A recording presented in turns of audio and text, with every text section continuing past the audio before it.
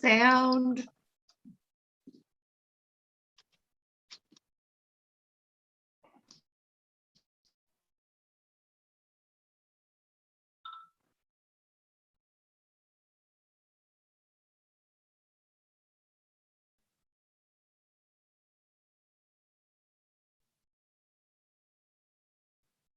Please turn up the volume.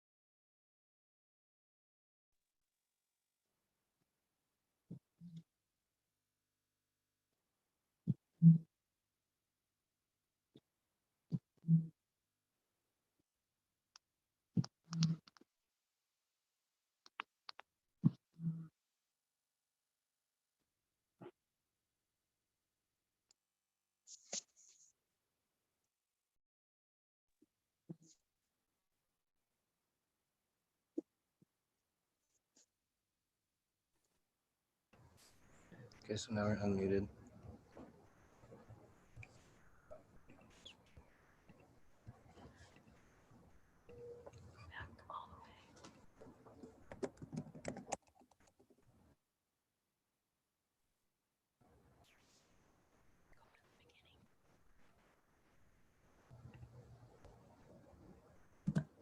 This is about empowering individuals, empowering groups, empowering collaboration, and empowering community. We can help make a massive difference in the world. I'm going to tell you how to make money online, and I'm going to be talking about it through the Income Activator website platform, the only all-inclusive website platform that is focused on generating revenue. It's not just celebs who can actually have their own television show. You can have yours today. I'm giving you a free opportunity to do a 5-minute video that we're going to put on worldwide TV. Jay is basically the man of many faces, many voices. He does up to, what 300 voices? He can do anything. I want you to have that cold fire where you can take a stand without being positional. I only associate with people that live according to the same core value system that I live according to. As long as we want to make money on our business, then I'm going to give you a bunch of integrated profit-making to-do items for your marketing checklist. We have shattered the glass ceiling of some of the people working on our team, and we are working towards the financial goal of putting money in everybody's pocket. Have you ever been told you'll never, you can't, you won't, it's impossible? It's impossible. I've been told you'll never, and I can assure you it is possible. I am on an education movement inspiring influencers who desire to lead their money with the belief that an educated society is an elevated society. I am helping you to communicate a story about who you are. I'm helping you to market, to attract more of what you want in your life, truly through your image. I have my book. It would be on Amazon. It is called From Cotton Picking to Dream Weaving. I tell the story about my life and where I am today. In other words, it's not where you start, it's where you finish, and you definitely want to finish on top. Storytelling in business is an essential skill. And what do I mean about this? I mean about creating a mind movie in your listeners' heads. So I have 20 years of being in sales, marketing, advertising, and I'm an actor. And not only is storytelling a magnetic skill, but it's also lucrative. We've been producing live events for coaches, authors, and speakers for 15 years in the virtual space. When COVID hit in March, we took all the things that we learned and we're already doing in the back of the room by live streaming our clients that couldn't, attendants who couldn't come. And we took all of those skills, dove and learned everything that you could possibly learn about Zoom, EventMobi, hopped in, and a few other platforms that we think are really great, and have been taking our clients online in the virtual space and doing quite well and having fun with it. When you make more money in the business, you can show a profit, that gives you access to more credit. What I've been doing lately is I've been on red carpets interviewing celebrities at the film festivals, and that's a lot of fun. And I've also been interviewing businesses I come across when I'm going to a restaurant. I say, hey, tell me about your restaurant or whatever. And this kind of thing seems good to promote businesses or just people. You can interview them, and then it helps boost their profiles. I'm going to be giving away my secret 5-step formula. It is something that people can use with their children, with their friends, with their clients to help make rapid transformation quickly. I developed a signature 4-pillar system that I use, and it's discover, define, develop, and design. It will take you from the very first step of reaching back and taking a look at what you truly bring into your business to how you show up on social media and invoking your law of attraction to bring your people to you. I teach you how to do sales from a place of auto selection and a place of connected enrollment instead of the old way of doing sales. So we have talked about topics like presence, energy, intention.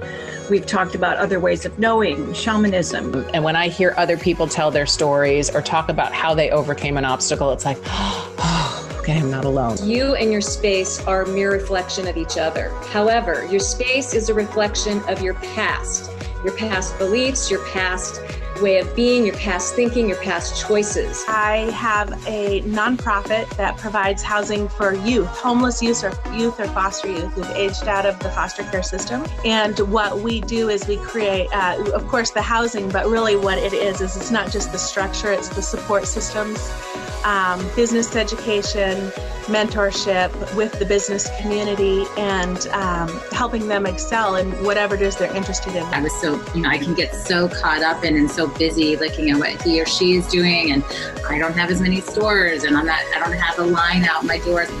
She said, keep your eyes on your own paper. They're the ones that give you money.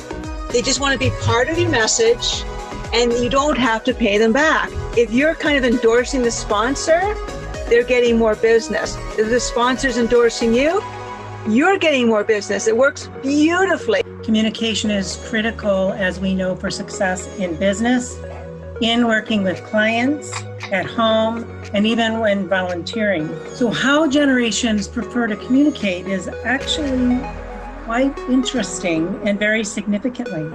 And we need to understand why they communicate differently. If we want to really grow our business, if we want a stronger client base, and if we want to communicate better at home. We don't know how many memories we're holding that are not connected to our conscious mind. We don't know what information we've stored that gave us a sense of low self-esteem or not being heard or understood. That kind of discomfort that we feel about just being ourselves, we need to let go of that. We need to forgive ourselves of all the failures, of all the things we could have and should have done. I was doing something that had meaning to it, and my whole business is based on meaning. If you're going to walk the walk, you need to teach it as well. Your beliefs about yourself, who you think you are, how you think you relate to the world, are all projections from your past or from your subconscious mind. We must be willing to let go of the life we have planned to have the life that is awaiting for us. Everything you do has effect. Everything you do means that you are recreating your life in each and every moment, because that's how unlimited you are. That's how powerful you are. It's scary when you leave the comfort of corporate America, when you leave the guaranteed day job. It's terrifying. So how many of you have fears as an entrepreneur? You're concerned about money. You're worried about income security. Maybe now for the first time in the last few years, now you have to pay for your own health insurance. Or you're worried about your credit score being dinged. Or your perfect credit score not being so perfect anymore. If you've been concerned with those questions, I want you to know you're at the right place. It's only those who can see the invisible can achieve the impossible. And ultimately, it's the belief in your vision that holds the key to creating your own destiny. What we've been doing is weaving together possibilities and creating a new vision of how we can each make a difference.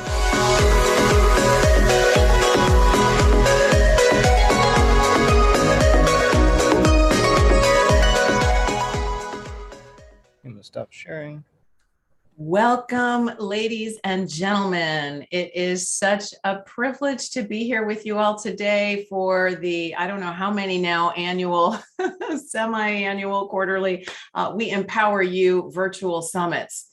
My name is Lauren Archer, and it is my privilege, honor, and just joy to be here today to introduce the founder of We Empower You Summits, Bettina Carey. Bettina is, we like to say she's the diminutive 4'9.5" Latina, who may be small in stature, but everything that she does is big. And she is committed to helping individuals and small businesses not only break through their revenue glass ceiling, but shatter their revenue glass ceiling. And what that means is the ability to make a bigger impact in your community, a bigger impact in your life, and to really step into your empowerment of who you want to be. So let's give a big warm welcome like this to Bettina Carey. Bettina, good morning.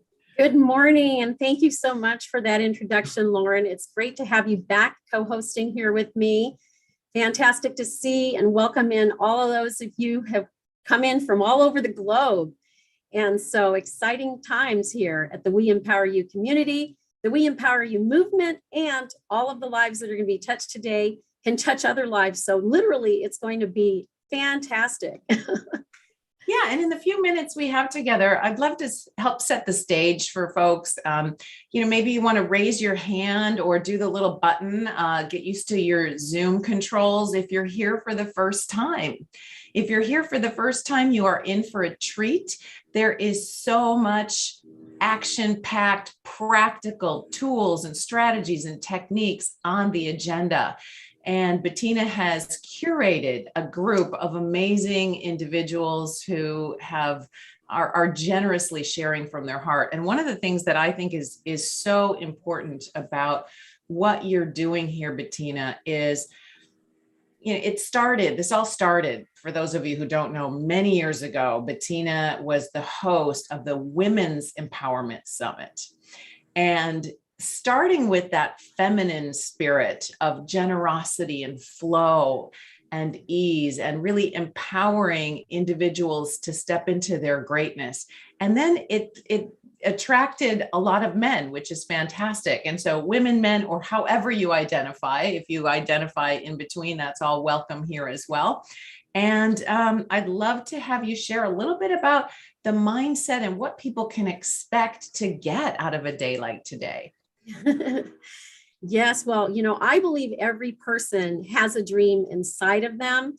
And I believe in what Jiminy Cricket said, which is, if you don't have a dream, how can your dreams come true? So he went on to add, a dream is a wish that your heart makes. And my dream is about sharing the We Empower You community with the globe, right? So I also believe that dreaming is in our nature, and that shattering myths and ceilings, whether real or imagined, that hold us back is really what we need to be focusing on today. And helping us to achieve that really starts with our mindset, right?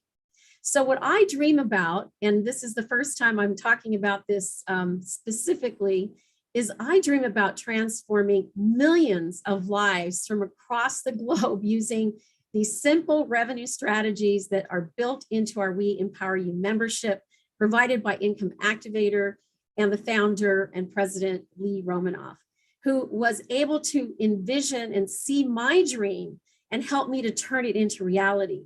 And I get goosebumps just saying that out loud. And it's with a great honor and privilege that I am in relationship with such an awesome woman. What I dream about is also supporting our members and the community to start and run and scale their online businesses to create wealth. This is something that had eluded me most of my life. And I shattered my revenue glass ceiling last year when I founded We Empower You, the community. So one of my ideas at least stuck at the age of 63 that I am right now. So what our speakers are going to cover are keys to unlocking your hidden power, your hidden potential, so that you can become so that those ceilings can become your floor. And because glass ceilings, after all, are meant to be broken. And it is my hope that you leave here today with a new understanding about the keys to unlock your inner power to achieve what you're dreaming about, using your inner wisdom as your guide, right? And I also believe that Jiminy Cricket had it right when he said, when your heart is living into your dreams, there is no request too extreme. Love that. Love that. Yes. And, one of the things that I notice about the summit is there are opportunities all day long. There's a lot of great content that people are going to experience, but there's also opportunities to get to know and share.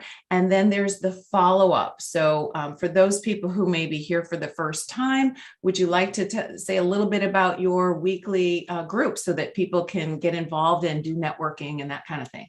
Absolutely. And actually, we're live on YouTube. So if you want to be a part of this movement, this community, and you want to attend this event, go to weempoweryourlife.com and click on the calendar tab and join this meeting live right now. On Wednesdays, every Wednesday, 52 weeks out of the year, minus the summit days, we actually host from 3 p.m. to 5 p.m. Pacific Standard Time, our We Empower You strategy and networking sessions. And they are, bar none, some of the best sessions that I've ever produced and that I've ever attended. And we're co-creating with our members, so they are different every week. You learn something new, you meet new people. We're constantly marketing, so there's always new people coming in, staunch old people, not old as in age, but long timers, the founders of this We Empower You community. And it's really a great place to meet and grow. Yeah, and the practical strategies that you deliver are the same marketing strategies that huge corporations use, and small businesses often don't have access to this. And also many entrepreneurs, solopreneurs, individuals just wanting to make maybe a sideline of income, whatever it is, we don't always have access to this, or if we do, we're overwhelmed. There's a lot to it. And so what you have created here is today you're going to get a lot of the core concepts, the strategies, the ideas. But then when you participate in Bettina's ongoing weekly sessions, it's like that support, it's that community to allow you to put those ideas into place, because you're not going to be able to do it all at once. You're going to get so many ideas today. You're going to be like, wow. But you have a year, you have opportunities to get involved and really start building your outreach strategy so that you can, this is about moving from fear and scarcity and lack to a place of abundance and generosity and love. And that is what heals the planet. That's what we need. We need more people who are coming from that place of love and generosity and being their best selves, delivering the services that they enjoy or the products that they find are meaningful in their community, and having that circulation, that flow, that financial flow that takes away the fear and the scarcity and lets us move to that next level. Yes, absolutely. And when we first founded the company, it was on the basis of Income Activator as the website program and the 10 revenue strategies that are built in, plus our app, the We Empower You community app. And that was it. And we had a bunch of founding members, about 20 of them. And all of a sudden now, today, we're working on the We Empower You 2.0 version coming up next year. So our package that, the core items in this package include our TV show Spotlight, founded by Shay Vaughn, who is the founder of the Worldwide TV Network. And she has generously contributed to every single member this 5-minute spotlight that goes on TV, over the top television. So that's the long and the short of that. And thank you so much for that, Shay, in case you're watching.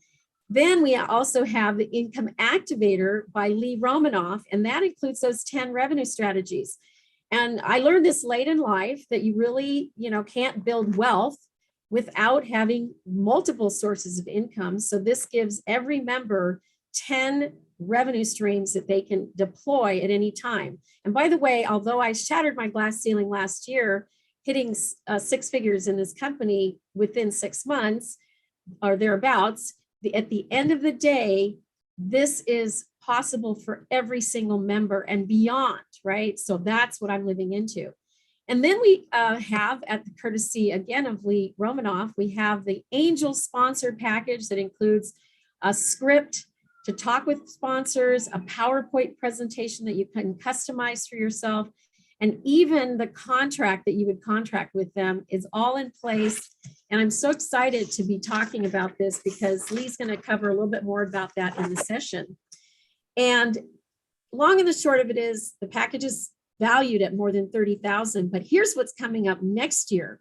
I'm working on making sure that every single member has access to an upgraded version of the membership, which will include some PR services, will include some video services, and will include some what we call under a wing services, where we feature you on YouTube to reach 10,000 views. So we are continuing to develop this membership to the highest level, and we are shattering the glass ceiling to producing revenue for all. And so that's the long and the short of it. Thank you so much for that question, Lauren. Yes. Any specific suggestions for people to get the most out of the day today? Yes, I would say just go through the schedule. Janet can post up the schedule for everybody to see. Look at who you're looking for. Make sure you're there. I know some people come for what they think is going to be an hour, and then, as Mia Tepper would say, and then they stay for the whole day.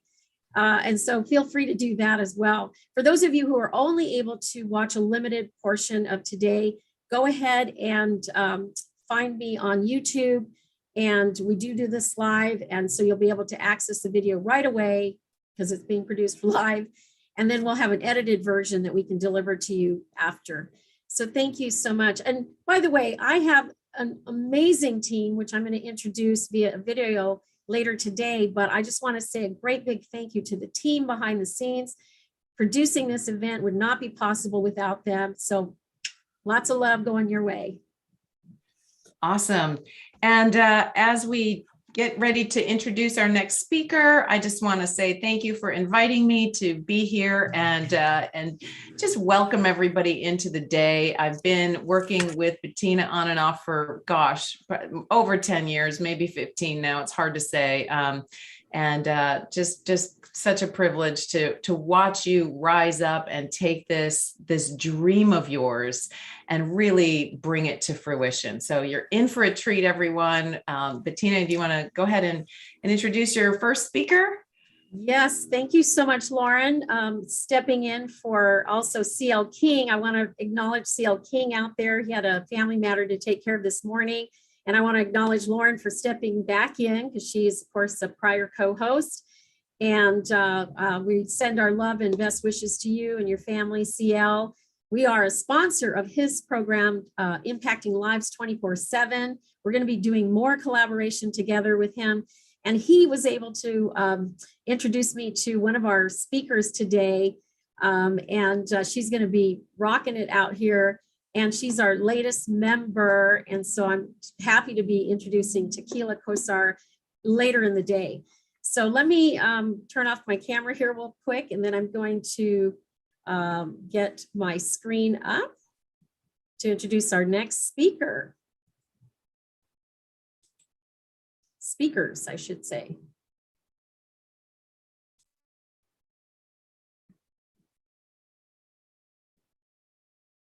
Bear with me, it's just going to take a moment here. I'm looking for my screen here.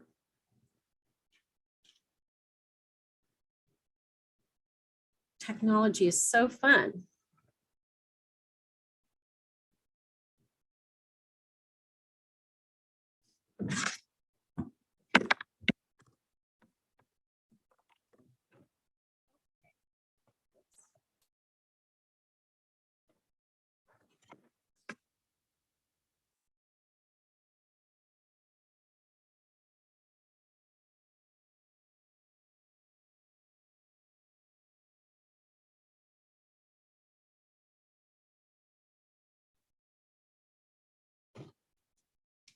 Not sure what's happening with the technology here. Oh, no, I've got it.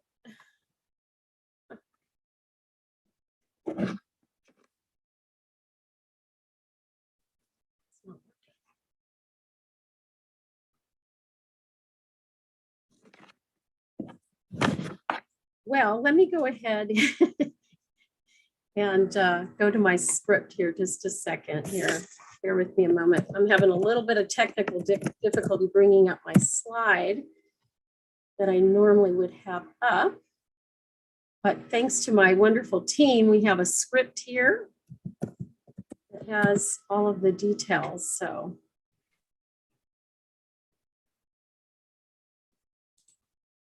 okay, well, so next up, we are going to be bringing back to the stage Romeric Nadiri, and he is out of West Africa. So I'm excited to be welcoming back Romeric Nadiri. And if you want to go ahead and feature him there, spotlight him, that would be great. And I will get his card up.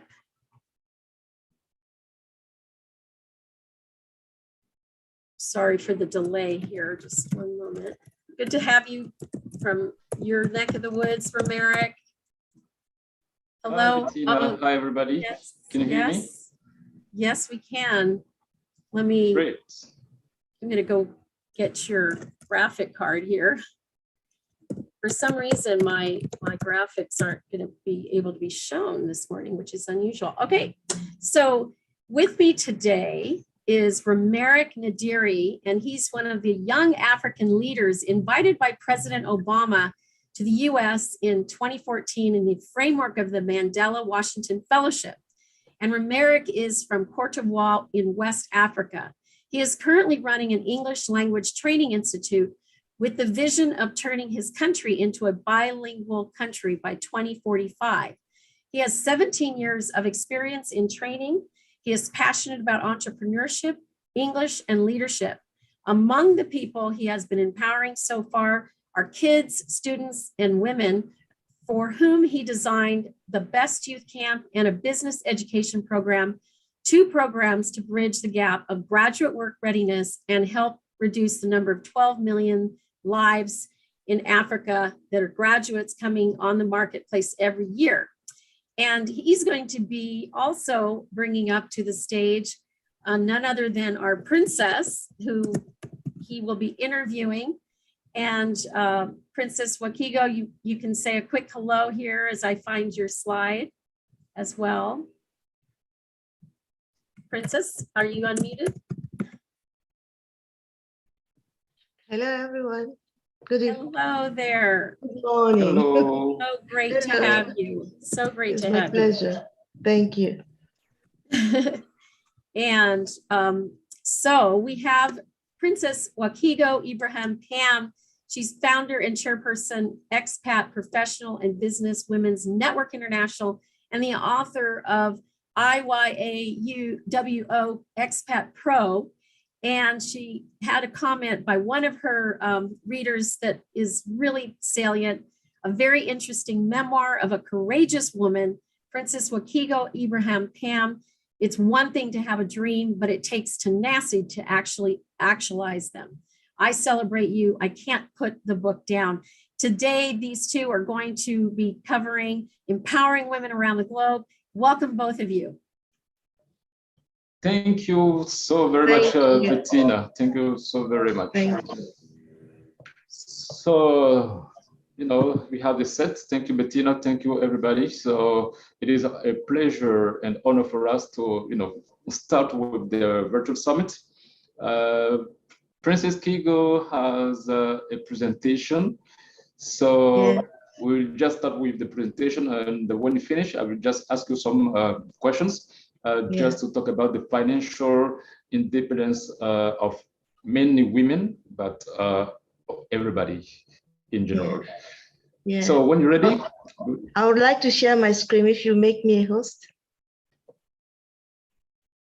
So can you just allow Princess Bettina to share a Yes, presentation? she's going to be made co-host here just right now. Okay, go ahead. Great. Thank you. Okay, I can share now. Yes. Yes, please. Here we go.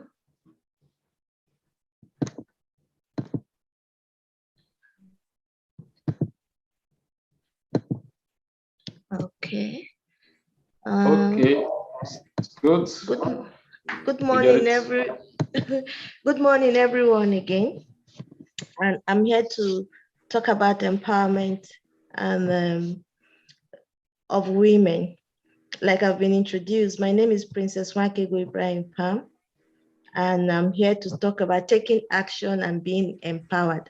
So my presentation is titled Take Action and Be Empowered. Why did I take that topic? I've been mentoring and coaching women for the past, let me say, half of my adult year, but more particularly in the last 15 years of my diplomatic life. Having been the wife of a diplomat, I've had the opportunity to know what it is like to give up my career and to give up my financial independence. So I've been on the two sides of the table where I've been financially independent, and now I am financially dependent on my spouse. So, and I know the pitfall, especially for a woman who is not financially empowered. When you're financially empowered, you have a voice on the table. When you're financially empowered, you can control the direction of your life. If you're financially empowered, then you can be an influencer in your family, in your community, and those whom you will come in contact with. So that is why it's very essential, apart from being a woman, that any human being should be financially empowered or financially independent to make life worthwhile for themselves and those around them.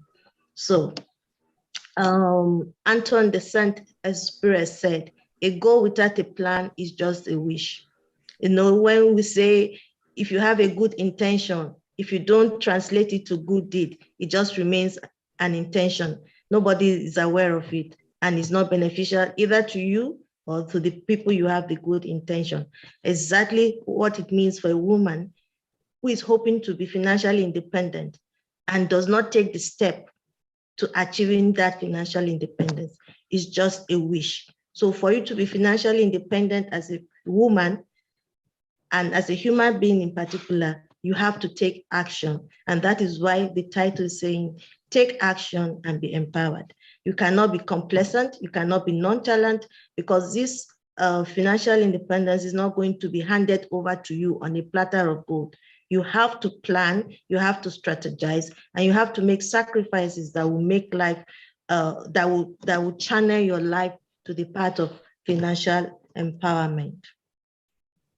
So I started the Expert Professional and Business Women's Network in 2013. This is based on having been a diplomatic wife for many years and having gone through the difficulties of not being able to start a career or start a business, and therefore lost my financial independence. So we came together as a group of very educated and sometimes not very educated women, but they have vision and they had the intention to pursue their career or start a business to enhance their lives and the lives of their family members. So after being the founder and chairperson of the Expert Professional Business Women's Network for the past 8 years, I have learned a lot through my leadership and through the expansion of this network that are inspiring over 25 countries across continents and across culture, religion, or economic background. So this network has really enriched my perception of what being a woman is in a global stage and what being a woman without an income also is. And I've also experienced finding my financial freedom. So today I'm just going to discuss what are the actions that we should take as a woman to empower ourselves, and what are the things that we should look forward to doing that can help us being a financially empowered woman. So we have funding for entrepreneurship, forming a cooperative. Here I said, it doesn't mean because you are not good in something, you cannot get better. You won't know until you try. So, you know, they say practice makes perfect. So even if you feel that you're not good at being an investor, you're not good at finding funding for your businesses, you're not good at forming a cooperative or networking, you have to start somewhere. There must be a starting point for you. And that's what I want to share with you today. You will not know until you try. My dad used to say to me, try and try and try until you succeed. You never give up on your dreams, and you never give up on your goals. It will not come to you on a platter of gold, but you need to work towards them. So I've highlighted 5 steps to financial empowerment. In this pyramid, we're going to start from the bottom, and it says goal setting. You have to set a goal, like I said from the beginning. Where do you want to be within a period of time? What are your goals? You want to be financially empowered? You want to be dependent on somebody? Where do you want to go? Do you want to improve your academic status? Do you want to improve your family status? What is it that you're looking for? You have to identify the goal for you to be able to strategize to get to your goal. And after defining your goal, you have to have a positive mindset, because I can assure you, getting to your goals, there are lots of hurdles you have to pass. There are a lot of hindrances you have to maneuver. There are so many variables you have to put into consideration that will either prevent you from getting to your goal or will propel you to getting to your goal. So if you're planning to be financially empowered, you must have a strategic way of going about being financially empowered, and you must have a goal. Within 5 years, I want to be so. Within 5 years, I want to earn so amount. Like we just had Bettina said in her presentation, within 6 months, she hit the 6-figure amount. I'm wishing and hoping that I'll be able to achieve that. So after this summit, I'll be hooking up with her so that she can also teach me, hold my hands, and mentor me to the stage where I can also make a 6-figure income within 6 months. You know, so you need to have a positive mindset. You know your cash flow. know the value of money you have, and enjoy what you're doing. A lot of people are in jobs that they do not enjoy. And because they're in jobs they do not enjoy, they are unable to strategically value the money they make from the job. They are 24/7 complaining about their job, and that causes a distraction for them on how to strategize to invest that money coming from this job that they do not enjoy.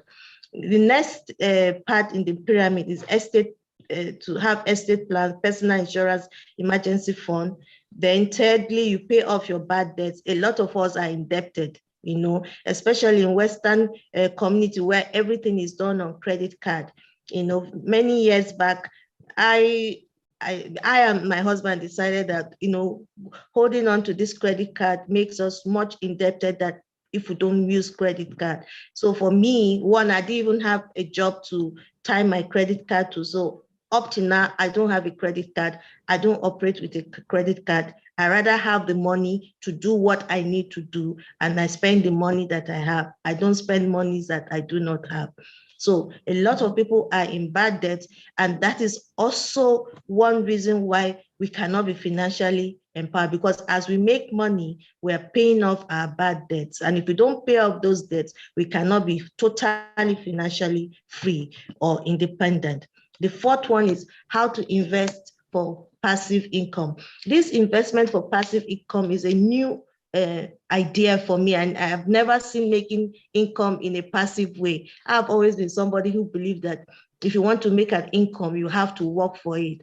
But with many years of interaction with other leaders and platform leaders, I've learned that there are ways you can invest your money, and your money is working for you. You're not working for the money.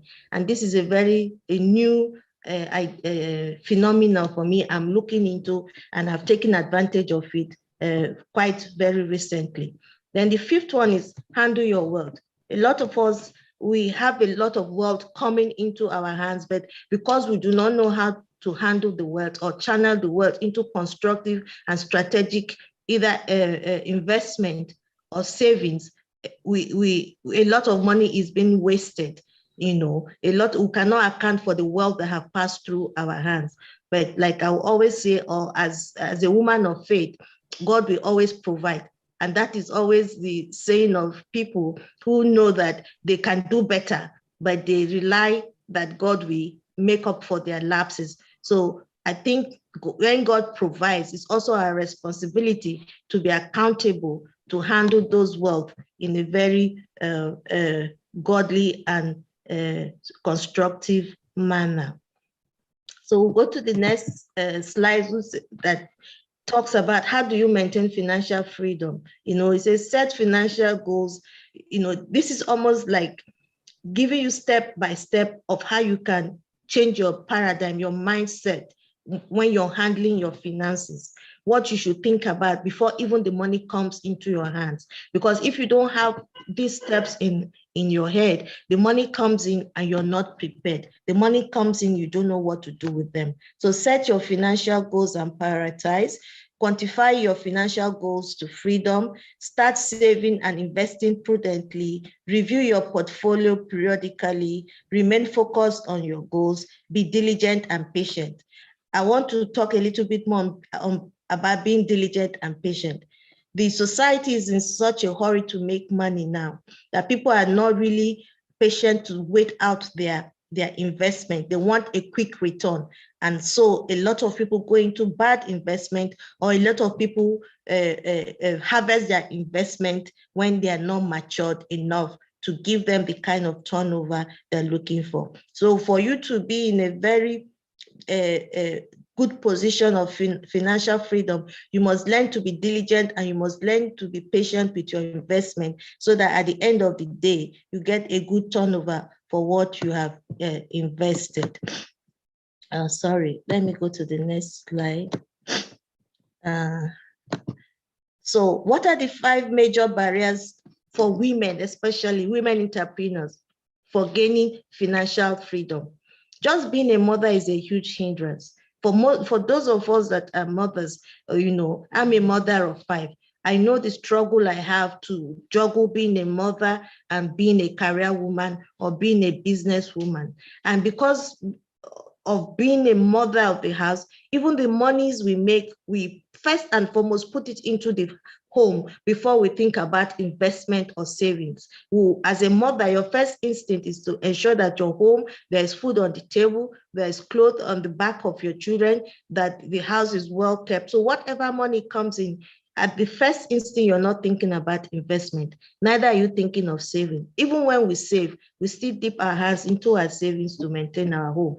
That is one major barrier to women entrepreneurs. I've had women who have started businesses over and over, but those businesses are run down because they use both the capital and the profit from the business to maintain their various homes. Secondly, the capacity to find appropriate funding. Women are naturally in the business world or in the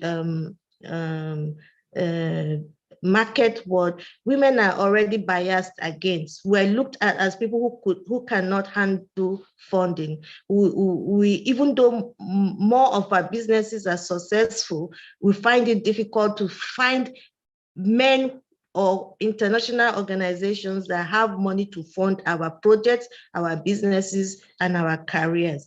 Then when you come to the monetary system of the world, the bullish attitude of men in the field, the sexism drives a lot of women away. They're always overwhelmed, or they're intimidated, or they're talked down on to the point where they lose self-confidence that they're able to do what they know they can do. So we're appealing to the men in the society that when women's cooperative or organization or individuals come to you for funding, have a little bit of trust in their ability to do what they say they will do. Encourage them, because if you don't take a chance on somebody, then how would they have the experiences to be able to do better or to improve themselves in terms of managing funds or monies that have been entrusted to them? And then we also lack mentors who will hold your hands, hold you hand in hand until your goal is achieved and established. We have a lot of people who will say, oh, call upon me when you need this, I'm here to help you. But when it comes to the nitty-gritty of making that person's business or career successful, sometimes they are a bit too busy for that. So you find a lot of women finding their own ways in a very big ocean. Sometimes they get swallowed up by the hindrances that they encounter or the difficulties that they encounter, and then their dreams and their goals are quenched by those hindrances. And then again, as being women, we are being referred to as the weaker vessel. We are crippled with fear. The fear of failure is crippling, as most women fear failure is just a necessary outcome of their business. You see a woman who is so energized, who has the vision about her dreams, but she's so afraid because she feels that even if she succeeds, it has a glass ceiling, and at a particular time that she may fail, and that fear to fail prevents a lot of women from going outside their comfort zone to venture into the fields where it's mainly men dominated. So I have this, I said to myself, what am I doing to empower myself? And what about you? When some 2 or 3 years ago, I said to myself, I need to empower myself. I need financial breakthrough. How am I going to position myself to be able to be financially independent, or to be able to make an income? Because sometimes you make an income and you're not financially independent. You just make an income paycheck to paycheck. Having income paycheck to paycheck is not a financial independence. Financial independence is when you're able to survive without working for 2, 3, or 5 years, without having to work, then you're financially free. But if you're dependent on a paycheck every month, you're as good as a man at home who does not have a job, because once you lose that job, then you are not financially independent.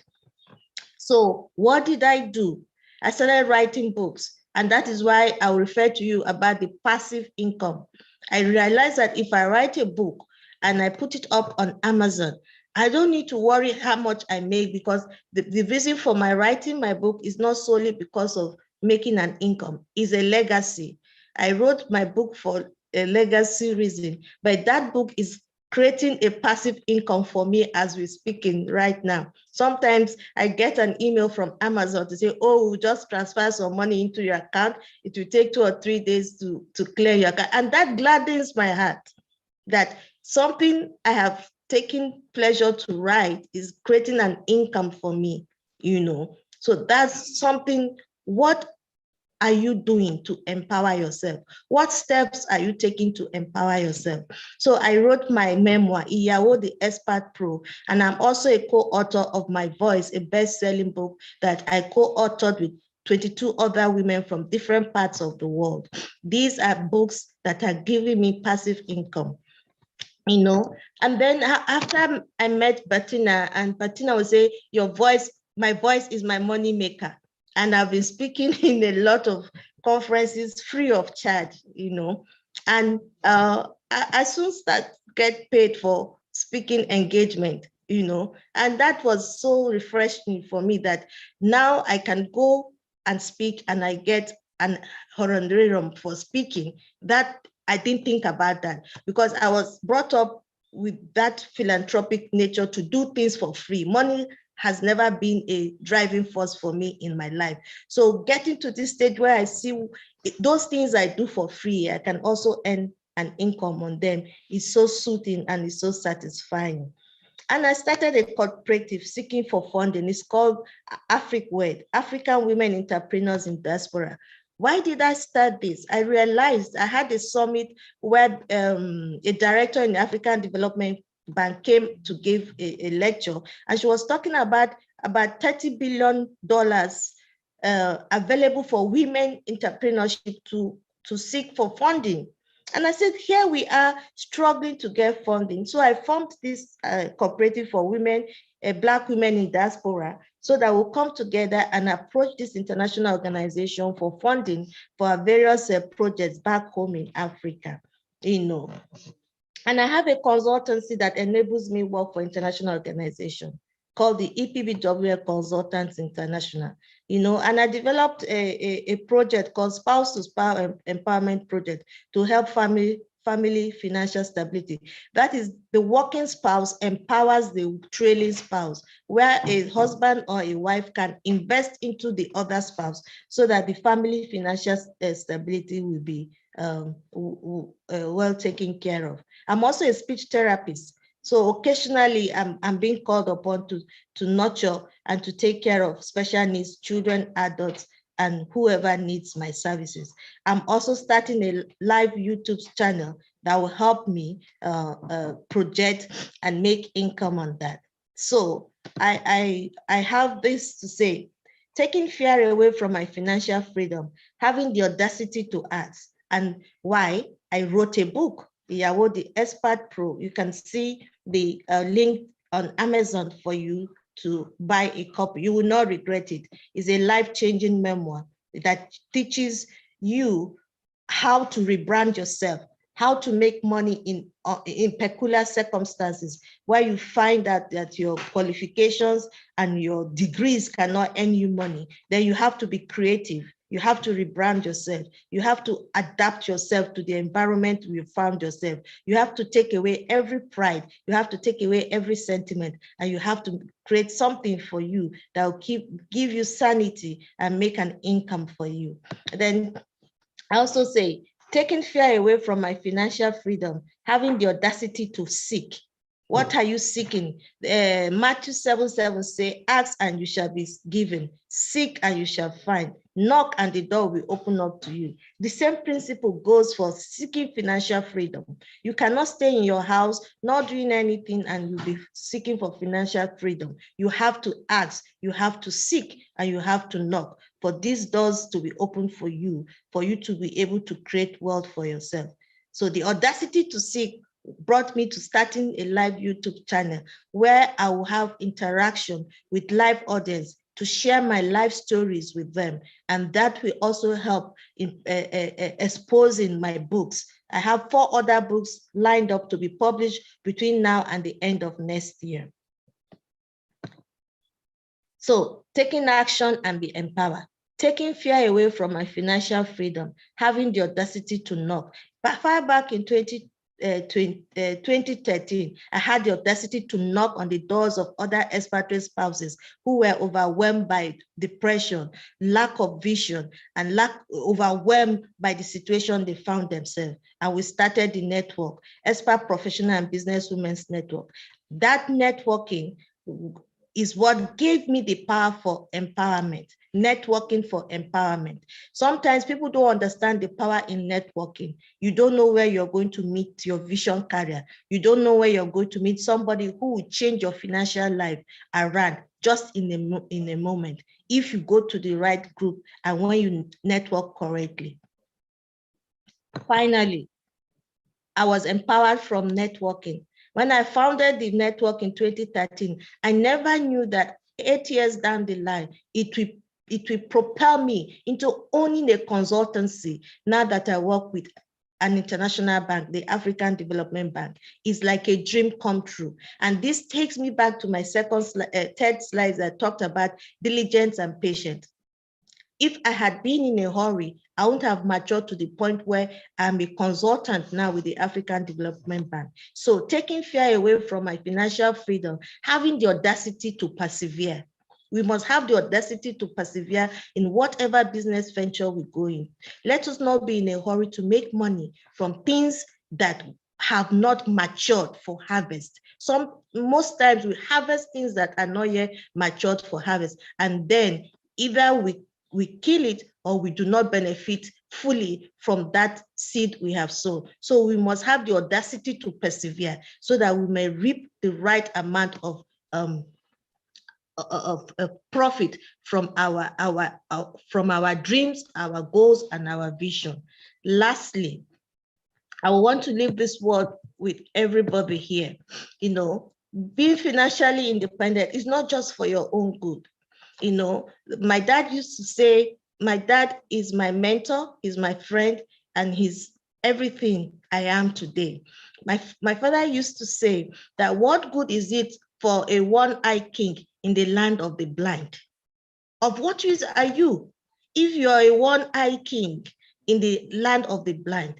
So in essence, financial independence is not just for your own selfish ends. It's not just for your own needs. It's not just for you to live big and large. For you to be financially free or independent, it's for you to impact your community. It's for you to create generational wealth, not only for your family, but for those who will come and work with you, or for those who will come for you for funding or for support. So if you have that kind of a vision as a leader, then not only will you be an influencer, but you'll be a creator of wealth for so many families. And in turn, you change your community and you change the world around you. I hope that as we interact with one another, we will be influencers for each other, we will be founders of each other's project, we will not just be looking at for where we make profits for ourselves, but we'll be looking at where the profits will be good for everybody involved. Thank you very much. I hope my presentation has blessed you, and I hope that some principles that I've shared will also go a long way in helping your businesses or your careers in the future. Thank you very much.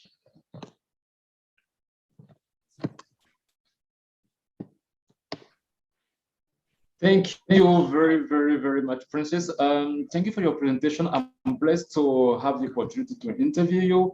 As I used to say, I will only ask you one question, and this question can also be addressed to Bettina.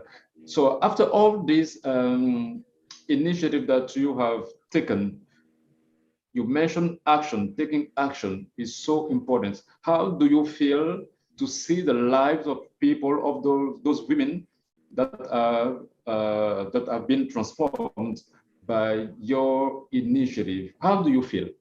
Can you share? Honestly, every day I cannot express the joy I feel when I see women that when they came into my life were confused, were depressed. Today, they are employers of labor. Today, they are bigger than me. Today, they've gone places where I'm still struggling to get. When I see CNN interviewing women that I've mentored and I've set up businesses for, my heart fills with joy. When I see them on BBC, when I see them on newspaper, when I see them getting awards, when I see them moving, creating waves of change in the different communities where they live, honestly, it's worth more than a 6-figure pay for me, because then I know that the job I'm doing is not only changing lives now, it's changing lives of generations to come due to the work I'm doing right now. And so my main job is that I'm changing the paradigm concerning women who are trailing with their husbands or men who are trailing with their wives on the international stage, because we have been, I don't want to use the word marginalized, because there's no word, everybody is marginalized depending on how you look at it. We have not been paid the attention that we should be paid, because we've not been seen as individuals. We're always seen as dependent of the person working. When we are full adults, we're educated, we're able to contribute to the economy of a country, we're able to change the paradigm of our community, but we've not been given that opportunity most of the time. So we have to create jobs for ourselves. We have to keep ourselves occupied. We have to make ourselves very relevant in the communities we find ourselves. So yes, it is a thing of joy for me to see women now going in hundreds all over the world, in different continents in the world, achieving their dreams, having a voice, being financially empowered for them to pursue their dreams and being who they want to be on their own terms. You're muted. I know we are running out of time. Thank you very, very, very much for all your experience you shared with us. I do hope that younger ladies and other women will have the opportunity to watch this virtual summit for their own sake. Thank you so much. And thank you for the effort. I know it is almost 2 a.m. in South Korea at the moment. So yes. Thank you very much. And thank you, Bettina, for the opportunity. Thank you very, very, very much. Thank you, Bettina, for the opportunity. I'm looking forward to working with you hand in hand. We have a lot of work to do. There are a lot of women looking up to us, and we must not fail them. And we must be able to meet them at their level, so that we don't break them and we don't scare them away with our successes. So we need to teach them how we started, where we were, that we understand exactly where they should be, and we take them along with us, hand in hand. We walk with them. Yes, and empowerment is really just amazing. Thank you, Romeric, for introducing us to Princess Wakigo, Abraham, Pam, and the two of you are doing work in other parts of the globe, which we want to be a part of. So thank you for bringing this all together. And Romeric, just in closing, can you share a little bit about what you're doing there in West Africa as well? Yes, I'm doing the same, almost the same as Princess is doing, empowering young people into entrepreneurship, initiative, because this is what will, save our continent, African continent. Today, everybody is aware and agrees that entrepreneurship is it is the right time for entrepreneurship, for everybody to get involved in entrepreneurship. So what I do is to run, business coaching sessions here. This morning I was live on Facebook, about running a session in business to people here and across the country, because I'm supported by the US Embassy here, and I have great people coming even for free just to share the experience so that other people can be empowered. So this is what I'm doing, and I do that with young people. I do that with even teenagers, because we need to do this. It is a right, and it is the right time to do this. So this is what I'm currently doing. And you know, I'm in a Francophone country, French-speaking country. So I'm trying my best, you know, to get to allow people to have the opportunity to also be able to speak in English, so that they can broaden their opportunities, you know, in everything they are studying, in every business they are running, because this is so important. Just, you know, Princess is from Nigeria, and Nigeria is the biggest country in Africa. I'm right close to Nigeria. Cote d'Ivoire is just close to Nigeria in West Africa, and they are the two leading countries in West Africa. Nigeria for the, you know, English-speaking, you know, side, and Cote d'Ivoire for the French-speaking side. So we have a lot to do, and thank you, Bettina, for this opportunity you are giving us to share our experiences back home here. And I know Paul is around, and from East Africa. He is going to also share his experience.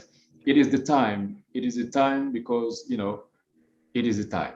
Thank you very, very much. Thank you both. It's been great to have you and host you here. And next up, I'm going to be introducing a prior recording of Shay Vaughn.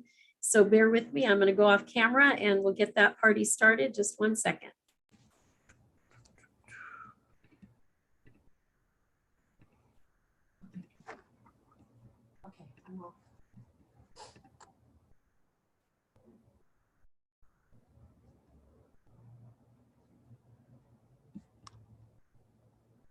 This is not. Oh.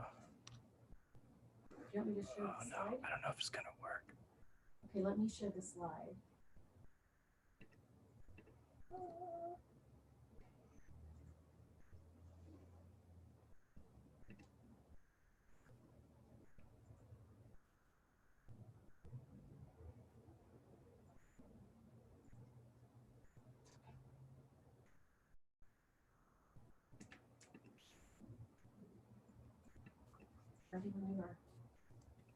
It's like not playing the audio. I don't know if it's because.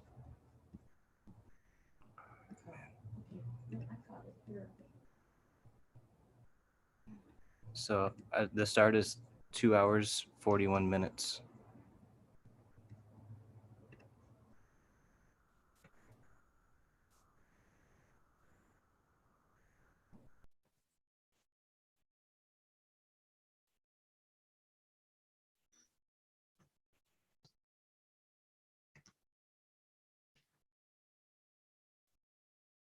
So putting it together and having the right.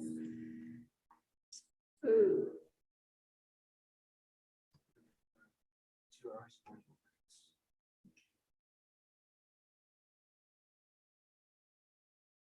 Some kind of thing here. Oh, okay.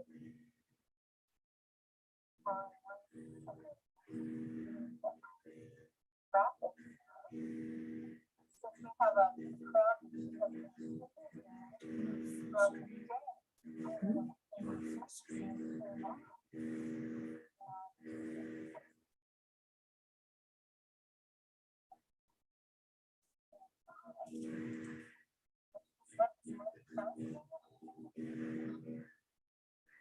Okay. Shay, you are in the room. I hope you have co-hosting status. If somebody can make sure that you do, that would be great. I am, we had you earlier in the day, so let me get to my script for Control F. I tell you, you get to really, really know what your strengths are and what they're not. And here we go. All right. Shay Vaughn is the creator of She-Netics, a value-based, doctor-endorsed lifestyle practice that has earned her the nickname America's Queen of Wellness and the acclaim of the city of Chicago and its Department of Public Health. She is also an award-winning entrepreneur who is committed to getting women seen and heard. Shay founded Women on TV, which today, under the new banner of Worldwide TV Network, WWTVN, also includes the Faith and Family TV and Worldwide TV Network channels, which command an audience outreach of over 50 million households through Roku TV, Apple TV, and other major OTT platforms. Welcome to the stage. It's great to have you back.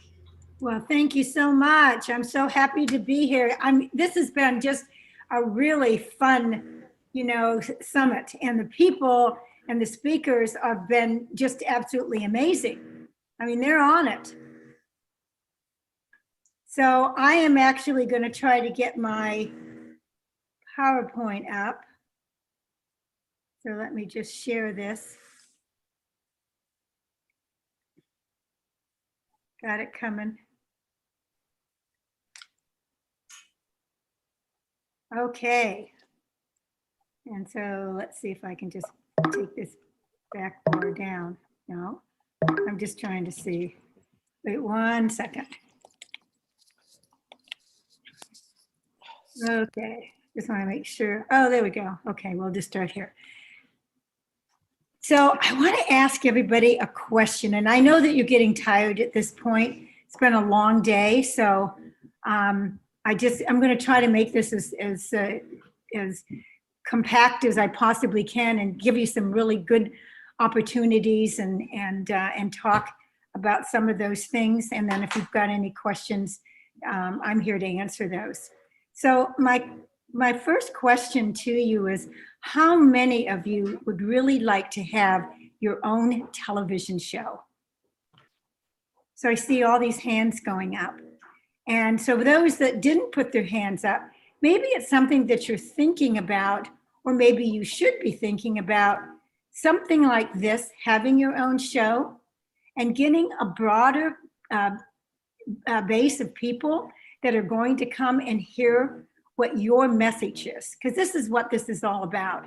It's all about going to that next level for you, giving you a broader audience that is, streaming through Apple TV, Amazon, Google, Chromecast, all of those things.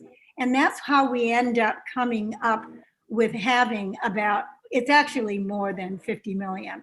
But when I first put all the networks together, Worldwide TV, Women on TV, Faith and Family, which we just built a couple of months ago, it was all about, in my mind, and it is for all of us, is what is the distribution?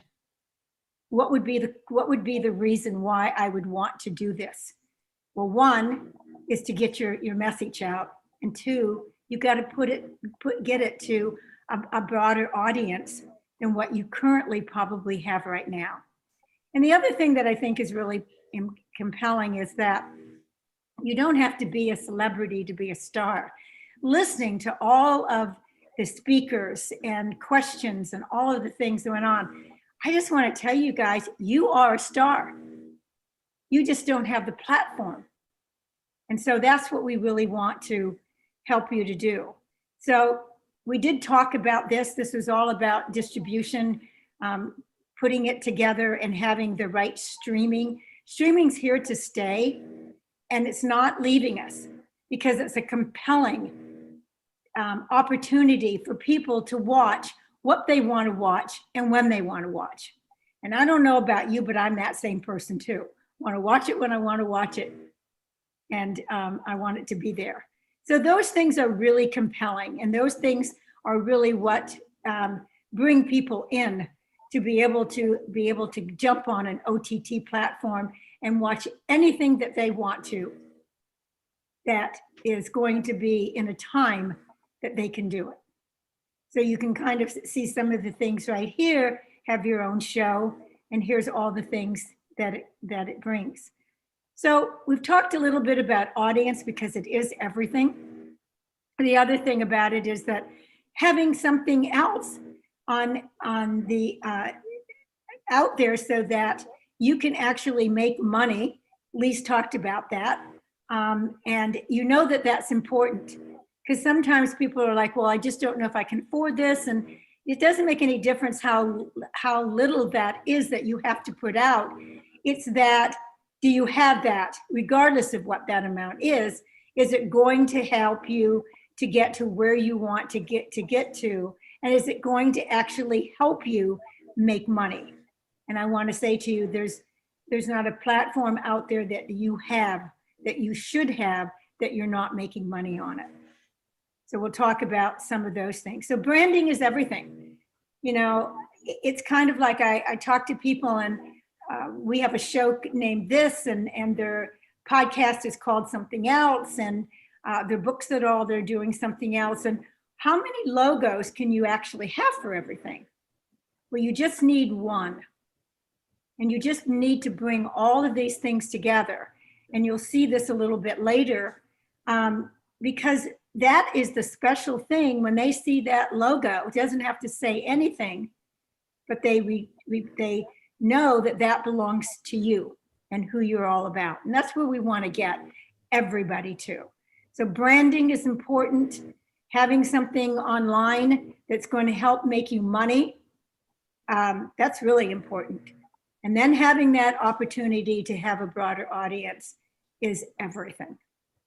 So I made some pictures for you so that this might make a little bit of more sense, kind of like how do I find you, or, you know, what is this streaming all about, or whatever. So we actually took pictures on Roku and Apple TV and some of the others here.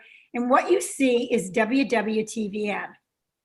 So this is just the same way that you'd find Netflix or anybody else. You'd have to search. So if you know that we're on Apple TV and Roku, you can go to any one of those. These are the pictures from them. And all you have to do is to go to the library and put WWTVN, and it'll pop up, and you can watch anything that you want to. So it's simple. This is a gal that I've actually had, Katie. She was one of the first people that came on Women on TV. And she's just like that girl next door that everybody just, you know, wants to be around her and laugh. And she makes life joyful. And she's really good at when there's, you know, birthdays or Christmas or whatever, she's going to figure out something that she's going to put on that's going to, you know, really make people laugh and have fun with it. But she has a cooking show. And the greatest thing that she does is that she can plate, meaning that putting all the food that she's made and plating it. And even food that I wouldn't like, when every time I see it, I go, oh my God, I've got to taste that. It looks so good. But she's an amazing girl, and it's a great show. And if you go on the network, definitely remember to take a look at this. But this is actually the gateway to celebrity status. And you're already that star, but you really want to bring that up. We all do. We all want to have a broader audience. And this is the opportunity to do this. So how does this all start? How do you do your show? So, you know, we always start small.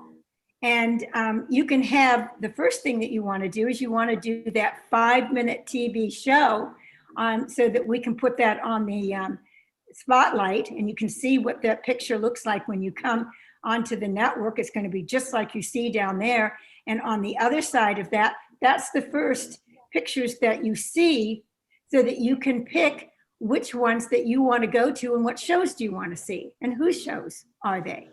So you can do that. It's and the best way to do it, obviously, is to do it through the We Empower You membership. And the reason for that is because they took my wrist and just turned it all the way around to give as much out of me as they possibly could. And I was happy to do it. So this is going to give you opportunity. It's nobody else out there has the same opportunities that we've given here. And that 5-minute doesn't even have to be 5 minutes. It just needs to be like 3 minutes or 4 minutes. But I want you to take a piece of paper and I want you to write this down if you're going to be doing this 5-minute, because you should. Because not only are you going to be seeing it on the Spotlight WWTVN show, you want to actually take it and put it on your website. So let me tell you the first things that you do. You get on and you give them your name. And then you tell them a little bit what you're going to be doing. Let me tell you a little bit about myself, where I was and where I am today. Then the next thing I say, let me tell you something about my business. So I share that. The next thing I do is say, this is what I do to help other people. You tell them all of those things. And then you tell them your why. And then the last thing that you need to do is just tell them where they can reach you. And so it's simple, and you keep it simple. And you just come from your heart and know that they can feel that, and they'll want to go to your website and really see what you're all about, what your services are, what you're selling, all the packages that you're doing, all the things that you want them to do, because everything about TV and any platforms that you're on is all about going to your website. And so if you take that and you put that on there, when you're actually using social media, okay, to actually get people driven to your website, hey, you want them, that video is going to be the first thing that they should be watching, because that's going to help them to go, I really like this person. Now they're going to look around and find out what they want to buy from you and connect with you. So the spotlight shows we've kind of gone through. You see a little arrow down here that says the spotlight show, and that's what the picture looks like. And here you see actually what it really looks like on there, and the other shows that are on there too. And down here you see the income activator that Lee has, and I'll show you when you go to there. This is what her show looks like. What big money companies do that you don't do. And so then when you hit on that, you're going to see all of the different shows, and you see right here her picture. And when you hit that, then you can go here. Here's a description of what her show is about. Here's the picture of what she's had. And under here, these are all the shows that you can watch of hers. So the same thing is set up for you the same way. So I want to just really quick talk about, because everybody says, well, I don't know how do I put my show together? How do I produce it? What do I need? Well, you don't need a production crew, although there's people that have them.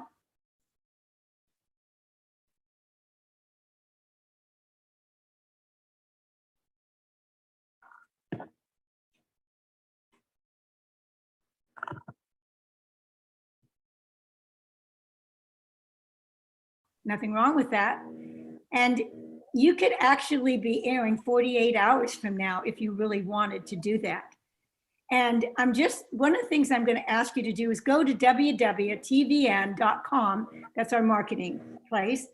And on there, it'll say, I think it says, have your own show. And if you hit that, there's about 3 or 4 different videos that are on there that will tell you all about production. All about production. And if not anything else, if you're not going to do a show, that's okay. Use it anyway, so that you know that when you want to do videos or some other things, you'll have some education from that. So, what is your why? So I'm going to tell you what my why is. So why would I even think about building television networks? And there's a whole story behind that, which we don't have time to do, because you hear more about me on the health and wellness and fitness and all of that. Well, I was on TV when I was in Chicago, and I was on there either standing on my head or making smoothies. And I became a contributor to Windy City Live, Fox, NBC, CBS. And so that's what the television part came. And then they came to me and wanted to know if I was willing to do my own show. Well, I thought that was cat's meow. And yet when I looked at the paperwork when we were getting ready to sign it, I thought, this isn't really me. I don't want to just be on one thing where somebody's going to tell me what to do and how I'm going to do it, and I can't do anything else. And so it made me take a step back and take a look at all the other entrepreneurs and influencers and small businesses and whatever. And that's really brought it to, this is what I need to do. I need to build the platform. And so my why was to give a voice to entrepreneurs and influencers and small businesses so that they could get their message out globally. So just simple, giving a platform, having the distribution behind it, and letting them do what they really want to do. And that's getting their message, your message out there. That's what you want to do. So that's my why. So you need to think about what yours is, and it needs to be really, you know, not going on and on. I can tell you, I've been to a lot of events and asked somebody what they're doing, and literally 15 minutes later, they're still talking about that. And I don't have any idea what they're talking about. So I know that now, but nobody out there does that. So that's good. So what is your brand? We talked a little bit about this. So down here, I just love this because a logo is so important. And, you know, when I look at Disney, I hear some people talking in the back. Can you please make sure that you are listening? The left one's still messed up. I haven't done. You guys are talking, and I can hear you. Get that one first. So anyway, on Disney down here, I just think it's great, and you have a tag on here that actually says under it, the happiest place on the earth. And that makes you feel that way. On the other side, you see our WWTVN, and what we talk about is that we excite, we educate, and we entertain. All of those things, just those 3 words tell you a lot about us. And that's what you want to do too. So I want to go to this. This is really about having something that is bringing that's bringing money in. And that's Lee with her income activator. And on www.tvn.com, if you've got books or anything that you want to put on there, you can, and you can sell them on. There's just another platform for you to make money. So how do you get started? Well, I'm not going to take a whole lot of time on this, but what I do want to say to you is that best thing to do is to do it with the membership. And when you open this up, and this is things that you have to give them information on, what's your name? Give them a picture. What's your bio? What's the description? What's the name of the show? All of those things. And many times before somebody does that, I end up getting a call and spending time to really make sure that you're on the right journey and that this is what you want to do. And I can help you to come and bring this all together. I spend a lot of time doing that, and I love it. And I love to see the sparkles that just come out when people say, oh, this is right. I feel good about this. I love the name of this. So anyway, so the other thing is there's your logo. There's one of mine, the Shay Vaughn Show. And then you're showing you a picture of what one of the, Sullivan is one of the shows that we have. And she's just an amazing gal. She just, when she first started, it was like, oh my goodness. And then I just kept watching her get better and better and better. And that's one of the most important things that you want to have is the opportunity to get to your best. And you all can do that. So this is one of the things that I was talking about just a little bit earlier about the production side of it. You see Zoom, you see Mevo. And if you don't know anything about Mevo, once again, go to WWTVN. It's all on there. There's more than this than what you have to read. You just need to listen to the video, and it'll give you a lot of opportunities that you can think about and make a decision about what you really want to do, how you want to do it.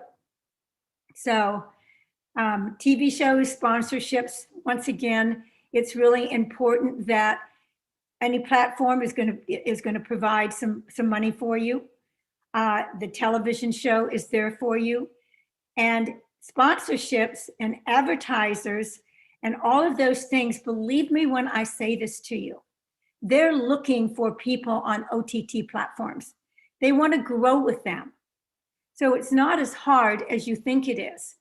It's easier to do because they're already out there, and all they want to know is, are you really committed? Is this something that you're going to be there in the future? And of course you are, especially if you're taking those business and blowing it up. Of course, why wouldn't you be there? So I know that Lee talks about sponsorships, and so do I, but I just, it's there, and it's great to have money that you don't have to give back. There's nothing wrong with that. So this kind of says some of the same things. You know, you do need an action plan for your sponsorships, giving you money and creating and all of those things. And they know that you're on the TV. So the package that actually comes with this to be on television is that you pay $9.97 for a setup, but you guys are the only ones for the next 2 months, because most of the people that are on, and this is the lowest part, they do 2 shows a month instead of 4. You guys get 4, and they pay $2.97 a month. But you're not even pay. You're not for 2 months. You're not going to give me a penny. You're not going to give the network. You're just, that's free. So you actually get back the $9.97 back to you, because you're not paying that out. And then every month you just pay $197. It doesn't get any better, and you have unlimited shows. So, and this is only through the membership as a special, you guys. So WWTVN offers, you know, TV shows, series without membership, but here's the thing.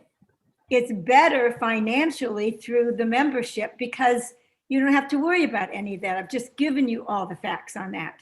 Income Activator, again, website, the 5-minute video that you're going to do, and the sponsorship packages that we actually help you to put together and help you to get sponsorships.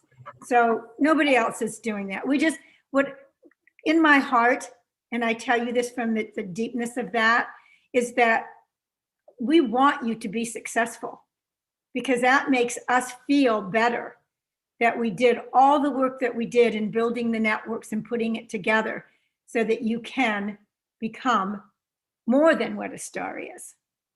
You're a big star, and that absolutely takes you into where people are going to know more about you and recognize you. So here is what you're going to really be looking at when you go onto the network, and all you need to do is go to your go onto your network and just put worldwidetv.tv. Put that on your browser, and this is what the first picture is going to be that's going to come out. And then under that is all of the opportunities that you would have. So you guys, I can't tell you how much gratitude that I had to be able to share all of this with you. And if there's any questions or anything, I'd love to answer those.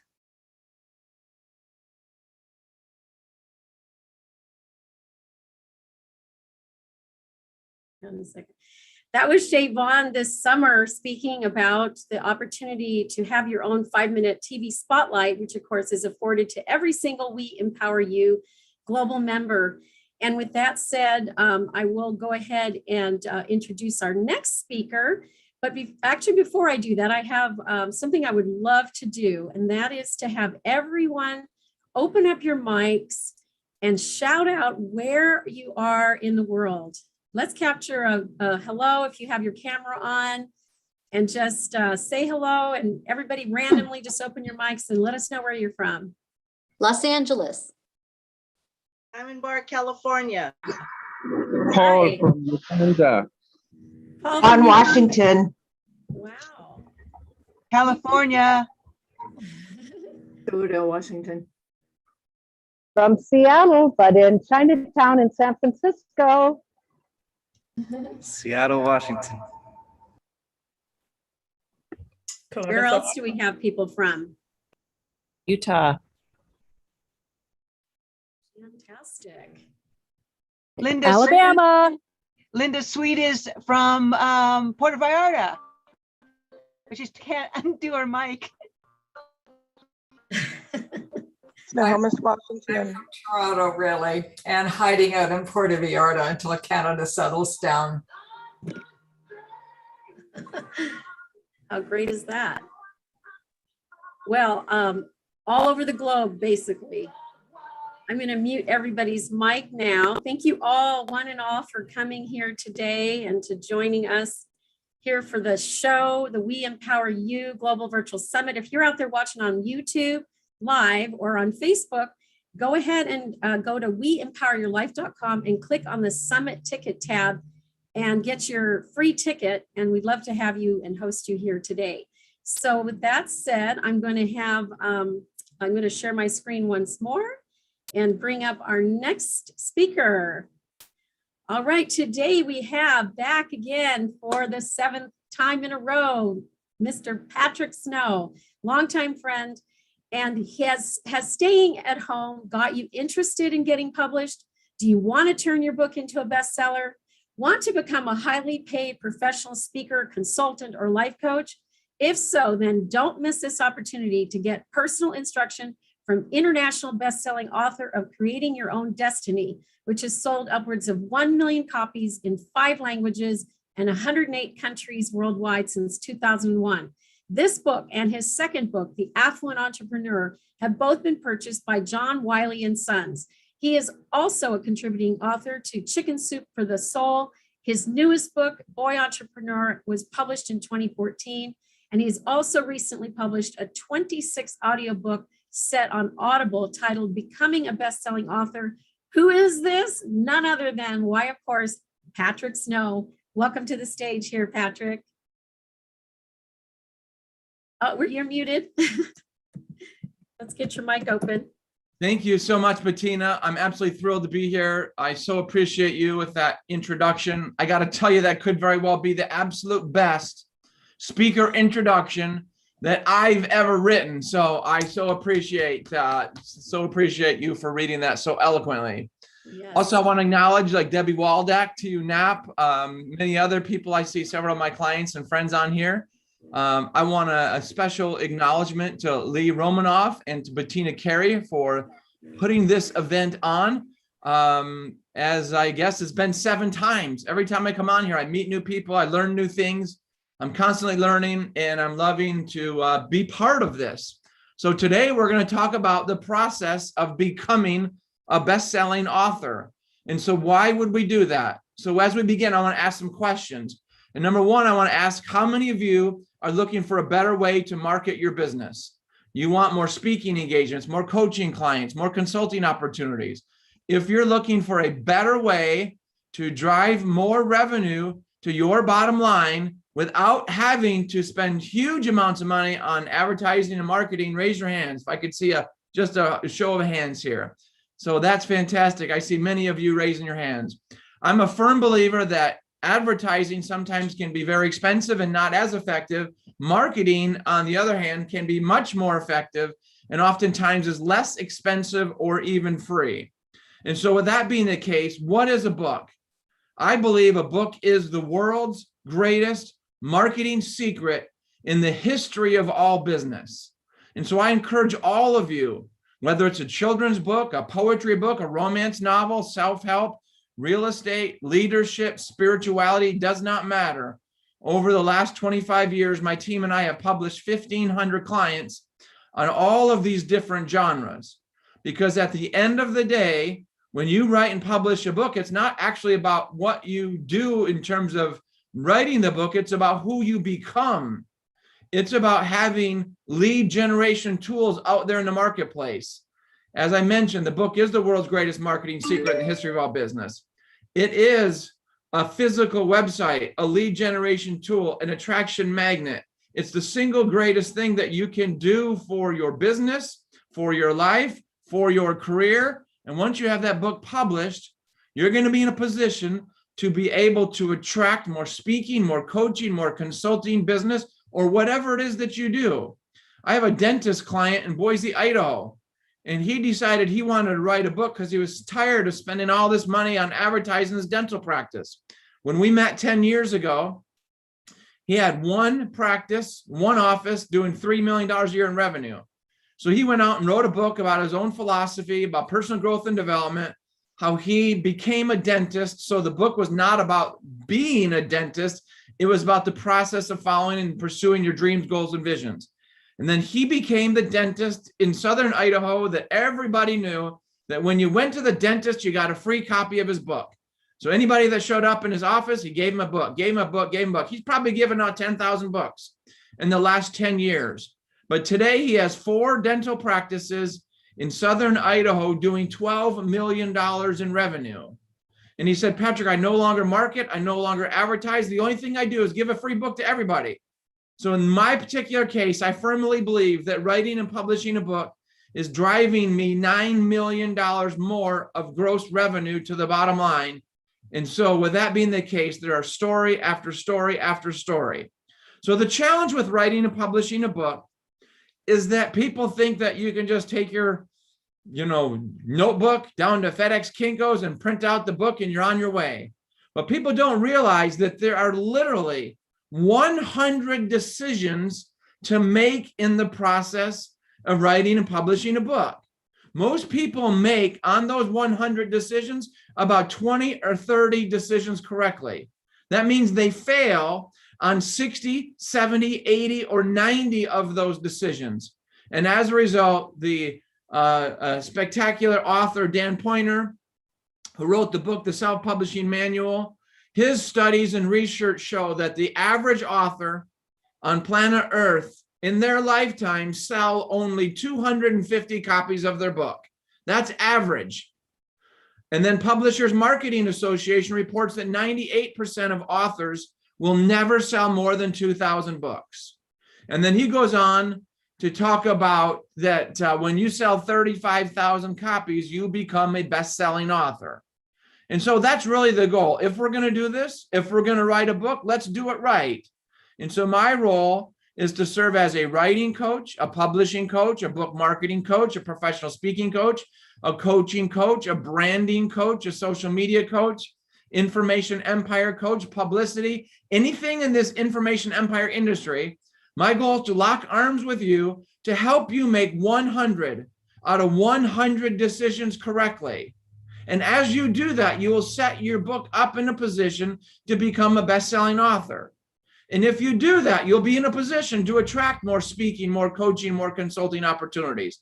And we have clients that are massage therapists, insurance agents, they're in financial services, they could be life coaches, they could be in direct sales network marketing, and they write and publish the book. And every single one of my clients, they all see a huge increase in the revenue, because the goal of this industry, if you are looking for a better way to market your business, there's 5 steps. And if you get nothing more away from this presentation today than these 5 steps, I want you to write this down. Number 1 is you write and publish your intellectual property. Number 2, you strategically give your book away to the people who have the ability to buy your products and services, or hire you as a speaker, or hire you as a coach, hire you as a consultant. Number 3, you follow up, because the fortune is made in the follow-up. Number 4, you follow up, because the fortune is made in the follow-up. Number 5, you follow up, because the fortune's made in the follow-up. Napoleon Hill, in his book, The Law of Success, he states that on average, it takes 7 bits of communication between buyer and seller for sale to transpire. 7. Forbes magazine says that the average sales professional gives up on their prospect after just 2 or 3 bits of communication. So follow up, follow up, follow up. But if you have a crappy book, if you have poor cover design, if you have a poor title, poor subtitle, if you don't have testimonials, if you don't have front page inserts or back page inserts, then you might be in a position you can give away all the books in the world. And if they don't catch the eye of your reader, then this is where the problem lies. And this is where we come back to those 100 decisions. So some of these are title. Your title should be 5 words or less that speaks to your head. And oh, by the way, you need to own the .com of your book title. Number 2, your subtitle should be 10 words or less that speaks to your heart. Number 3, you need to add up the title plus the subtitle, no more than 15 words. Number 3, you should have your author name, author credential, have an author tagline. Number 4, you should have 20 to 25 testimonials as the first section of the book. Number 5, the introduction of the book. The introduction of the book is the most important part. It is the hook, and we'll talk about that later on. I have an 8 to 9 paragraph template for writing an introduction and writing a final note that literally should be patented. And it's taken me years and years and years to figure this out. And then your book needs to have exercise questions in the book, because each chapter you want to lodge a fish hook into the jawbone of your reader. And the way that you do that is that you ask them questions to hook them in. So maybe the book is your memoir, but memoirs do lousy in the marketplace. So what we need to do is we need to evolve your memoir to make it a memoir with a message. And the way that we have a message to your book is you have key takeaways, and you allow your book to become a journal, a diary, a notebook for your reader. Because you don't want anybody just to read your book. You want people to diary your book, to journal your book, to notebook your book. If you take your book to print and there's no exercise questions in the book, then the problem is you could have somebody buy your book and read it, and then they could share it with 50 or 100 of their friends over the next 5 years. So you've made one sale and you've got 100 people read it. When you put exercise questions in the book to get them to think and reflect about their challenges, their obstacles, their adversities, their issues, their drama, and they write in their dirty laundry in your book, they're going to keep that book in their handbag for months and months and months and highlight it and do this. And they're going to tell all their family and friends. They're going to go all these networking events. And they're going to say, look at this book. And then everybody says, well, let me borrow it. And they're going to like, oh, no, you can't borrow my book. I got my dirty laundry in here. You need to go out and buy your own. So this is another reason why you want to put exercise questions in the book. And the biggest thing that I see people failing in a book is they have no back page inserts. So what are the back page inserts that you got to put into your book? Typically, this might be about the author page. You might have 2 or 3 or 4 special reports or added bonuses to the end. Most importantly, you need a page in the back of the book that says about Linda Sweet Coaching. And then you need to have a page in the back of the book that says about Linda Sweet Consulting. And then you need to have a page in the back of the book that says book Linda Sweet to speak at your next event. These are called back page insert or back page sales pages. And at the bottom of those pages, you need to offer a complimentary, no obligation consultation. And I can't even tell you this, how many people that I've met over the years that have sent me their book. And I do a lot of book makeovers, like real estate. You do fix and flips. You know, you buy an old beat up house that's got the shag carpet, the wood paneling, no landscaping. You put 20, 30, 40,000 into paint and landscaping, new kitchen, new bath, and then you sell the book and make tons of the house and make tons of money. We do the same with books. We do book makeovers all the time. They send me the book, poor title, poor subtitle, terrible cover design, no back page inserts. And in their bio, there's absolutely no mention of them being a professional keynote speaker. And they come to me, Patrick, I can't get a paid speaking engagement to save my life. I'm like, I want to be a paid professional speaker. And then I read their bio, and there's absolutely no reference of them being a speaker. Oh, Patrick, I want to be a coach. I want to be a coach. I can't land a coaching client to save my life. And then I read their bio, and there's no reference at all that they're an actual coach. And they don't have a sales page in the back of the book talking about their coaching business or their consulting business. And they certainly don't make an offer. So why would they hire you as a speaker or a coach when they read your entire book and there's no reference in the book that you are actually a speaker or a coach? And then some people say, well, Patrick, I've not been paid to speak yet, so I can't write professional speaker in my book.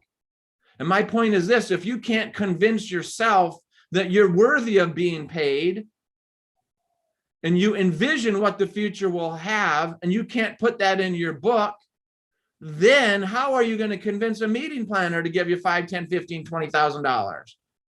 I tell you what, why don't you do a talk to me on the phone, and I'll sit and listen for $10 or $15 and I'll mail you a $1 bill in the mail. And then you become a professional speaker because I just paid you to speak. So you can see, again, there are 100 decisions to make. Hardcover, softcover, thick versus thin, white end sheets versus colored end sheets. To do a dust jacket or not, to do image wrap technology or not. This is what I've done over the last 25 years, is help people create the highest quality manufactured books in the world from any other resource. And then not only that, by the time I give them all of my writing templates, the book outline template, how to write a chapter, how to tell a story, how to include quotes from other people's books, how to do all of these things, and you have all of the templates. And you're going to speak to the reader's voice. You're going to speak to you and your, you and your, you and your, you and your. Never we and us and we and us, because we can't define we and us. Your book is a love letter that you are writing to your reader. And as a result of that, you got to speak to you and your, you and your, you and your. And oh, by the way, the fatter the book equals the fatter the paycheck. And the thicker the spine is equals the thicker the paycheck. So you want a thick spine and you want a thin waistline. So your book should be between 50 and 60,000 words. 50,000 words is 250 pages. 60,000 words is 300 pages. And you want that spine to be the width of the thumb. And the reason why you want it to be the width of the thumb is so that you can have marketing copy on the actual book.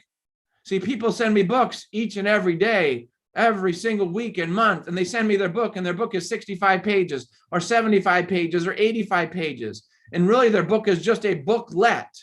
And their spine is so thin that they can't even put the title or the subtitle on the spine of the book. So by the time the spine is put into a bookshelf with spine out, there's no title on it because the book is so thin. And then they assume, well, why can't anybody book me? And it's because they assume that you don't know what you're talking about because you created a 55 to 70 page booklet. So I help people take their 55 to 70 page booklet, help them create a world-class 250 to 300 page book. And I did the exact same thing with my book. So here's my story. Born and raised in Michigan, was the captain of my varsity football team giving the pregame speeches, and I loved speaking. I could speak until the cows came home. I spoke in high school as the captain of my team. I spoke in college, graduated from the University of Montana in 1991, moved to Seattle. And from 22 to 26 years old, I gave 300 speeches to churches, to schools, to Boy Scouts, to FBLA, to DECA, to Rotary, to Kiwanis. And I failed 300 times to get paid. I got free breakfast and free lunch and free dinner and free pens and free mugs and free parking. And finally, being a spiritual Christian, I had to come to Jesus talk. And I asked the world, or I asked God, what am I doing wrong here? Why can't I go from free speaking to fee speaking? And the message that I heard back from the universe completely changed my life. What I heard back was this, and I want you to write this quote down. I heard back, if you want what other people have, you must do what other people have done, and you will get what other people have gotten. Again, if you want what others have, you must do what others have done, and you will get what others have gotten. And so I looked at all my mentors, people like Brian Tracy and Zig Ziglar and Deepak Chopra and Wayne Dyer and Tony Robbins, Mark Victor Hansen, Jack Canfield, every single one of those speakers that were paid large sums of money all wrote and published a book. And then they used their book as their platform from which they could stand on to launch their speaking, their coaching, and their consulting career. So I didn't have to be a rocket scientist to figure it out. I just had to do what they did.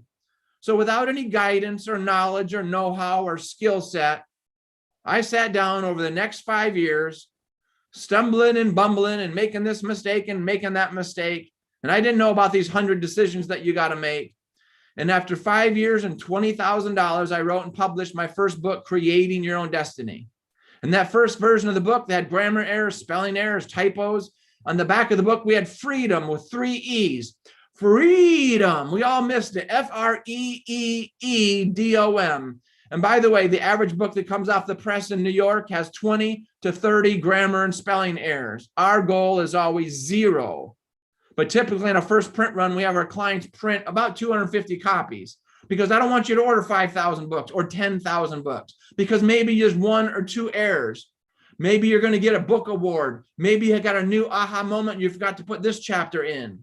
Maybe Lee Romanoff taught you some new technologies on the internet and website and marketing, and you forgot to put some website domain names in there. And so now you reprint the book with this.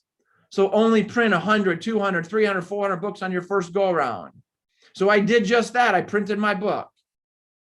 And then I hosted my first book launch party. By the way, I have 2 types of clients. I have my clients that write their books because they just want to write a legacy book. They just want to write a book to give to their children, to give to their grandchildren. They have no desire ever to market the book, to get on Amazon, to speak, coach, or consult. And that's fine. That's what a lot of people do. But all my successful clients, I give them my 52-step book marketing business plan, which includes being guests on podcasts, which includes all kinds of things, doing Facebook Lives, creating your own events. All of these things are included in this, but the number one thing that my clients do is they do an in-person book launch party 90 days after the book comes off the press, and then they do a virtual book launch party on the internet. And when you do those 2 things, great things happen. So I did my first event 20 some odd years ago. When my book came off the press, I had no idea what I was doing. There was somebody there in the real estate industry, and they had their broker call me on the following Monday. They say, Patrick, what's your fee schedule? And I said, fee schedule? What are you talking about, fee schedule? They said, how much do you want to get paid to speak? We want you to come in and speak to our team. And I said, I don't know. How about $500? And they said, great. Where do we send the check? And I was like, oh, I should have said 1,000. I should have said 2,000, 2,500, 3,500. Whatever I would have said, they would have booked me at.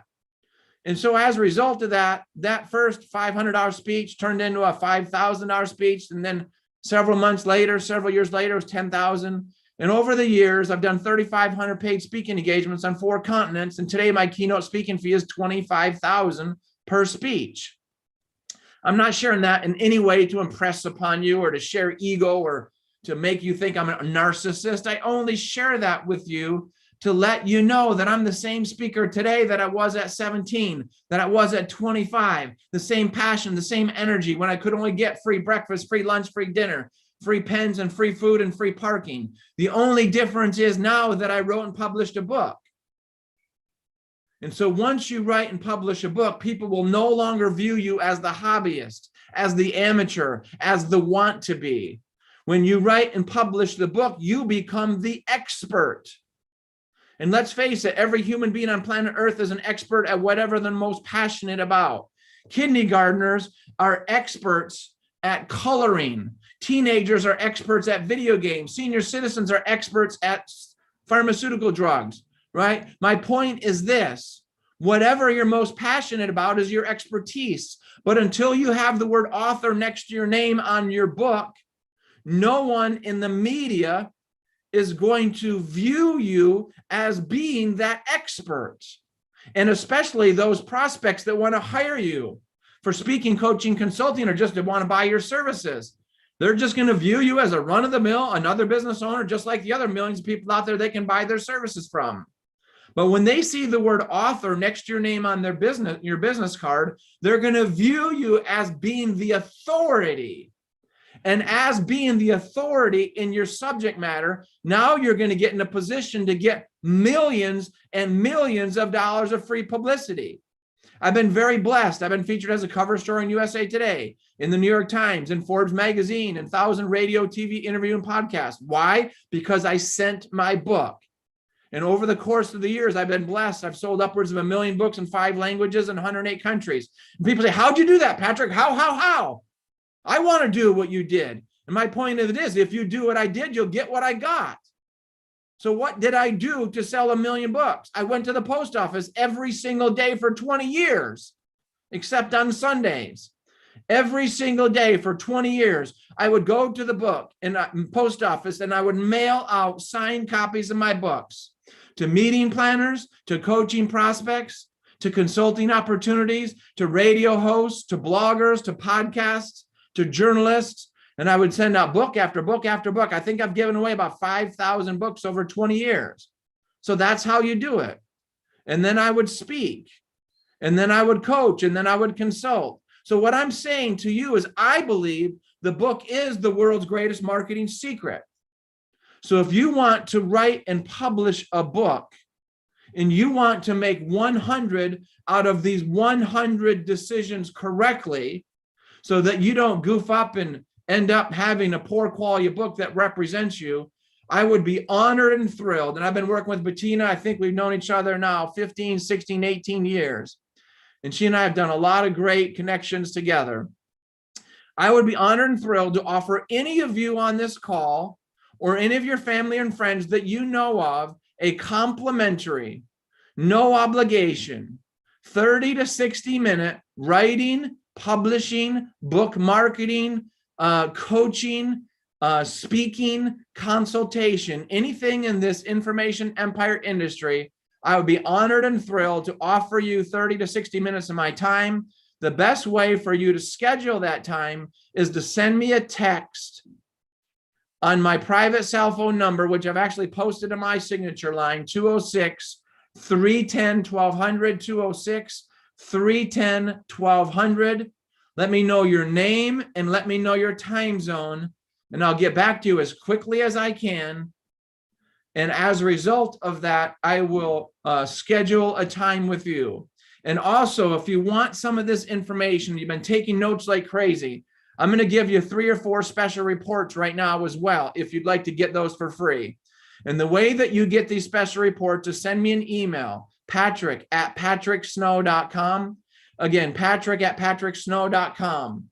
And in doing so, I'm going to write these down so I don't miss it up. The world's greatest marketing secrets strategy.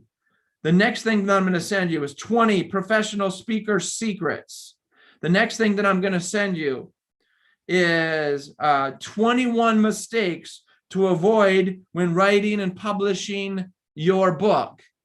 The next thing I'm going to send you is 12 ways to book more speaking engagements. And then the greatest thing that I'm going to send you of all of these things, because in one way or another, all of us are coaches. And my absolute all-time favorite thing is I love teaching the speaking business. I love teaching, writing, publishing, and book marketing. But my favorite thing that I teach, and I love this more than anything else, is I love teaching the business of coaching. I've been a coach for more than 25 years in this space. And as a result of that, of bringing on 1,500 clients over 25 years, I've created what I believe is my greatest intellectual property. And that is a 8-page, 5,000-word special report titled 12 Tips to Triple Your Coaching Revenue. 12 tips to triple your coaching income. So if you guys want those 5 special reports, send me an email, patrick@patricksnow.com. If you want a complimentary session, send me a text at 206-310-1200. Let me know that you heard about me through Bettina and Lee at We Empower You, and I will get back to you with regards to this complimentary consultation. So I've only got about 4 minutes to go, and I'm going to finish up with 5 ways to become a best-selling author.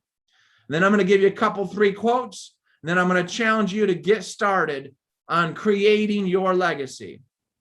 Before I give you these 5 steps to become a best-selling author, these 2 quotes have basically served as my GPS in this industry all these years.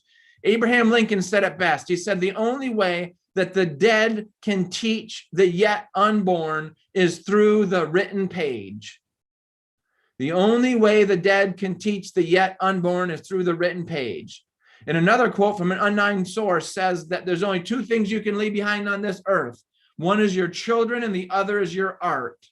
So not only do I believe your book can become your greatest marketing secret in your entire business arsenal and being the world's greatest marketing secret in the history of all business, I firmly believe that your book can become a masterpiece. And in 200 years from now, or in 400 years from now, your great, great, great, great, great, great grandchildren can look back and say, you know what, that Daniel Lee, my great grandmother, my great, great, great, great grandmother, Daniel Lee, wrote this book, and she's become a legend. So write and publish your book for your children, for your grandchildren, for your great grandchildren, for your legacy. But if you're going to do it, you got to do these 5 things. Number 1, that you need to spend the rest of your life marketing your book. And I want you to write this quote down. When you speak, business happens. When I speak, business happens. When Sally Page speaks, business happens. When Mia Tepper speaks, business happens. When Lori Whaley speaks, business happens. The problem in book marketing, when Nigel Henry speaks, business happens, because your voice is your moneymaker. That's what I've learned from Nigel. And it sounds like we're going to hear him next. I love you, brother. When you speak, business happens. So many people fail in this business because they do a 30-day, a 60-day, a 90-day book marketing campaign. I want you to do a rest of your life book marketing campaign. And at 53 years old, I'm going to live way past 100. So I've got another 50 years of marketing to achieve my goals. That's what you need to do. Number 2, we're taught as young children never to judge a book by its cover. But in the field of publishing, that's the only way people judge your book, is by its cover. So there's all kinds of cheap shortcut cover designs you can go after. I never recommend that you go any of that route. I want you to spend your most time, your most resources, your most money on creating a world-class cover, because that's going to make or break you. Number 3, there's 3 award-winning title formulas. And I spent $3,000 25 years ago to learn these award-winning title formulas. We don't have all 3. So I'm looking at my timer. I got 1:06 left to go. The number 1 award-winning title formula is the ing action verb. So take a verb, add an ing to your title to make it an action verb, like beating ovarian cancer, creating your own destiny, achieving unlimited success, balancing family and work, believing in yourself. So that's what I want you to think about for a title. Get your first name, last name.com, get your booktitle.com. If you don't own your booktitle.com, you can't take that book to print, because you're going to spend the rest of your life creating somebody else's brand. Next, you need to have a world-class introduction. I have a 9-paragraph, almost patented introduction formula. It's all about you and your, you and your, you and your. Most people write an introduction. I'm a victim. This happened, that happened, he cheated on me, she cheated on me, my dog ran away, I got hit by a train. Read my book because, oh, whoa, me, I'm a victim. Nobody wants to read that crap. Your book needs to be about, I feel your pain, I have been in your shoes, I want to help you achieve your dreams, your goals, your vision. That's what it's about. It's about them, it's not about you. So I teach that. And then number 4, number 5, we'll just have to talk about that later on. Obviously, content is number 5. So we have a whole team of editors and proofreaders and typesetters and cover designers and printers. We got the whole thing set up. So I would end with this. If not you, then who? If not this, then what? If not now, then when? I challenge you to think it, ink it, believe it, achieve it. Think about your dreams, goals, and visions. And maybe one of those is writing a book. Ink that into a book. Believe in yourself and you will achieve your destiny. So again, if you want a complimentary session, send me an email. Send me a text with your name and time zone. I'll get back in touch with you, give you a 30 to 60-minute session. If you want those 5 special reports, send me an email to Patrick@PatrickSnow. And I just challenge you to think about what it is that you want and take action. Action equals results. And if that's the case, massive action equals massive results. My name is Patrick Snow. Thank you guys very much.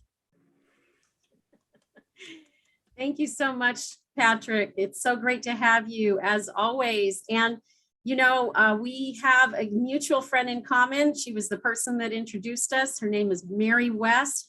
I'm going to bring up a graphic about Mary and share a little bit of a story about her, because she wasn't able to make it after all today. So hopefully you can see my slide. So Mary West is the producer of the Patrick and Mary Unstoppable Author Interview Series. And Patrick Snow is the host, and Valerie Harris from Varus Marketing is our sponsor. And Mary has a passion for connecting business owners and also is the proud founder of the Mary West Network. She's been networking for over 19 years and is writing a book called Networking Your Way to Success. She looks forward to meeting all of you and connecting at some point. And Mary has been married to John for 46 years, great years, as she puts it. And they have 4 wonderful grown children and 4 awesome grandchildren. She lives in Paulsbo, Washington. And with that said, Patrick, tell us a little bit about your program that you two have co-created. So every Thursday at 12:30 Pacific, we interview, Mary and I, she's the producer and I'm the host, and we do a 1-hour author interview with different clients of mine all over the world. And by the way, Debbie Waldeck, I see your picture here. We got to get you booked on our show. But tomorrow we're interviewing at 12:30 Pacific, James Donaldson, former NBA All-Star, Seattle Supersonic, ran for mayor, former Harlem Globetrotter, now global thought leader. And he's going to talk tomorrow about mental awareness and mental health awareness. And his newest book is titled Celebrating Your Gift of Life. So mark your calendars. Every single Thursday, we do a 1-hour Zoom interview. And if you guys want, again, send me a text, 206-310-1200.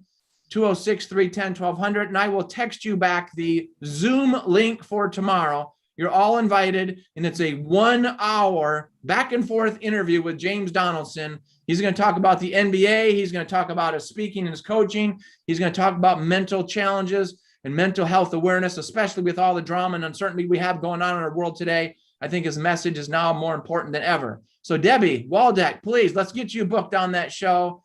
And we've had T.U. Knapp as a guest on there, with her book, Healing the Holes in Your Soul. So every Thursday, 12:30 noon on Zoom, join us. And we're thrilled to be doing this.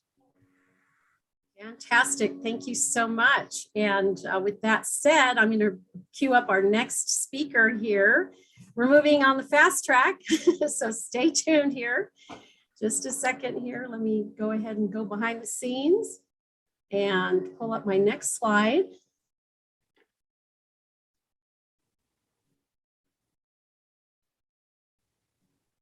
Okay, let me share my screen.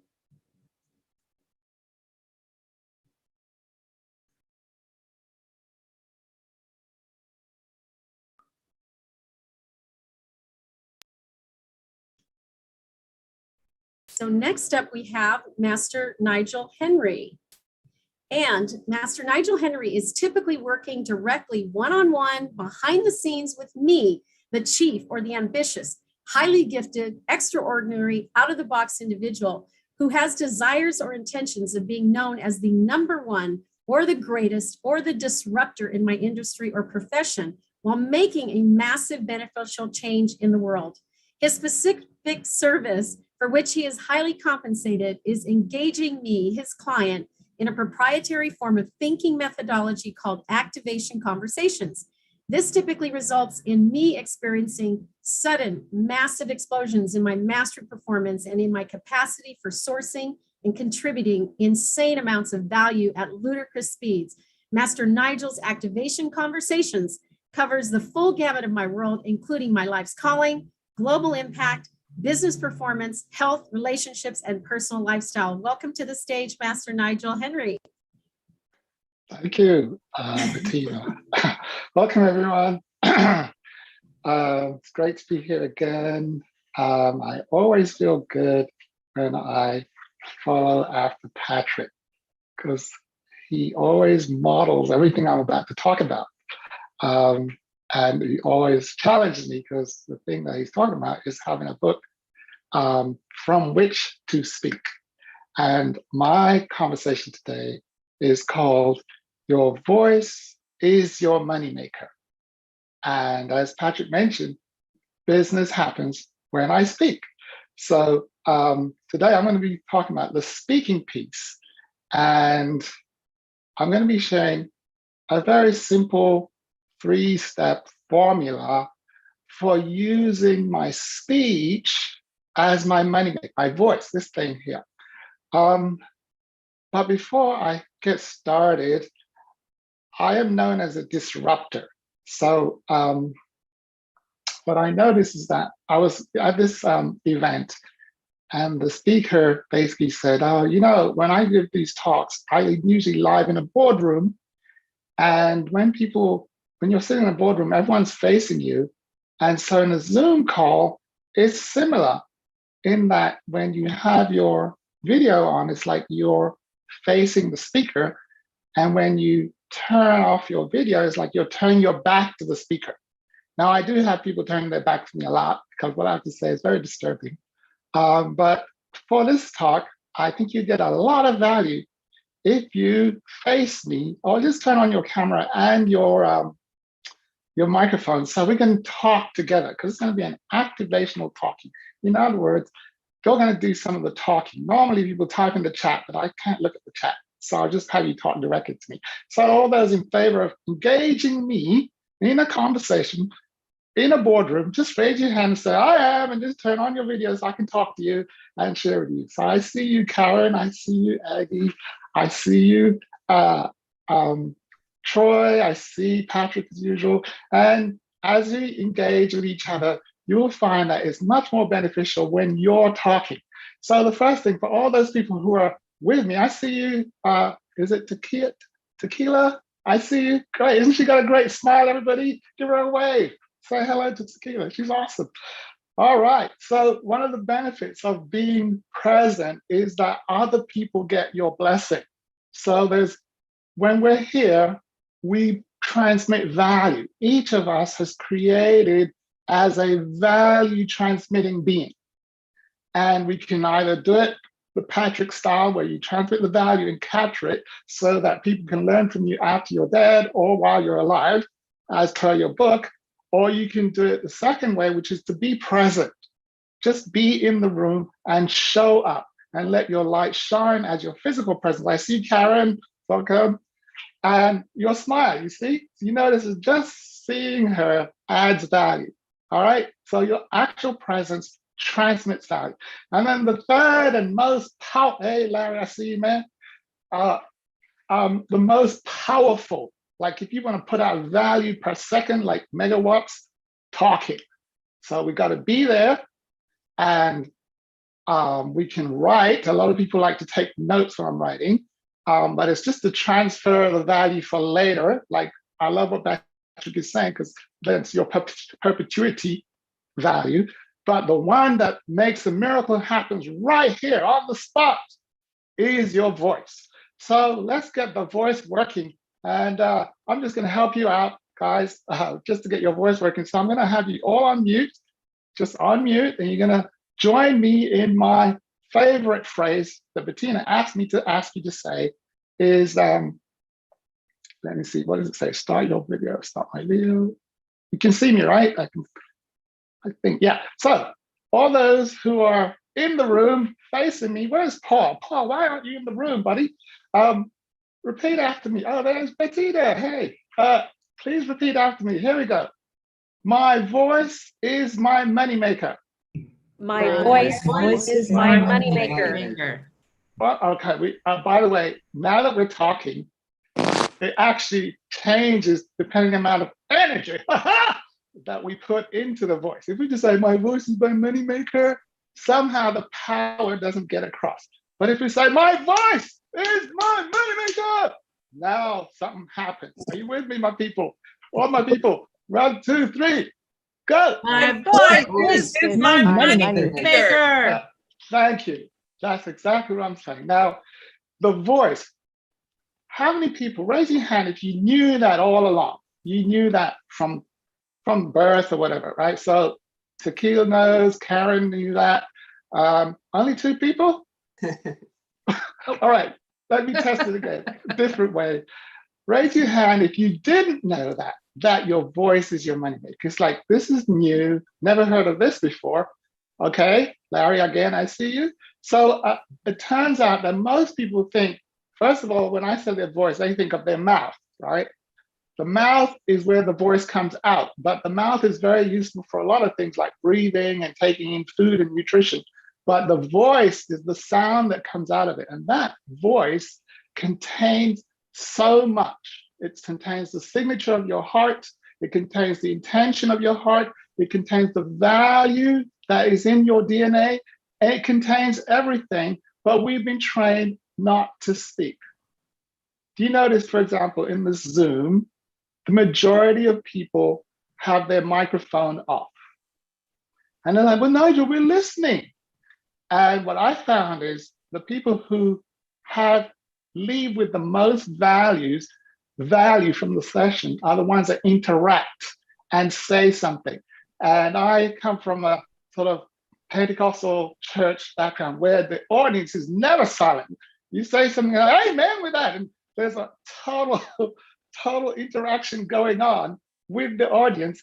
And then I started studying it scientifically, and I found out several things. Number one, that people remember what they say and forget what they hear.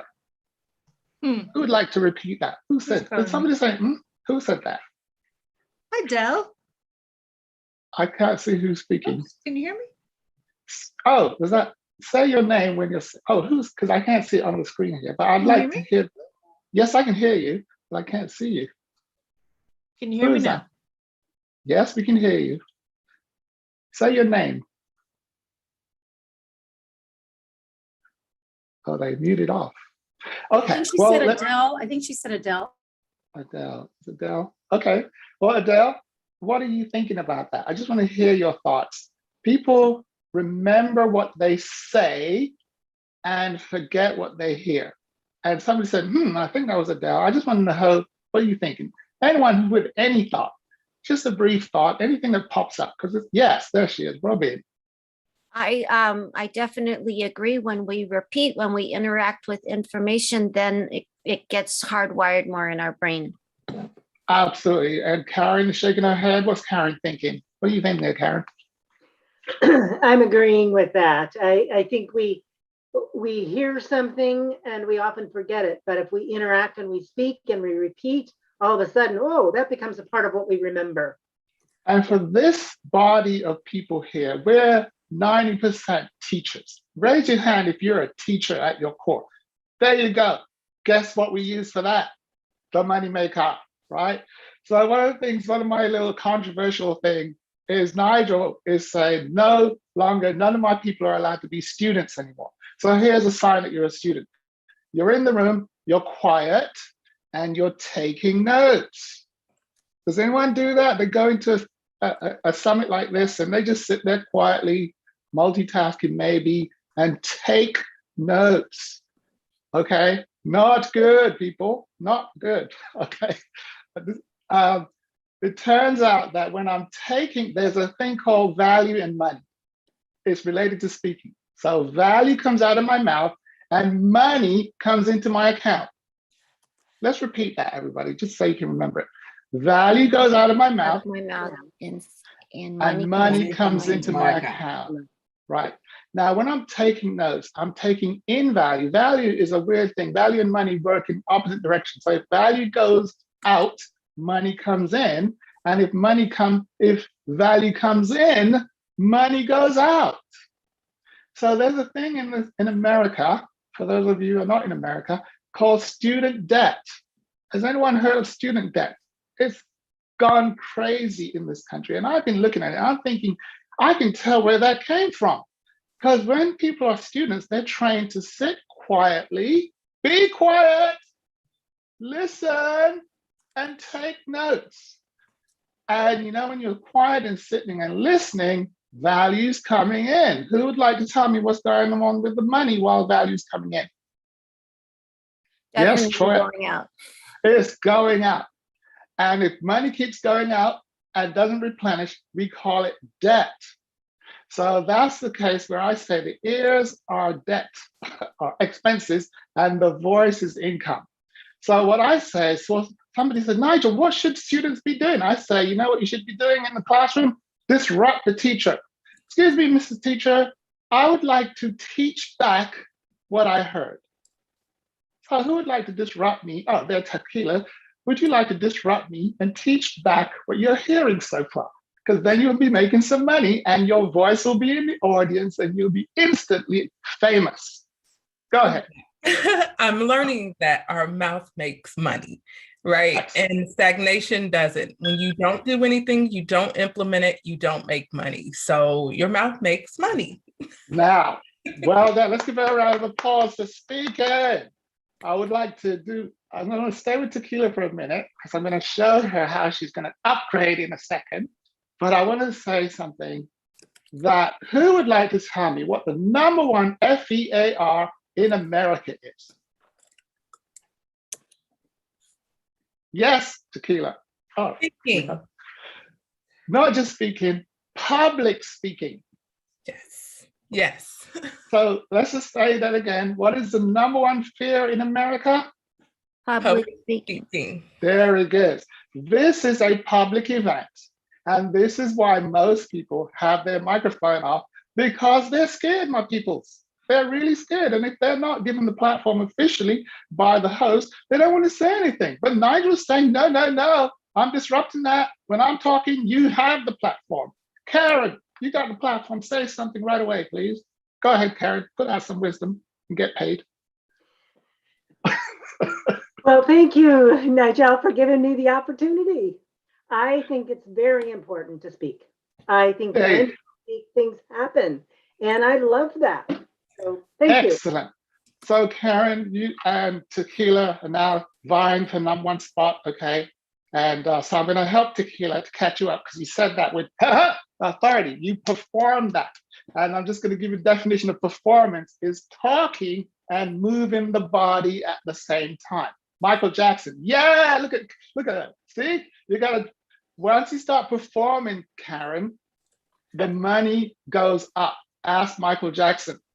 He can sing, but when he moves his body, the money goes up. All right, so that's another form of communication. The body's talking. Now, Karen, back to Karen, because she was helping me with my talk here. Karen, can you share what you said again? I know it probably, you won't say it exactly, but just tell me what you were thinking again, if you can remember it. What I said before, you mean? No, Karen, sorry, Tequila. I was talking. Oh, your mouth makes money. There you go. There you go, Tequila. Look at that. She's dancing it out. Excellent. Now, Tequila, I'm going to upgrade it by changing a few words. All right. Now, what she's saying, your mouth makes money. And there's an offer that I have. I'm going to put it in the chat. Or if someone put it in the chat, greatnessactivation.com/empower, where we show you the words that slow down the money. So Tequila used one of them. Can anyone guess which word she used that slowed down her cash flow? She's making money now, but one of those words is slowing it down. Come on, you can guess. Use your intuition. There's no right answer. Yes, Robin. You can't see it? Excellent. No one saw that, right? So that's why I have it on a list. Let me just put this thing in the chat where you can get the list of words that slow down the cash flow, right? It just slows it down. Even you're talking, but these words slow down. So I've just put it in the chat. Here's the link. It's to also the 5-day challenge, which I'll talk about at the end here. But Karen said, your voice makes money. Your voice makes money. Can you intuit it? Tequila, sorry. It's Tequila I'm thinking about. Which one of those words feels weird? Your voice makes money. Makes. Here it is. You, your. I know Patrick talked about the you and the your. Those words are very special. If they're used in the wrong time, it slows down the money. If you use it in the right time, when Patrick, the way Patrick is talking about it, it enhances your offering. So, Tequila, sorry, Karen, you're on my mind, okay? Just let you know. Tequila, would you like to change the word your voice makes money to my? Try that out. My voice makes money. Yes, now check this out. My voice is my moneymaker. My voice is my moneymaker. Now say it with the your. Reverse it now. Put the old one in and see what happens. My voice makes money. Yeah. No, I mean like your voice makes money. Say that. Your voice makes money. Now say my voice makes money. My voice makes money. Which one would you prefer? My voice makes money. Very good. So it turns out this you and your word is something that reverses the cash flow. When I'm saying your voice makes money, I'm over there making you rich. Well, yeah, you should be talking. But when I say my voice makes money, I'm saying call me to the stage. And when I start talking, there'll be some cash flow around here. Are you feeling me now? So one of the secrets for activating, delivering maximum value is speaking in the first person. I am the way. I have a solution. I have a book. Can you feel it now, Tequila? That the power is in the I. So that's one of the secrets, is the power of your value starts with the I. So when I say you can do this, right? Which is a lot of what teachers do. They point at the audience. You know, you guys, you have a lot of power. You have greatness in you. You can do this. It's true. But when I say I can do this, you know what happens? You got to call me, like Patrick says. Here's my number. I can lead you to the promised land. Does that make sense, Robin, what I'm saying here? All right, just put your voice out. Let me hear you. I see your body moving, but now I want to hear your voice. What are you thinking? Just put some thought out. Robin. My voice makes money. And when I say that, then I allow the money to come to me. There you go. All those in favor, say aye. Aye. Only one? Aye. Okay. Aye. You see, the people have been trained not to speak. Now, what is L Sweet thinking? She's sitting there. I can see that she's a thinker. L Sweet, are you there? Yeah, unmute your mic and say something. I see you, Paul. What are you thinking? What's your first name? Is it? It's Linda. I have no words. I have no words because you've used them all. No, be unfair. Linda, you're a channel. I just channeled a few. You have more. Say some more. What are you thinking? Well, I saw you were like, she was in deep thought listening. And I know when a person of greatness is listening like that, they're actually downloading and they usually write it down, but really some of it can leak out right away. What are you thinking? Go ahead. I really like the way you linked what your ideas were with Patrick's nose. Yes, Patrick is a working model of what I'm talking about. Yeah. Working model. Like I always love speaking next to him because I then say, look at Patrick. You see what he did there? You notice how he talked? You notice how he made his offer? Da, da, da, da, da. Okay, all right. So that's one of the secrets. Speak in the first person. Perform. Move your body when you're talking. I see the great Lee in the house. I love to hear from her because she talks. Every time I've seen her, she's talking. So Lee, would you like to share something from your vocal wisdom? Just a little snapshot. Okay, I can share something. Linda, that's okay. We're good. We're good. Yeah, no, I didn't mean Lee run it off, but since, what was your Lee Sweet? I forgot your name, but tell me it again. Sweet. Say what you were going to say. Go ahead. I got the name because I married the man. Say what? Repeat that. I got the name Sweet from the guy I married. Tell me your first, yes. A lot of public speaking for my business. I was running a private school and I was very nervous about speaking because I screw up. I lose $20,000 in tuition, somebody that's upset. So I asked this fellow, how do I deal with anxiety? He said, before you do some deep breathing, a little bit of a meditation, when you get in front of the group, you pause, you wait for the audience to come to you. And when you start to speak, you speak to God at the back of the room. That surprised me. And I realized, hey, if I do that, he already knows all my foibles. I can just be. And afterwards, when I did that, I took that advice, my staff came up and said, Linda, that was one of the best speeches you ever gave. Linda, that was awesome. Who got some value from that speech by Linda? There you go, Linda. You see how I did. And so in one of my, let me do my little commercial right now. So in the link that I put in the chat, you'll see greatnessactivation.com/empower. I have 2 offers in there. The first one is called the 5-day financial miracle challenge. And what that is saying, your voice will make money in 5 days. And in 5 days, we're just going to challenge you, put you under extreme pressure to talk and put money in your account. And the reason why we're going to challenge people is because we've been trained to be quiet from school days. Be quiet, Nigel. I'm talking, shut up, right? And in so many relationships, we're conditioned to shut down the moneymaker. And as, oh gosh, first name? Linda. Linda just demonstrated, as soon as she opened her mouth and shared what she downloaded, because she said, Nigel, you used up all the words. No, there's more coming through. She put out value. And I say, send us some money. So one of the things we do in the challenge is we pay people as they're talking. And at the end of the day, we look who's made the most money. And what we found out is the person that talked the most actually made the most money. Isn't that interesting? So one of the secrets is, first of all, talk, speak in the first person, channel through. What Linda mentioned is fear and error, okay? These two things. One of the things I'm going to tell you, the money is in the error. Linda, the money is in the error, okay? The best thing you can do is screw up.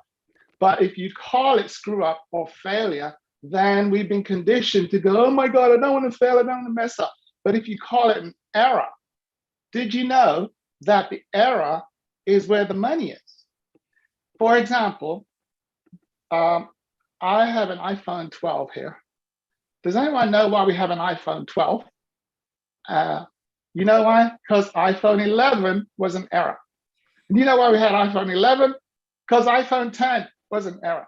And you know why you have iPhone blah, blah, blah. You can see the trend here. Apple figured out that every time one of their phone gives an error, it says, would you like to report this? And they capture all the errors and debug the errors and create a better version.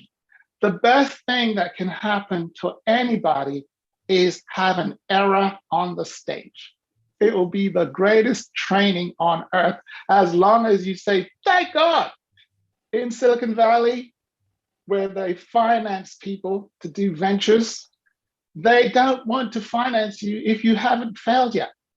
They're like, they call it cycle. They don't call it failure. Like, have you cycled? Have you gone bankrupt yet? Right?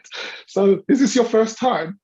Oh, no, I haven't failed at all. I'm not a failure. I'm a success. Well, I'm sorry, we can't fund you because you haven't learned the lessons from the errors yet. So the veterans, those who have been around for a while, have failed many, well, not failed, have made many errors, but we examine our error and look for the gift in that. So in the Financial Miracle Challenge, what we do is we tell you, go out and speak and make money. Nigel, it messed up. They threw me out of the room. Okay, excellent. Let's examine that error for the money. And we take the money out of the error and create iPhone 12. So that's why I always ask people, tell me the first thing that's coming through. And they go, well, Nigel, I don't know. And I said, that's iPhone 4. Give me the first version. And then we get the next one. So, okay, I see Larry. Larry, you still here with me? What are you thinking, buddy? I don't lose, I just learn. You don't lose, you learn from your errors, okay? All right, let me see what's my last point here. So there's another secret I'd like to give you for manifesting money quickly. So this is a personal story, and there's somebody in the room that knows my personal story. So I saw this course that I wanted to attend, right? And I looked in my wallet, and at the time, it was empty. And so the first rule about making money, don't look in your wallet, okay? When you need some money or you to buy something, don't look at their money. Don't look in the wallet because there's nothing in there. The money is in other people's account. Where is the money at, Tequila? In other people's accounts. In other people. God was so wise that he said, I need to get these people to talk to each other. So I'm going to make sure that each person's account has money in it. And in order for you to get the money, you've got to talk to someone you don't know. Uh-oh, public speaking. You've got to talk to someone you don't know. Now, how do you do that? Now, the secret is questions. This is the secret. Just write this down, just so you can remember it. In fact, don't write it down, say it. Everybody, just repeat this after me. The secret to manifesting is questions. The secret to manifesting is questions. Yes. So here's the formula. Identity, intention, question. Identity, intention, question. So identity. Let me just ask Karen. Karen, if I said, what's your identity? What would you say? Speaker and mother. Right. So you say, you know what? I'm the world's greatest speaker and mother. You see that? Identity established. Now there's different identities that we can adopt. And there are greater identities. There's a greater version of Karen that we can discuss in another program. But for now, we're going to go with, I am the world's greatest speaker and mother. You see? Instantly, identity activates superpowers, Karen. As soon as you claim your identity, yes, right? So Karen says, you know, I am, and then what's your intention? Raise some money. How much money? Let's just say $10,000 in the next 5 minutes. How long, Karen? 4 minutes. 4 minutes. Have you ever done that? No. Is it possible? Yes. Do you know anyone that's done that? I know a few people that say they've done it. Amen, right? What would be great is if I could experience that. You see that? It sounds possible. And just like when Roger Bannister ran the 4-minute mile, we know it's possible. So maybe I can do it. So that's how we get rid of this doubt. We just like, somebody did it. So if they can do it, I can do it. Who can do it? I can do it. Excellent. So we now have, I'm the world's greatest mother and speaker. And my intention is to manifest $10,000 in the next 4 minutes. Voice is the moneymaker. Karen, the next part of the formula is question. Can you tell me the first question that pops into your mind?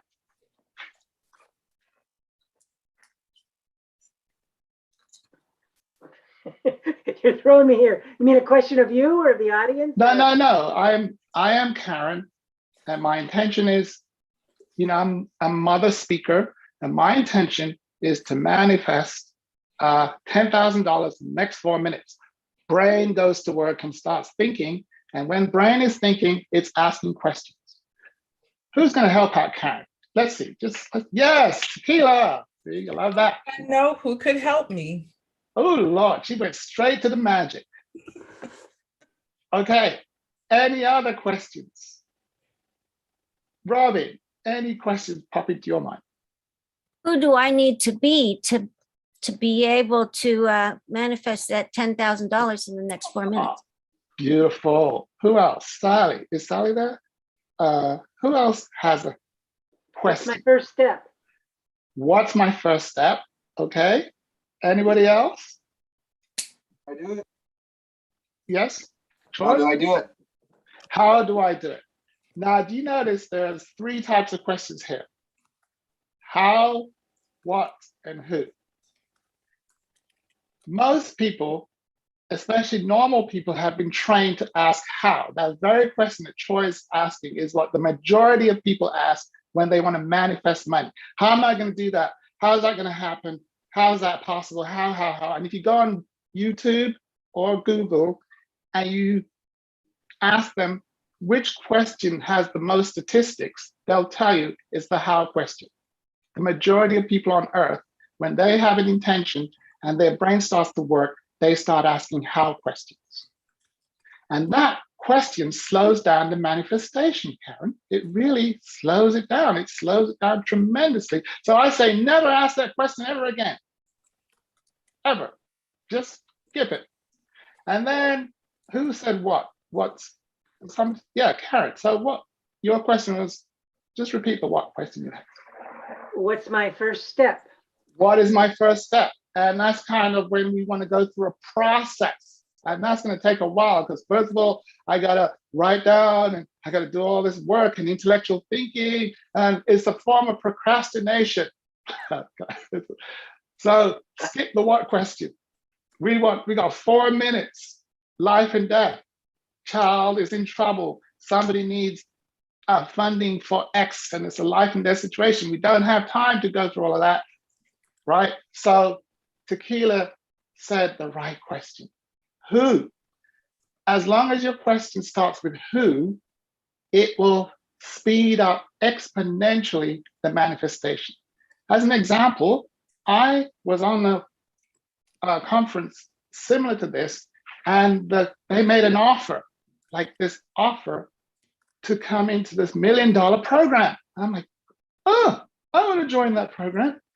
And looked in my wallet, don't do that, nothing in there. So I'm like, my intention is to manifest, and the program costs $25,000, by the way.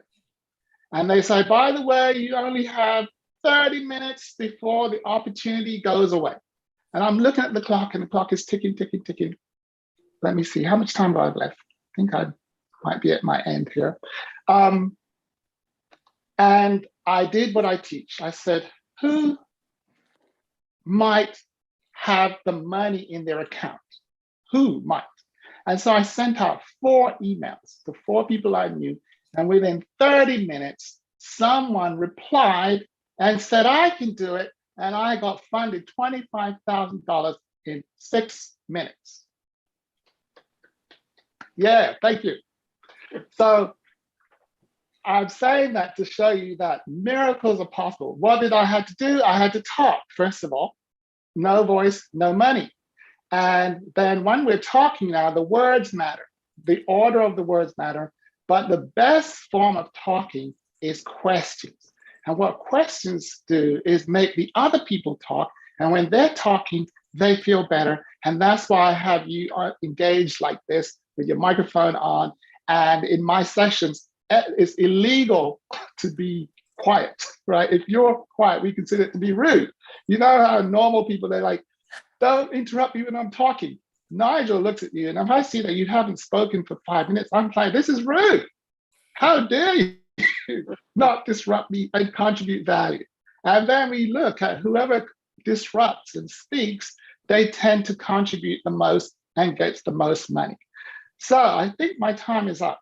I'm just going to check that. Is that my time up? I think it is. Yes, you're wrapping up, and just go ahead and wrap up. And yes. Troy and I will wrap up thereafter, and then Tequila's coming on.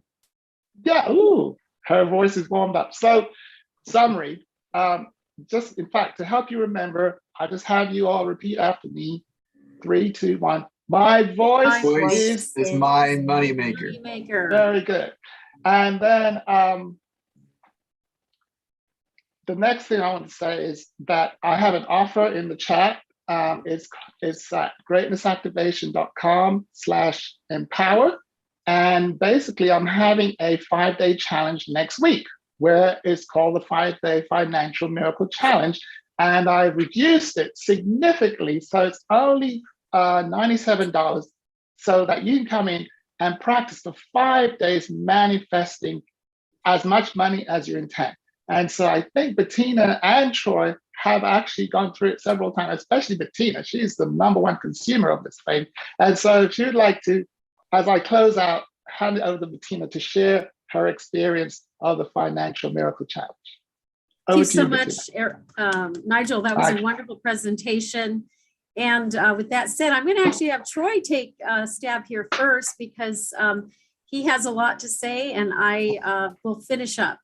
Troy, take it away. I appreciate getting to go first. And so, yes, I have participated in the Financial Miracle Challenge. And so a quick summary of what I've experienced there would be my thinking and transitioning from the why, the how, the what to the who. Starting with the who, then when I get connected to the right who, then they help with those other steps. Also helping to push me outside of my comfort zone. That's why it's a challenge. You know, that's part of the name. And Nigel has shared something with me that now I will teach, which is whatever I'm avoiding is the access to my greatness. So that's one that sticks in my head. And I think about that regularly, that whatever I'm putting off, I'm like, so whenever I finally do it, then good things happen. So that's a very brief summary of my experience with the Financial America Challenge, and I found it well worth the time and the money. Absolutely. Thank you so much there, Troy, for that comment. So the voice is your moneymaker. My voice is the moneymaker was told to me in my first hour and 20-minute conversation with Nigel. He had me at hello. I wanted to pay him right then and there. He was actually reinforcing what Lee Romanoff had been saying to me also. And so never let it be said that it doesn't take just knowing it, but activating it. And where Lee was hammering home, get on the stage, get in that, you know, the media, do this, do that. I had blocks inside me that were filled with the not virus. And so I've unleashed that. My very last miracle challenge that I went through, which was just in October, I ended up having another big aha through Nigel, which was whatever you have a concern about, there's an angel for that. And I was having my plan A was to raise about $90,000 in this 5-day miracle challenge. And I had a plan A and I had a plan B. And within days before the last minute even of the financial challenge, I reached that. So what occurred was I had a 6-figure month and I had a nearly 6-figure day for that matter. So it was really fantastic. And I cannot recommend Nigel any further. He's got this activation process. It is very, it's not for the faint of heart, I will say, but for sure, it is definitely changing my life. Thank you so much again for joining us here today, Nigel. And you also join us on Wednesdays from time to time. We look forward to welcoming you back up there as well. So I'm going to introduce our next speaker and going to go behind the scenes here to bring up her slides.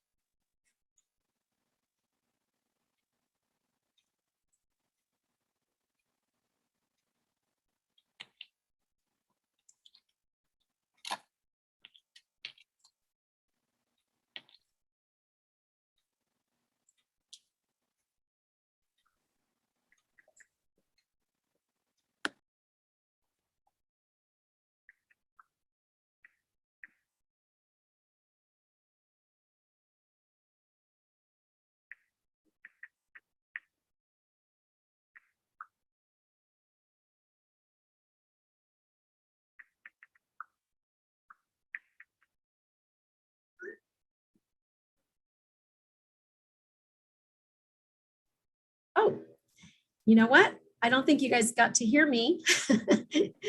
So give me 1 second. Let me repeat myself here. So welcoming here today is Tequila Kosar. She is the personal branding coach and a 2-time #1 international best-selling author, entrepreneur, and founder of Intoxicating Brands, LLC. Female entrepreneurs and business owners hire her when they are ready to build a compelling personal brand to increase revenue, visibility, and credibility in the marketplace. As a certified life coach and with over 15 years of business experience and insight, she uncovers hidden gems that you never thought knew were there and help you to build an online persona that's magnetic. She's been featured in the Huffington Post, Thrive Global, Shout Out Texas, and many more publications. She is the shot your brain and business craves. Welcome to the stage, Tequila. Hey everyone! Thank you so much for that introduction. It's and I'm super excited to be here, you guys.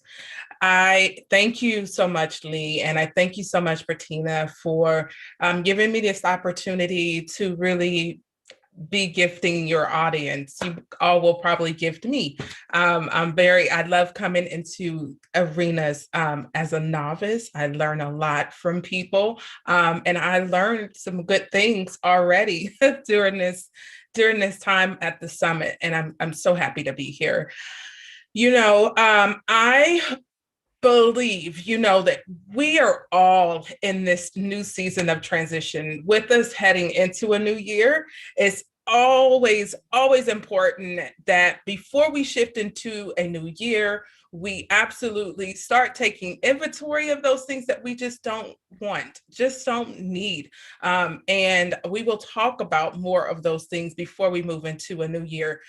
Personal branding, I think it chose me. I believe we all are born with amazing gifts. We're born with, these amazing talents, and they are always like, we walk into an arena and they're covered, right? We honestly don't know sometimes what our gifting is.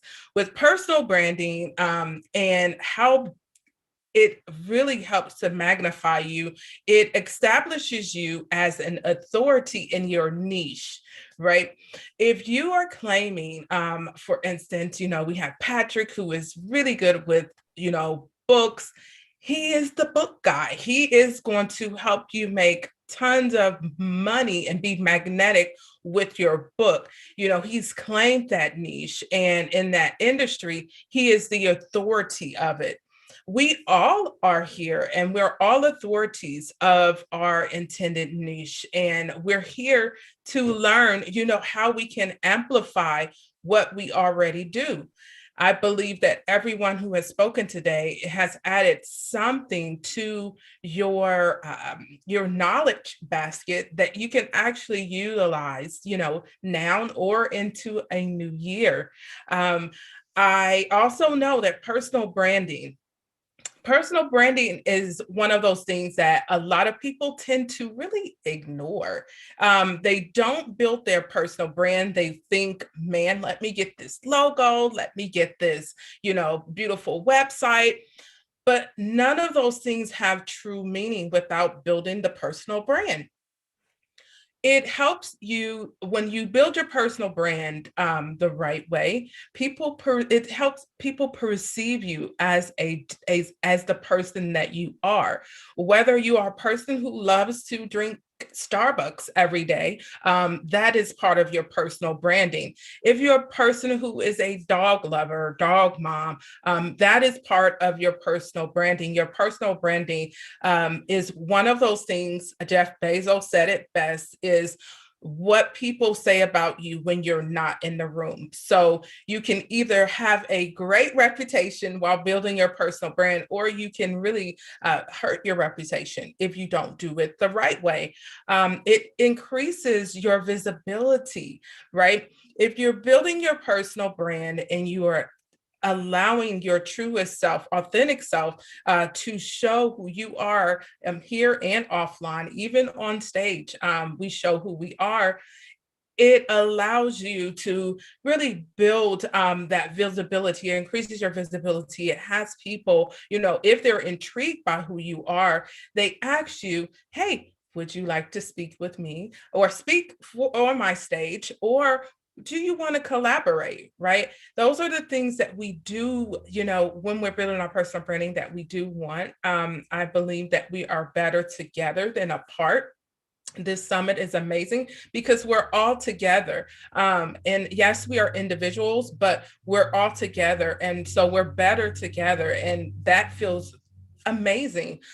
You instantly really, for those people who know, like, and trust and love you, you instantly build a connection with your audience if you're able to be who you be. That's a phrase that I use a lot when I talk. When you're able to be the person, the phenomenal person that you were born to be, people really resonate with that.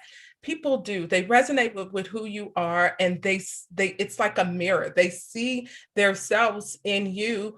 Or when you start to really put your story out there, people will love your story. They see who they are, and they definitely want to latch onto who you are and just be there with you and help you be their guider, to take them through whatever you've been through. And we've all have a story. That's why we're all here, because we've had a story, and we're really trying to, we probably have a book. Most of us have a book, or, we're out online and we're talking to people about what we're doing. We're coaching people through what we've been through. What you're leaving there is your digital footprint, or you can actually be in person and you're leaving your footprint, period. It's our thumbprint. And we have to know that in our personal branding, we are ourselves. There's no one with our DNA. There's no one, in this world who has been through our journey but us. And that is how, we really pull people in to who we are. Our journey of someone else's may be alike, right? They may have been through something similar, but you are the one who is helping them, to really get through more of that journey. Personal branding, I love this part. It really provides your clients with a world-class experience, right? It's unforgettable. I know that if you've gone into some mom and pop shop, right? I mean, I think that we've all been through a franchise, but if you've ever gone to a mom pop shop and you've had maybe breakfast somewhere and you had eaten that breakfast and you're like, man, I love, this food. You come back, right? Because they provided really good food, also the good service. You start telling your friends and your friends start going to that same place.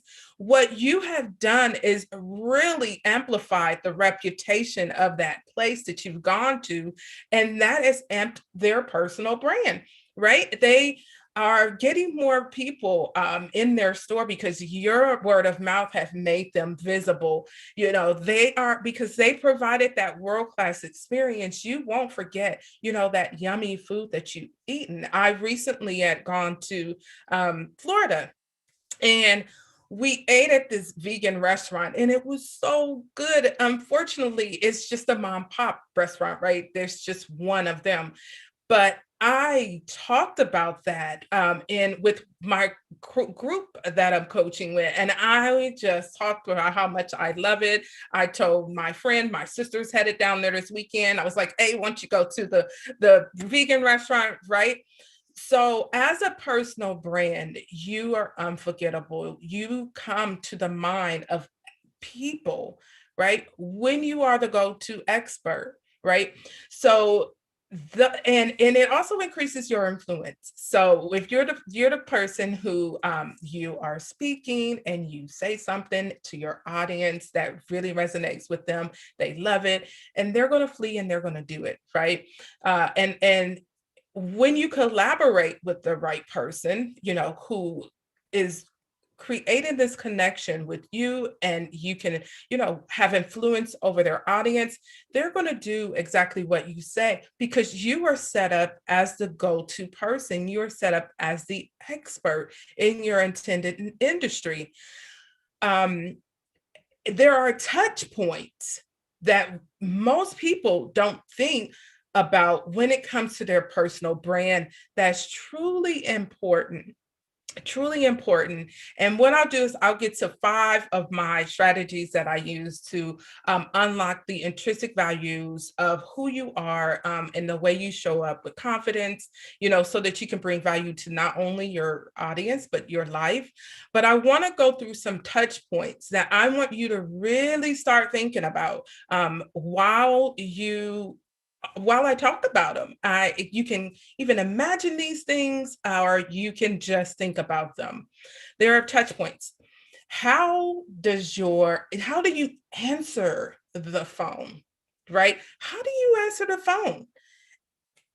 Some people I know, they answer the phone like, yeah, right? That's branding to me. If you're answering the phone and you're like, hello, how are you? I see you as a kind person who is truly wanting to make a connection. But if you're a person who's answering the phone and you're like, yeah, it's like, did I disrupt them? Did I make them upset? Right? You leave the other person on the other line really thinking and questioning about themselves, but who you are, right? It's the look, the feel, and the message of your signs that you have, right? If you have a signage or a logo, that has an effect on the way someone feel. It could be a trigger for some people, or it could be a turnoff, right? So we have different, a well-known brand is, I would say, Coca-Cola, right? Well-known brand. We know that Coca-Cola, when we look at it, we may feel that crisp, cold drink. And I think of the winter when I see the little pandas, right? Or is it the pandas? Oh, the polar bears, right? I think of the polar bears. So if your brand, as your personal brand, you want to understand how people, the feeling of your sign makes people feel, how it comes across to other people. It's the look, the feel, and the message that it gives to people that really resonates with them, or it will repel them into investing in you. Another point is your visual displays. Any brochures. I heard Patrick say your book cover, can sell well, or it doesn't sell well. That's another touch point when it comes to your branding. Even if you have the background of your screen here, that's a touch point. If you have pins, that's the touch point, right? There's different merchandise that you can put together that could be a touch point to who you are in your branding. I hope people are picking up what I'm putting down. All right. Your website. Websites are huge.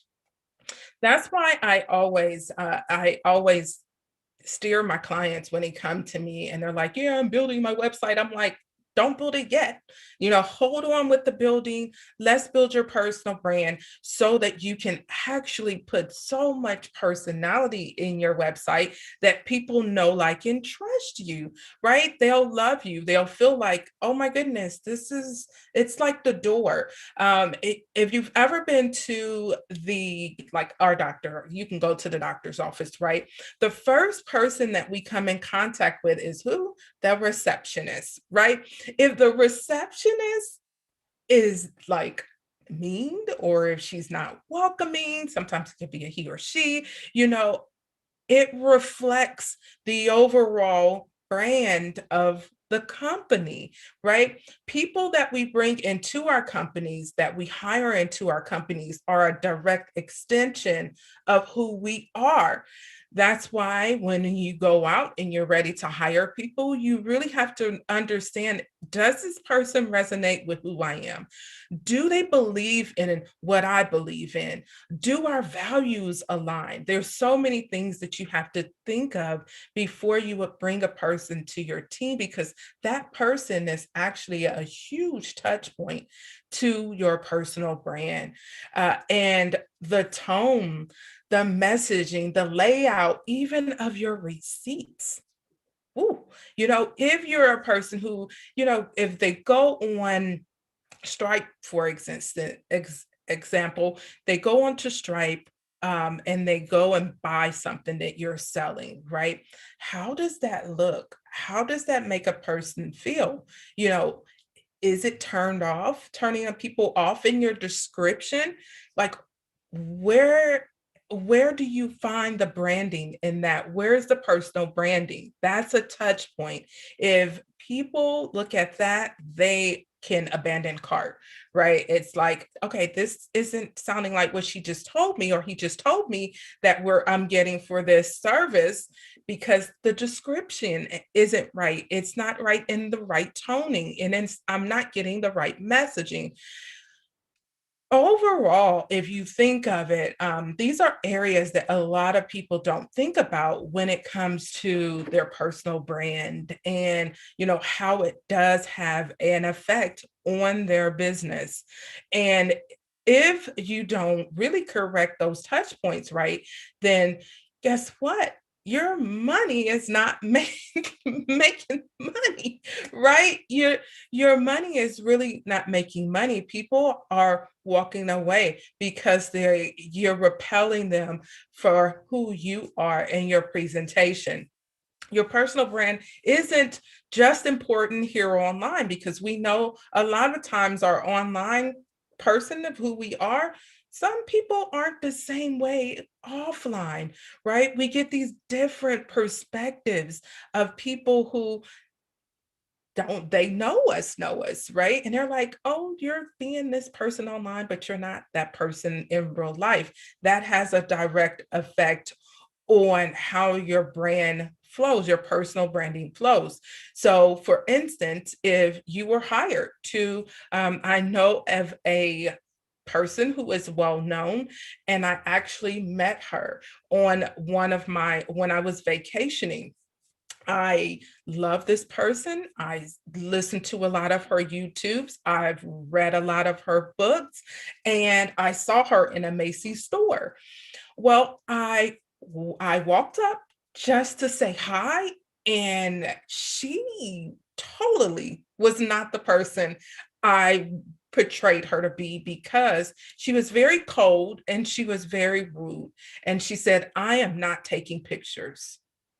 And I was like, really? Like, you're a person who has built a huge brand, personal brand, and you don't have people who are like fans, right?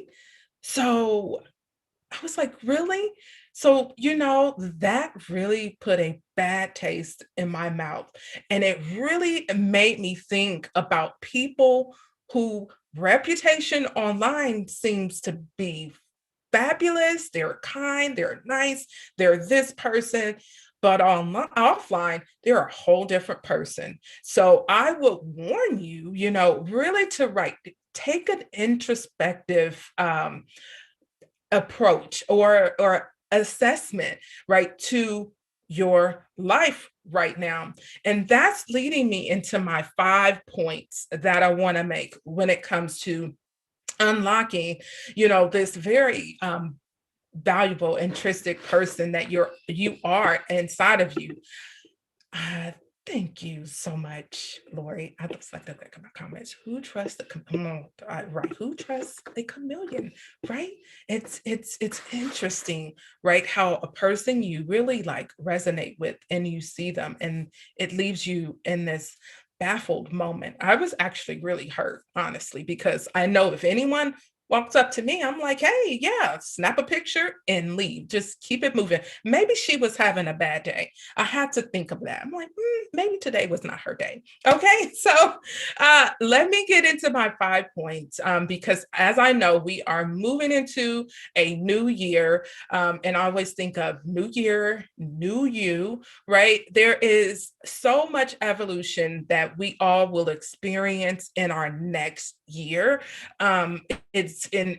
As we have this year. So what can we start really doing, to step into who we are, step into this confident individual that we all are meant to be, really stop hiding. A lot of my clients, they are doing really good in their business, but they hide behind their business, right? They hide behind their logos, hide behind their website. And I'm like, look, let's uncover that. Let's get to the heart of why you are hiding. 1, take the limits off yourself, right? It's so often, no matter where you are in your career, we deal with these limits, these limitations. I have to look at age, right? Look at your age and where you are, and all of the stuff that you probably have not dealt with, or all of the things that you've swept under the rug that has kept you from really taking the limits off of yourself and moving into that next level in your life. A lot of the limits that we deal with, or problems that we deal with, like the upper limit problems, are huge. Failure, you feel failure, right? If I did this, I might not succeed, right? You're already telling yourself that. So your brain isn't doing it, and you create that block in your brain. So guess what? It doesn't happen. We fear of being alone. It's funny because I have one child, right? I have a daughter. She is 10. And it's funny because my mom was like, you had that conversation? I was like, yeah. My husband, he's a little older than I am. So, in essence, okay, I'm not putting anything out there. He would go before me, right? And so she would take care of me when I get much older into my mature years. And I just thought like, oh my goodness, she's going to have to bear the thing of taking care of me on her own. And it's one of the reasons why I'm so passionate about what I do and building what I do, so that she can hire someone to help with taking care of me, right? So it was that fear that I had of her taking care of me alone, not being alone, but taking care of her by herself. And it's one of those things that I will be ready for, right? I will be ready for. Another big thing is the fear of outshining others, right? Most of that fear are like people that you live with or your friends, where your friends there aren't doing as much as you're doing, or even your spouse isn't doing as much as you're doing, and you're out here and you are really building that personal brand. You're showing the world who you are and how you can help them, but you have this fear of, if I move to the next level, will this relationship be at stake, right? That's a normal and natural thing, right? That's a conversation that you definitely should have with that loved one, that spouse of yours. How do you feel about this? How can we make sure that we both are on the same page as far as growth? Because if this happens, if I end up blowing up and becoming a millionaire, how are you going to handle that? Will you still be by my side?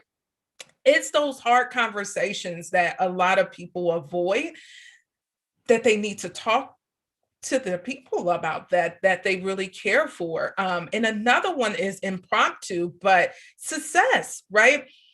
That is a fear for some people. That is a fear that resonates with myself. Like, how many of you feel that, man, I feel fear that I'm going to be successful? Because we think of all the things that could happen. I might lose my friends. I might lose my relationships. Some people might fear losing their mind, right? Or their happiness, or being lonely. But it's, if you take the limits off of saying, is this true, right? Is this true? Or is this a lie that I completely made up myself? And if it is, how can I really move through this, right? You have to do what? This is point 2, all right? You decide exactly what you want. You decide exactly what you want. I know that's cliche, like, oh yeah, everybody says you got to decide what you want. But believe it or not, a lot of people just, they don't have clarity. Like, it's like, are we clear? No, we're not clear, right? Some people are not clear on the things that they desire, that they want. They are having these issues, right, that are rooted into their DNA. It's how they were raised. I struggle with middle child syndrome, right? I'm a middle child, and I sometimes get this confusion, like, well, I want this, but do I want that? I want this, but do I want that, right? I go back and forth and I'm indecisive. And I noticed that, right, a whole lot. Like, oh my gosh, Tequila, know exactly what you want. So I have, this thing where I just write it on a Post-it note. And sometimes I write it on the back of my hand. Tequila, what do you want? Okay, I want this. And I write it on the back of my hand because it reminds me that this is what you've decided, right? Stick with your decision. I want you to write exactly what you want on a Post-it note, right? Yes, decide equals to cut away all other options, right? They all just fall away. When you decide, you divide, right? You divide, right? So I want you to just write down, like for 2022, what is it that you want? I want you to write that one thing that you want in 2022. Circle it, put it on a Post-it note, and maybe you can just write it 5 times every single day, exactly what you want, and put it on Post-it notes. So wherever you go in your home, you see that, right? There's a Post-it note I have is, I am a millionaire brand, right? It's all over my house. It's on my microwave, right? It's in my car. It's on my fireplace. It's in all of the restrooms. It's everywhere. In a minute, this wall back here is going to be full of sticky notes. So knowing exactly what you want definitely is going to create clarity in your life, and you will be and then things start happening and shifting in your life that you'll be like, what? It's really happening, right? Surround yourself with positivity, right? Those sticky notes, yes, they are keeping you very clear, but what else is going to keep you positive and moving towards taking that limit off of your mindset? Now that you know exactly what you want, what is the next? Like, how am I going to surround myself with positivity? Because honestly, like this is where we're working from a lot of times, right? We're working behind our computers. How can I stay motivated, right? I love YouTube videos. I love listening to podcasts. I love just, even in listening to audibles are helpful. Instead of I love someone said, make your car your rolling university, driving university. Make that happen. Put your positive affirmations around you. Take your phone and put on the time, in your little clock, because we have these little things where we can set timers in our phones. You can put a quote that keeps you positive, or a reminder that you are great in there that's going to help you, right? It's going to help bring more value to your want, your thing, that goal, that thing that you want to achieve. And once you start doing that, you move into step 4. Strategy 4 is the inspired actions. Oh, this is fun, right? A lot of people struggle with, well, I'm trying these things, but they're not working. This is just getting hard. Things get hard. I know things get hard, but also things become inspired, right? When you surround yourself with positive people, positive quotes, positive affirmations, and alarms, things will start to happen in your life where your actions will really start aligning with your words, right? With what you're thinking and aligning with what that thing that you want. So you have to stay in tune with who you are in yourself. Like quieting your mind works. I meditate every morning. It helps to align me with what do I need to do next? And right out of that meditation, I'm inspired to really write those three things down that I am inspired to do for today to move to the next step. That's what you can do. What are those 3 things, right? What are those inspired things that feel good to you? Write 3 things down that really feel good to you. Actions you can start taking either now or tomorrow morning to move you to your big goal for 2020. 2, don't wait until 2022. Start now. You get the snowball to rolling. So when you get to 2022, it's just all downhill from there in a good way, right? It's all downhill from there, downstream from there. So taking those inspired actions is going to lead to more inspired actions, and you're going to get so much done during that time, right? Keep an eye on my time, guys. Like, I'm a talker, so I got to keep an eye on my time. Once you take those inspired actions, guess what's going to happen? Little by little, you're going to start receiving the things that you desire, people will start walking in your life that are going to help you, right? Projects, collaborations, right?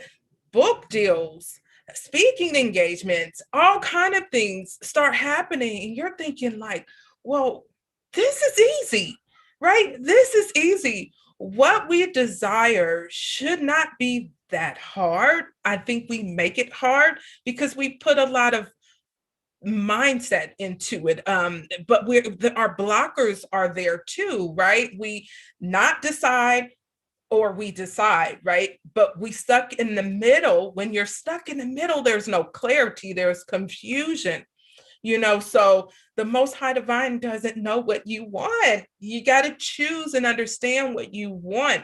And when you know what you want, things will start happening in your life that will start flowing in your life so much. And as you go on this journey of really unlocking, who you are and stepping confidently in your life and in your business, you're going to have to fine tune some things because evolution is real. You're not the same person you were a year ago. Look back at your life, December 8th, 2020, you were different. The world was different. Everything was different. But now a lot has shifted and we've had to really move with that change. If you have not changed, it's no one's fault but yours, right? If you're still in the same place that you were in 2020, then accountability is key. Personal accountability is key, and asking yourself, why am I not here? You can be there, right? It just is taking that first step and saying, let me take the limits off of my mindset and let me move into my new self and be who I am supposed to be, right? It's going to change. You just got to refine it, right? Define it and refine it, right? You define what you want, but you refine it as you go, because you'll hit the goal. Boom. Now start back at point one, strategy one. You just start over from there. After every time you hit that goal that you said, oh my gosh, I actually did this. Ooh, hoo, hoo, hoo, hoo. Start back, because you will always have a desire. We always will have a want. We always want things. As people, we're always evolving. We always want things. Start back at one, because there's always a limitation that is stopping you, right, from getting that thing that you want. Start back at one, okay? You want to take the limit off of yourself. Identifying that upper limit. 2, you decide exactly what you want. 3, you surround yourself by positivity, people, places, things, all of those good things, and Post-it notes, right? You take the inspired actions that you need to get to where you want to be. You open your arms and you receive it. You celebrate too. And then you refine things if you need to. And that's definitely going to help you just be who you be. Okay. I'm super excited. And I want to give you, I have 31 thought-provoking questions that you can ask yourself. They are going to help you really get fine-tuned, understand deeper of who you are for your personal branding. I have that link. It's in here.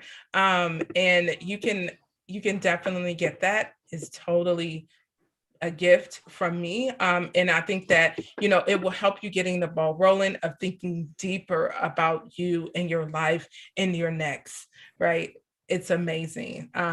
So yes, and you can connect with me and we can chat. Yeah. Thank you so much, Tequila. And so for those watching, what is the link? Yes, I We'll give you the link. Let me give Actually, if you can say it out loud, it would be for the viewing audience. Yes, if you go to my website, it's actually there is tequilacowser.com, and you will find it. It's clarity to communicate. Fantastic. Thank you so much. It's been great to have you. You're also a brand new member. So if you can just say 1 or 2 lines about joining, what made you join, how we met, anything that would give folks there in the listening audience an idea of what to expect through the membership. Yes, I met Bettina. We actually were on the same stage, virtual stage, and I really resonate with who she was. I actually loved who she was immediately. And I said, hey, I want to connect with you. I want to talk with you, you know, even to see how I can add value to what you're doing, right? It's not always about, hey, how can I make money, right? It's always, how can we add value for each other? And that's how we connected. And she sent me an invitation. She invited me to this amazing community, and I love it. I've met Lee, you know, they help me so much. And I can't wait. I can't wait to just really continue on even through the next year. And it's going to be explosive. Yes. Next up is your 5-minute spotlight video that we're going to help you to produce. And we'll be also giving you opportunities to speak on our stage, which is a member benefit. So thank you so much. So I am going to go again behind the scenes and bring up the graphic for our next speaker, who is Brian Gregory. And I'm getting that queued up here. Just give me 1 second. All right. Okay, actually, hang on. Yeah, there we go. Let's go to the next one. Got to get the right images up for the right speaker.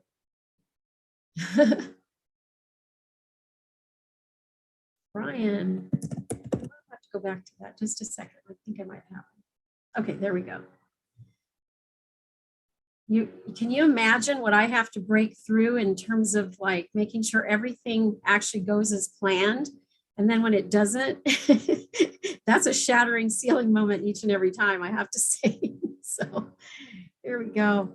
Next up, we have Brian Gregory, the CEO of Admanity and creator of the Admanity Protocol, the world's first emotional algorithm for small business brand analysis. The Admanity Protocol can analyze any company brand in 5 minutes online and then create agency-level advice on how that business should market and advertise emotionally to reach those most likely to buy. The algorithm identifies the ideal tactics, strategies, and ad formulas that can be used, as well as a myriad of other marketing recommendations. It is a breakthrough for small businesses that need the strategies, as well as for the ad agencies that are hired to create them. He has been an entrepreneur for 40 years, has spent 20 years in the magazine, publishing, advertising, and agency realm. He's written the book, Sheep Don't Eat Complicated Grass, and is very passionate about the advantages of emotional marketing. He's an advertising sales master, author, speaker, and an expert on emotional marketing and branding tactics. Welcome to the stage, Brian. It's great to have you back. Hey, Bettina, it's great to be back. As always, I feel like I'm always among friends here every time we get together. I see so many familiar faces. So I'll get right into it. Hey, everybody, I'm Brian Gregory, and I'm here today. I'm going to chat with you about advertising and marketing. It's great that I get to follow up on what Tequila was just bringing out. She had a lot of great points there about your personal brand and how important it is. And so many people don't believe they have one because they think branding is a big thing and it's a big company thing. But even, I don't care if you have a hot dog cart or if you just have a personal coaching business on the side and you don't feel like you have this brand built yet, but you are a brand and everything you do must reinforce that. And what I'm going to share with you today is some techniques that the big brands use and how you can use them yourself, because they don't have a monopoly on good ideas. They don't have a monopoly on formula. They don't have a monopoly on words or emotions. Everything they do, you can do as well. I'm going to start today. I'm going to play a little game. I haven't done this before with this group. And I want you guys to imagine that you're an ad agency, okay? You are an ad agency and you know everything about advertising. You're really smart about advertising. And I am going to come to you as a potential client. So imagine you're sitting behind your big agency desk and somebody like me comes in and has a request, or let's say a whole bunch of requests. And I call this game, If You Were My Agency. And the point is, would you take me as a client when I get done telling you what I want? You're gonna make the decision whether you would take me as a client. Okay, so you guys ready? Okay, so you guys are the ad agency and I'm somebody just walks through the door. Okay, here we go.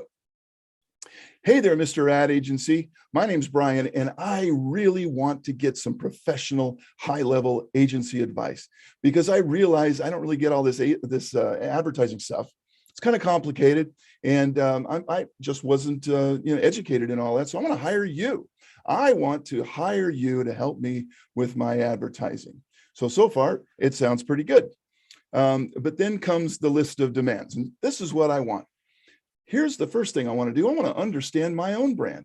That's pretty important, right? I just need to know who I am so I can project that to the other people out there. Because if I don't know what I'm doing, how am I going to sell this to the world? You must understand your own brand. And I want you to figure me out. I want you to sort of diagnose all the emotions and everything that are going on in my brand so that I can learn how to project that to the rest of the world. So I'm not sure how you do that. You're an ad guy. You figure all that stuff out. You're smart. Next, I want some strategies. I want some formulas. I want to know how to create the ads, not just for advertising. I want email formulas. I want social media. I might do some door hangers. I might do radio. I might do a webinar. I might do a funnel. I might do a website or two. And I want these formulas to work on all this stuff because I don't really have the time to figure it all out the hard way, which means I lose money. So you figure out not one, not two, but 16 different ways I can sell my brand. And I'll leave that up to you. And obviously I want all those ideas to be based on actual winning formulas in the real world. So don't give me any experimental stuff. Don't do that to me. I'm not your guinea pig. You give me the good stuff. I just want the A-level quality formulas. So if you're getting all this down, I've got a little bit more.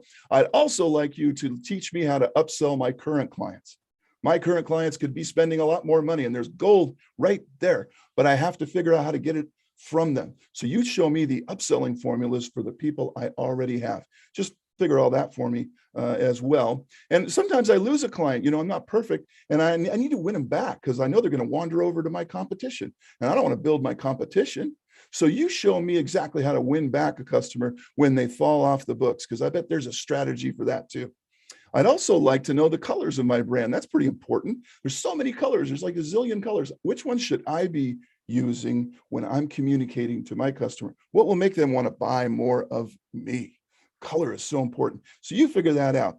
Now, language is super important, isn't it? Copywriting. We hear a lot about copywriting. I don't know anything about it. I just want you to show me all the words I should be using. Show me the phrases, show me the metaphors. I think there's about 170,000 words in the English language, but I don't want to mess with that. I just want you to show me the ones that sell my brand. Just pick them all out. I know it's a lot of work, but please go ahead and do that for me. And I'd be really appreciative if you find all those keywords that I should be using in all of my materials right now. On top of that, I'd like you to build a psychological profile of who my best customer is. Gosh, what are these people thinking? What do they want from me, right? Show me what these people are like when they want to buy whatever my product is. And I know I haven't even told you what my product is yet, but you're going to have to figure that out too. I also like to know the photos that I should be using, because photos are really important. So you should just go to some stock photo place and get all the photos that are great for me to use so I can save me that time. And you should probably just buy me a membership to a stock photo thing so I don't have to do it. I think that'd be a real nice thing for you to do.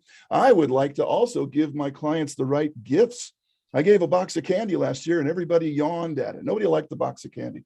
So I want you to tell me which gifts I should give so that they want to buy from me. They want to buy more because gifts are important and I don't know what I'm doing.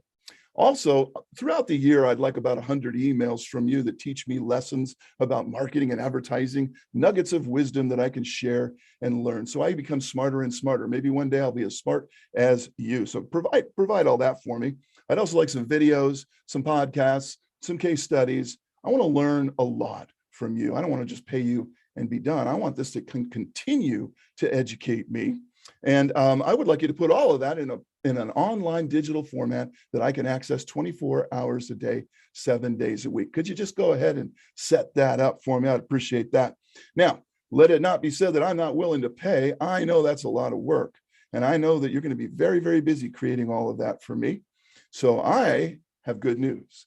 I am willing to pay you the grand sum of $397 to do all of that for me. Now, before you leap across the table and say, yes, I can't wait to start, I have a couple more requests. I'm a busy guy and I can't afford to wait around. So could you get that done in the next 5 minutes? I got to go.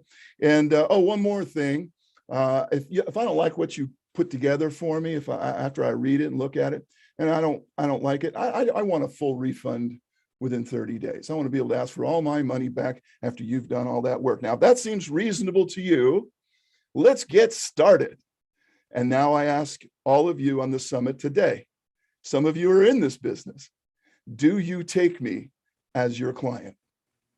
I see people going, no, absolutely not. Nobody in their right mind should take me as a client. Nobody in their wrong mind should take me as their client.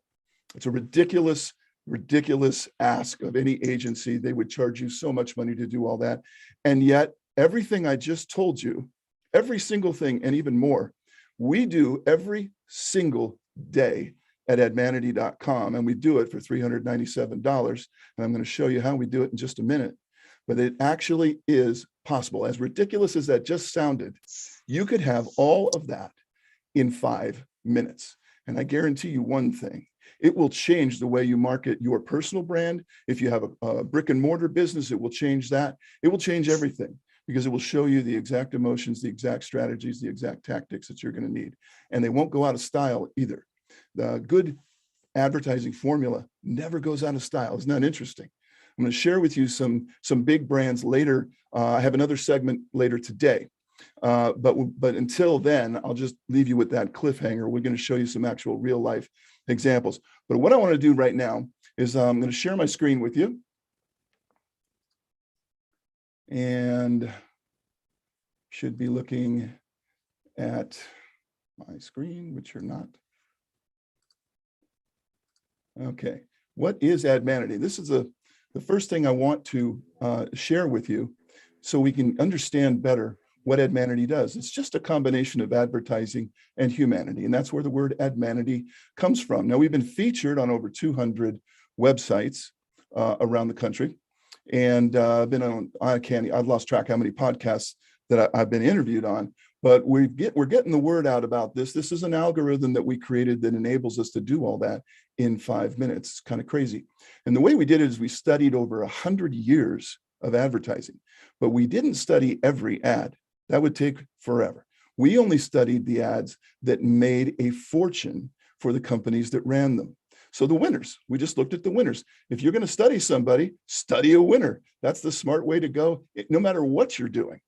And so we looked at the companies. So if you look at that red line there on the bottom, that's kind of not much going on, right? Let's say that's our brand right now. And we're not really happy with it. It's kind of flatlining. And then all of a sudden, a new ad is introduced into the mix. Nothing else changes, just the ad. And all of a sudden, the brand starts to go up. And it starts to go up rather dramatically. And it's the same product. We didn't change product. It's just presented differently. And it's, oops, kind of went wacky there. Well, basically, it's just saying that it's just the ad is the only thing that really changed. And on that thought, small businesses can now advertise using the same formulas that the big guys use. And these big companies spent millions of dollars to figure this out. So it's really nice that you can just come along and copy it because there's no royalty on an idea like this. Now, the big guys have big ads, big budgets. You're a small business. You're just going to do the same thing. You're just going to do it on a much smaller budget. That's all small businesses have to do. So if you advertise for $100 a week on Facebook, then that's what it is. You're not going to spend millions of dollars, but you can use the same emotional tactics and you just use the same ideas. And we'll show you how to do that. So for example, let's take a look at this ad. I'm just going to share with you why ads continue to work over and over and over. Advertising is formulaic. That's one of the principles of admanity. And the good ad just continues to work over and over. Products will change, logos change, everything changes, but humans don't change. Isn't that interesting? You still have the same DNA and emotional toolbox as Caesar, Mozart, and Shakespeare. So you've never really changed, and humans don't really change. So we can use these formulas over and over. So let's switch that college ad now. And now we're selling fashionable evening attire using the exact same words: be admired, make the smart choice today. And I can switch the ad again. And now we're selling hair products: be admired, make the smart choice today. So good formula works over and over, again and again. And it can even interchange between products. And it's one of the things we share with you, so you don't have to reinvent the wheel. Now, meet the best customer you're ever going to have. It's the subconscious mind. Subconscious mind of your prospects loves repetition. It loves emotions. It loves simplicity. It loves visuals and metaphors. It believes everything it's told. Isn't that nice when we're trying to sell something? If our prospect would just believe everything that we said to them, and it makes all the buying decisions. That's probably the most important thing about the subconscious mind. The mind you never think about. It makes the buying decision. So we just need to talk in a language that it likes. And that is what we call advertising. So emotions were actually the first language of humanity. Before we had words, phrases, and metaphors, we had a lot of people who looked like this guy. And it was all emotional, wasn't it? There wasn't a lot of language. It was just simple emotional survival. And that's how our language and everything started. Now, to give you a modern day example, let's go to the 23rd century now. Now, a lot of us know Star Trek, and the two characters there couldn't have been more opposite, right? Captain Kirk is the emotional one, the one who made all the decisions. He would represent your subconscious mind, and very emotional. And then there's Mr. Spock, the exact opposite. Conscious brain, stoic, rational thought, not emotional at all. And if you had to hire these people to work for you, here's what would happen. Captain Kirk would be the star of your sales team. He would make you a fortune. You'd fire Spock within 30 days because Spock can't sell. The conscious mind doesn't know how. The subconscious mind is the mind that buys. And so Spock would find himself at a real disadvantage because persuasion is emotional and resistance, all resistance is rational. So if you've got a lot of facts and logic in your ads, all you're doing is giving people more ways to say no to you. You must stay on the emotional side. Think Captain Kirk. Do not sell like Spock. You'll get a reaction like that. It just really doesn't work. Now, in Admanity, we've narrowed it down to 15 emotions. These are the 15 emotions that sell everything. So I want you to look around the room that you're in right now. Wherever you are, you're probably at home. Look around the room at everything in that room. Furniture and clothing, whatever you got around you. Every single thing you've purchased in that room, you purchased emotionally. You did not purchase it logically. You purchased it emotionally. Your emotions buy everything. They move us through life. And what you're looking at here are the 15 emotions that sell stuff. These are the 15 that make us money. If you can learn these and learn the combinations, and that's what we show you, which ones go together, then you can create an ad anytime, any place, anywhere, at almost any price. And so if you look at these labels, authority, affinity, approval, community, admiration, ambition, you're not going to see anything there that you don't recognize. You know, we buy emotionally, so you must sell on emotion, and these are the 15 that work. Technology will always change. It changed since I've started talking. But these emotions will be here for your children's children's children. Our brains evolved to react to emotions. That's just why we are what we are. Not facts, not reason, not logic. There were no logical cavemen. Okay, there were only emotional cavemen, and we grew from there. These emotions are primal. That's why we call them, I referenced the caveman. You've been using them your entire life. You just had them used on you most of the time. We're going to show you how to use them in your marketing. And these emotions continue to sell everything, and they will into the future forever and ever and ever. It's just the way it's going to work out. Now, the formulas are what you need to know, the combinations of those emotions that fit your brand. That's the secret. And if I asked you today, what's your formula? Most of you would say, well, I don't know. What's a formula? Most small businesses don't know their formulas. It's not your fault. You were never shown, but you need to be shown. And 4 out of 5 small businesses fail And that's a really bad number. And there's no reason for that. But if 4 out of 5 business, if 100% of the business started out knowing their formulas, I don't think 4 out of 5 would fail. But because almost no small business knows the formulas, and only 1% of the businesses in America can afford to hire an agency, the other 99%, that's us, we have to get this information somewhere else. And that's what we share with you, because the big brands can hire the talent and they understand their formula. If you ask the CEO of a big brand, what's your formula, he'll tell you. But we, as small business people, sometimes we just shake our heads and say, well, I don't even understand what you're trying to ask me. And so we are not shown. And so we created the world's first brand analysis algorithm. And what it does is it analyzes any brand in 5 minutes and tells you all those answers, everything I said in our little funny story that when we began today. So the Admanity protocol is just a breakthrough system that reveals your emotional formulas that will sell your brand best based on all the most successful ads of all time. So think of it like an owner's manual, but without spending the fortune, without having to go back to school, without risking any money, because we do everything on a money-back guarantee. Think of it like a personality test. Most of us have done one of those by now, and they're really fun. They're really interesting. I love them. But think about this as a personality test for your business. So we say what to say, how to say it, what to show, how to show it, what they want, and how to make them want it. And this is part of what's available to you in your We Empower You membership. Now, real fast, this is what you get.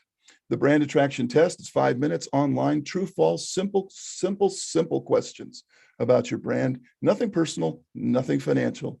The test is blind. We don't even know what business you're in when you take it. We don't need to know that to analyze the emotionality of it. Your brand brief will tell you exactly what you are. It'll classify you. In this case, it's innovation, but there are many, as you saw, the 15 different classifications. So we'll just share with you how you should be presenting yourself to the market.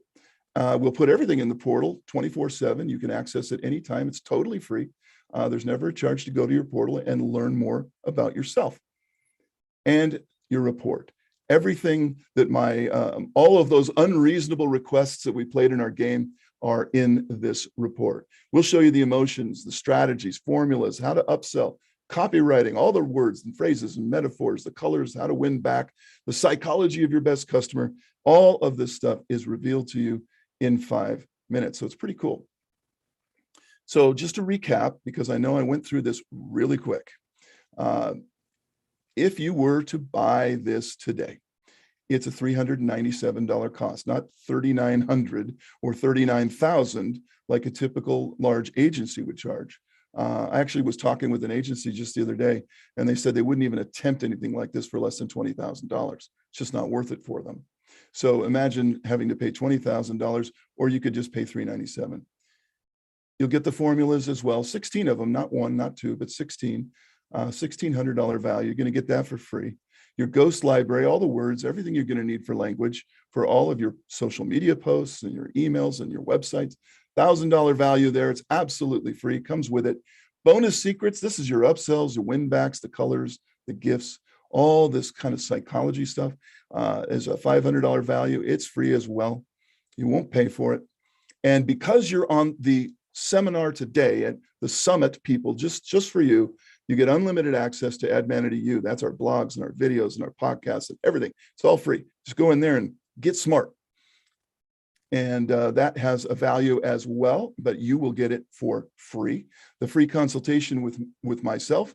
I don't normally do this. I'm doing it just for We Empower You people. I'm $1,000 an hour. You're going to get a free consultation after you get your materials. We'll discuss what your report and some strategies for you, and you get that absolutely free.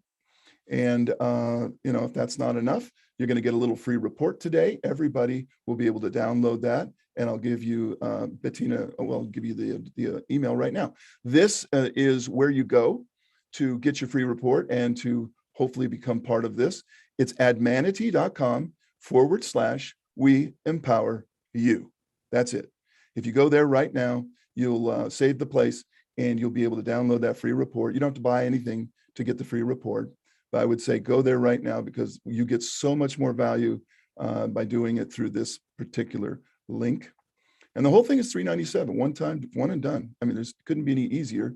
So over a $4,600 value, $397, and you're going to get your 30-day money back guarantee. So you take a look at everything, read everything, learn and understand before you make the commitment. And if you don't like it, 100% no questions asked. So there's pretty risk-free stuff. Now, this is new.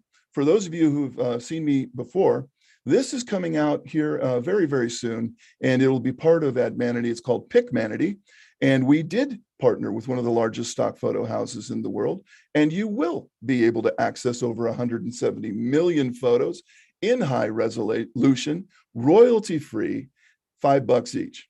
You can buy one photo or you can buy 100. It's possibly the most simple stock photo plan ever, and we'll also be coming out with another version soon where we make recommendations for your business. Which photos should you buy to be in the ads?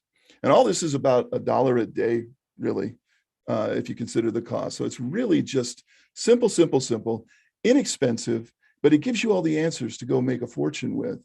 And until you understand what attracts the world to your brand, you really shouldn't sell your brand, because you'll be wasting money, wasting time, and being very, very frustrated. So if you can't afford a $40,000 ad agency today, my suggestion is give this a whirl. You can get it through We Empower You, thanks to Bettina, as a wonderful gift for any business person. It took us 7 years to build this, folks, and there's a lot to it. But it'll enlighten you. Let's just say we talked a lot about enlightenment today on a lot of levels, and your brand should be enlightened as well. And if you'd like to watch a webinar, and if you just can't get enough of me and you just want more, go to the admanity.com, and you'll instantly you can register for a free webinar where I go into more detail on this stuff. That's about an hour, and it's really fun. And I'll show you how you can market like $1 billion brand, and maybe you'll become one yourself. And with that said, I thank you. Thank you, Bettina, for having me on today. And I'm excited, as always, to be here with all of you folks. And if I can be of any help, I'm putting my contact information in the chat right now. And just a teaser tonight in my breakout session. Anybody who attends my breakout session will get a free consultation with me to ask any question you want. So we'll tease you with that, and I'll be back later. Wow, thank you so much. I have to say, your session is always such a great reveal. I run a marketing agency, and yes, we charge tens of thousands of dollars to do exactly this. And go for the $397 is all I got to say. I'll be using this going forward with all of my clients because it really does work. I've done 2 rounds of questions, and one took a little bit longer because I was doing it with Lee, and we had to go a little dialogue back and forth. But at the end of the day, this is bar none one of the best opportunities that we are presenting here today. Brian, thank you so much from the bottom of my heart for presenting Admanity Protocol to us again. It's my pleasure, Bettina, as always, and I'll be back later. So we'll do something different, though. I promise it won't be the same thing. Fantastic. All right, next up, I'm going to be bringing up one of our members and showing his spotlight, and that's Anthony Velez. Say a quick hello while I look up your graphic card. I'm going to just introduce you formally here in just a second. Hello, everyone. How's it going? My name is Anthony Velez. And happy birthday to you. Oh, thank you so much. I appreciate it. That makes today even more special. Yes, I got a little birdie whispered in my ear, Aggie Clark, who you also consult with. She's like, it's his birthday and he'll party if he wants to. So that's right. Anyway, I am going to bring up your card here and more formally introduce you. So hang on one second, bring up this. There we go.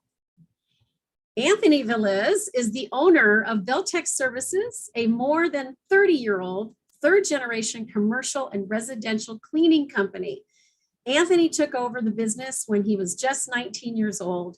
For more than a decade, Anthony has been exploring opportunities to expand his business, while experiencing the stresses, strains, and growing pains that come along with being an entrepreneur and running a business. He's bringing that experience into his new company, Veltex Advisors. Anthony will now be helping people who want to launch or grow their cleaning businesses while building a network of affiliates to serve clients around the country. Anthony grew up and still lives in Tacoma, Washington area. He serves on the Clover Park School Board and is active in his community. Welcome again, Anthony. We're going to talk a little bit about your 5-minute spotlight that you just went through.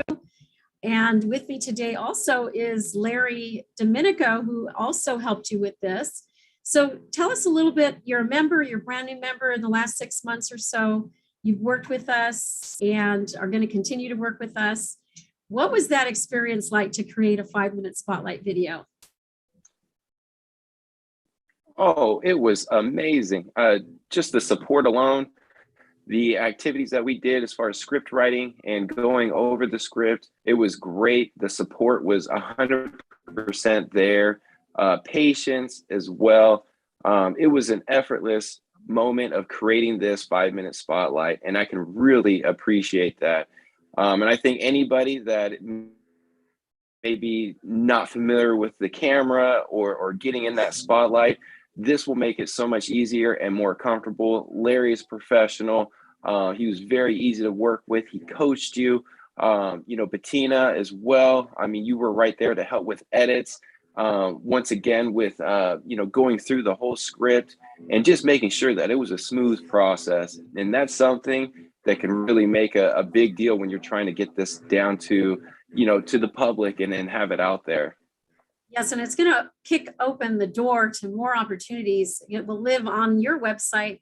It'll be something you can use for social posts, and it will live on the WWTVN that Shay Vaughn has offered up to us. So Aggie is on and Larry is on. I'm going to have you both unmute your mics and share. Ladies first, Aggie. Hello, everyone. My name's Aggie Clark. I have been working with Anthony for, wow, 10 years, do you think, Anthony? Yes, I would say so.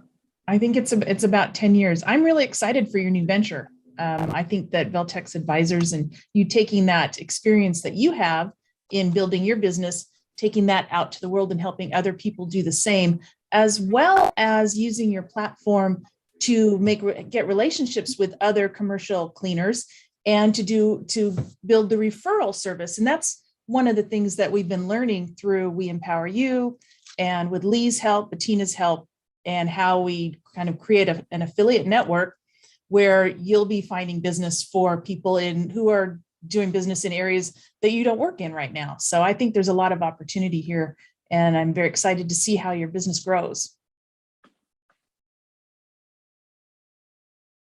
Fantastic. Thank you, Aggie. Also, you are both of our consultants and you serve as our CFO for the company for We Empower You, and you're amazing.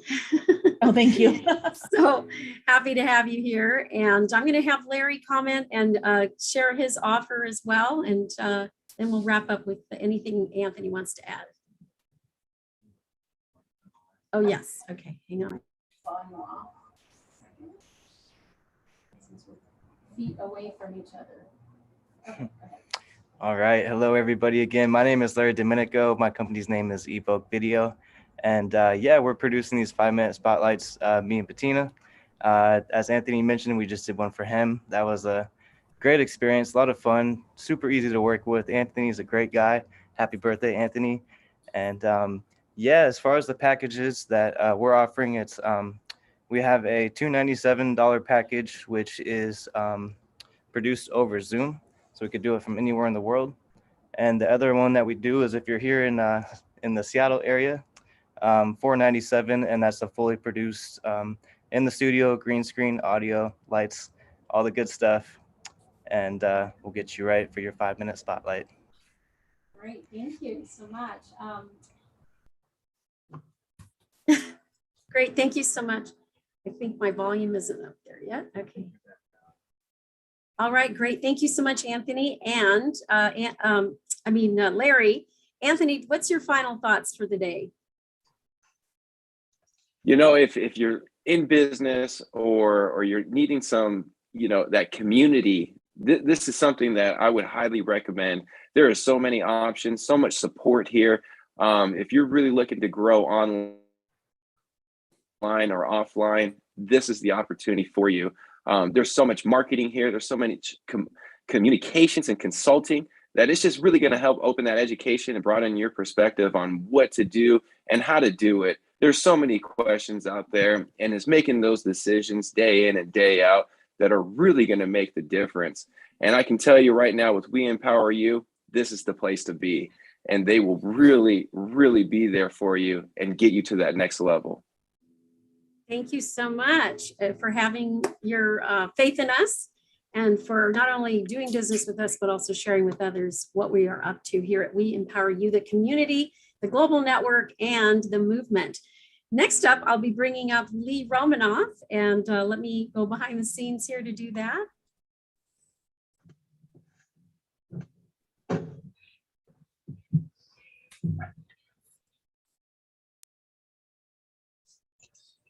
All right, and with us again today, the founder of the Income Activator, who blessed me with her amazing, brilliant, talented mind and person and friendship to join us here to create and co-create this We Empower You community.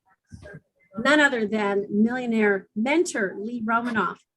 Lee is a motivational speaker who has an action plan on how to start and build your own online income. She is self-made and has been making millions of dollars online since 1994. Lee has entertained radio audiences for decades and speaks to sold-out audiences that love her. She shows how you can activate 10 revenue streams online. The money is in your recommendations. By simply sending leads to businesses you recommend, you can make thousands of dollars. And I can tell you that's actually happened. She knows what works and what does not work. Lee provides you with the knowledge of what to do and provides you with the website platform to make it happen. Welcome to the stage, Lee. It's so fun to be working with you, I have to say. Am I muted or unmuted? You're good. I'm good. Good to go. Okay, just be careful of your friend Bettina's, because that means she can call you after midnight and before 6 a.m. Okay. And vice versa. So if you need something in an urgent way, Bettina is the best person. So let me go and start sharing my screen. Could you enable my participation? Just a little. Yes, we'll do that. As I said, technology, I own a tech company and I don't even like texting. So there you go. You can create a revenue. Okay, let's just try that again. Yes, you have controls now. You think I would, right? That would. Yes, it. Okay, so let me share my screen. Now, Bettina, confirm that the screen I'm sharing is not my production screen. It's full screen, Liquid Money. Is that correct? It's coming up. Yes, Liquid Money. And do you want your camera off or do you want it on? Does that work for you? Yes. Perfect. Okay. Do you want your camera off or your camera on? You can turn my camera off. Let's not distract anybody. Okay. Okay. So Liquid Money is full screen. And I'm going to proceed because here's what I want to tell you guys. You can do everything I'm telling you to. The only difference is if you do it with us, we will make it easier for you. Okay, so I'm going to go through all kinds of ways of making money out of thin air, out of the internet. You know, you thought Bitcoin was good. This is really easy because you don't have to worry about up and downs and all that type of thing. So Liquid Money. Most people ask me, how? That's you, okay? And all your thoughts are the question marks. Okay, now understand, and I believe Nigel said this earlier, failures are the steps to success. Let me confirm that. They are. Okay, so if you don't feel like failing, I have an easy way of sort of setting your failures aside in this presentation. So I'll tell you how it is. So, you know, you've heard life is a highway. Well, this is most people's highways. Okay, they go on one stream. Let's just say it's coaching or whatever it happens to be, and their highway doesn't allow them to do anything else. They get blocked. So this is their highway. Now, what I'm going to talk to you about is how to get out of your own way and do what you do, but try other things. So here's a coach, serious coach, good information. And here's a coach when she can be creative. So I'm going to tell you how you can maintain your coaching business or whatever business you want, but yet have your creativity flow. Okay, so the Income Activator website platform, which a lot of people are using right now, has everything you need to do to create training programs, courses, books, all that type of thing. So it's a very solid platform for your coaching or business website. But it's also a really creative website to be inspirational and say, I just can't believe I just did that. Like, for instance, we just saw Anthony. Anthony has his cleaning website, which he has been very stable on for many, many years, providing consulting, business coaching, but he also has his directory website.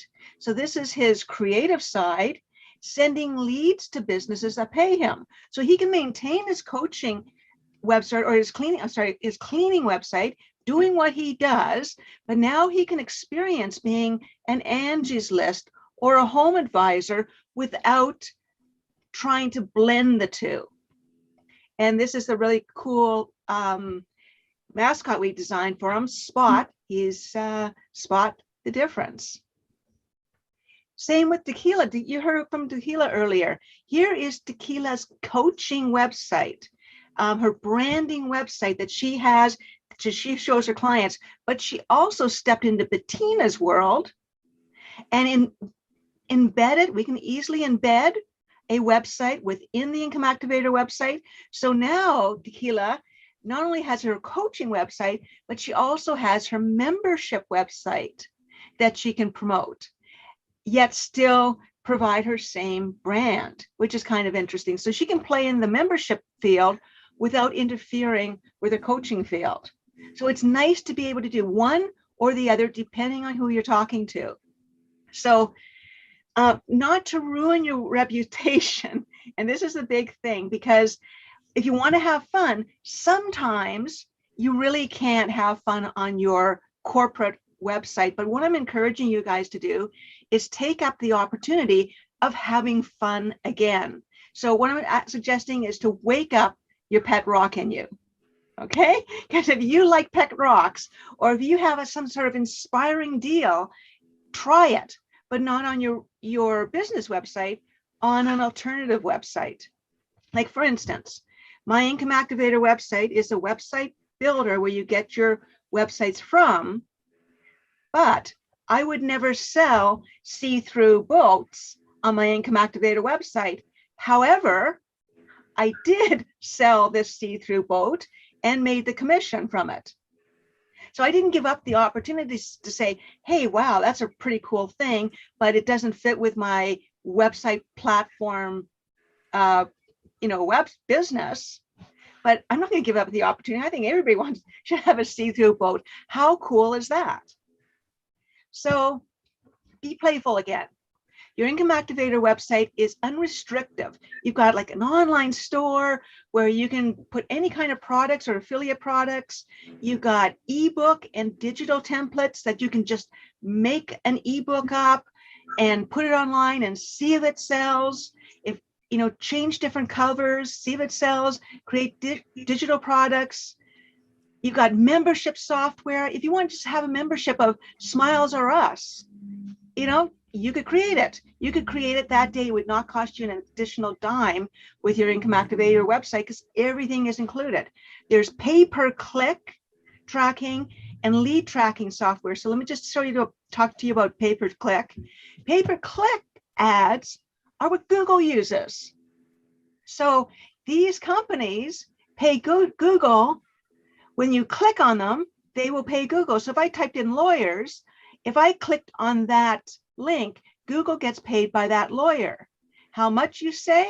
Well, if you go to Google's keyword planner, which is free to do. Lawyers are paying up to $500 per click.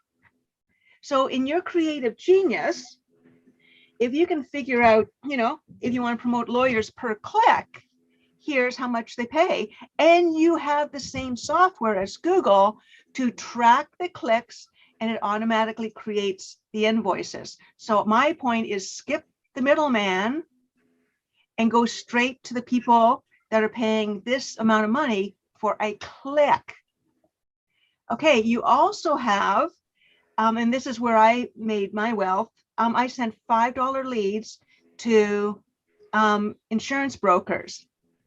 And because I didn't actually have to write the business, I just sent the leads. I would average $50,000 a month by just promoting my business, saying, come to my website, get the lowest quote, and fill out this form, and you'll be connected with a, insurance broker or agent. Now you can do this for any business, because what businesses really need leads? Every business. So be playful again. It's unrestrictive. So what I'm suggesting is keep your business going, but get another website where you can be wild and weird. I think it's spelled weird wrong, but you know what? Or did I? Who knows? I'm not a speller. So for instance, I just went online the other day. wildweirdthings.com is selling for $1. So you could create a website with wildweirdthings.com. That domain's open. So buy a generic domain name for like $1. mytopbestpicks.com, noworneverideas.com. Just buy something that is generic, and then add some really interesting products that you think like are wow products, or products you buy. Neon signs, pizza cooking ovens, drones, robots, something interesting, and clear bottom glass boats. Throw it up there. Send it to maybe people on your mailing list. Not everybody would be, on your mailing list, but if someone's talking to you about, I want to make a video, hey, why don't you buy a drone camera? That's a pretty cool thing to do, and send them this. You might just get, a commission from it. Now, what you need to do is follow what's trending, because it's just fun. But otherwise, other than being fun, get an Amazon link. And, if somebody wants this like really wild, colorful clock, you can say, hey, check this out. They'll go to your, let's say, avatar website and buy it. So grab an Amazon link. It's free for you to do it. Experiment, have fun, make money. Buy from yourself. All the stuff that you're buying, put on your own fun, have fun again website. Put it on and then share that website domain with others, because if you're buying it, they'll buy it too. It's kind of like, a pretty easy process. Now, Amazon commission is 8 to 10%. Understand and always look at a cookie time frame. So if somebody looks at your website and 12 hours later comes back and buys something, Amazon will give you credit for that. But if they come back 2 days later, you won't. So be aware of what restrictions you have. Wayfair, a lot of people buy from Wayfair, home accessories. That's 5 to 7%. But then you can go to these accessory people and get direct affiliate links, skipping out the middleman of Amazon and Wayfair and going directly to that company. For instance, Bettina would be an example of a direct affiliate link, where there's no middleman between you and Bettina to get the membership or to sell her membership platform. ClickBank, information products, you can get up to 50 to 75% commission on promoting an information product. I just bought one what was it called? It was just how to get through hard times if the lights go out, you know? So it was a really good book. But whoever promoted that book, I know, probably made 75% commission on me. Okay, so ClickBank information products. You on your Income Activator website have the templates to create your digital products, whether they're ebooks or digital products. Search online to find out what digital products are selling the most. Do it and put it in your website. That's a pretty easy, 1, 2, 3 snap thing. ClickBank. Put your ebook up on ClickBank. Have other people sell your ebook or your book. It's free to do that. So, and there's millions of people that go to ClickBank and buy products. So put your courses, your books, or your digital products on businesses that are already selling other people's products and services. Okay, sell your own products on other platforms. Wayfair, you can sell your products on, if you have this great chair, you could sell your products on other platforms. Now, let's just say this guy had this great chair, does not want to sell his chair on Wayfair. You could sell it for him. Say, don't worry, I'll do it all for you, and then get a commission deal. So you can sell other people's cool products. Okay. Now, I used to live in this really beautiful complex, and there's about 1,200 people living there.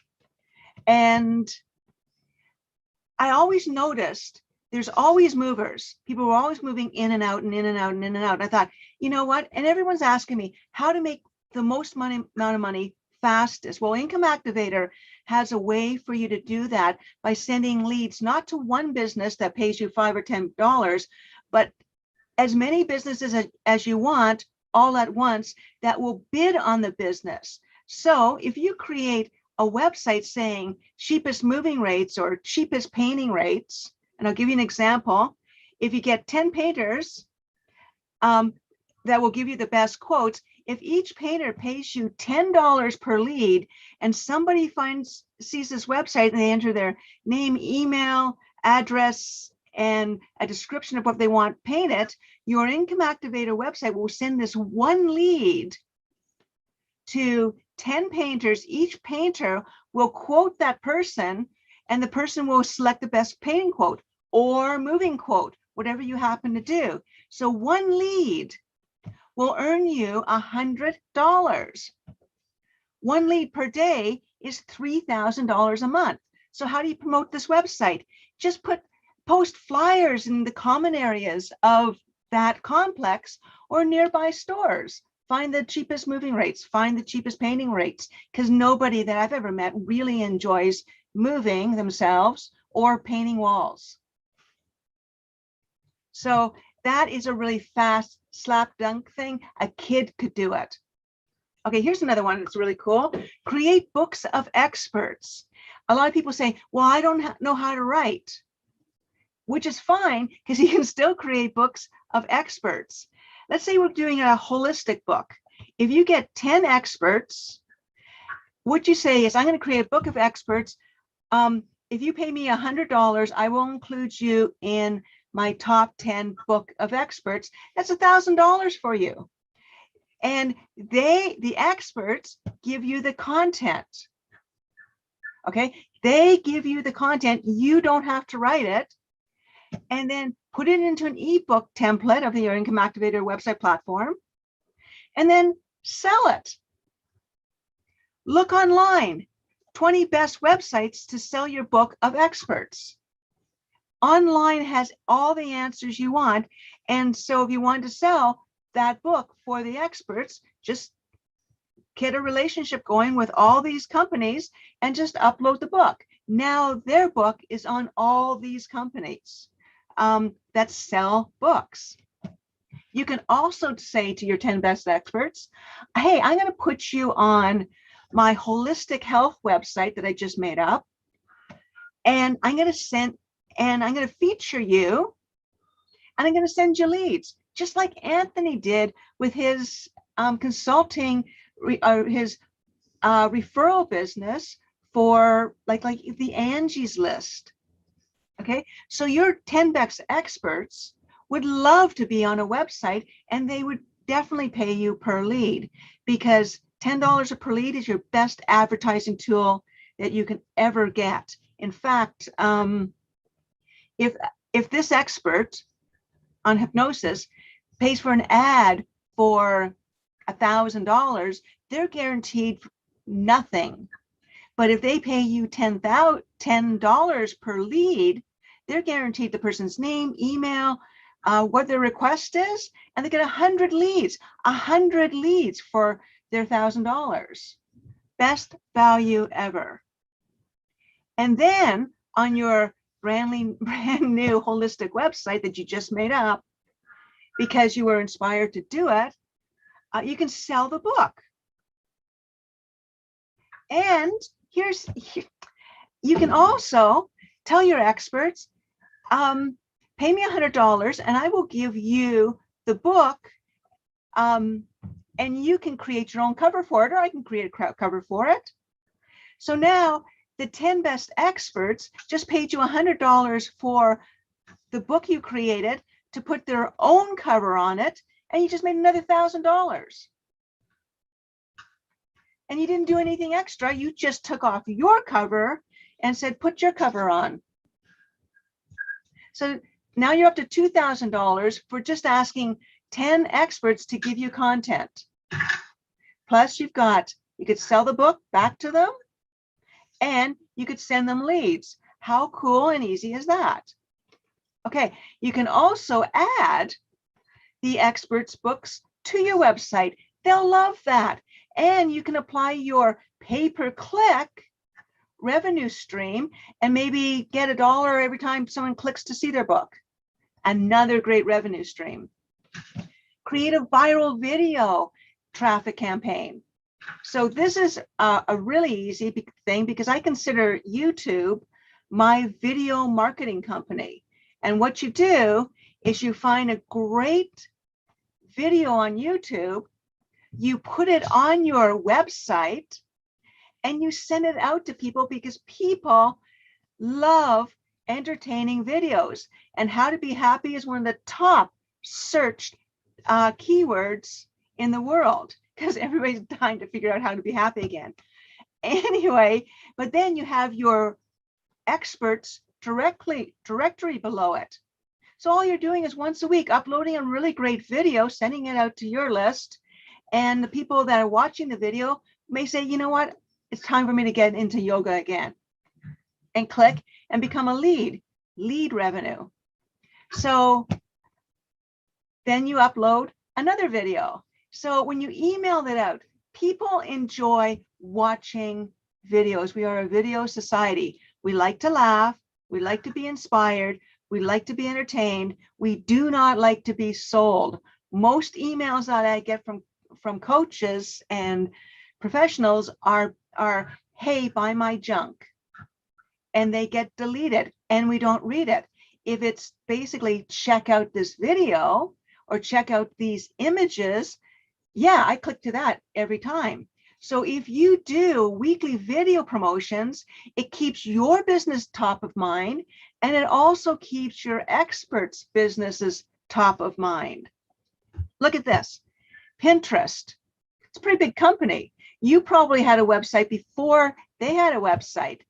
And I get 2 or 3 emails a day from Pinterest, and every friggin' time I click on it, and when I click on the image, I look at it, and if it's something I want to know, I click on this little link, this pay-per-click link, and it sends me to that business's page. Okay, you've got the software to do this in your Income Activator website. So here's their multi-billion-dollar revenue strategy for Pinterest. All they say is give us your pics, give us your pictures, and we'll send you pay-per-click leads back to you. That's it. Give us your pictures. We'll send pay-per-click leads back to you. $1 billion last year. It's worth you to try this. Invite people to give you content, send them back leads either through a pay-per-click or a referral form. It's worth your time to try it because you can do this. It's not rocket science. So the other thing that you could do is you could invite your experts to be promotional partners. So if each of your experts had an email list of 1,000 people, and each of your experts sent the link to the video to their list every week, so they would just send out the link to your next new video that you post, that's 10,000 people a week that will get notified of your business, your directory, and keep top of mind your experts. And 30% of your visitors will be from the friends and family that your experts sent links to. That's how quickly it adds up. I did this in 6 months. I had a larger email list than most newspaper publications by sending out really inspiring videos. So, and I'll give you a perfect example. Aggie put on Anthony's website one of these videos, and look at this. This is hilarious.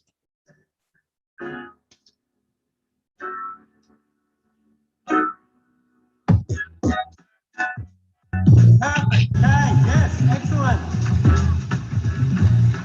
Good. Yeah, that's incredible. Lovely. Yep, bring the camera now. Oh, sorry about that. Incredible. Yep, down the barrel. Okay. Thank you very much. You've got it. Cheers, everybody.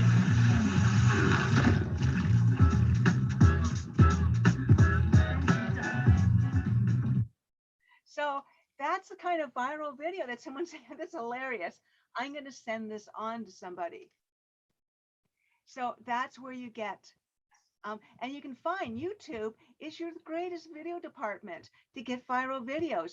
There's 40,000 people that viewed this, so you know people like it.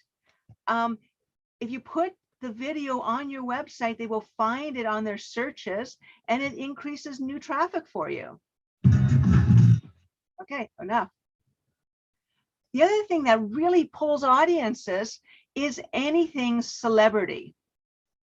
It's just like, you know, mice to cheese, like a candy bar and a kid, you know. Celebrity images pull, and people will watch this. If they watch this 10-minute video, 20-minute video, hour video, we don't care, because they will also look down and see the different companies and their books. So as you continue on with this sort of free email promotion that you're doing, you will get the attention of new experts that will want to join your membership, your directory.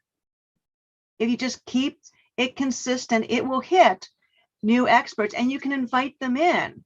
And here's what I would say to a new expert. What is the size of your email list? Because if they have an email list of 20,000 people, if they agree to send this out once a week, or whenever I upload the video, then I'm increasing my email list. Plus, I'm getting more attention to my existing experts. They agree to pay me $10 per lead, and I tell them it's a page setup. To set up their page, it's $100, but you get the first 10 leads for free, so they break even. Pretty sweet kind of thing. Okay, here's another example of something that's pretty cool. You can create a media book for coaches. Interview the top 10 personalities. This is a great way of meeting the media. Just decide who you want to meet and interview them and say, hey, I'm going to create a book. I'm going to create a book on media messages to entrepreneurs, or I want to create a book on most awkward interviews. If you create a meet a media website, now you've got something really cool. And I just made this up. You can just make it up too. Bettina, how much time do I have? Let me know. Yeah, if you want to, Paulette's coming on at 1:15. Okay, so I should, how much time? 10 minutes? Yep. Okay, cool. I don't have my glasses on, I'm too vain. Okay. So when you're interviewing the media, post your interviews, and you can sell on your website your book, the media book you just created, screensavers, cameras. You can send leads to executive coaches. You've got all the software you need through the Income Activator platform to do whatever you want without costing you any more money. So meet the media, interesting videos, and then I'm sending leads now to people on radio, podcasters, people on television, and your own TV show. I can send leads to Bettina and Shay for people that want their own TV show. Then I create my Meet the Media ebook. I can even link to a company that will put that into hardcover. Look at, what if the Meet the Media suddenly became really big, you went from a 30-page book to all of a sudden it was a sensation. Get Patrick Snow on it, for Pete's sakes, because he can really just take it to all kinds of places. And I'll give you an example of that. I created a book. I compared car insurance rates to people's driving tickets and accidents. And I just put out a 100-word press release saying insurance companies have it wrong. They shouldn't be comparing the age of the drivers in regard to what they charge. They should be comparing their astrological signs. Within that, it blew up. And within one day, I had over 1 million people to my website. I was worldwide. My story was being translated into Spanish. A friend of mine from Barcelona called me up. I had universities offering me money to, further my studies. Now, this astrological thing, I pretty much just made up in about a week or so, but I was inspired to do it because I thought the idea was cool. So, Patrick Snow could really work with something like this and really take it to the next level.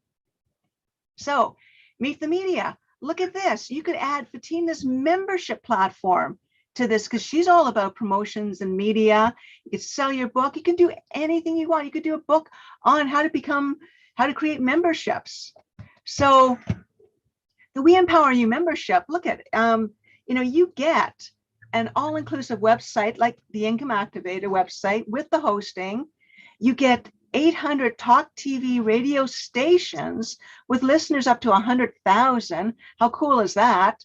You get the TV show Spotlight, the 5-minute TV show Spotlight, live streaming on Apple TV, Amazon TV, Chromecast, Google Play, Roku, Android.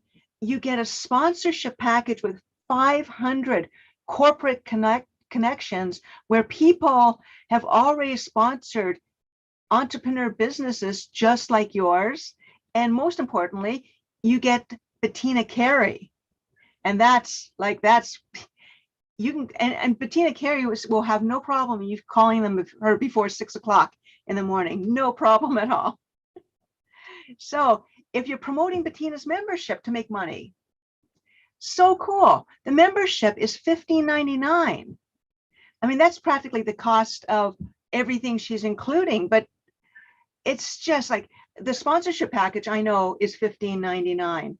Shay's 5-minute talk TV show Spotlight is $15.99. It just goes on and on. You get everything for $15.99, but your commission is $800.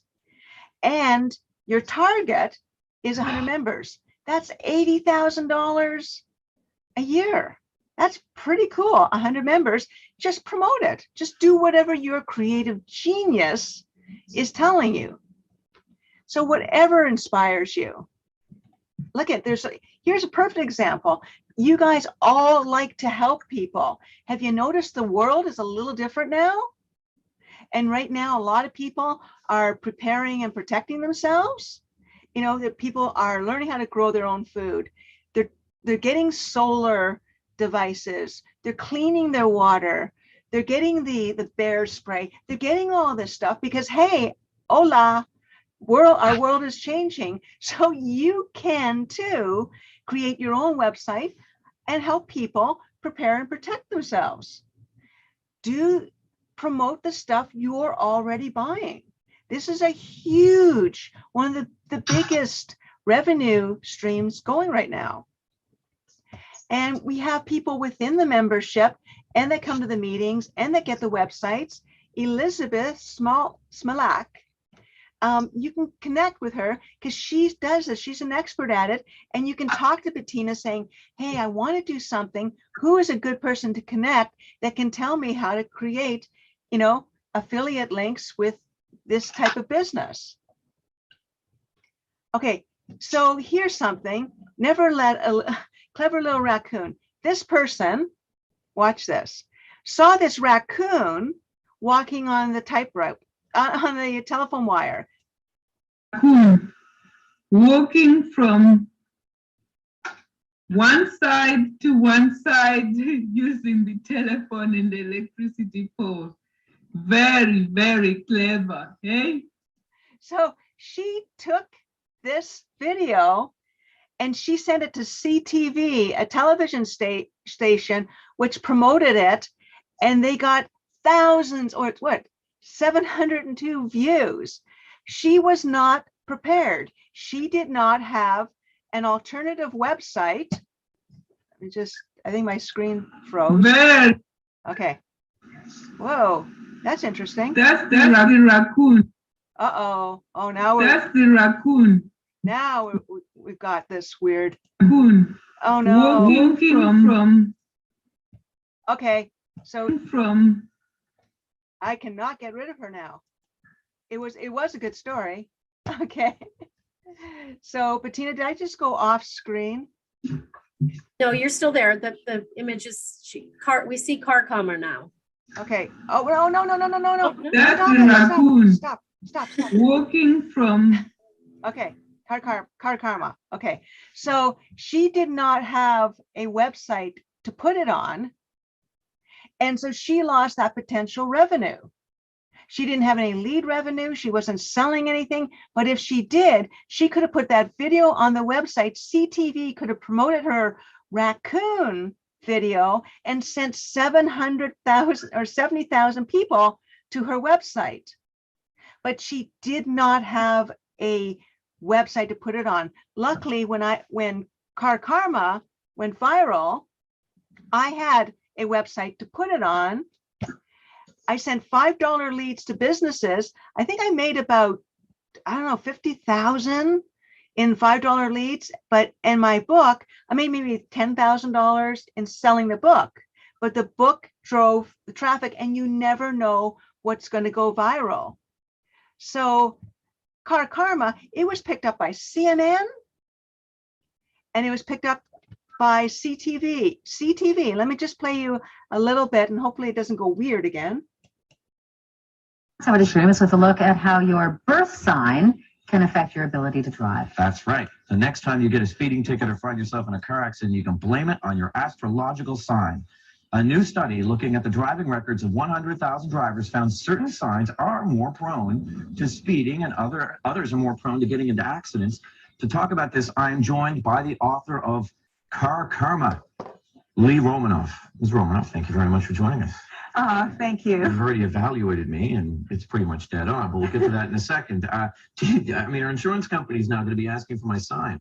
Well, you know, they already asked for your age. So maybe, they know my birthday. That's right. So maybe the month you were born is more relevant than the age you are, because when you turn from 24 to 25, you know, who really cares? But if you go from, let's say, a Capricorn to a Scorpio, well, there's a big difference there. Well, let's take a look at some of these now. We've got them listed. These are the worst drivers. Number 1, Libra, Aquarius, Aries, Pisces, Scorpio, and Taurus. Those are the 6. Sagittarius, Capricorn, Virgo, Cancer, Gemini, and Leo. And that's in order from worst to best. Now, let's begin with Libras. Libras are indecisive. That's right.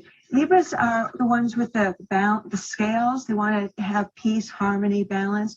Well, there's no time for peace and harmony at rush hour. No, you just go for it. And Libras don't want to make snap decisions, and you need to make a snap decision, or you're behind a tow truck before you know it. And Aquarius, impulsive, ruled by the planet of speed and rebellion. That's right. Aquarius drivers, they're the ones that will do the sudden U-turn in front of you or lane change. Oh. So that's how you can spot them. Darn Aquarius cut me off. The Ram, not a good sign to begin with, really, when you look at Aries. No, the Ram, they'd rather have the sign as the lamb when it comes to their driving. Okay, so if you want to find out the rest, go to carkarma.com. For sure. Okay. So let me just see if I can get to the Pisces. next. Pisces, yeah. This is not letting me. Okay. So I've got a couple of options for you just to wrap this up. Okay. So your option one, I would suggest that you get a website where you can try things out. The hosting and the website is $60 a month. So it may be worth it to be weird and wild again for $60 a month and test out different money strategies that do not interfere with your real business. Now, everybody that gets a website, I consider you a 50-50 partner. And I split the $60 with you if you bring someone on. So 100 referrals, if 100 referral websites, that for you is $36,000 annually. So it's not bad because you're not actually doing any work. You're just promoting, hey, check out this website platform. Just so you know, WordPress has over 60 million users, and their website doesn't have any of the revenue softwares we just talked about. So that's option one. Option two, if you want to get your Spotlight TV show, just pay up front for a year because Shay has to do stuff to get you on as your Spotlight TV show. So it doesn't increase your rate at all, but you have a Spotlight TV show live streaming on Apple TV, Amazon Fire, Chromecast, Google Play, Roku, and Android TV, and you have a consultation with Shay Vaughn. So that's a really nice little extra.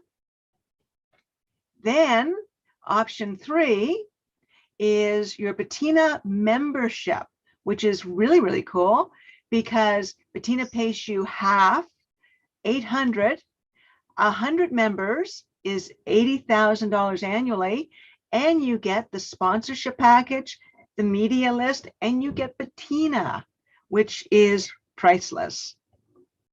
And option four is me as a member, as a mentor, or to build your alternative member, your website. I will give you a private consultation and we'll go from there. So you can go to incomeactivator.com. You can email me at lee@incomeactivator.com. There was Patrick Snow. See, he would have caught that. Or you can call me directly.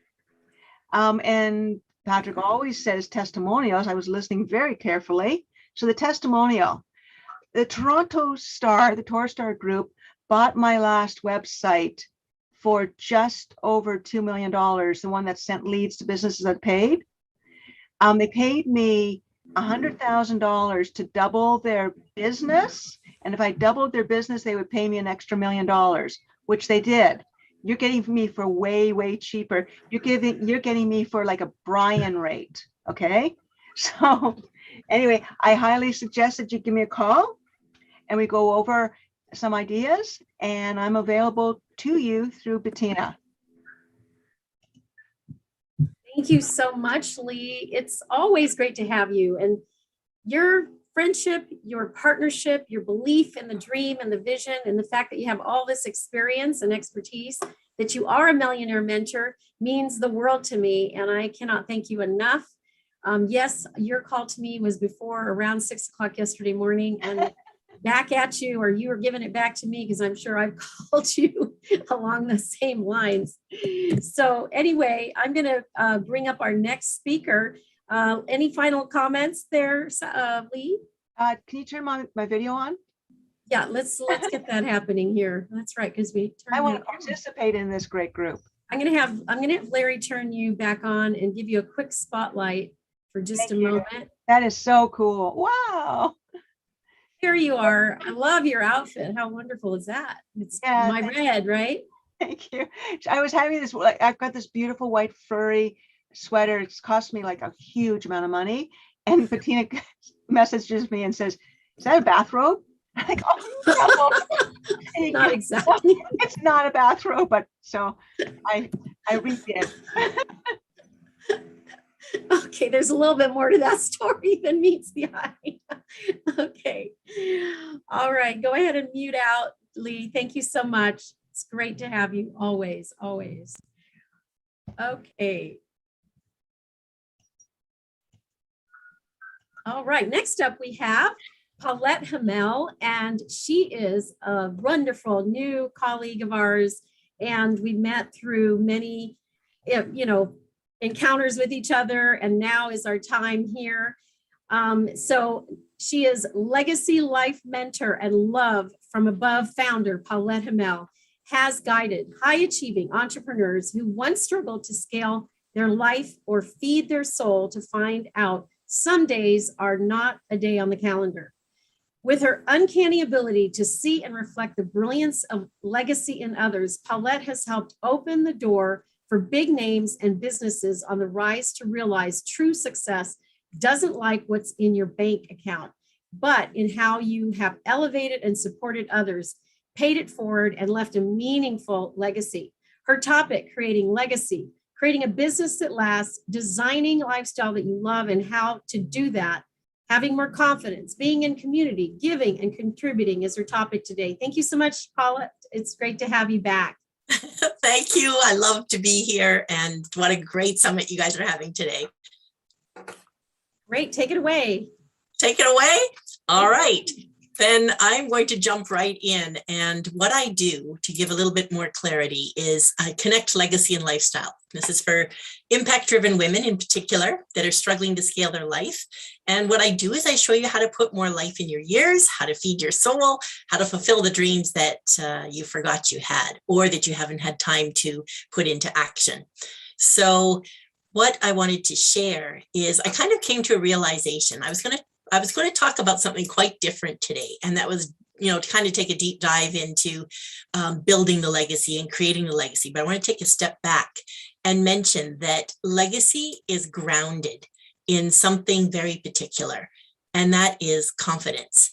And I've had a lot of people ask me lately, where does confidence come from? And they are asking me this because I have switched fields. I've gone from corporate to online. I have switched industries. I still have a fashion consulting business, and I was in the funeral business. Then I went into the consulting coaching business online for a lifestyle change. And where this confidence came from was the ability for me to realize that I had to make a courageous decision.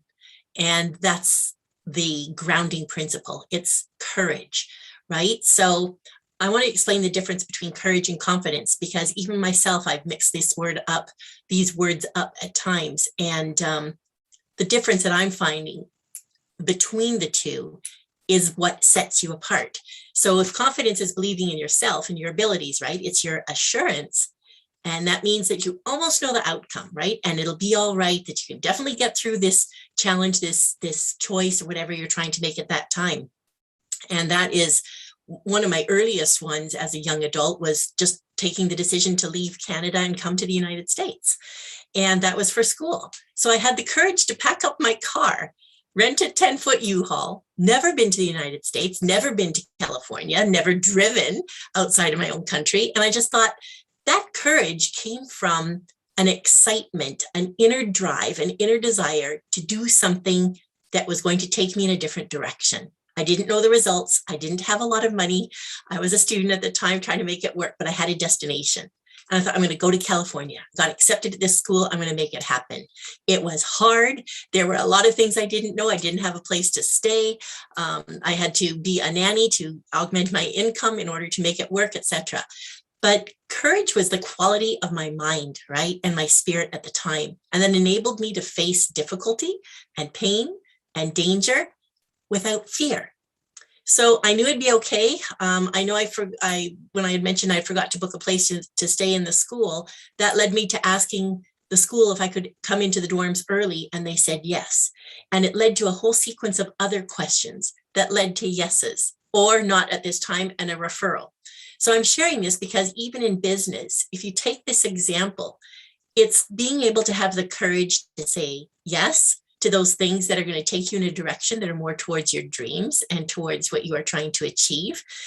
Just being here today and listening to all these speakers, this is going to take you in a direction of knowledge and wisdom that might have that one spark, right? That one nugget that's going to be like, oh, this is something I never thought about. I'm going to try this with my business. It's going to take me a step further. This is the same way that courage allows you to take the first step. Not the confidence, right? Confidence comes after. So when you're operating out of courage and you're saying that no matter how you feel about yourself or your opportunities or the outcome, you're going to take the risk, take a step towards what you want, and you're not waiting for the confidence to just mysteriously arrive. So if courage is coming before confidence, then where does that, I don't want to call it an inner desire, because for me, it was more of like this uncanny realization, this certainty, right? That even though not knowing what was going to happen next, I guess the uncertainty of the situation, I had the confidence that something was going to happen that was going to be better than where I was at right now. Okay. So confidence is the assessment that happens afterwards. And you can't get confidence without the courage to try something for the first time. So I want to ask, all of you that are listening here, just ask yourself this: what would you do right now if there was no fear? You weren't afraid to delegate. You weren't afraid to take 2 weeks vacation. You weren't afraid to sign up and join Bettina. You weren't afraid to join Master Nigel or Lee and jump into their programs and all these other wonderful speakers. They have wisdom. They are steps ahead of you. They are going to take you on a journey that will work because they've done it, right? So we're guiding each other, myself included. If you want to create legacy, you want to live legacy, and you want to leave legacy, you need to follow somebody that's a legacy maker, a legacy creator. And I consider all of us that. That happens to be a specialty of mine that I jumped into that I love. And I was not afraid to hire a coach. I did that so that I could learn the skills that were needed to be able to teach others. I knew that I could inspire others, but how do you teach others? So that was something I had to work on in my early years. When you acknowledge your fear and you find the courage, and you get through your situations, be it divorce, raising your children, opening your business, finding the cash, bootstrapping, taking the next level, scaling. How do you go into this next big negotiation? Closing the deal, right? Becoming a master of your sales and your message. That willingness to proceed in spite of the fear, that is what's going to take you forward, right? It's the mental and moral willingness that you have that moves you in a better direction, right? And the faith, in my case, I love my faith and I choose God. Some people choose the earth or the spirits or the universe, whatever you call it, you're going to rely on that to take you forward. So today I posted, I guess it was yesterday, maybe I posted a really short video about courage, about just going live in your group. I just want to put this out there because so many of us do this as part of our online business, but we're afraid of what people will think, how we're dressed, is our hair right, is our jewelry right, are we wearing the right colors? There's so many things that we don't know, but we get up there, we go in front of our audience, we share our wisdom, and that is causing a ripple effect. That's causing something where you become the rock that people go to, and they become the ripples of your message. And eventually it hits to a shore. And when that comes back, it's even a biblical reference. What you send out comes back tenfold. So that spirit of strength in giving, in sharing, in having courage, in order to have the confidence to move forward one step at a time is really a big message that I wanted to share here today about what it is to create legacy. Legacy means a lot of different things to different people. As I mentioned a little earlier, hinted that I had taken funeral classes. I became a burial agent. I was certified to become a funeral pre-planner, somebody who helps people get their affairs in order for their end of life affairs. I believe that that's a gift that you pass on to people. That is something that I offer in experience and would like to share with everybody that's listening today. If you don't have your affairs in order, it's time to do so.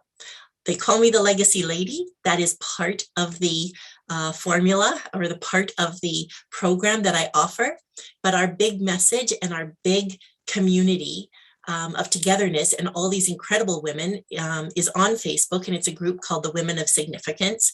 And what we do there is we build our confidence, our connections in community, and we build our contribution, which is the giving aspect of what we do. And when you go through this with me, I share with you my wisdom of what I've done to have a business, own a business, lose a business, restart a business, reset my life. And there's other women around me that are like-minded, and this powerhouse comes together. And what we do is we say, what can we do to support one another, right? This is not a cookie cutter type of situation that we're going out to try and achieve. So back to the going live in your group for a second. Taking the courage to share your message, what you believe in that's coming from your heart. You don't have to copy other people. You don't have to take on somebody else's message as your own. Believe in what you're saying. Have the courage to speak it. As Master Nigel says, your voice is your moneymaker. Your passion is going to be the closer. That's going to be what brings it together. Bettina, Lee, all these other people are bringing to you tools in order to get everything to work at a structural level. I'm bringing the mindset, the ability to look back at your life and say, what am I going to do from here on, from this moment on? The past is a reflection. The future, we can't predict, but right here and now we can affect and have the courage to step into it so that we have the confidence to do what we love. And I'm here to inspire you to do that, right? To inspire you to do what you love. So together we can change the world, right? Make it a better place. That sounds like a big, lofty dream, but that is, to me, what legacy is. I want to leave this planet better than when I came into it. And I wish that for all of you, and have tools and techniques and a community that helps you do that easier and with more fun and with some really incredible guidance from not just myself, but from the people that are in there with us. So another thing I wanted to mention before I wrap this up is that chunking out your challenges or chunking out the hard things one piece at a time means taking something that's big. For example, I don't have enough money. And you take that scarcity thought and you turn it into, I am looking to generate $10,000. That $10,000 can be achieved how? And you work backwards, reverse engineer. If you had the $10,000, what would you be doing with it? In order to do those things with that, who would you be using to guide you to have the skills or the technique or the software to do that? Once you're in with them and you got to that level, what did you do or could you do within your business to keep the momentum going so that you can continue to have those services in the future to continue to perpetuate that 10,000 on a monthly, weekly, daily level? Bettina's had some incredible successes. She's a master at this. So I'm trying to share with you that speaking from your heart, not being afraid of not having it on a script, not being afraid to just say what you believe and share that with others, that there is an audience in these 2 billion people just in the Facebook audience alone. You need 100. Take those 100. Give them a legacy path as well. And a legacy path means that you're giving them something that can continue, that can grow. It's a living technique, a living path. And I say living because while you're alive is when it can perpetuate. When you're gone is when it can continue because of what you left for that perpetuation to continue, right? Be it monetary, be it teachings, be it knowledge, whatever it is. This applies to both your business and to your personal life as well. So Bettina, I think I'm close to finished. I know we were over when we started, but let me know because I can talk about this for a long time. I'm super, super passionate about it. I love it. Thank you so much, Paulette. And, you know, I actually just stepped into living my legacy instead of dreaming about it. And last year when COVID hit, and I was set to retire or go at least semi-retired, and I got really motivated by death staring me in the face, right? Like all of us. And I thought, you know what? I'm going to live my inspirement years instead and leave a legacy and live a legacy now. So you're the right woman to have here with the Re-Empower You community. Thank you so much for joining us here today. Thank you so much.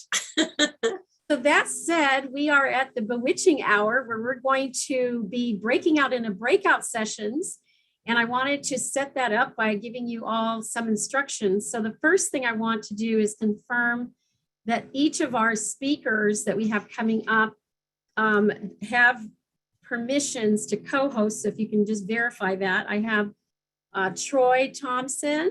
There you go. Let me make sure you are co-hosting, and because that's essential for you to be able to record in your room. Michaela, let me make sure I've got you as well as a co-host. There you go. Hit the record button when you get in there. Sally, you're also in this group too. Let me go ahead and make sure you're a co-host. All right. And TU, I think I already got you. And let's see.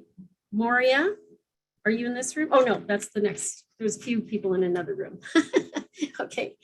So the first thing that I'm going to have is to have Patrick Snow share a little bit about what's coming up tomorrow and how you can get back in touch with him.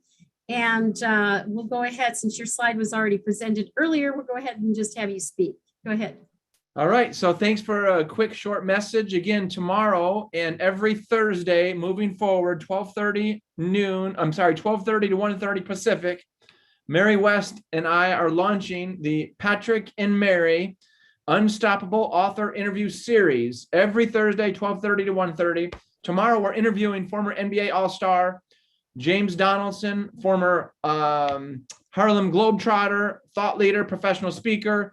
And he's going to speak with us tomorrow about his journey through the NBA, about his first book, Standing Above the Crowd, about his second book, Celebrating Your Gift of Life, and how he is on a mission now to bring mental health awareness to the top of people's mind to help athletes and business people and entrepreneurs alike all get the help that they need, especially during these challenging and uncertain times that we live in.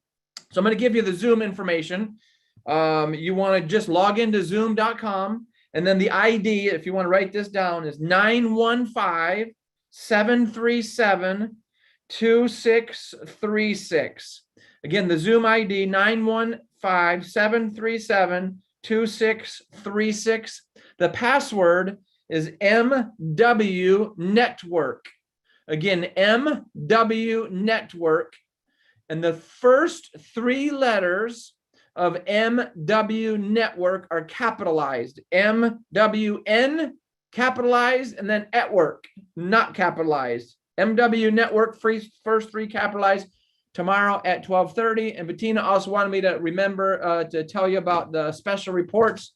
Any of you that are interested in the world's greatest marketing secret, the professional speaker secrets, the 21 mistakes to avoid when publishing your book, the 12 ways to book more speaking gigs, and the 12 ways to triple your income, send me an email to patrick@patricksnow.com. Again, patrick@patricksnow.com, and I will email you those free complimentary special reports. And finally, any of you that are interested in a complimentary writing, publishing, book marketing, speaking, or coaching consultation, just send me a text, 206-310-1200. Again, 206-310-1200. Give me your name and your time zone, and let me know that you heard from me on Lee and Bettina's We Empower You, and I'll get back in touch with you. So Bettina, thank you very much, and I'm just thrilled to be part of this. So I so appreciate all of you. Patrick, I just want to interrupt and say that's probably zoom.us, not zoom.com. Yeah, I think they both work, but the zoom.us works also, so very good. Thank you very much for inviting us to tomorrow. And of course, even after a long day, I'm interested. Count me in. Yeah. Anyway, I'm going to bring up our next presenter is Troy. Troy, take about 60 seconds to tell folks a little bit about yourself. And so I'm Troy Thompson, and I work with Symmetry Financial Group, and I am a financial strategist. And in my breakout session, I'm going to talk the 2 rules of money as described by Warren Buffett, and then also reveal what I call the SANPRA, S-A-N-P-R-A, the SANPRA method of financial accumulation. And I will be revealing 3 secrets that limit people from taking control of their financial future. So if you're interested in that, any that piques your interest, come join my breakout session. That was perfectly timed. Thank you so much, Troy. Can't wait to have you speaking. Next up, we have Art Johnson. Art Johnson, who inspired me to do virtual 10 years ago before virtual was a reality, so to speak. Artie, it's so great to have you. And tell a little bit about yourself. We're going to get your card up here in just 1 second. Give us 1 second, and then we'll have you go ahead and start.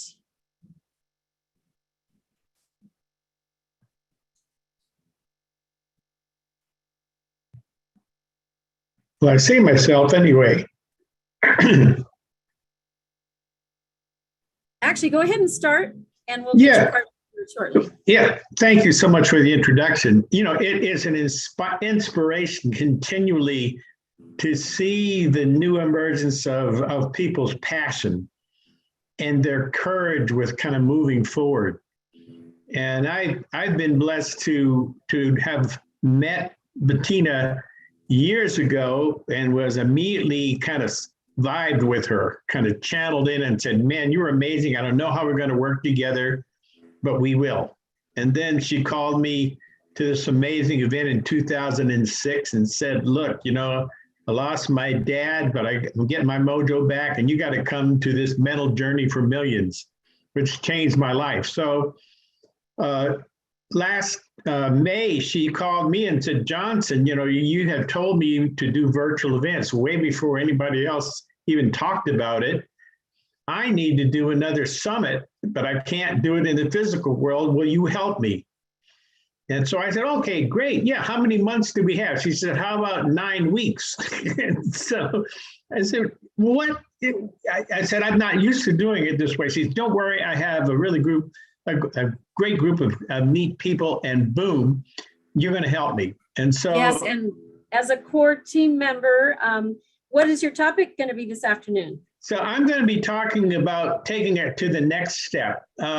My call is to start to deal with climate change, but not negatively, but as a positive climate action solution that's going to create a whole lot of opportunity for people to get on board. There's tons of money that's coming down. There are new ways to serve people and to solve many of the issues that we have had in society, sexism, racism, all of that. Now we need to come together across generations, across political parties, across the planet. So that's my calling. And Paulette, I don't understand how it's all going to work out, but I'm courageous. So anyway, I invite you to attend. Fantastic there, Art. Next up, we are going to hear from Michaela Passeri, and love having you here. Thank you. Thank you again, Bettina, for having me here. I am going to, in my breakout session, I'm going to talk about emotional money mastery, how to navigate your emotions for maximum profit. And basically what I'm actually going to be teaching you is how human beings get to their results, how they make money. You might think that we make money just by selling, but how do you get to that, right? So as human beings, the way that we operate is our thoughts dictate our feelings dictate our actions, and our actions dictate our result, our decisions, which then dictate our results. There's a whole internal process that the human being goes through in order to get to that. So I'm going to be teaching you how to do that, and specifically how it relates to your money. So join me on my breakout session. Michaela, thank you so very much for joining us. You are one of the directors for the Global Women. That's where I met you, and I so appreciate you. Next up, we have Sally Page. And Sally, go ahead and start speaking. We'll get your card up real quick. Hello, I have to say I'm so excited to be here. What I'd like to share with people today is that when you have a heart-centered mission and a big vision to change the world, it is essential to align your business with the creative inspiration of your heart and soul. It is a game changer for manifesting your vision and having the inner alignment that centers on the power of your heart and soul. These qualities allow you to tangibly change your business, to raise your ROI, to raise your customer satisfaction, to improve your sales and enrollment process, because you're resonating with an authenticity that can only come from your heart and soul. As you do this, people are attracted to your energy. They feel your truth. They feel your alignment, and they want that. So this will enable you to go deeper in your relationships, in your customer connections, or if you're looking for a soulmate, it can even change that. It helps you in all your close and intimate relationships, and it gives you better communication through your business. It raises your emotional intelligence because it is in your ultimate alignment that you're choosing to create from. So if you would like to go deeper into this and get a sense of the power and authenticity that comes from aligning with your creative centers, join me. Thank you. So much there, Sally. It's great to have you back. You're a recurring speaker and also a member. Lastly, we have TU Knapp. TU, we're going to bring you your slide up here. Go ahead and start sharing a little bit about yourself and your topic today. Thank you so much, Bettina. I'm TU Knapp. I am the author of Healing the Holes in Your Soul. Your journey to freedom begins within. It took me a while to write this book, but what I realized was that we're all on a mission and goal to find our self-worth, self-love, and self-esteem. It's a time of self-discovery. And I'll take a quick quote from Lao Tzu, who says, "The journey of 1,000 miles begins with the first step." And I'm here to help you find that way and start your journey, because this is a beautiful experience and I'm really honored to be speaking again. This is a beautiful platform. Bettina and Lee and everyone else behind the scenes have created an awesome opportunity for us to all share. So thank you so much. Join me. I think I'm staying on the main stage. Yes, okay. Yes, you've been a member, you've been a speaker at 6 of the 7 summits that we produced, and this is your big moment today, staying on the main stage. All right, so I want to give you guys further instructions about the breakout rooms. So there are 5 presenters, and they were presented in the order in which the rooms are numbered. So just to refresh your memory, we've got Troy in room number 1, Art in number 2, Michaela number 3, Sally number 4, and then if you're wanting to go to TU's, just stay right here. Don't go anywhere. We'll be in this room. And then a couple of things, you know, Zoom is Zoom, so hopefully everything will work like it's supposed to. You will be in your rooms for 30 minutes exactly. There's not a shortening of our program. We just, when you get in there, presenters, go ahead and hit your record button. If for some reason you are not able to do so, we'll send help. And also, if you want to have anyone in your room that's more like a production person, we can send somebody in there for you as well. That said, okay, unleash, unleash the hound, so to speak, and let's open up the breakout rooms. Excuse me. Give me in the room that you would like to go in. And the speakers, Troy goes to 1, Art goes to 2, Michaela 3, Sally 4, TU, just stay right put here. And there was a question that was being asked. Hi, I'm Gary Ann. I'm calling in Arizona, Phoenix, and Doris invited me. I'm part of Divine Divas.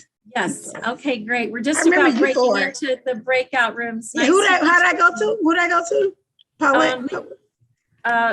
actually, we have 5 speakers. Let me help you. Okay. Let's let everybody start moving and then I'll Okay. help you in All the right, chat. thank you. All right, thank Yes, you. you're welcome. All right.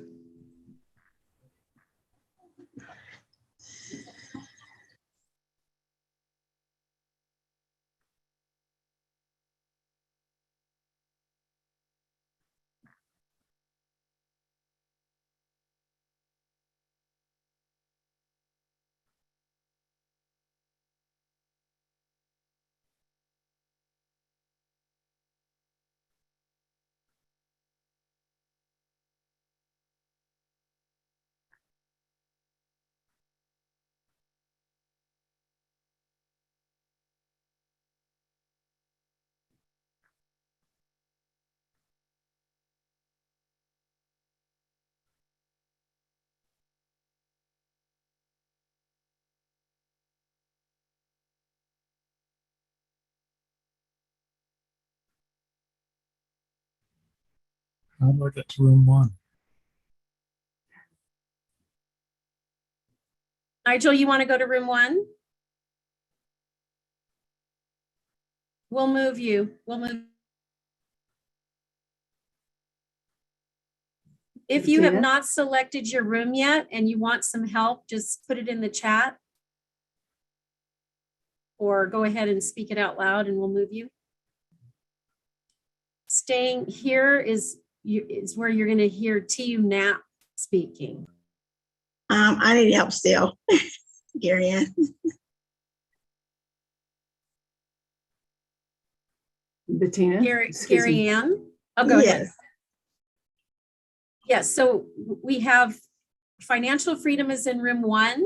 We have world climate in 2.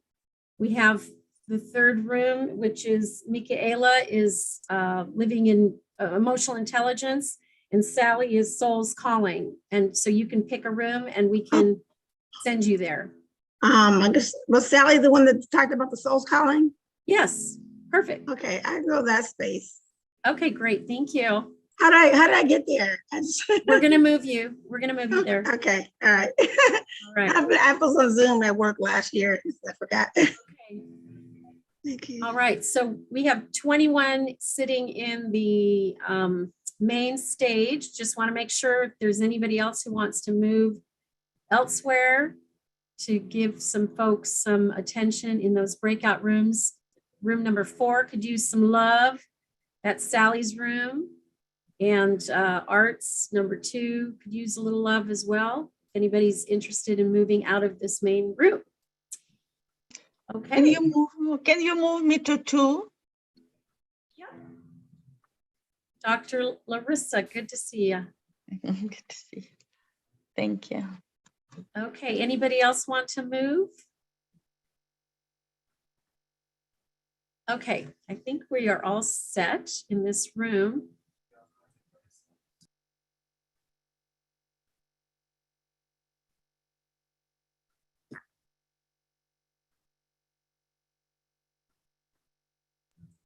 Okay, to you, you're going to be officially announced into this room. So our breakout session for today is none other than TU Knapp. The topic, your journey to freedom begins within. Self-empowering and transformational coach TU Knapp is an author, speaker, empowering transformational coach, entrepreneur, and domestic violence survivor. Her greatest achievement is her spiritual growth. TU is committed to helping others begin their journey of freedom. Healing the Holes in Your Soul is her first book, and she shares her message of finding self-worth, self-love, and self-esteem. We look forward to you joining us here at the summit, the We Empower You Summit. Take it away, TU. Thank you so much, Bettina. I am thrilled to be here, and I'm honored to be on the main stage with so many wonderful guests. And I am proud to also see that Patrick Snow is here. He is my book coach, and I am thrilled that he's here because this book is definitely a product from his wisdom and his guidance. It's a beautiful book. The way it all appears, I'm very proud to have my name on this. It's my story through domestic violence. It's also not only violence, it shares more about how I used other tools, other quotes, people who inspired me to move through what I went through to get to the other side, because the other side is so much more powerful when you find unconditional love. And it starts with that one simple step that I talked about. You know, everything that we've ever needed in our world is actually right here. It's always been there in our soul. I didn't know that though.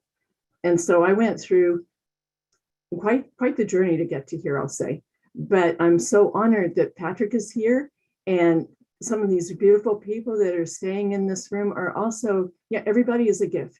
We are all gifted when we are born with our soul, and it enters our body when we are born. And with that comes all the answers that we ever need in our life. But I didn't know that because I didn't know how to tap into that. So through a journey of domestic violence, which I'll share a little bit with you, but I want to also share with you that Dr. Michael Gross, Patrick led me to Dr. Michael Gross. Dr. Michael Gross started working with me. He's the author of The Spiritual Primer. And he is the reason that I wrote this book. So I'm thrilled that he's also dialed in. And, you know, when you're looking at things in your life and you can look back and you can sit back in the world and go, yeah, life really stunk. And there was a point in my life where I was blaming God. You know, if it's such a beautiful world, how come I'm going through all this garbage?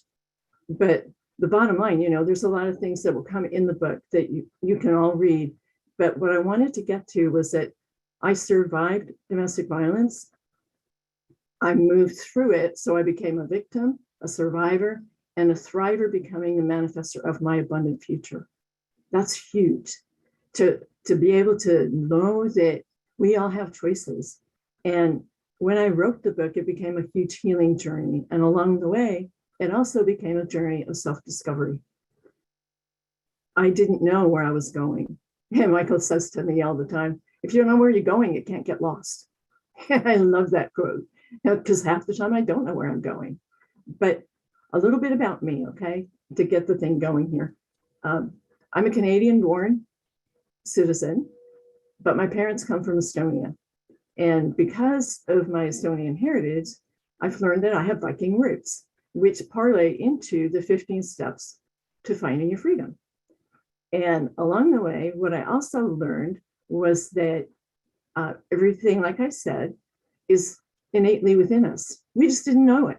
And we find out more and more, the more we learn about ourselves. So growing up in the 1950s and 60s, I'm going to date myself a little bit, I was at that moment where mom and dad were teaching us old school. Hey, old school, you're a girl, you don't do certain things, you know, girls can't have certain jobs because those are men's jobs.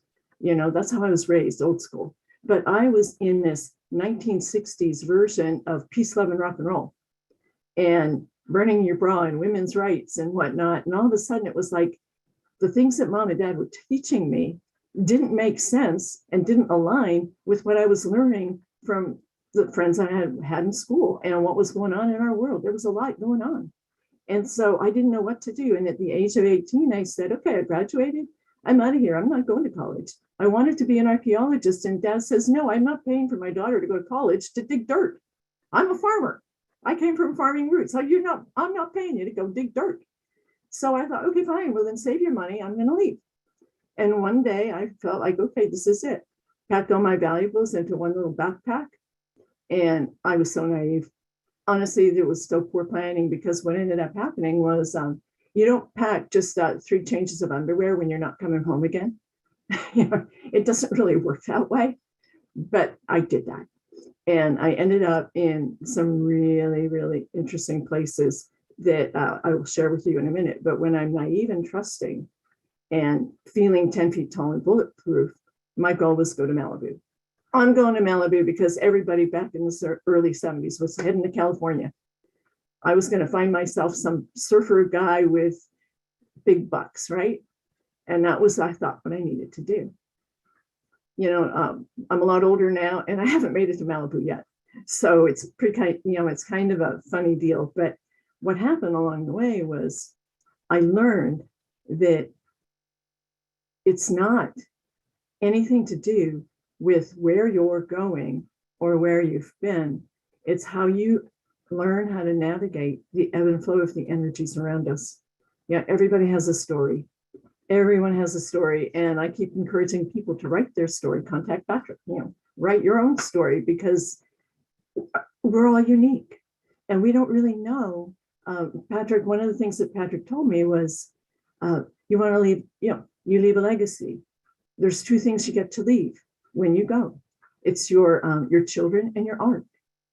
And if you don't capture your art, whether it's in a book, which is your story, or in your art, because I love photography. So my art is also coming out in that way as well. That if you don't do this stuff when you have that chance, there's no guarantees what's going to happen tomorrow. I'm blessed to also have my friend Doug McKenzie here. He's an amazing photographer. He's now my new photo coach to teach me how to shoot my Canon camera, because I'm a film girl, but in the day, photography was my shield.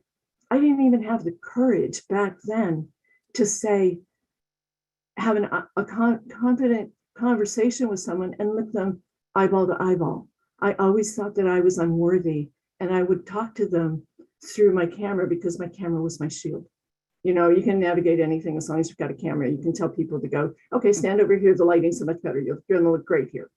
Okay. But the bottom line was that was my tool to stay strong, because I was scared to death. Everything I did, I was scared to death. The reason I never made it to Malibu was that I found out what it feels like, not looks like, but what it feels like to stare down the barrel of a loaded gun.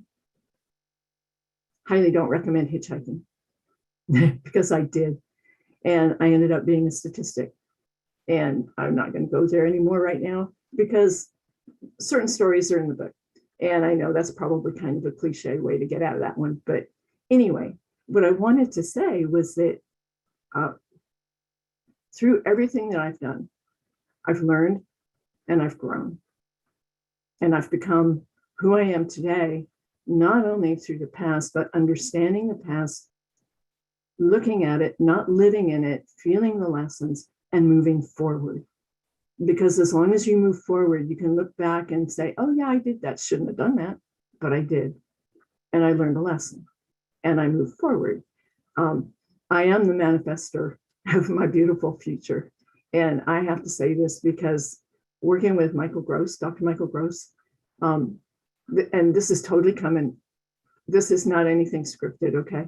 But just the other day, I haven't talked to my daughter in 4 years. 4 years. Haven't seen her, haven't talked to her. And the last thing was a lot of heartache.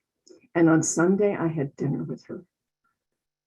She came back into my life because I've been constantly sending loving energy through God, the true source, to her. And that was a gift that was totally unexpected. And I'm thrilled. So it's a new beginning. We have, we all, like I said, we all come from somewhere else. But one of the things that I wanted to share with you is that we all need to look at where we're going and who we are. It's not in what other people tell us. It's in here. So I want to ask you this question. Take a couple of minutes right now and ask yourself, how would you describe yourself? Who are you really? And I'll just give you a minute because there's a follow-up question. You're not getting off that easy. Okay, guys. Let me know. Raise your hand when you have your top 5.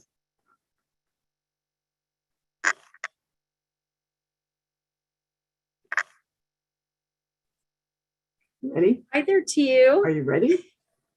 Raise your hands. Perfect. Okay. Here's the thing. If you said, I'm a mother, I'm a father, I'm a photographer, I'm an uncle, I'm a student, that's awesome. However, that's not the answer I'm looking for. Okay. To be completely honest, I answered that very same question with the very same mother, grandmother, and all that. Now, who are you really? Dig deep and pick your top 5. And I'll give you mine. I am passionate. I am adventurous. I have courage to face my fears and walk through that. I am loving, and I am empathetic. Are you catching your 5 now? I hope so, because this is where the self-discovery begins. When you start looking at who you really are, okay, and it's not someone else's opinion, it's your own. Ask yourself this question. If I'm so focused on what other people think of me and expect from me, why do I give them that much credit when I know in my soul who I really truly am? All the answers are there, so why do I care what other people think? It's not about them at all. It's about who we choose to be and whether we choose to fall victim to the external influences or into our own soul mission and goal. It took me a very long time to realize that, my soul, I'll just say my soul, my intuition, my gut, totally saved my rear end. Many, many times when my head was being slammed against the window or the wall, I wanted to give up and quit. But my soul I heard that little tiny voice when I was sitting in the corner on the floor somewhere, tears streaming down my face. And I would hear that voice, get up, get up. Come on, get up. This is not your destiny. This is not your destiny. Your children need you. On that note, my children saved my life. There was a time when I had to hide them in the closet because their dad was drunk. And they were 2 and 4. And I wasn't sure that I would be alive to open that closet door and let them back out. But I did. And it wasn't pretty, but I'm still here. And the reason why I'm still here is because I know that I've been protected. I know that there is a power greater than anything else in the world. It's our God, the true source that saved my behind many, many times. On that note, let me ask you this. While you're in there looking around at yourself, how do you look at yourself? Are you confident? Are you judgmental? Are you hard on yourself? Always trying to be better. There's this thing that Michael has taught me. It's a battle between soul and ego. I like to call it the dance, because we all have a soul and we also all have free will. And with free will, sometimes our ego gets in the way. And I didn't even know how to choose the difference. I didn't know. And what I realized was that the soul just doesn't justify anything. It just says, buy the dress. Buy the dress. And ego will say, buy the dress, it's on sale and you're going to look really great in it. See the difference? When you start trusting what you hear in your heart and start ignoring the ego and the free will, your life begins to unfold in an amazing way. It's the most beautiful experience that I've ever had because I start finding out that I'm not alone anymore. I'm really not alone. It hasn't been an easy journey, but the journey that I have been on is the greatest gift because I get to discover myself. I get to unwrap the greatest gift of all, and that's me. My friend Nikki Gullahorn has said, just be who you is. There's 3 things that I'm going to leave with you, okay? The first one is be who you is. It doesn't matter what other people think of you. What you think of you is the most important. And if you're true to yourself and you are who you are, that's the greatest gift you can have. The next thing is don't listen to everybody else. They all have different things going on in their life, and that's their monkey. You don't need to go and play in their cage. What they do is up to them. You can love them from a distance, support them, and also honor the fact that you might not agree. That's okay too, because we all have different opinions. It doesn't mean we love each other any less. It just means that maybe we don't all agree on the same thing, and that's okay. We're all human, right? The other reason why I wrote my book, there was 3 things. Oops, I almost forgot one. And this is one that is very, very powerful. And I'm going to use an Augmandino quote here. But proclaim your rarity. And forgive me, but I'm going to read this to make sure that I don't miss anything here. Okay. Ogmandino wrote in his book, "The greatest miracle in the world is you. Never in all the 70 billion humans who have walked upon this planet since the beginning of time has there been anyone exactly like you. Never until the end of time will there ever be anyone exactly like you. Out of the billions of possibilities, the two cells united in a miracle, in a moment of love. Two cells each contain 23 chromosomes, and within each chromosome, hundreds of genes, which would govern every characteristic about you. Your eye color, your hair, the size of your nose, even the size of your toes. Okay, I threw a little bit of that in. But the bottom line is that you are a miracle. There is only one you. And here is the best part. There will never be anyone else just like you, because out of all the combinations of genes and DNA, what was it now? Oh, sorry. 300,000 billion humans could have been created, each different than you. Yet you're the one that survived. You're the one that was blessed with a soul to carry your message.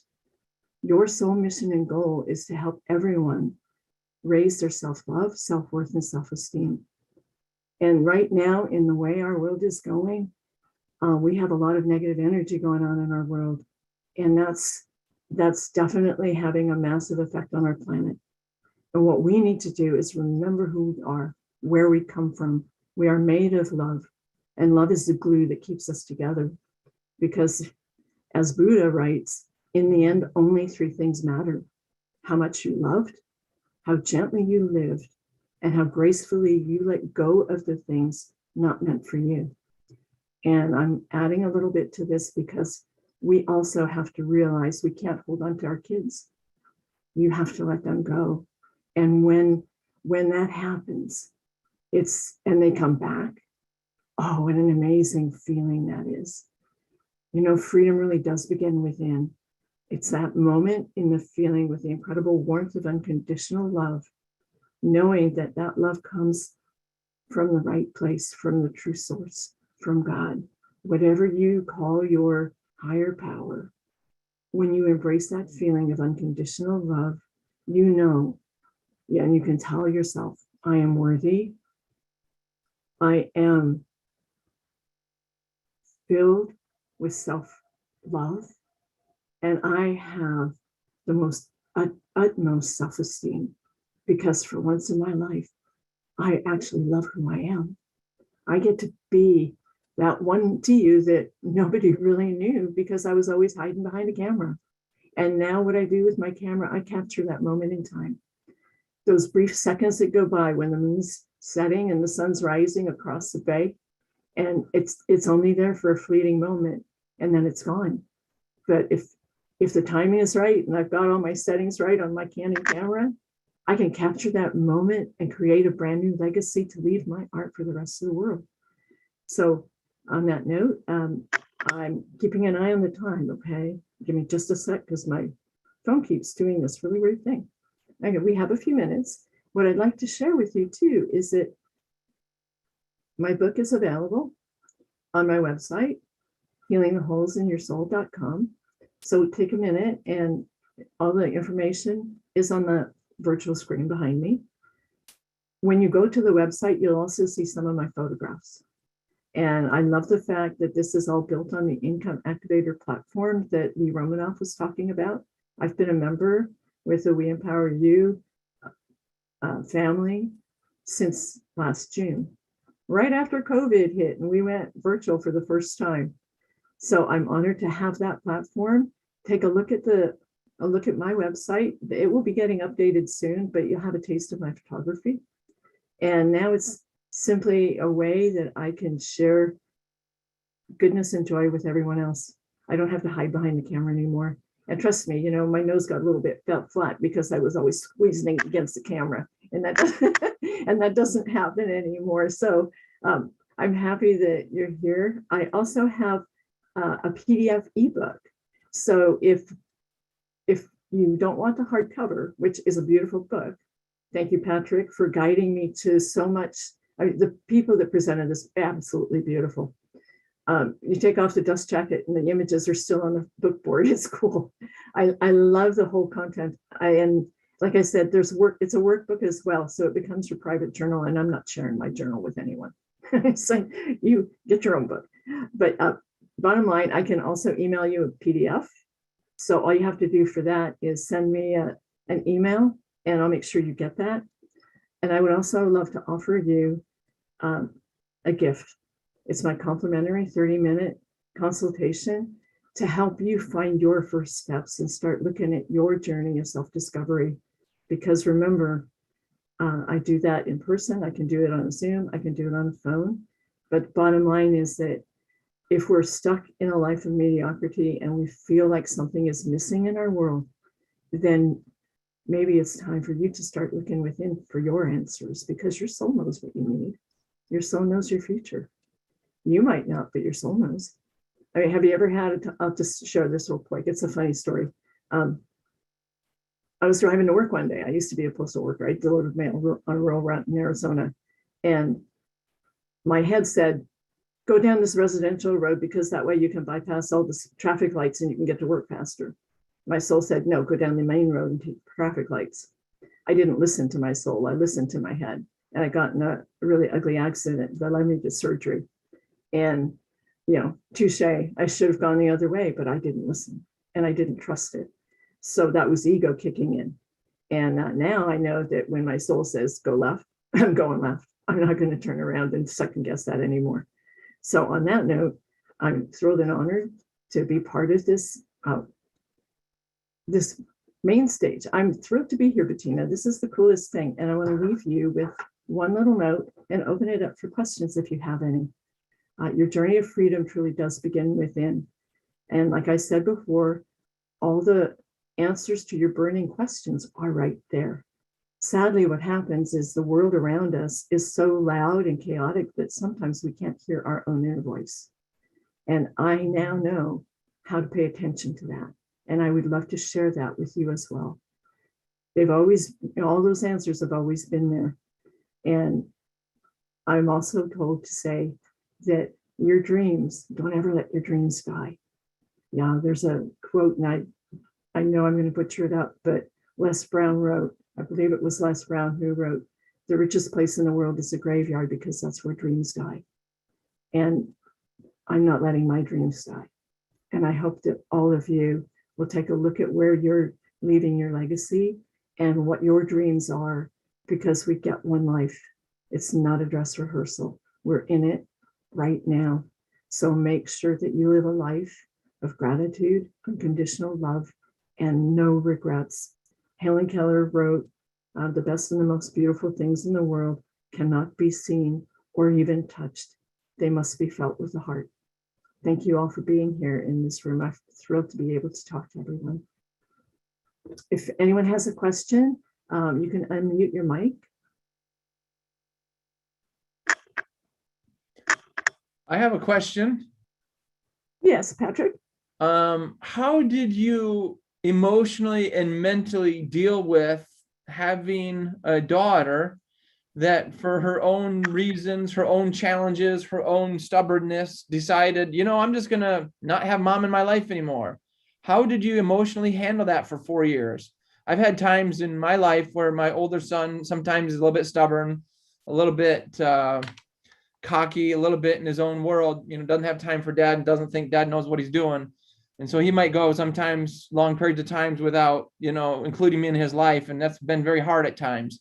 So what advice do you have for people like me and others who, have to watch our children grow up, and sometimes their kids make mistakes like being disrespectful to our parents? How did you get through those times, and what advice can you offer? That's a really, really good question. And I'll tell you right now, I guess I should, at one point I was thinking, do I need therapy? because I couldn't even, there was an episode that happened that left me speechless. I couldn't even put into words the emotions. It was so intense. All I could do was cry. And I prayed. And at that time, I didn't know any of you because I've only known most of you about 2 years or a little less. And I had to dig down deep. And what I did was the last time I saw her was when I lost my dad. And I saw her at the funeral. And that was it.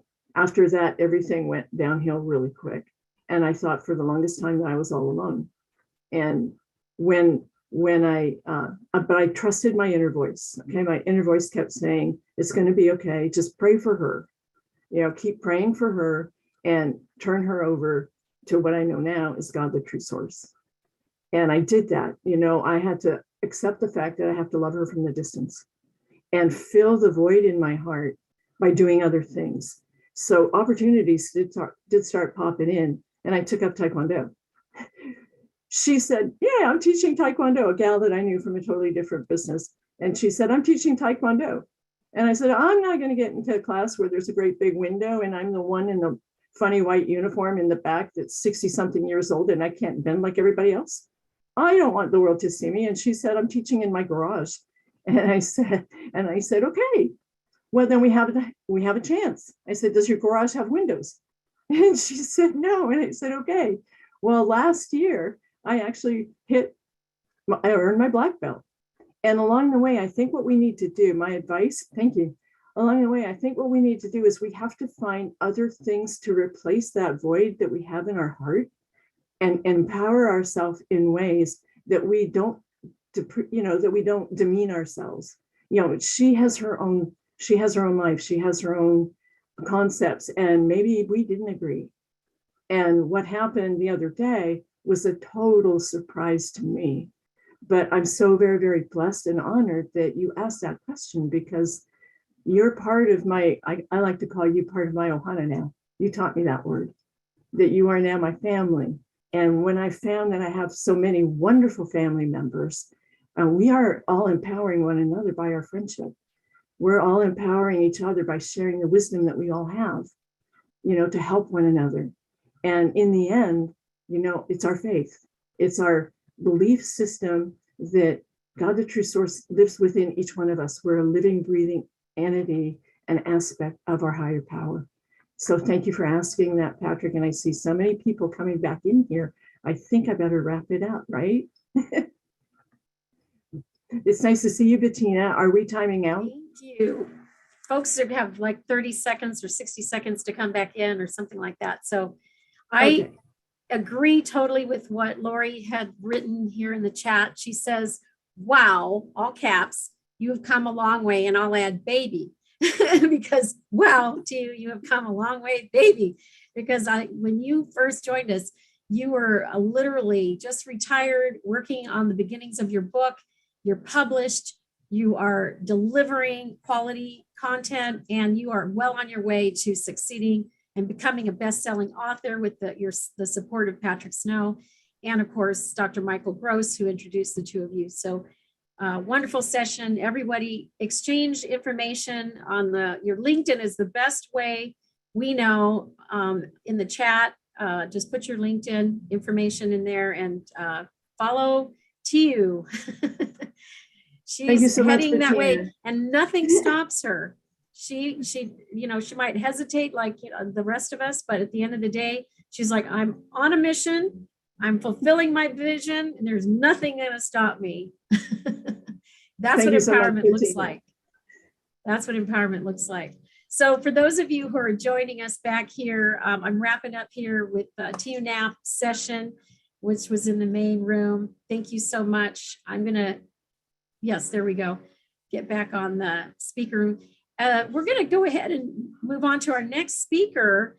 But before we do so, I'm going to move us over to gallery again. And I would love to just have you all shout out one word from today's wonderful, epic, We Empower You Global Virtual Summit. Open up your mics and give me your one word, all of you at the same time, pretty much. encouragement. New ideas, possibilities. Innovation, Dream innovation, soul, innovation, freedom, innovation. Awesome. Inspirational. Spiritual. Incredible. Next level. Activation. Take it to the next phase. Yes. Feels epic, right? Epic proportions. Started small, it's growing step by step, a little bit at a time. The We Empower You community, the 2.0 version is coming in 2022, and you're going to absolutely love it. So if you have any input for us, you're interested in membership, we're going to put the membership link in the chat. For those of you who are watching live on YouTube or Facebook, you go to weempoweryourlife.com and click on the Summit Tickets tab to get free Summit tickets every quarter. You click on the calendar to join us on our Wednesday meetings and other meetings that we have scheduled. You clicked on the free Summit ticket at the bottom of our website to actually get a free ticket to today's session. And there's so much more coming down the pipeline. I cannot wait to explore and explain this all with you some more. Anyway, next up, we have our illustrious Debbie Waldeck coming onto the stage. So let me bring up her card and we'll get the party started, Debbie.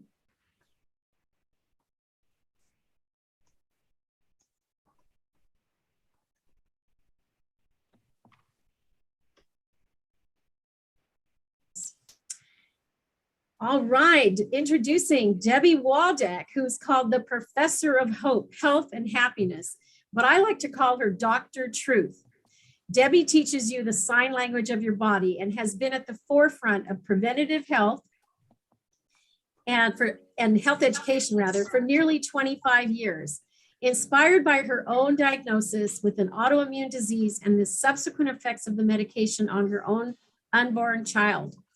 Debbie's child was impacted by the medication and suffered 7 years, during which time Debbie invested over 10,000 hours looking for the answers. Rather than a child who would spend a lifetime on medication, Debbie uncovered key common denominators of imbalance within the body that contribute to most or all diagnoses today. After helping her child, Debbie has helped thousands of others, publishing 3 books and traveling through Canada, Australia, and the United States, sharing a message of hope and clarity. Welcome, Debbie, to the stage. Thank you so much, Bettina. And what an honor to follow such great speakers. And, you know, it's always interesting that though we're constantly speaking at these summits about empowerment, there seems to be a theme that just happens organically. You've had speakers today speaking about the difference between confidence and courage. And then I was listening to Tiu, who spoke about the fact that throughout much horrible domestic violence, she continued to listen to that still, small, sweet voice, her God, who protected her. And it's really been a theme through this day. And I find that fascinating because here I am now at 4:30 p.m. in Alabama, which is where I am. 2:30 out with you guys in Seattle, and of course, all across the globe here. And what I'm speaking about today is how would we know when our dream board and our vision statements might be backfiring on us? And maybe this audience, that's not you because we're all winners here, right? Everybody's on their way. But I'll bet you if you look back in your life, we've all had these moments and eras, really times, when it's like, wow, I have this vision, but it seems so far away. And we've heard conversations around self-sabotage and this, but I think I might be able to bring some clarity as to how to manage that vision statement and how to know if in fact it might be backfiring on us. So I am the president of the Body Mind Blueprint. And what I do is I help very strong, stubborn But stuck women learn the sign language of their body so they can really understand and reveal why they're feeling the way they do and how hidden imbalances might be keeping them from expressing the gentle warrior that they are.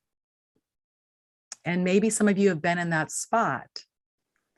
And you ask yourself, well, I'm not stubborn, or you say, I'm not stubborn. Well, I'm stubborn.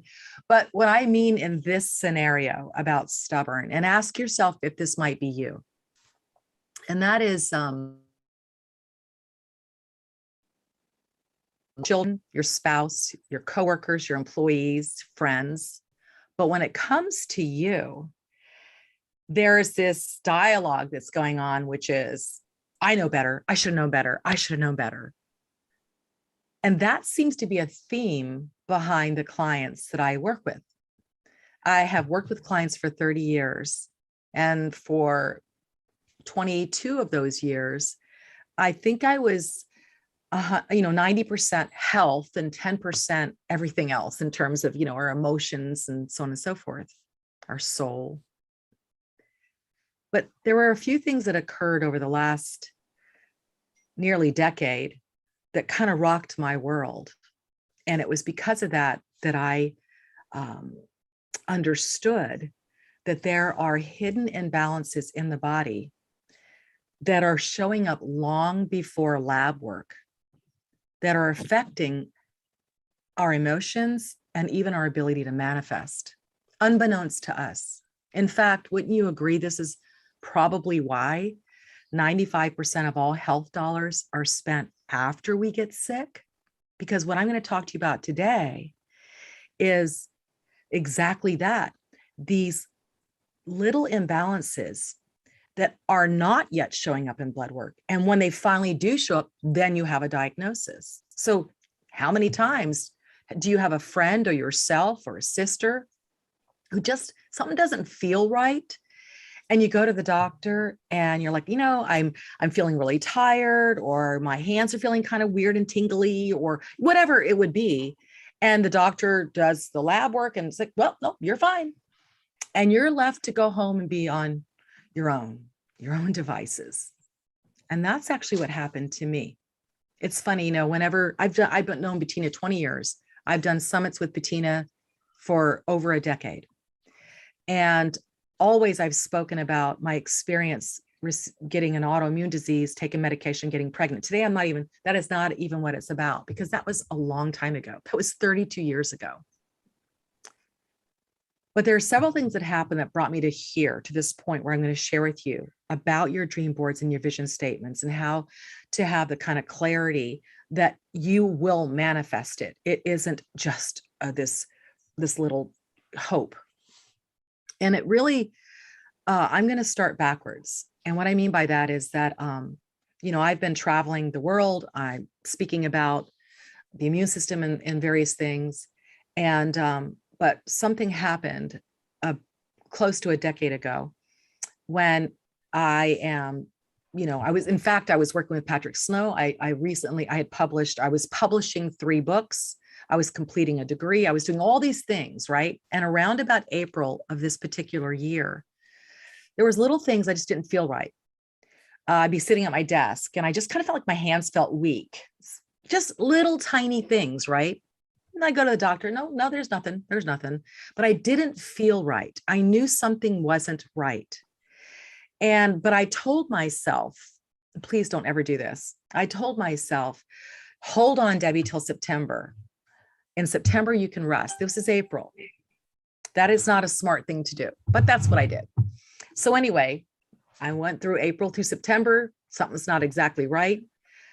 The last weekend in August, I went to Dallas, Texas. I spoke at a big event. I come home, it's Labor Day weekend, and I tell my friends, my family, my clients, my loved ones, you guys, I'm taking a sabbatical. I'm going to take like 2 weeks off and just totally chill. I got my bunny slippers. I got my bonbons. I have funny movies. I'm just going to veg out and do nothing, right? And that Sunday morning, that Labor Day weekend, John went to church. My husband went to church. I stayed home. Maybe I was punished. I don't know. But I stayed home. And while I'm getting ready to put my movies on and to have me time, my daughter calls me, and she had just started nursing school. And while speaking to me, she goes, "Mom, you don't sound right. Are you okay?" I said, "No, I don't feel okay. What's wrong?" I said, "I'm not quite sure. I feel this pressure in my head. I feel like my heart is kind of racing. I almost even feel like my tongue is swelling," stuff like that. Well, all I remember is waking up with my daughter and paramedics in the living room. I was in Seattle, and they take me to the ER. And after doing a host of tests, they find nothing. Now, I was diagnosed with Graves' disease way back in the day. So I'm thinking in my head, Miss Researcher, it's got to be about my thyroid.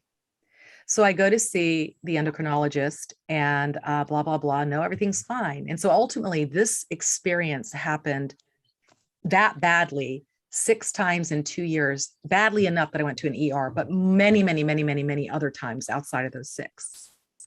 And I was devastated. How can this be happening to this health coach person? And so I began to dwindle down my clients, because like Tia's talking about and before, it's like, that confidence and so on. It's like, wait a minute. And I have to be authentic, right?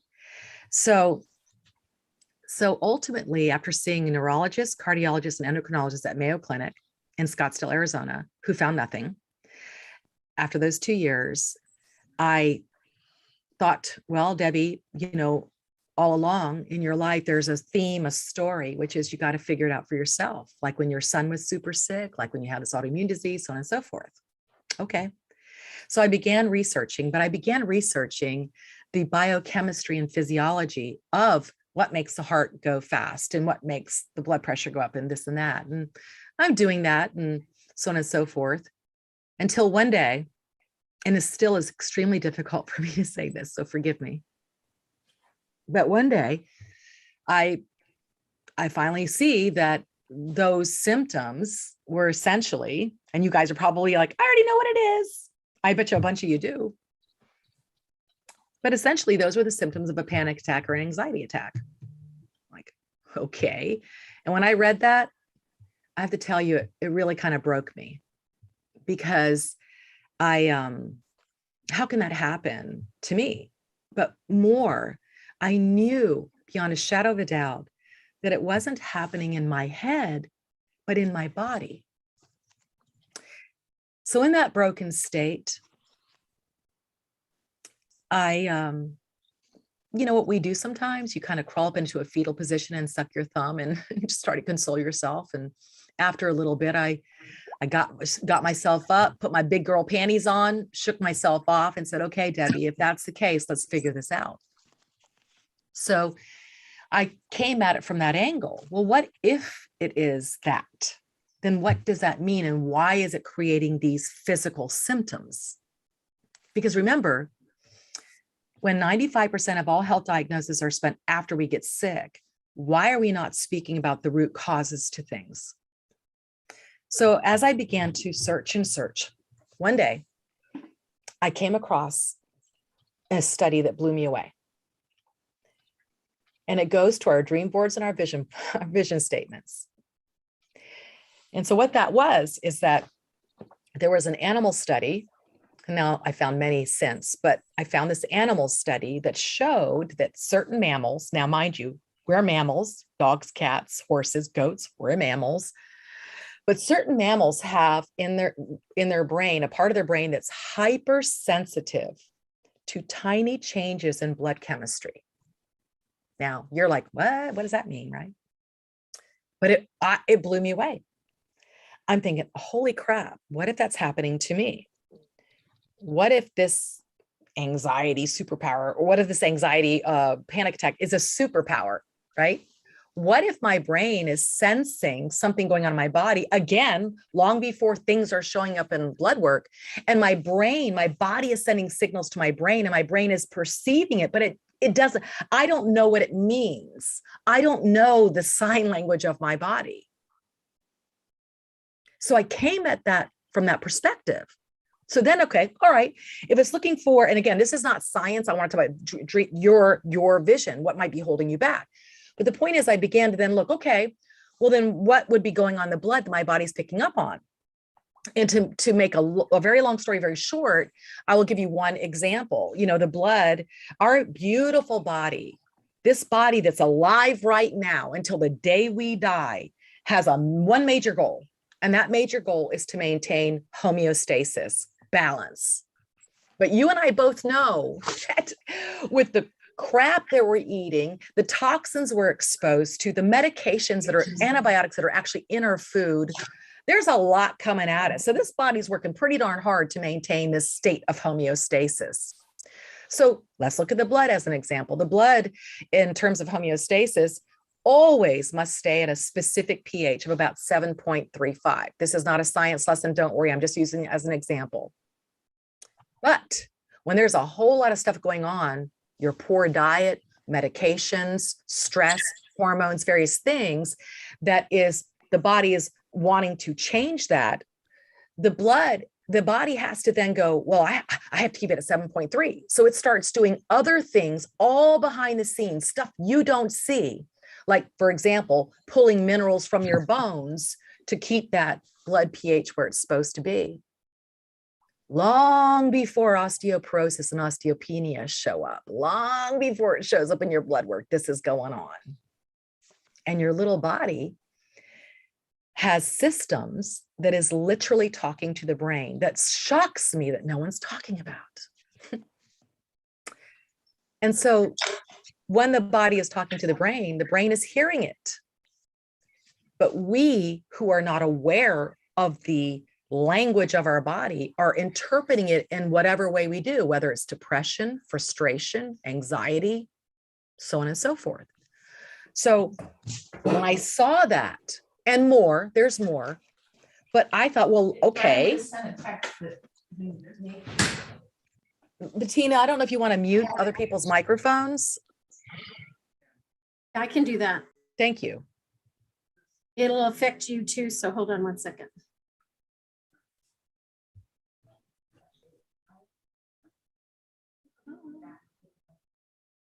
I think I'm not affected. Okay. So I'm going to continue. So the point is that now in looking at that, I began to then address what that, learn what my body was saying to my brain.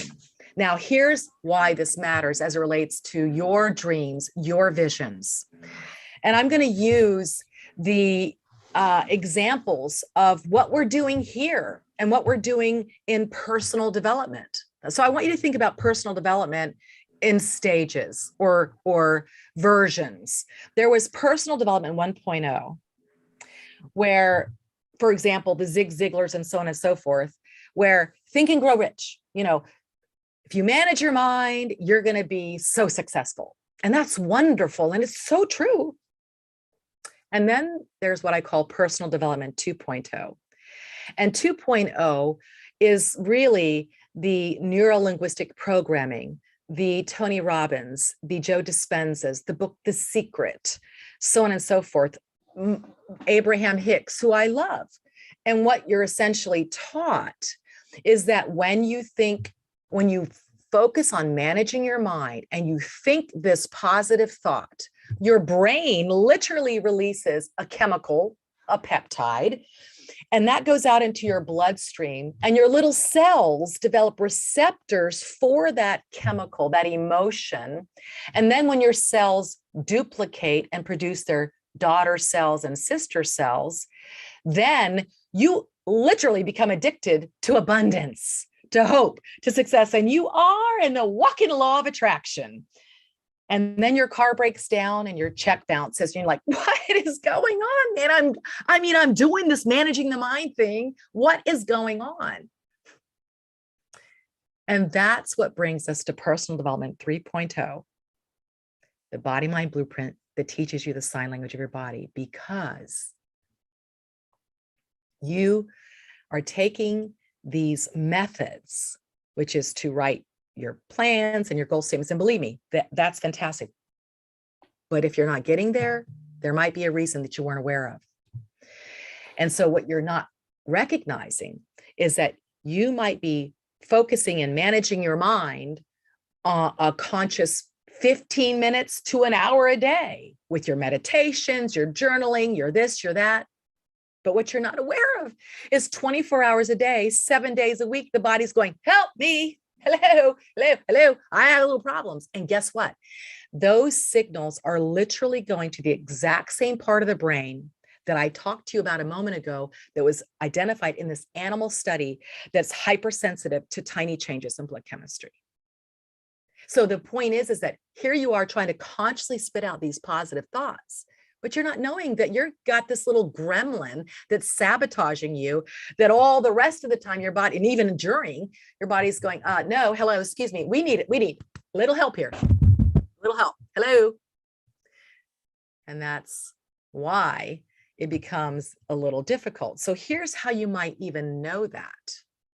And this is what happens to my stubborn, stuck clients is they write their I am statements, which is beautiful. I am great. I am amazing. I'm fit. I'm fabulous. And they write their dream boards and their vision statements. But then when they read them and when they look at them, what's going on is there's this little grip in their gut.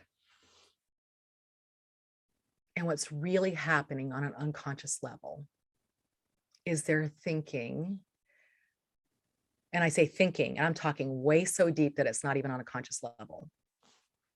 What's going on is that they're like, I hate where I am, and I can't wait to go where I want to go. They're looking at that goal board. Oh my God, I want to go there, but I can't stand where I am, and I want to go where I'm going to go. And they're not even understanding that that energy of being so dissatisfied with where they are is actually the greatest of energies. And that is what's emanating. And that's when a dream board or goal board can backfire. And so then you ask yourself, well, you know, how do I change that? Because what you look at that and you might think, wow, it's so far away on the conscious level. So I'm going to go backwards even further. I shared with you what occurred over the last decade, but I'm going to go back to in my early 20s.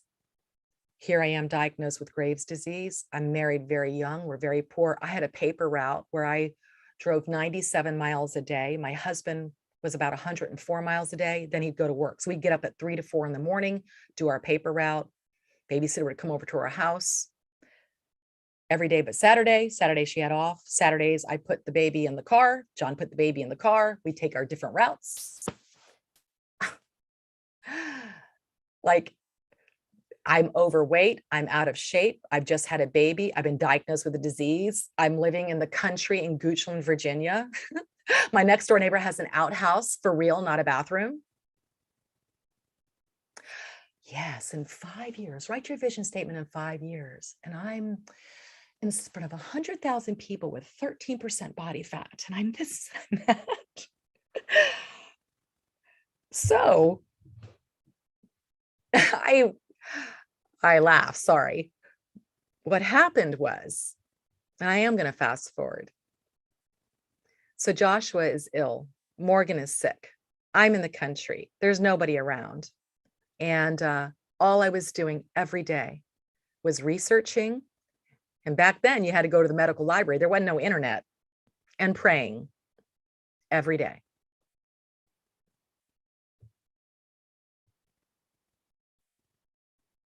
And I was listening to that still, small, sweet voice. And I let that guide me 100% of the time.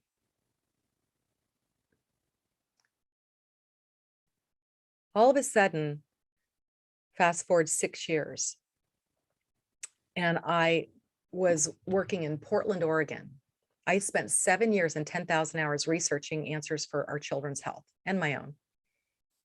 And right at that time, well, actually, it was just a little bit before I found all the answers. I should say not all, but the ones that mattered the most at that moment. But it was 1994. So it was about 5 years later. I am a fitness professional. I'm traveling the country doing workshops. I'm on the Nike Elite team. I'm working for Soloflex. And this particular day, I pull up to the River Place Athletic Club in Portland, Oregon. So all my little Oregon people know River Place Athletic Club. Back in the day, I was working with Victoria Johnson. Look her up. These are the fitness people that I hung with back in the 90s when fitness was different. But anyway, when it wasn't franchised. But anyway, the point is that I get out of my car and I have a 1994, so it's brand new, Acura Integra VTEC 2-door white with a racing stripe and a spoiler, tinted windows, right? I get out of my car. There's a valet at the River Place Athletic Club for us. And I'm not thinking anything. I go to the boot. Trunk. I was born in Scotland. Sorry about that. But I go to the trunk and I pull out my gym bag. I put it on my shoulder. I might be at 12, 13% body fat, muscles rippling, back when you wore those crop top half things, right? And I'm walking into the building and I turn and I look. And I see this young girl looking at me. She's maybe 24. Pock marks all over her face, extremely overweight, in a ratty car. And I saw that look as she looked at me, which was, oh my God, I wish I could be her. And I wanted to run over to her and tell her, no, you are that. You're just looking at yourself in the future. And it was really what began teaching other people, because I know what that feels like. When we were younger, we were raised very poor. Stupid thing. This is why I think knowledge is so important. But when I'm high school, and we have no money whatsoever. And I would go to school and the other kids would wear those. This is back in the 80s when they would wear the Izod and the ducks and the whatever the heck they were wearing. I shopped at Goodwill, so whatever. But the point is that they would be wearing these crisp starched shirts. They look like paper. So I would go to the local Kmart. I don't know if that exists anymore, and buy my little shirt with my money that I made working. And then I would buy the $1 can of spray starch and I would spend hours spraying that damn shirt to go to school the next day, to notice that after 20 minutes, it looked like I had rolled and slept and died in the shirt, when my friend's shirts looked like it was just crisp paper.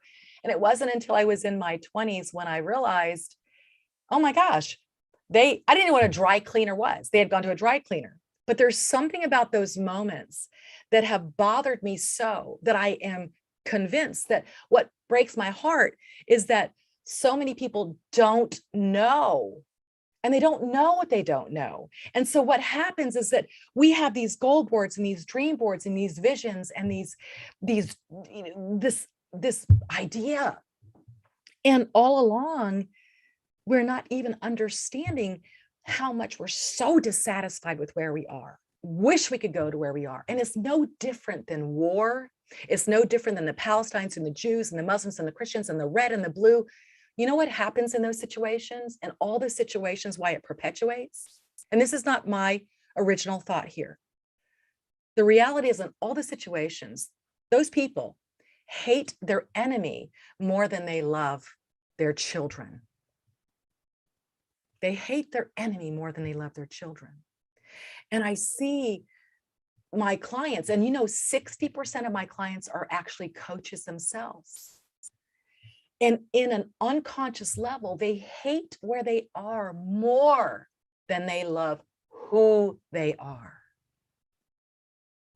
They hate where they are now more than they love who they are at their core, their authentic soul. The degree of dissatisfaction, dis-ease, frustration, depression, anxiety that one feels represents the degree of the distance from who they are in this reality to who they actually are at their soul and their source and who they are.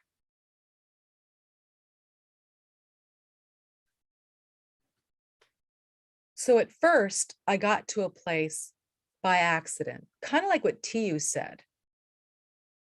I didn't have a goal board or a dream board. Early on, I wished and hoped I might get to that spot one day, But my emphasis and my focus during that time was on saving my children and listening to my still, small, sweet voice. And that guided me to a spot where then 5 years later, all of a sudden I look back and I realize, oh my gosh, I'm at this place that I only dreamed of 5 years ago. I didn't have a goal board or a vision board or nothing. I was just trying to save my children. Then I go about the world and I write books and I'm speaking. And then something hit me physically.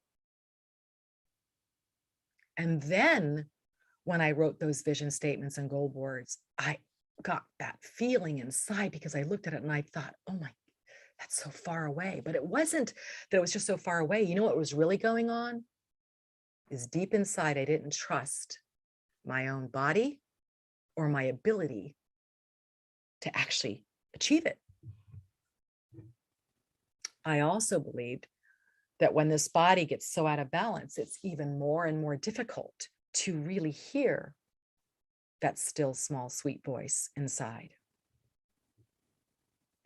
So learning the sign language of your body is what happens, I should say, is that the clients that come, and again, stuck, stubborn, strong women, they've done so much in self-help. They know the mechanics of what they should do. In fact, Simon Sinek, who is a great, great leader, who has a TED Talk called The Golden Circle, says that the most successful businesses do not start with, how do I do it? Or what do I do? But why am I doing it? That's great in business. People come to me all the time. How do I lose weight? What do I do to resolve my fibromyalgia? And the why is important, but you know what's more important is the who.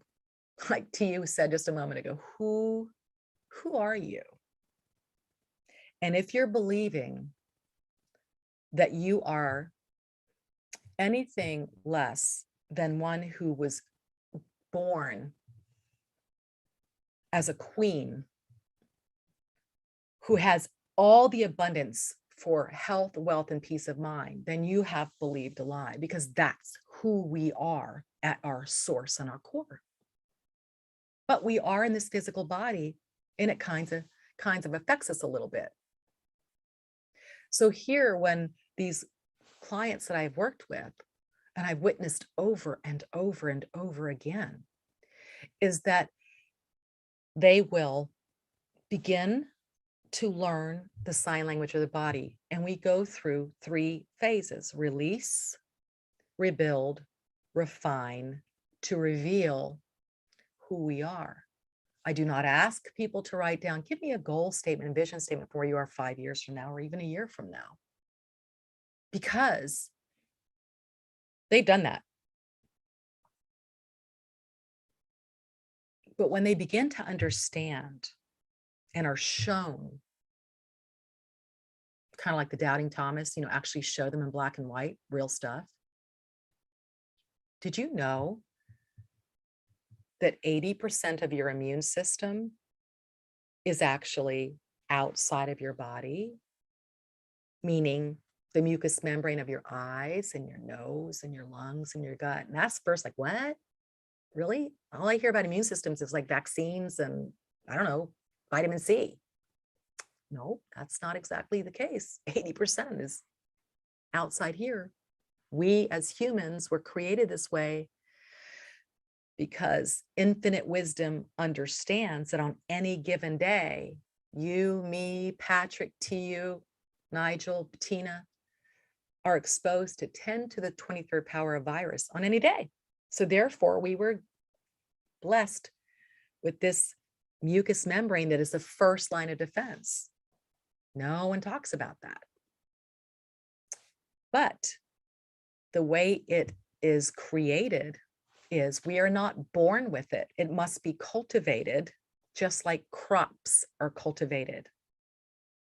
And the source of its initial seeding, seeds like a crop, the source of the initial seeding is from the mother as the baby passes through the birth canal, and the bacteria in mom's birth canal mirrors what's in her intestinal area. So if your mama had years of asthmas, allergies, eczema, antibiotics, medications, and so on, her intestinal bacteria is compromised, and what she's passing to the next generation is as well.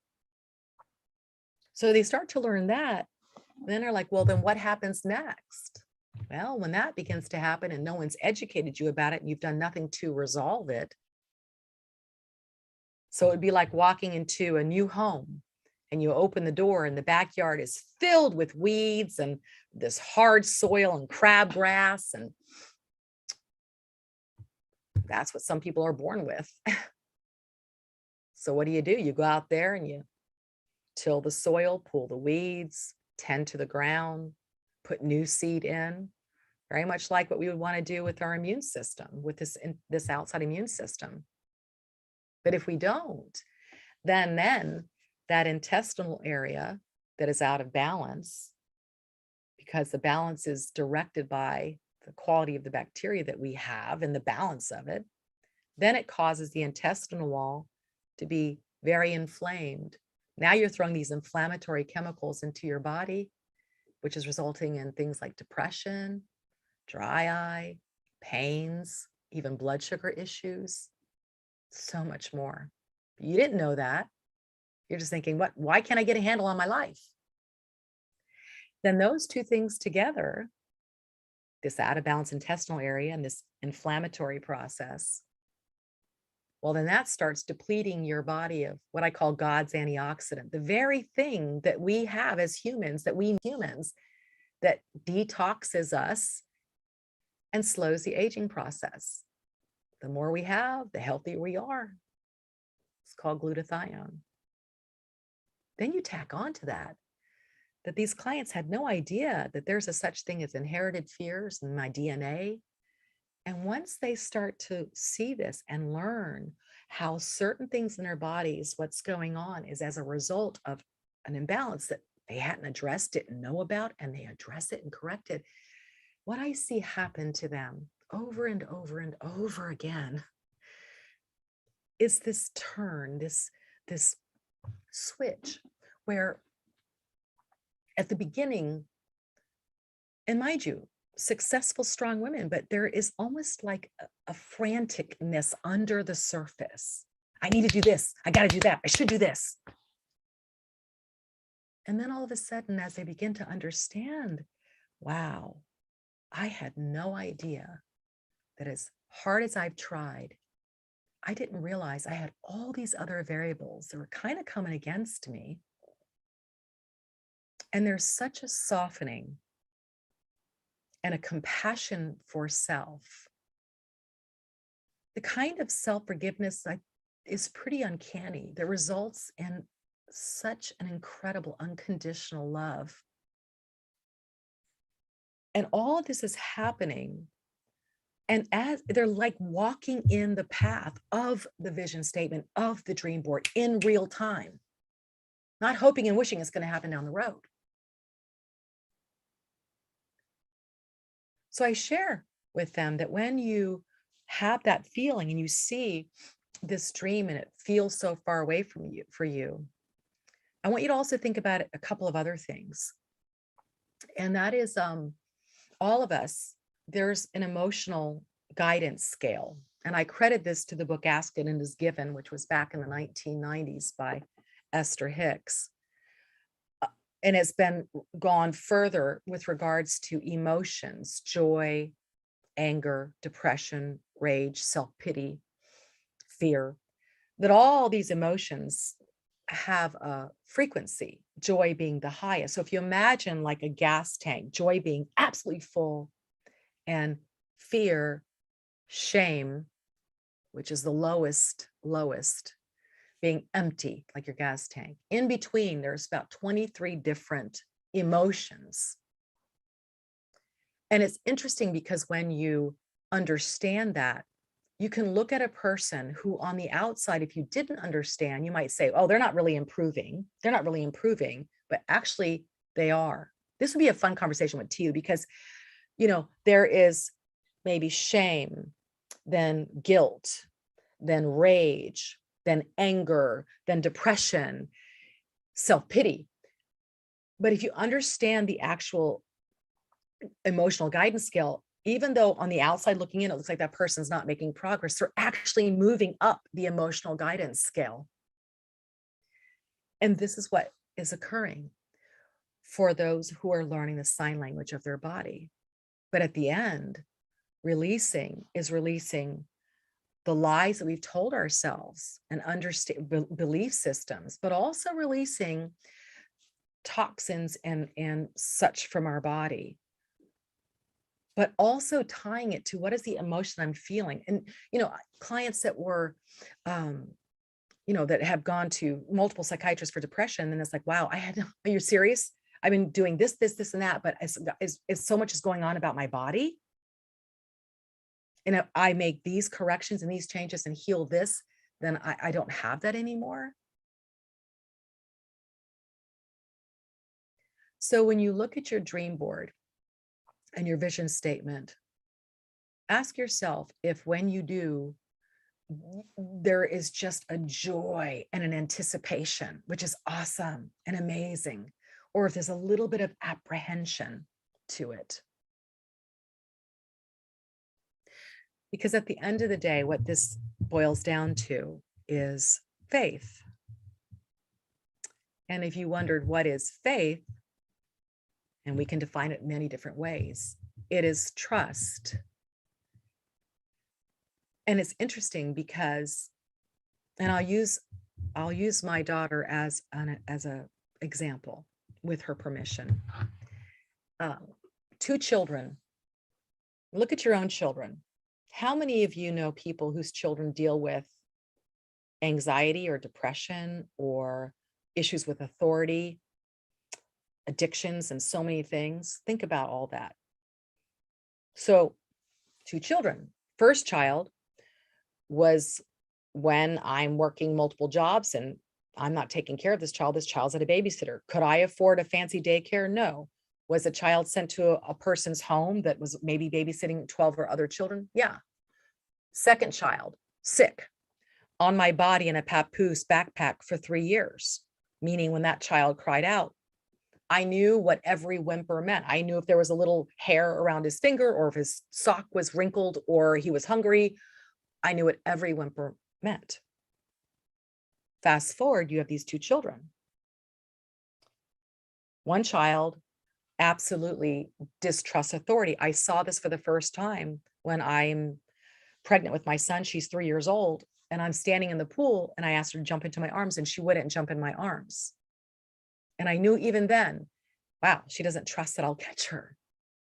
As time went along, I saw to you that she did not trust authority, which means she didn't trust when her mom and dad say, you know, I don't think it's a good idea you go out tonight. It's not safe tonight or this or that. Doesn't trust. Why does she not trust authority and her parents? Because she didn't trust her own ability to cry out. What do I mean by that? Imagine this little girl who's in a baby seat. You drop her off, a bunch of kids. She's hungry, diaper's dirty, whatever around her finger. But the point is that they cry out and there isn't a response. And it meant way deep in that psyche and that unconscious is not trusting your own ability to cry out. Because what is trust? Trust is knowing that when you step into the unknown, that you will either be carried or you will fly. There's no fear. The other child, immediately every need was met. This little unconscious knew when I cry out, I get answers. My point is that there's so much in the individual that is so deep. And we're so quick to judge ourselves as I should have known better. I should be further along. And that's so unfair. So I would love, if this has resonated with any of you, that you go over to Sign Language of Your Body. Give me your name and email and let me let you know when we are starting our next, we call them consortiums. We started the last consortium December the 2nd, last Thursday. These are people who have come together that are learning their sign language, the sign language of their body, which means we are learning about the physical. We actually do at home, we teach at home tests in addition to addressing what is going on in the emotion and how the physical body is affecting that. But I will give you one little hack before we go, because I have about 5 more minutes or so. The point is that this body is speaking and we have not understood what it's meaning, which is why I teach the sign language of the body. One of the ways that is huge is this, whether you are in a state of stress or a state of the divine, and how much and where is the balance, right? So what we call that in science and the nervous system is the sympathetic nervous system versus the parasympathetic nervous system. I don't want to make this complicated. It's super simple. The sympathetic nervous system, we have both, and they're designed beautifully. The sympathetic nervous system is the one when we're getting chased by a tiger. It changes our body chemistry so that we can run really fast and get away. The parasympathetic is the nurturing and the healing. You're in the zen, you're in the flow. That's where you want to be when you are creating and you are pursuing this vision and this dream that you have. So we call the sympathetic nervous system traditionally this fight or flight, but it's actually one more step, which so many people I see are in, and that's freeze. Fight, flight, or freeze. Freeze. And it's like, you know what to do, but it's just not getting there. And you try again, and you stop, and you try again, and you fight, flight, or freeze. So here's a really cool hack. If you own an iPhone and an Apple Watch, you will have on your iPhone what's called the Health app. It's a white icon with a little red heart in it, the Health app. Now, again, if you have an iPhone and an Apple Watch, so if you go to your Health app and you wear the Apple Watch, click on that Health app, and then at the bottom right, there's a little grid with 4 squares, which says browse, browse. When you click on that, you'll get this menu, all these things you might not have seen before. You'll see one that says heart rate. When you click on that, it'll take you to also more things, but one of them is called heart rate variability, HRV. Now, heart rate variability is something that until now, in order to know what this was, you'd have to go get a EKG. And what is it measuring? It's measuring the distance, the space, the time between the beats of your heart. So if your heart beats 60, if you have a heart rate of 60 beats per minute, that does not mean your heart beats every second for those 60 seconds in the minute, unless maybe you have a pacemaker. No, when you inhale and exhale, the beats expand and contract. There's a greater variance between the beats, and then it speeds up a little bit, and a greater variance, and it speeds up throughout that minute. And that difference in those beats is what's called heart rate variability. Now, what does that mean? The greater and higher the heart rate variability means that your body is in the parasympathetic dominant state. You are in a state of flow. You are more likely to trust your intuition. You are in a space of creativity and healing and zen and flow. But 90% of my clients are absolutely not in that space. And the coolest thing is that all of my clients, for example, we use what's called an Oura ring. Look it up. O-U-R-A, O-U-R-A, an Oura ring. And it is like a computer on your hand that you can see, and this is one of 100 hacks, but the point is you can see your heart rate variability hour to hour through the day, whereas the Apple Watch and the iPhone just average it over a whole day. So it's interesting because you might look back, it's like, wow, last Thursday at work, I kind of lost a little. It wasn't a good day. And if you now go back and look at that Apple phone and the heart rate variability part of your health app, you might see, wow, that's weird. My heart rate variability was trending down 3 days before I had that day. The body was crying out for help. Was this emotional? Was it external stress, or was it physical? You'd be surprised how much of it is physical inside the body, and the body is saying, hey, I need some help. There are so many tools we are not learning. In fact, way back in the day, there used to be Louise Hay, and there were authors that started a conversation about what does it mean when I have white spots on my finger and this and that. And we've kind of dismissed all of it. And so much of that is buried. And it is about trusting the science, and that's lovely. But I will finish with this. In 2005, I stood on stage. I'm in Australia, I'm across the world, and in my hand, I have a slide. And the slide showed at the time in 2005, pharmaceutical sales were $200.4 billion in 2005. In 1990, it was $44 billion. And back in 2005, I said by 2020, our pharmaceutical sales would be at $497 billion, given what we're doing. I have this exact talk for you with slides that I will give to Bettina Carey if this in any way interests you, so you can see more visuals. I just wanted to talk with you today. But in there, I went back, and if you look today at our pharmaceutical sales, the latest data you'll get is about 2016, 2017. And you know what? It looked just like a business model.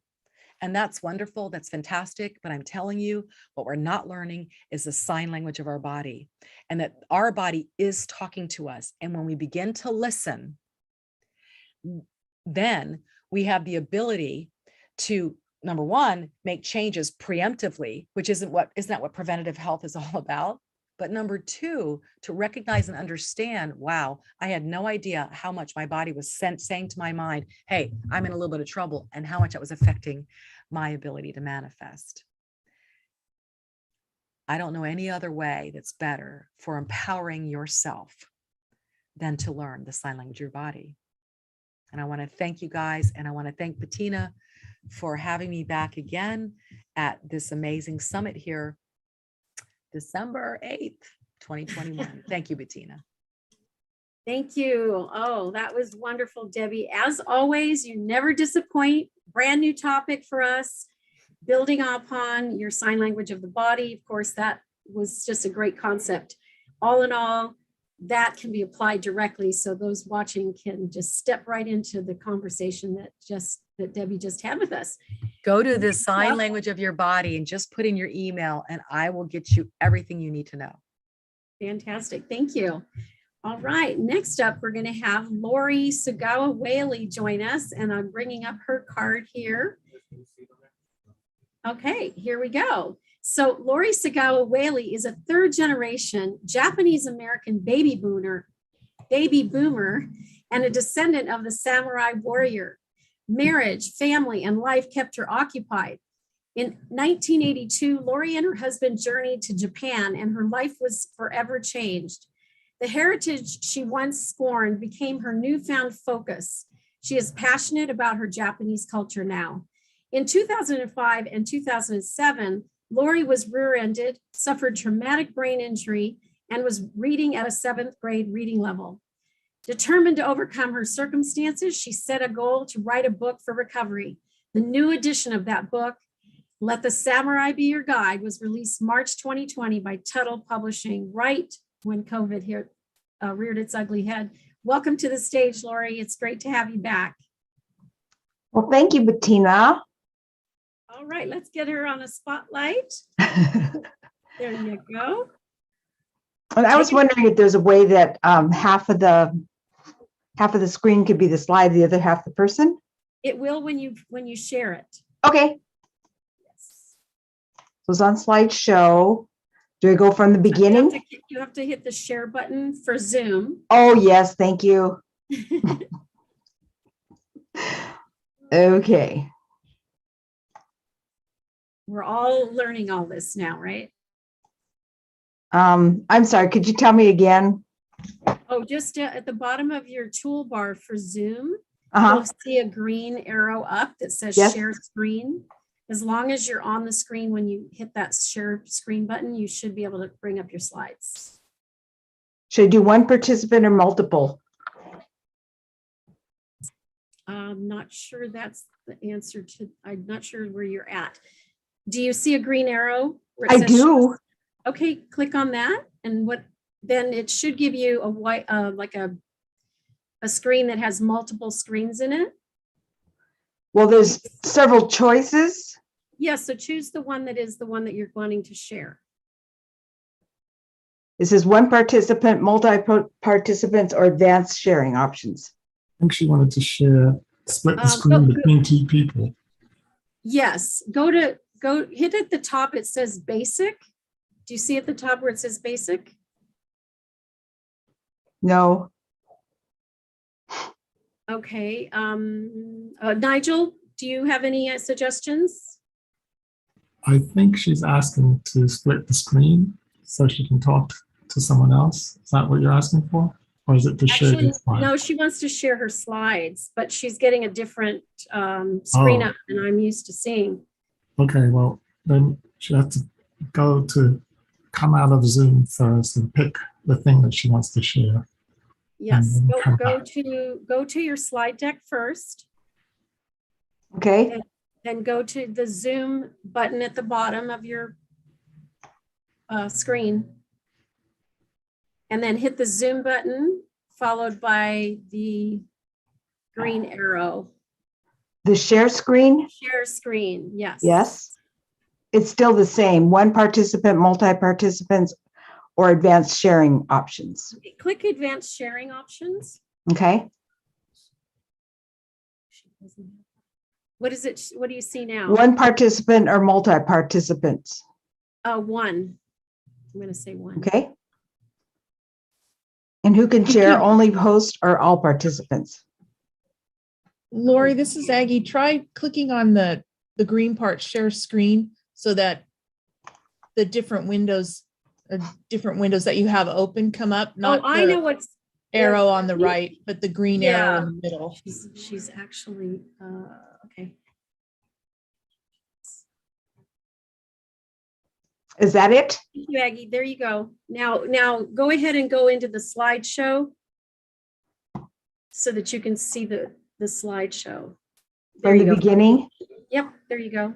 And then up the top there, you're going to want to go full screen. Up at the top, it is full screen. You can also click it on the bottom right, I believe. Expand. You're trying to expand it so that we're not seeing all your other slides. Right. Oh, I apologize, everybody, but it's going to be worth the wait. Okay. So can you hit the bottom right? There's a little minus sign and a plus sign, and to the right of that, there's a little expand screen, or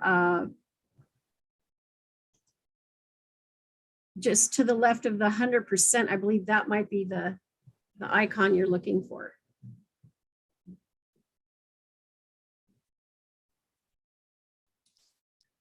Lori? Yes, I'm here. You could also try up at the top under slideshow. Are there some options to run the slides? Well, right now, so it's at full screen and I can't. That's your full screen. Okay, so that's the Zoom. So go back to your slideshow, the slideshow itself, and then hit slideshow.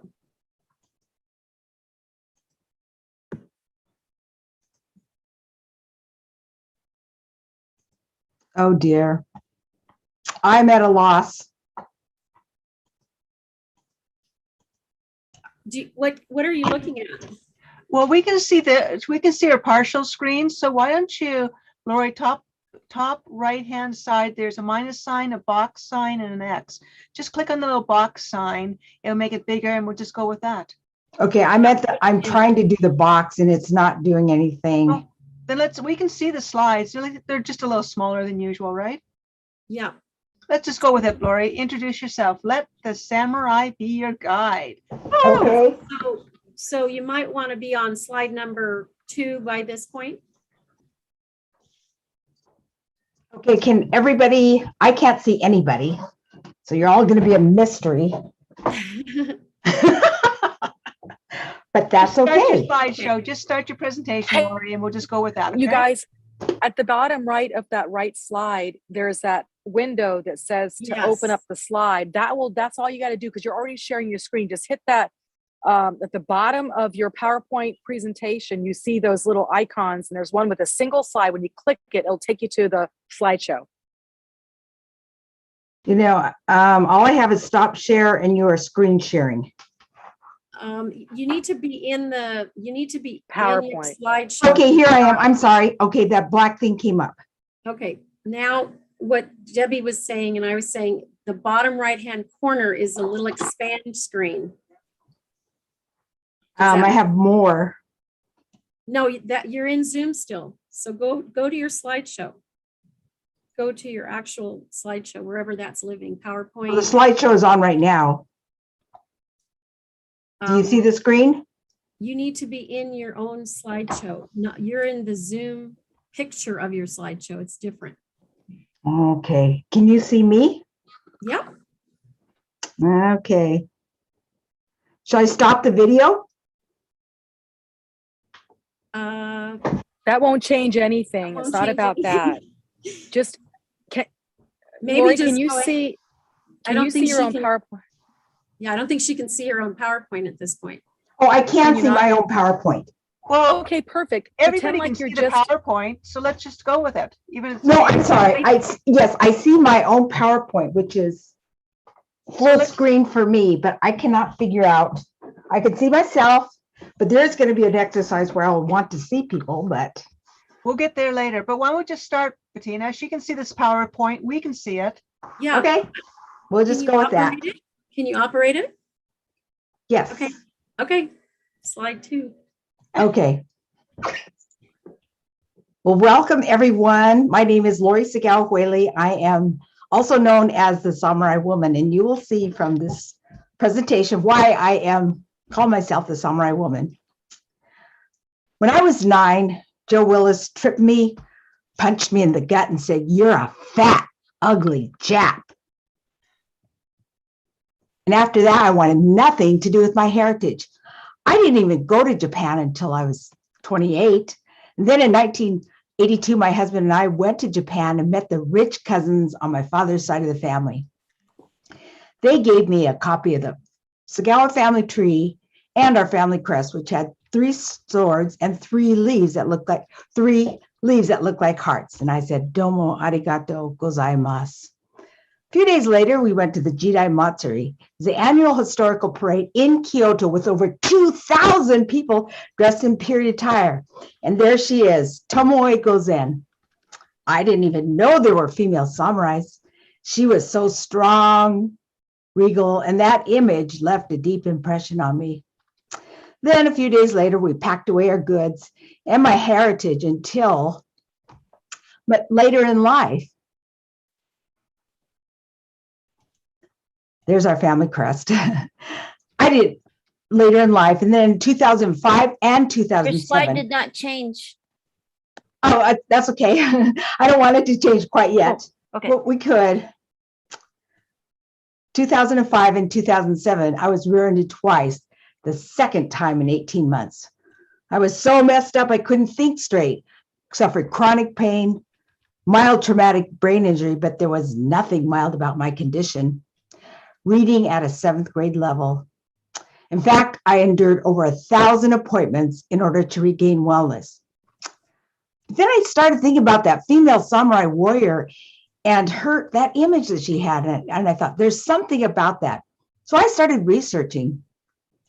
And then one day I found out that our family crest, I go to my husband, look, it's our family crest. There are 3 swords and the 3 hearts, well, 3 leaves that look like hearts. And it was one of the 5 main samurai crests of feudal Japan. I knew that DNA of the samurai warrior, it's in me. And if that samurai spirit can move those warriors, it can move me. So I set a goal to write a book. And every day, with what limited brain power I have, I would write, even if it was only 20 minutes a day. And I hired a book coach, Patrick Snow. I wrote the book, and it took a long time because I was recovering from traumatic brain injury. But as a book took shape, everything started to improve. My vision, I started seeing better, my mental clarity, and the chronic pain was starting to dissipate. And I knew that if I finish that book, I will overcome traumatic brain injury. So the book was published in 2015. And then in 2018, I was offered a contract with Tuttle Publishing. That's the Kodo Bushido. Let the Samurai Be Your Guide. And it came out right in March 2020, just as COVID hit. So we didn't get to go to Japan, but the book is on Amazon. And now I'm able to get into other venues across the world. And this is a Kodo Bushido guide. It has all 7 codes, which includes courage, integrity, benevolence, respect, honesty, honor, and loyalty. And if you would like a copy of this, I would be happy to send it to you. You can just put your email in the chat and I will be happy to send that to you. And it's something worth framing because it's good. They say sage advice, but I would say this is good samurai advice. Never give up. And that's what I'm going to be talking about today, Gambaru. Because had I given up, I would be that person reading at a 7th grade level when I am a college graduate in chronic pain, and my husband would have to take care of me for the rest of his life, and I didn't want that for his retirement. So there's always a way, and I'd love to talk about Gambaru because that's what my mother taught me, never give up. Now, when you think about the samurai warrior, what do you think about? Is there anything that comes to mind? Is it that fierce warrior? Or is it Tom Cruise? You decide. The Last Samurai did bring the samurai more into the forefront, but it was slightly Hollywoodish. The samurai were the fierce warriors of ancient Japan. They ruled for over 700 years. And it was during the Tokugawa period from the 1600s to the 1800s, they came into more pronounced and they became more into power. And it was also during that time that they were a closed society. And it wasn't until Perry came and forced the doors open.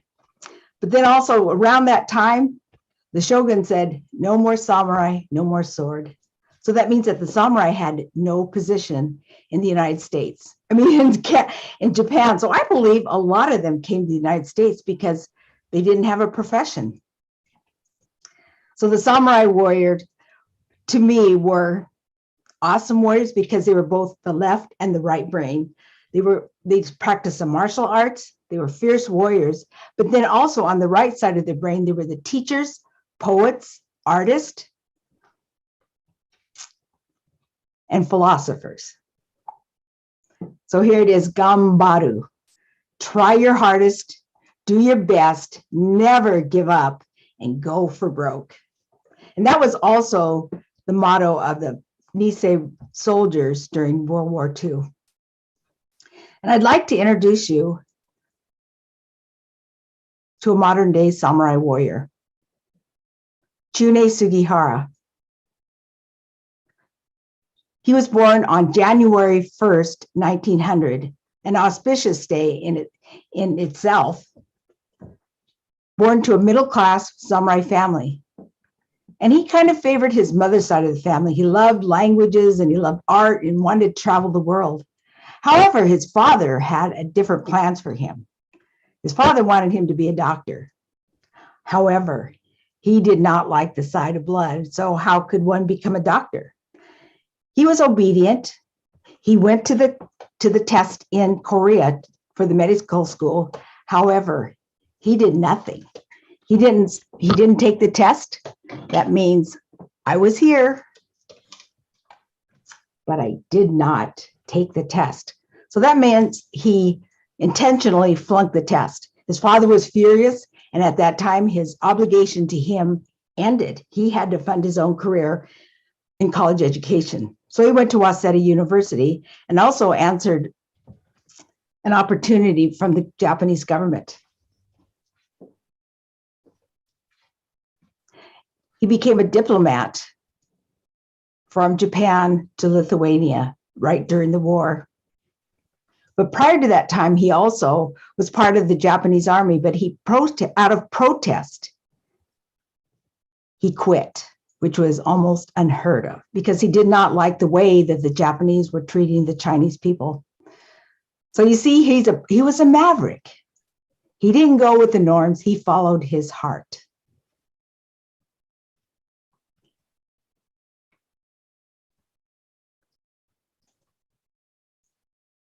And here you see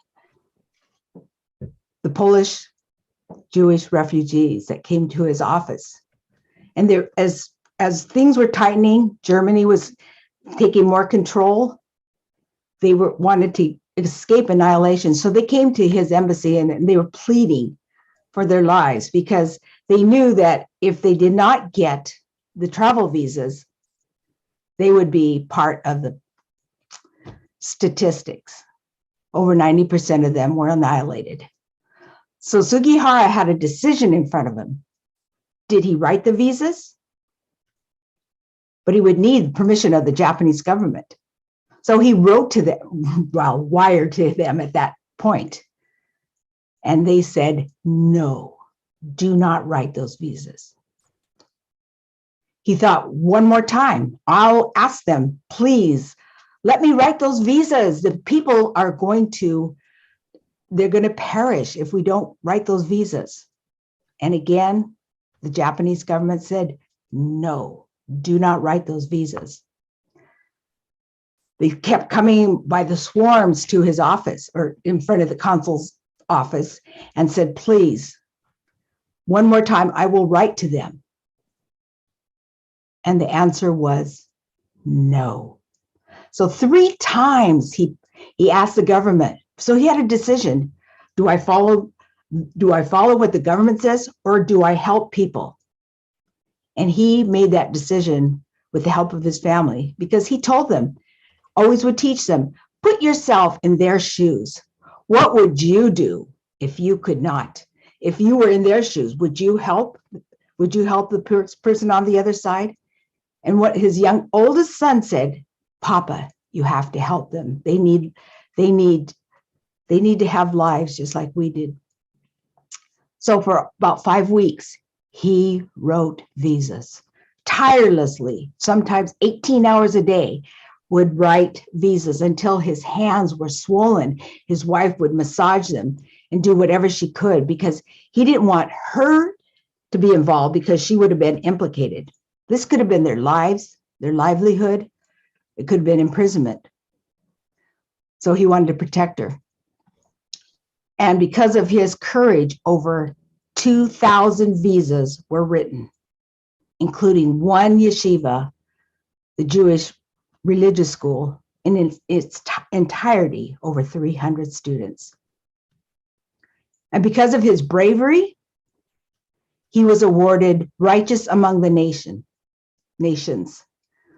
And this is given by Yad Vashem Holocaust Museum in Israel. This was in 1984, 40 years past the time when he wrote the visas. But he unfortunately, he passed away the next year, but he died knowing that he did the right thing. So what would you do? Maybe there's something that the government says it's okay, but you know in your heart that it's wrong, immoral. So I'd like to read to you from my book about Sugihara, because his life influenced me for many, many years. I first heard about him in 1993. And let's see, this is most important. Sugihara was a samurai warrior, yet he did not handle a gun or sword. He brought about change without going to battle. He was strategic yet peaceful, decisive yet compassionate, and determined yet gentle. He was a peaceful warrior, and not every warrior has to be a battlefield hardened warrior, soldier to be a true warrior and hero. There are many attributes in Chuni Sugihara's life that you can emulate. Which one would you choose? And one of his quotes is, "Do the right thing and leave it alone." So he died knowing that he did the right thing. And because of Facebook, I have this wonderful image of the war that he won, because he only has one son right now that is alive. The rest of them have passed away. So that is Sugihara. The next person I would love to share with you is about Helen Keller. Now, we don't think about much, we think about Helen Keller. She's a very accomplished woman, but sometimes we forget about her struggles. She wasn't born blind and deaf. It came a few years later in her early childhood. But her parents spoiled her, and they wanted a tutor, and a tutor appeared. However, that tutor knew that if she continued that life that Helen was living, grabbing off of people's plates, having tantrums, she would have been incorrigible. So she worked with Helen. And she was, although there were many battles, she helped Helen find her life. Some of her quotes are some of the most, I think, most amazing quotes there are. She says the best and most beautiful things in the world cannot be seen or even touched. They must be felt with the heart. That's Helen Keller.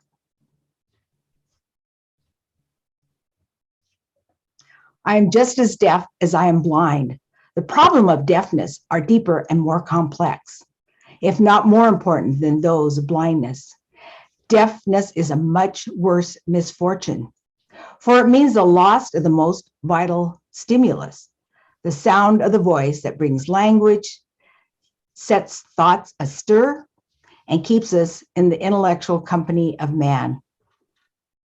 Helen Keller, 1880 to 1968.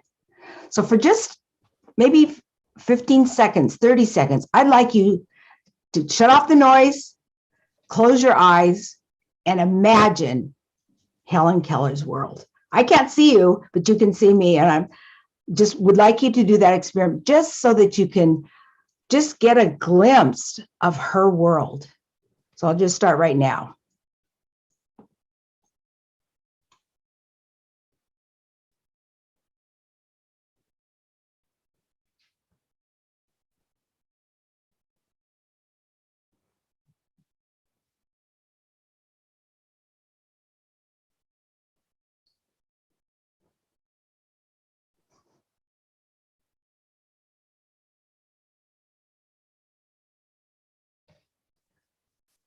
Imagine if that was your forever life. But she worked through that. She was the first blind person to graduate from college, and she wrote a book. Not only did she write a book and go to finish college, she traveled the world and met dignitaries and opened the world for people that are deaf and blind. Alone, we can do so little, and together we can do so much. That's Helen Keller. And so that's why we have We Empower You, the organization, the website, because we cannot do things alone, because I don't have the talents that other people possess, and they don't have some of the talents that I have. So together, we can make it better. We can make this world a better place. And isn't that what we all want for this planet? To leave the world a better place than when you when you came into the world. Next person I'd like to share about is my mother, Mabel Sagawa. But on May 18th, 1980, you can just put in the chat, where were you? Some of you may not have been born by then. I know that Anthony wasn't, Larry wasn't. Or we could open it up. Can you just share what you were doing and what you remember about the date?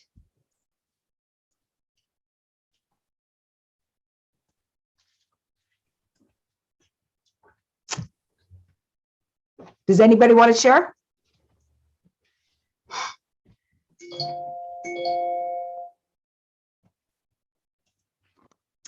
Well, I know where I was. I won't forget that date. And I can remember seeing some of that from afar.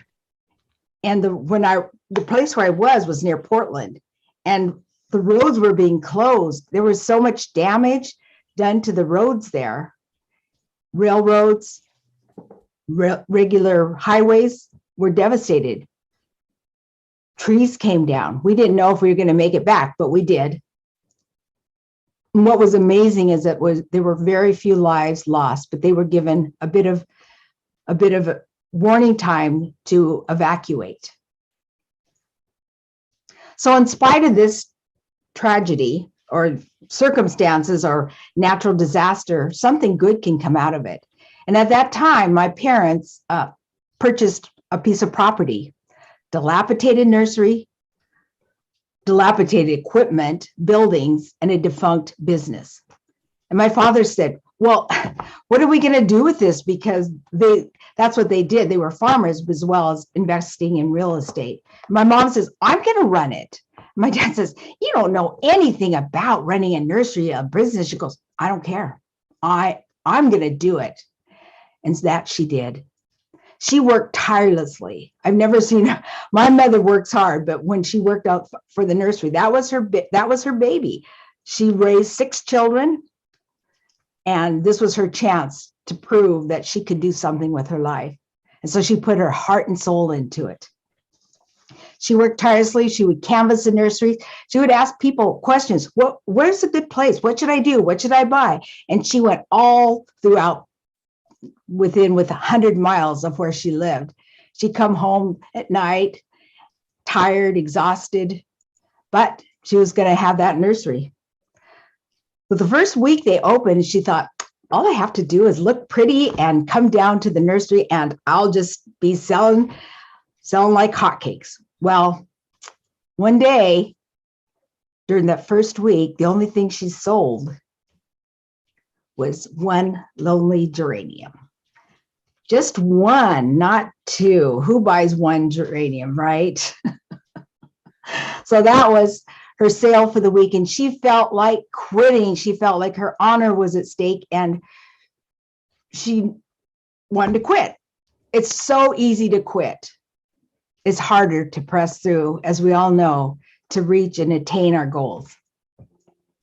So she decided that because she taught us never to quit, there's always a way. She would never let us quit.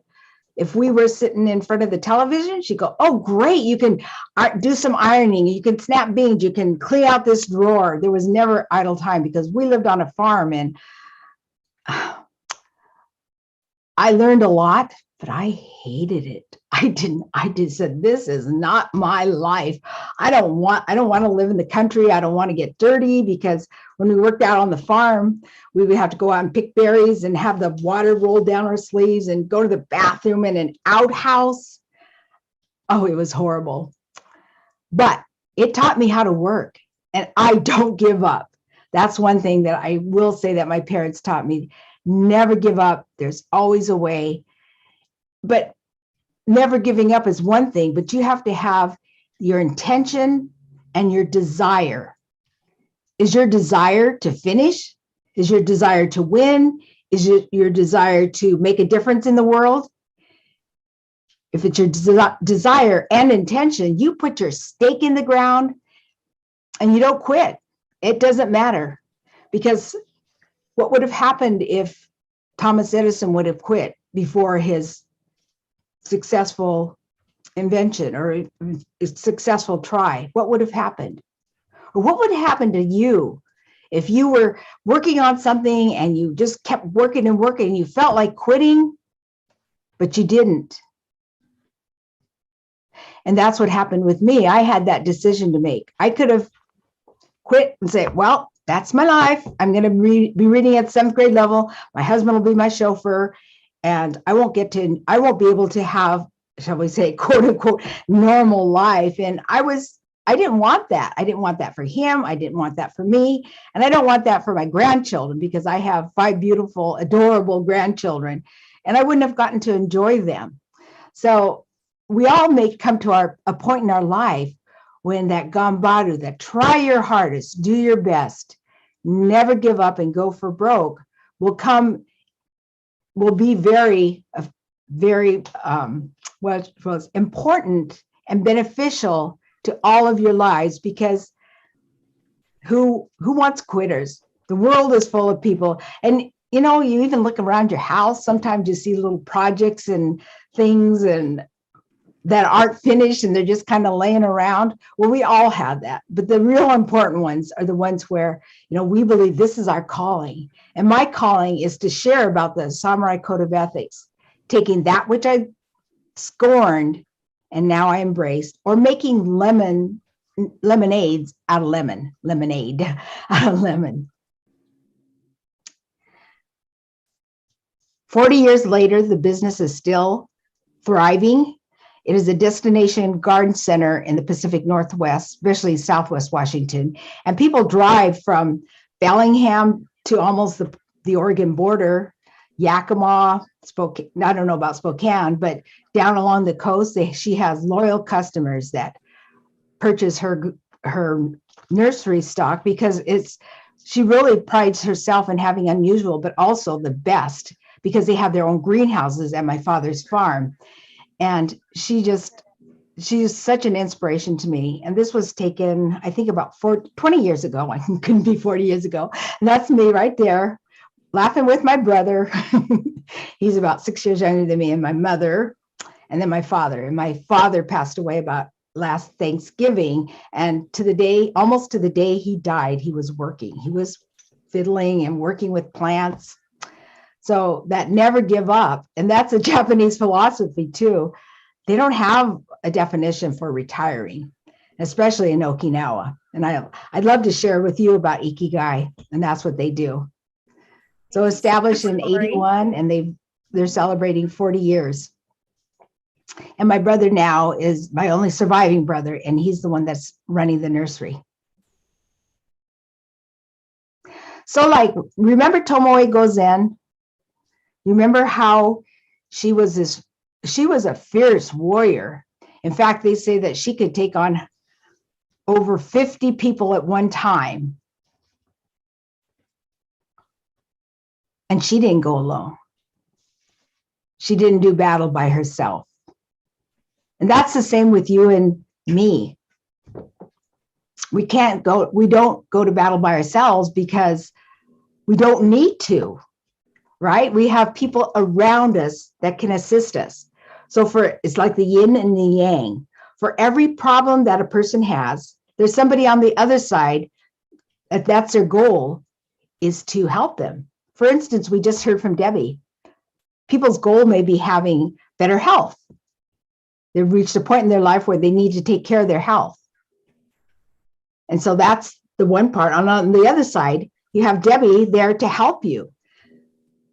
Or say in the case of Tiu, you've had an unfortunate background, an unfortunate life, but it doesn't have to stop there. There are people like Tiu that can help you find your life, that there is life after unfortunate circumstances. And just like with me, I love to teach people about the samurai ethics, because they are like an anchor in a sea of turmoil, and that guide through the maze of life. Thank you so much, Lori. It's been great to have you here today. Thank you.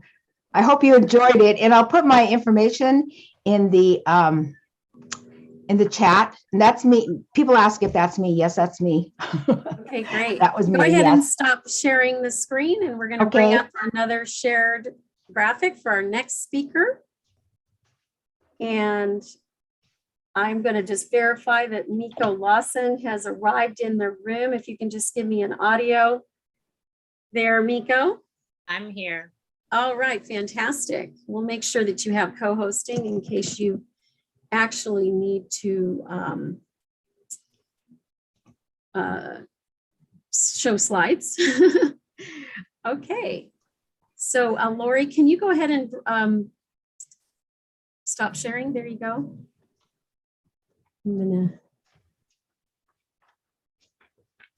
Okay, so next up we have a really wonderful longtime friend and colleague for Professional Women of Color Network, Miko Lawson, who is a holistic life and business strategy consultant who helps business owners and career professionals to align their passion to their purpose.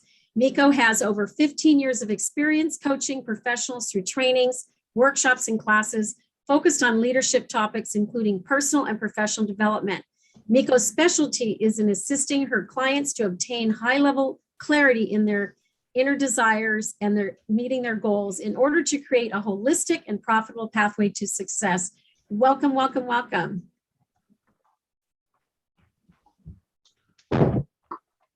Great to have you back. Are you here? Are you? Can you hear there me? You go. Yes, we can. Righty, I see the directions to unmute myself. Hello, welcome, and thank you all. And bear with me. I think my screen is a little.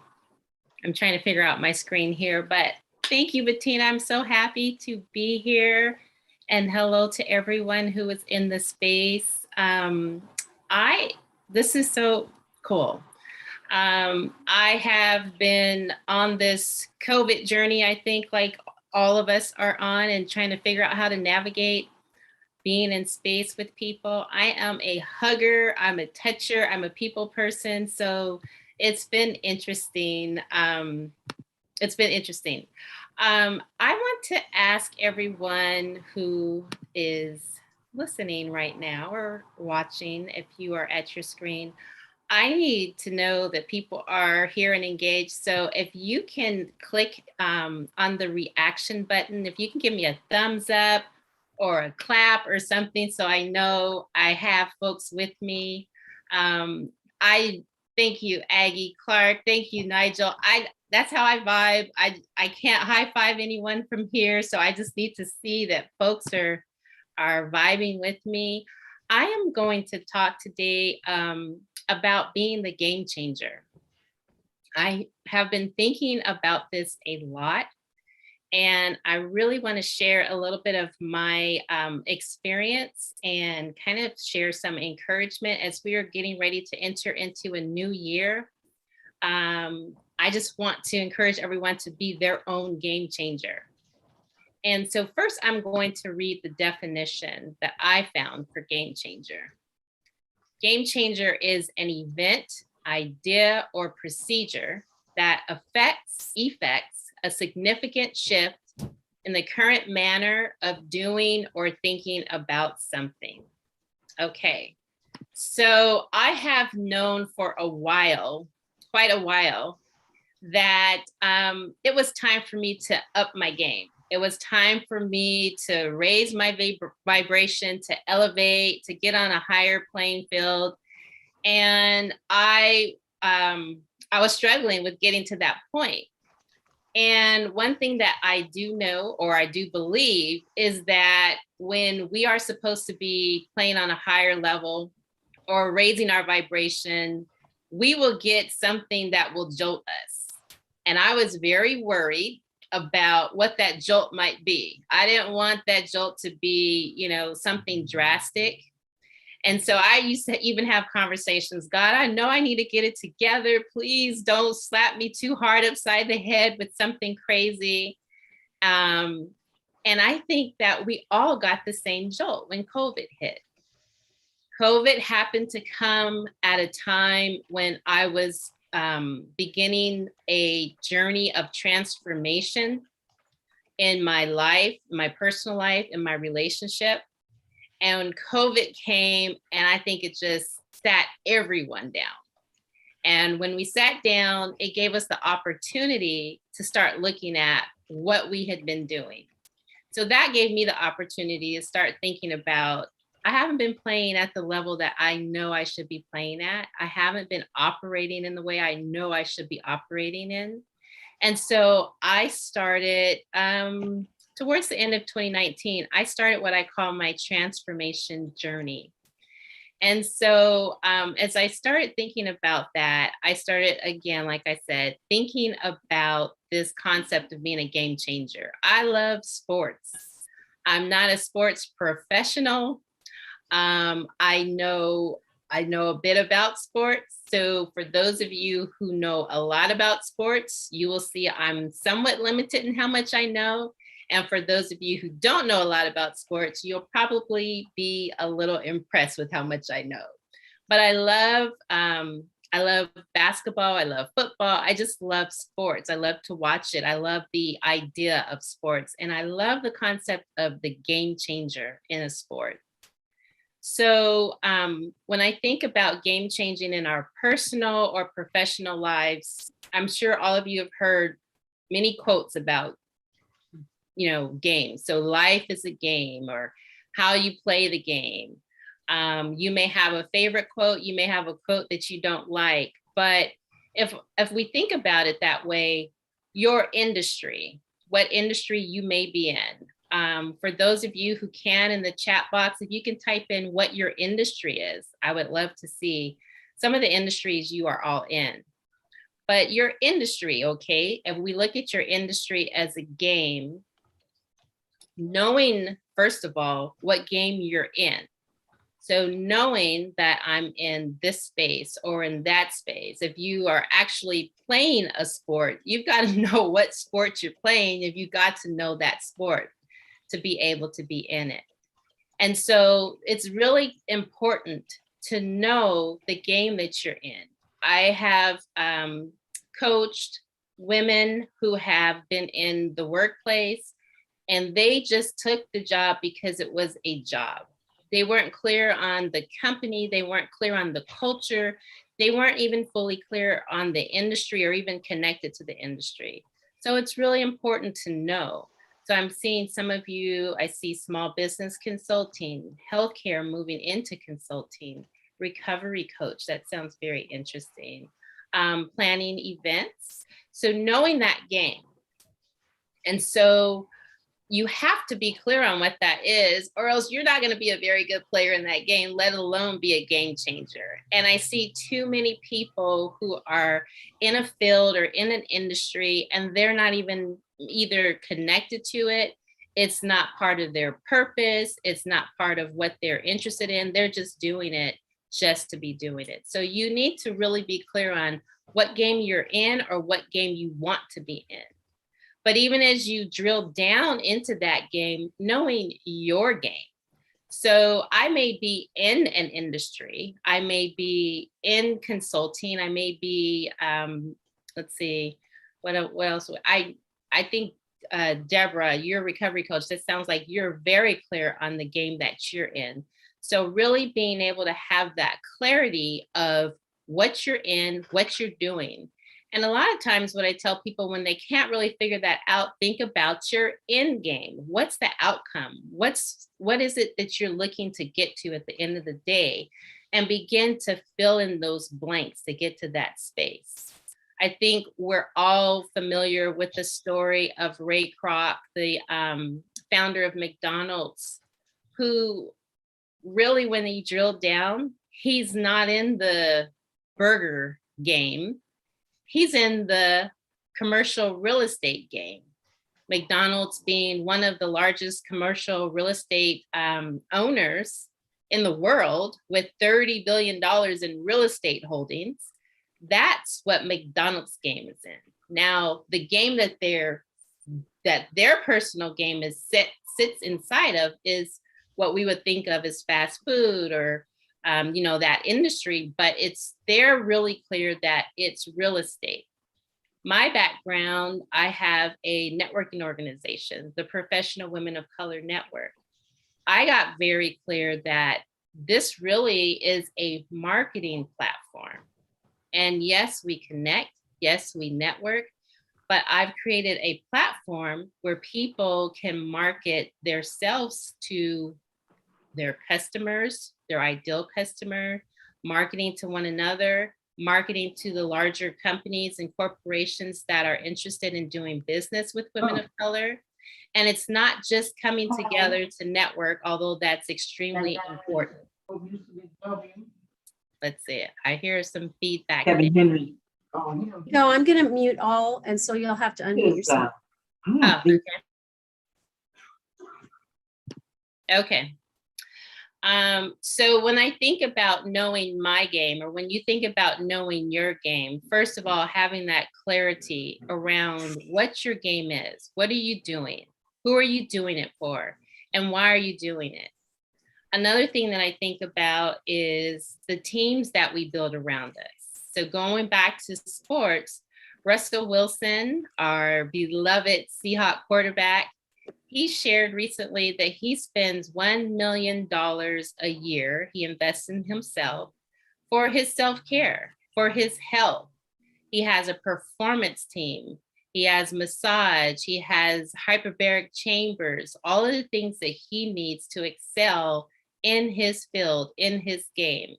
And so I wonder, what do you do on your individual basis to invest in yourself? Who do you surround yourself with? What do you do for your self-care? LeBron James, he spends $1.5 million on his self-care.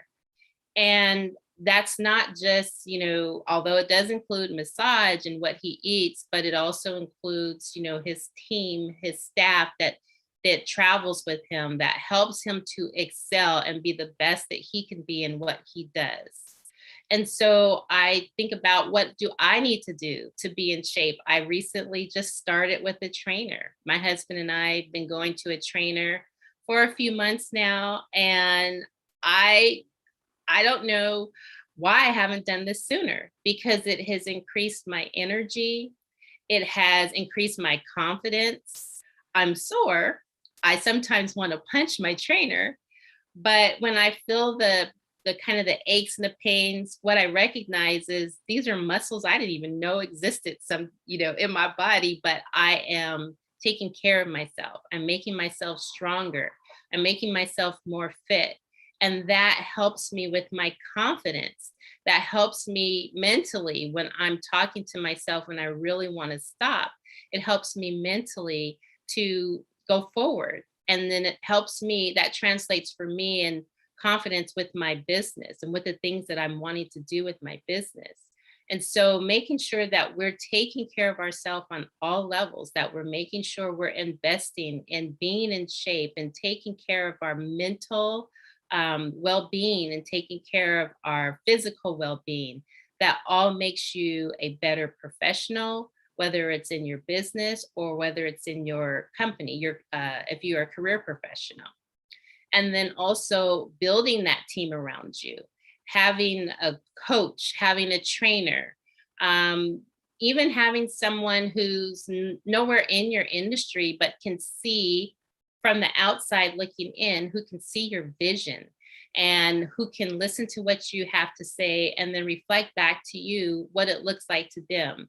Because sometimes we're so passionate about what we do, when we begin to talk about it, we can't hear or think about it from the customer's viewpoint, because we're so ingrained daily in what we do.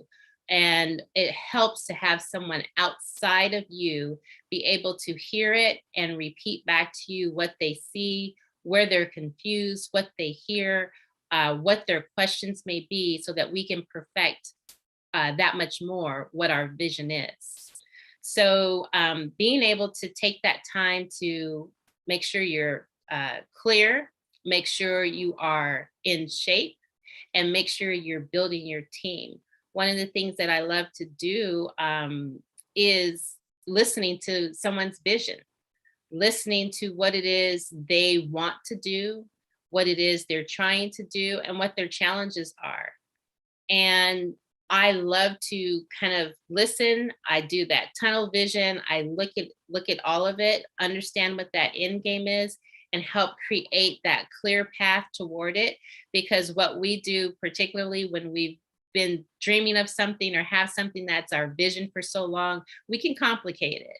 We can make it difficult to get to the end result because we add so many more things, or we start thinking of, a lot of extra things, or we talk to the wrong teammates who then discourage us or confuse us, or sometimes they add more things on that we really don't need, or really isn't going to help us get to the goal that we want to get to. So really knowing what you do, where you do it, and why you do it. And then from that point, figuring out how to perfect that game. So I, in my time and my work with my network, as well as outside of the network, I have met so many, what I call Jack and Janes of all trades. The folks who come to me, or I meet somewhere at an event and I ask them what they do, and I start to hear, this is what I do. And on top of that, I do this. And on top of that, I do this. And it's very confusing for me because I don't know exactly what you do or exactly what your focus is. And so I always encourage people, before you start adding extra things, perfect that one thing and make it the profitable thing, as long as it's connected to your purpose. But perfect that one thing. Become a perpetual learner in your field, in your niche, in your game. And practice, train, get to be the expert. Figure out how you do what you do and why you do it, and translate that to your customer or your client. When you go to a financial professional, you want to feel comfortable. If you're going to spend money with a financial professional, obviously you want someone who's going to be able to teach you, who's going to be able to show you, but more importantly, who you can see the proof of the results of their knowledge. If I went to a trainer who wasn't fit, I'm not going to feel that comfortable paying money to that trainer if they're not fit. I need to see that they are a true student of their niche, that they are someone who can lead me, who can teach me, who can train me, who can help me. And likewise, whatever I'm doing, I also want to make sure that I'm always learning. We are in a time that changes rapidly. Everything is, different today than it was just a few years ago. And so making sure that I'm staying up on information, that making sure that I'm being adaptable, making sure that I'm being innovative, making sure I'm surrounding myself with others who are doing that as well, is how I'm going to perfect my game. They always, the saying, iron sharpens iron. Or if you look at top athletes, they're improved by the games of others. Here in Seattle, we have quite a few born and raised Seattleites who are in the NBA. And one of the players, a former player who used to play for, I believe, Houston Rockets, was his first team. I was speaking with him shortly after Kobe Bryant passed away. And he was sharing a story of one of the games that he played in the NBA playoffs. And they happened to be playing against the Lakers and Kobe Bryant. And he said in all his years in the NBA, that was the best he had ever played in his entire life. And it was simply because he was playing against the best. And that brought the best out in him. And he had been in the league for many years up until that point. But he said he never played like that ever before. And that was because he was going up against someone who had perfected their game and was continuing to perfect their game.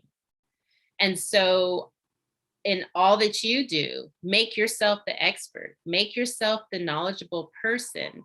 And that is what creates that opportunity for you to be the game changer.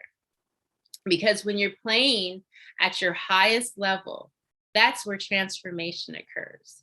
When you're seeking to get to your highest level, when you're seeking to up your game, when you're seeking to raise that vibration, that's where the transformation shows up and makes you at that point in time the game changer. When you have the ability to have the vision, the confidence, and the boldness that a game changer would have, I wouldn't have the confidence or the vision or the boldness to be a game changer when I don't feel confident about myself, or if I don't feel that I'm playing at my highest level, or if I don't feel knowledgeable about the field or the realm that I'm in. I'm not going to be a game changer. But once I get to that place, once I'm able to look around and say, I know this space, I know what I'm doing, or I'm doing my best to figure it out, and I'm surrounding myself with others who are doing the same, then I can be a game changer. My network, the Professional Women of Color Network, I started it early 2000. I started it at a time where women of color was not a common term. There was a lot of pushback. I got a lot of very interesting emails and responses from people. And honestly, I wasn't doing anything extremely innovative. It was very similar to what other groups and organizations were doing. But the place where I was being the game changer at that time was that I was creating a space specifically for women of color, a space that had not been created before. So being a game changer doesn't necessarily mean that you are, reinventing the wheel, but maybe you're doing something a little different with that wheel. Maybe you're adding something that's a little bit different than what has ever been added before. And typically that's because if you're showing up at your highest level, you're bringing your full self to the table. When you bring your full self to the table, which means your talents, your gifts, your unique abilities, there is something that no one else can say or do like you. And so when you show up as yourself, when you show up fully transformed, when you show up with that vision, with that confidence, with that boldness, that willingness to bring who you are to the table, you then find yourself being the game changer. You find yourself being at the top of your field, in your niche. I had a huge crush on Michael Jordan for many, many years back in the day. And I had an opportunity to meet him. He was here in Seattle for one of the NBA All-Star games. And he was at an event that I happened to be at. And his presence alone, just by being in the space, changed everything. Because he was at that time, and some might still say, the greatest player that we'd ever seen. And so basketball isn't something that he created. It's not something that only he plays, but it's how he shows up, how he came to the game, the mindset that he employed. And that's what you find, I think, in all of the game changers, whether it's in sports or business or any other field that you're in. I think what we can all agree upon, it's the mindset that we bring to the table about what we're doing, about why we're doing it, and how we're doing it. So in sports, often it's about competition.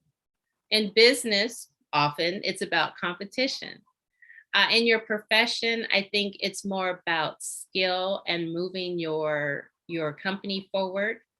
But in any case, we all have seen time and time again where it's about a mindset, what the mentality is about what we are trying to do, why we're trying to do it, and how to move that forward. So what I want to ask is, on a scale of 1 to 10, I'm curious. So 10 being top game changer and 1 being obviously not the top, but not the worst, but let's just call 1, the scale of 1 to 10, let's call 1 I could do so much better. So in your space, I'm really curious. I'd love to hear from you on where you feel you are in your industry, in your game. Well, actually, I'm going to ask you a couple of questions. First, I'm going to ask you, do you feel very confident that you know your game? So on a scale of 1 to 10, how confident are you about knowing your game? Awesome. I see a 9. I see a 10. Let me see, maybe just a couple more.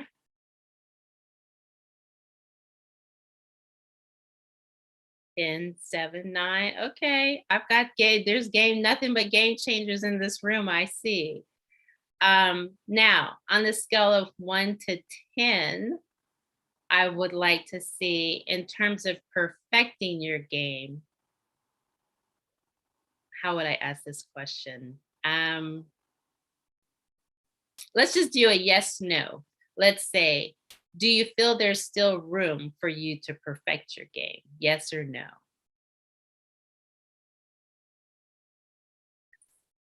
Yes. Yes, level 7, cool. Yes, yes, yes, yes. Okay. Okay. So I love that. I'm in a room of game changers, so I already knew I was gonna get all yeses, but it can be said, it can't be said enough, I guess. We want to be perpetual learners. We want to always be in a space where we're increasing our knowledge around our craft. And we always want to be in that space where we're able to adapt and innovate and change with all of the rapid change that's going around us. And so that is powerful to see. I expected to see all of the yeses. And then finally, I want to ask, in terms of being the game changer, I want to ask, so 2022, that is a year I consider to be manifestation of the transformations that have occurred over the last 2 years. So if you think back to maybe mid to end 2019, up until this point, we have had, COVID's been the game changer, right? We have had incredible disruption. We are working remotely. We have experienced gain. We have experienced loss. We have experienced all number of changes, right? And this has been the time for us to really dig down and look at ourselves, look at the work that we do, look at ourselves differently. And so I believe that as we when we first hit COVID, it was, I kept saying to folks that COVID was the experience, the initial experience of COVID for me was like, we all went to sleep and woke up in a movie. And I was just struggling, like trying to get my bearings. We kept hearing this concept of getting back to normal. And then eventually we realized we don't know what normal is anymore. We don't know if we're getting back to normal. I had some moments, surreal moments, in grocery stores, looking at folks wearing face masks, and it just felt so surreal. And then eventually after time, I think we got more used to it. It didn't stand out as much. We started, I could speak for myself. I started looking for a face mask that's going to match the outfit I'm going out in today. So we've started making that adjustment, but clearly normal is not there anymore, right? So we're now in this space where we're creating that new thing. And that's what I believe we've been doing for the last 2 years. Nigel, I agree. Nigel says COVID was the game changer and it was an activation. I completely agree with that. And so as we've shifted and figured out this space, I truly believe that 2022 is going to now be the manifestation of the transformation that we've been going through. Now, not everyone has gone through a great transformation, but in any case, I believe it's showing up in 2022. And so as we talk about being a game changer and having that clarity, having that focus, obviously setting intention and goals is part of being that game changer. So I'd really love to hear from you what 2022 is going to manifest for you. What is the transformation? If you could think of, it may be a word, it may be a sentence, but what is going to show up? What transformation is going to come forward for you in 2022? It may be in your business, it may be in your workspace, it just may be in you personally. My transformation journey has involved relationship. I have been highly, highly committed to transforming how I do relationship, and that relationship has to be healthy. I have been committed to the transformation of my body, my mind, and I have been committed to the transformation of my business.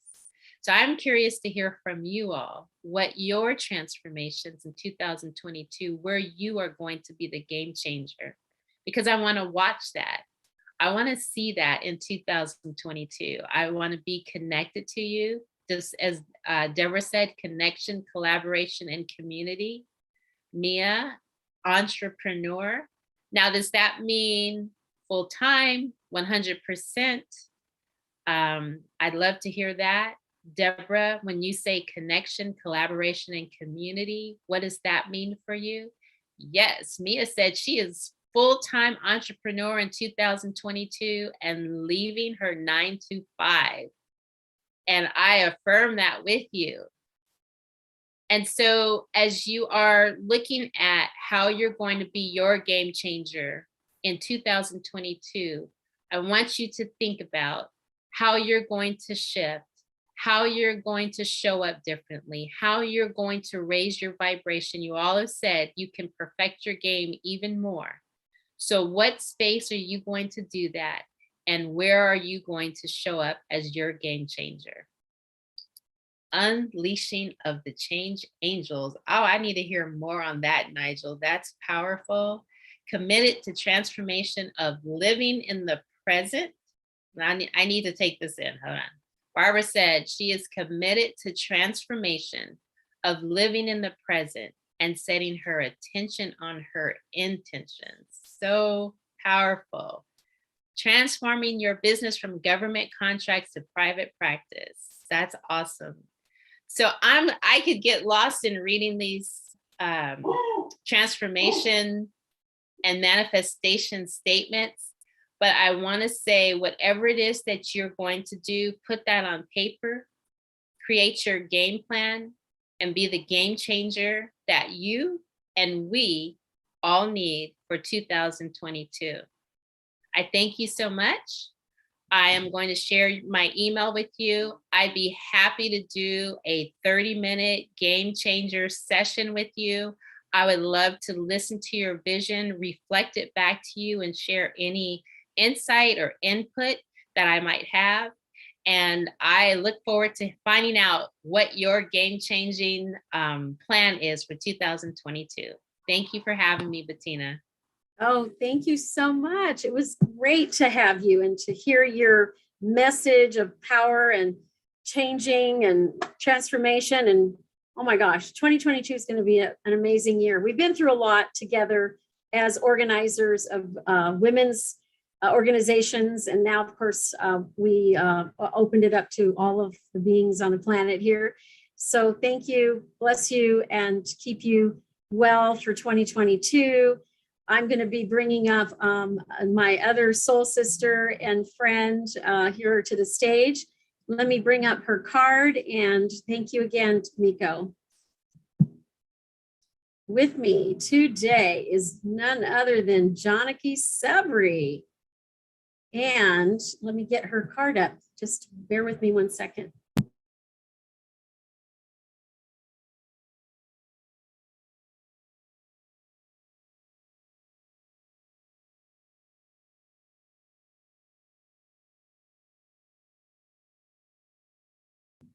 One more technical moment. Just bear with me a second. Multitasking. We've got so many things going on behind the scenes here. My sister is laughing in the background. She's witness to so much that has come along in the day. Amazing day, I have to say.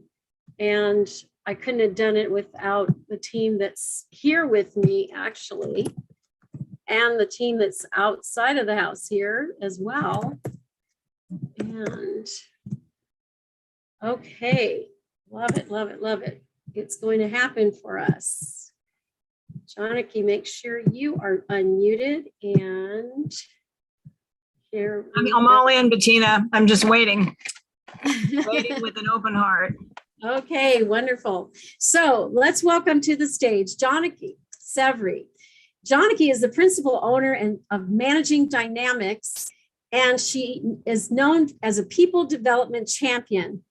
And Janaki's company, Managing Dynamics, was founded in 1999. She supports her individual and organizational clients through training, coaching, and working with teams. She's excellent at gaining trust and encouraging possibility thinking and builds long-term relationships with her clients.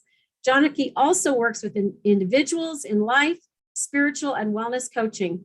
As an intuitive and a skilled empath, she brings unique insights to her clients. And in addition, she is a national trainer in emotional intelligence and gifted in interpersonal skills. She's been a coach of mine for years, but more importantly, she is a dear, dear friend. Welcome, welcome, welcome. Thank you. It's really good to be here. I have not missed one summit. I'm so excited, and it's good to see all your photos. I hope you're back there listening, but if not, you can pick up the recording, so no problem. What have we been talking about today? We're actually talking about human beings. And why are we all here? Because we feel compelled to share, to expand, to offer something of ourselves and to make a difference, whether it's with our own individual families or our communities. And that is the nature of the human being. Humans connect by stories. Every time I hear Lee's story, I love it. I mean, she tells a story of transforming with this, like, I'm going to use my terms, like innocuous action to help people buy insurance. And that story is amazing.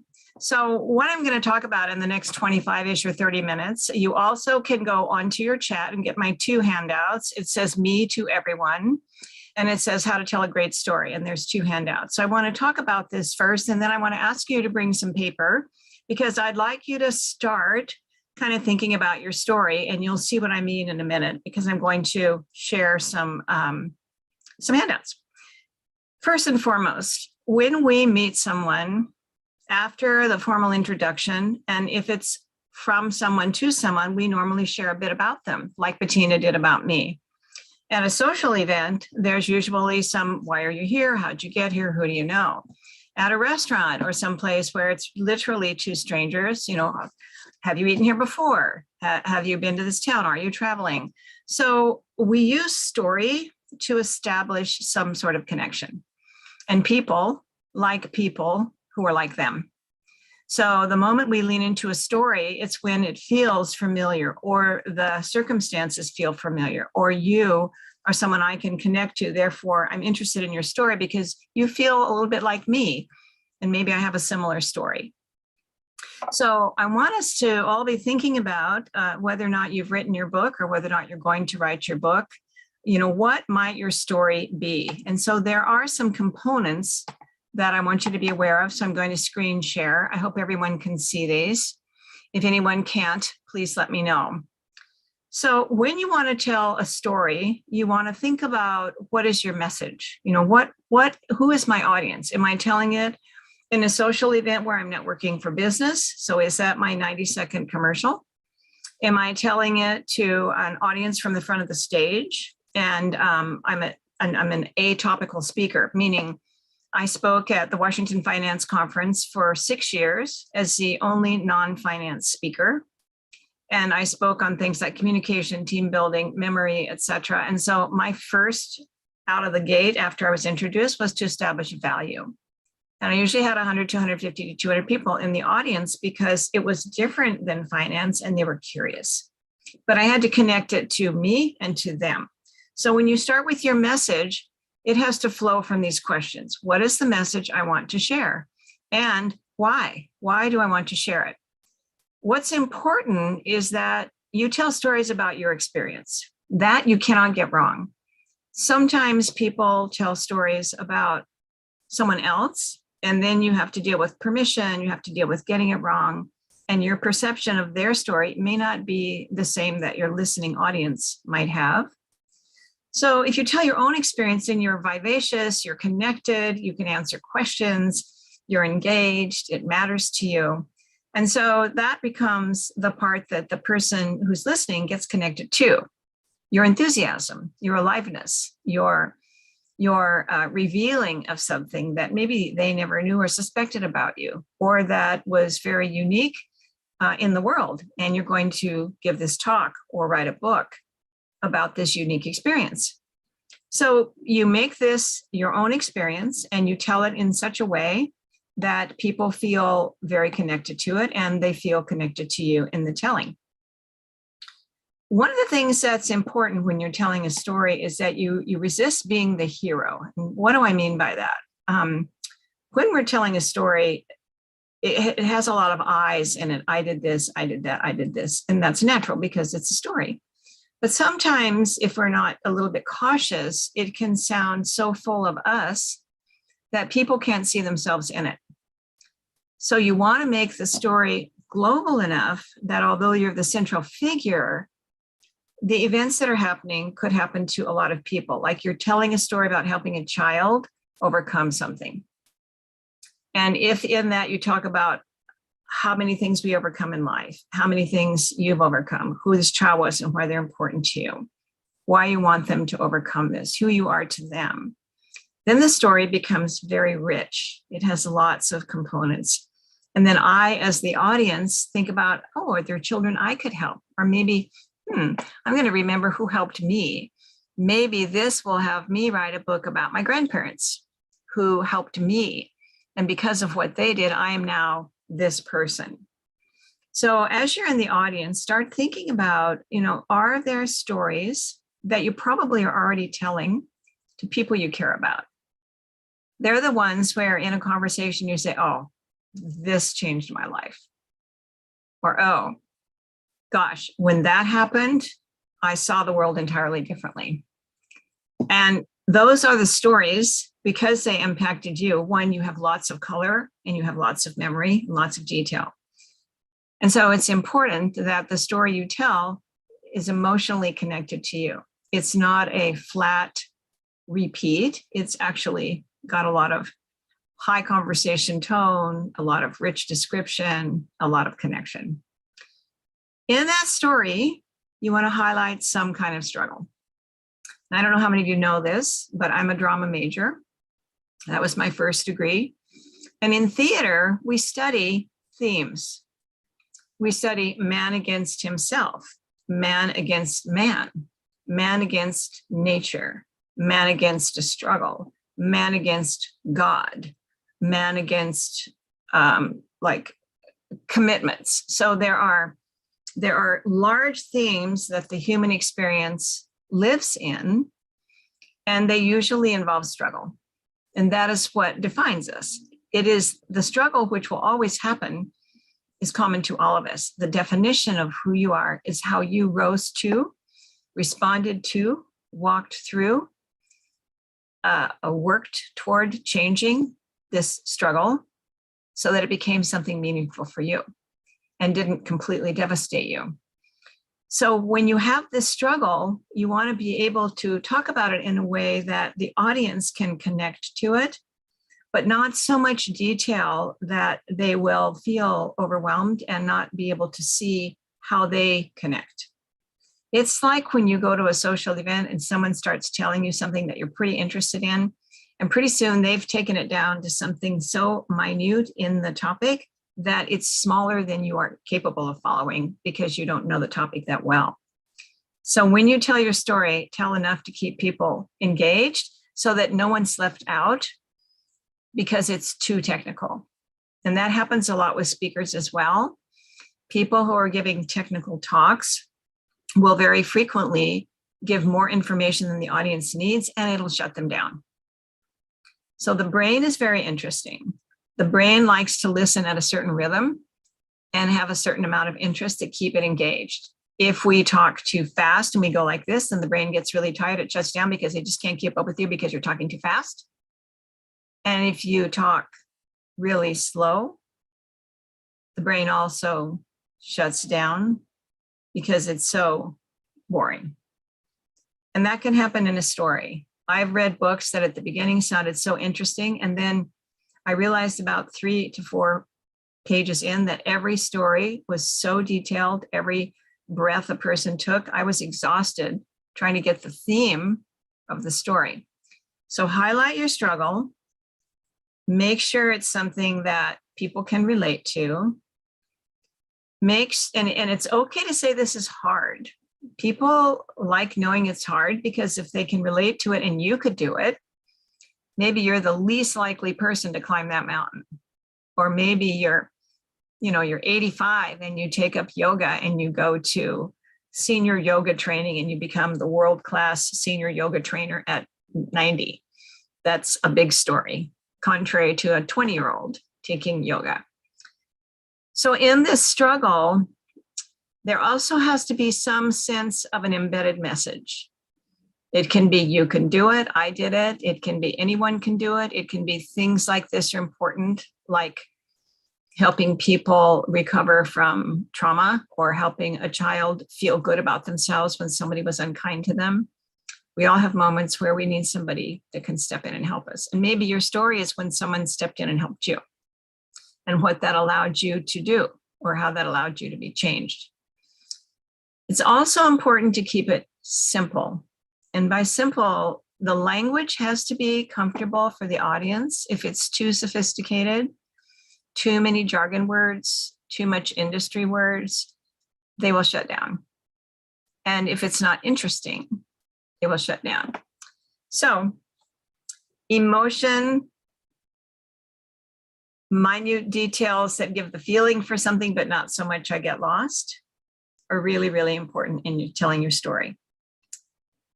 Also, practicing your story. A lot of times we have it in our experience, but when we first try and communicate it, it's not well formed to transition to someone else. We can see it in our head. We lived through it. We know, we have the movie. But if I'm trying to communicate a movie to you, that's very, very different. There are exercises in training and development where people actually are given small pieces of a puzzle that are not really easy to connect because they have flat edges like geometric pieces. And the person in the front of the room has their back to the audience, reading description directions, how they can put the pieces together in the correct shape. Should it end up in a triangle, in a rectangle? And the skill is being able to translate how to do it with words. So storytelling is being able to translate your experience with words that they can feel or sense or understand. Keeping in mind that everyone will hear your story differently, so it will be a little bit of a different interpretation, but overall they feel, okay, I can connect. One of my favorite stories that someone told was from a professional speaker. She was very, very tall. She comes across the stage at National Speakers Association. She was a comedian. And she walks a little oddly, but fine. But she seemed like her gait was, there was something not quite right, but I couldn't figure it out. So she gets to the podium and she says, I want to talk about what it's like to be 6'1". So of course, the book she wrote was about being 6'1".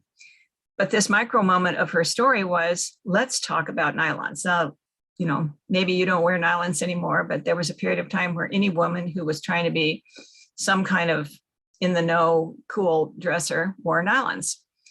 And the nylons, were one nylon, like leggings. They weren't back in the day when you had garters. And she said, when you're 6'1", the nylons are never long enough. Even the long are never long enough, which is the reason I'm walking this way is because they fall down and they wrap around my hips and I can't get a good gait. So I always try and wear pants to hold them up. But if they're short enough, they can even yank on my pants. So here's this woman telling this story about female clothes that are supposed to be great, that she wants to wear, but because of her body. So I don't know how many of you could raise your hand if I said, how many of you have at least one body issue that bothers you, that has affected you, that has made you shop specifically or not wear something or not go somewhere because of what they asked you to wear. So this was her story about her long legs. So the audience laughed hysterically.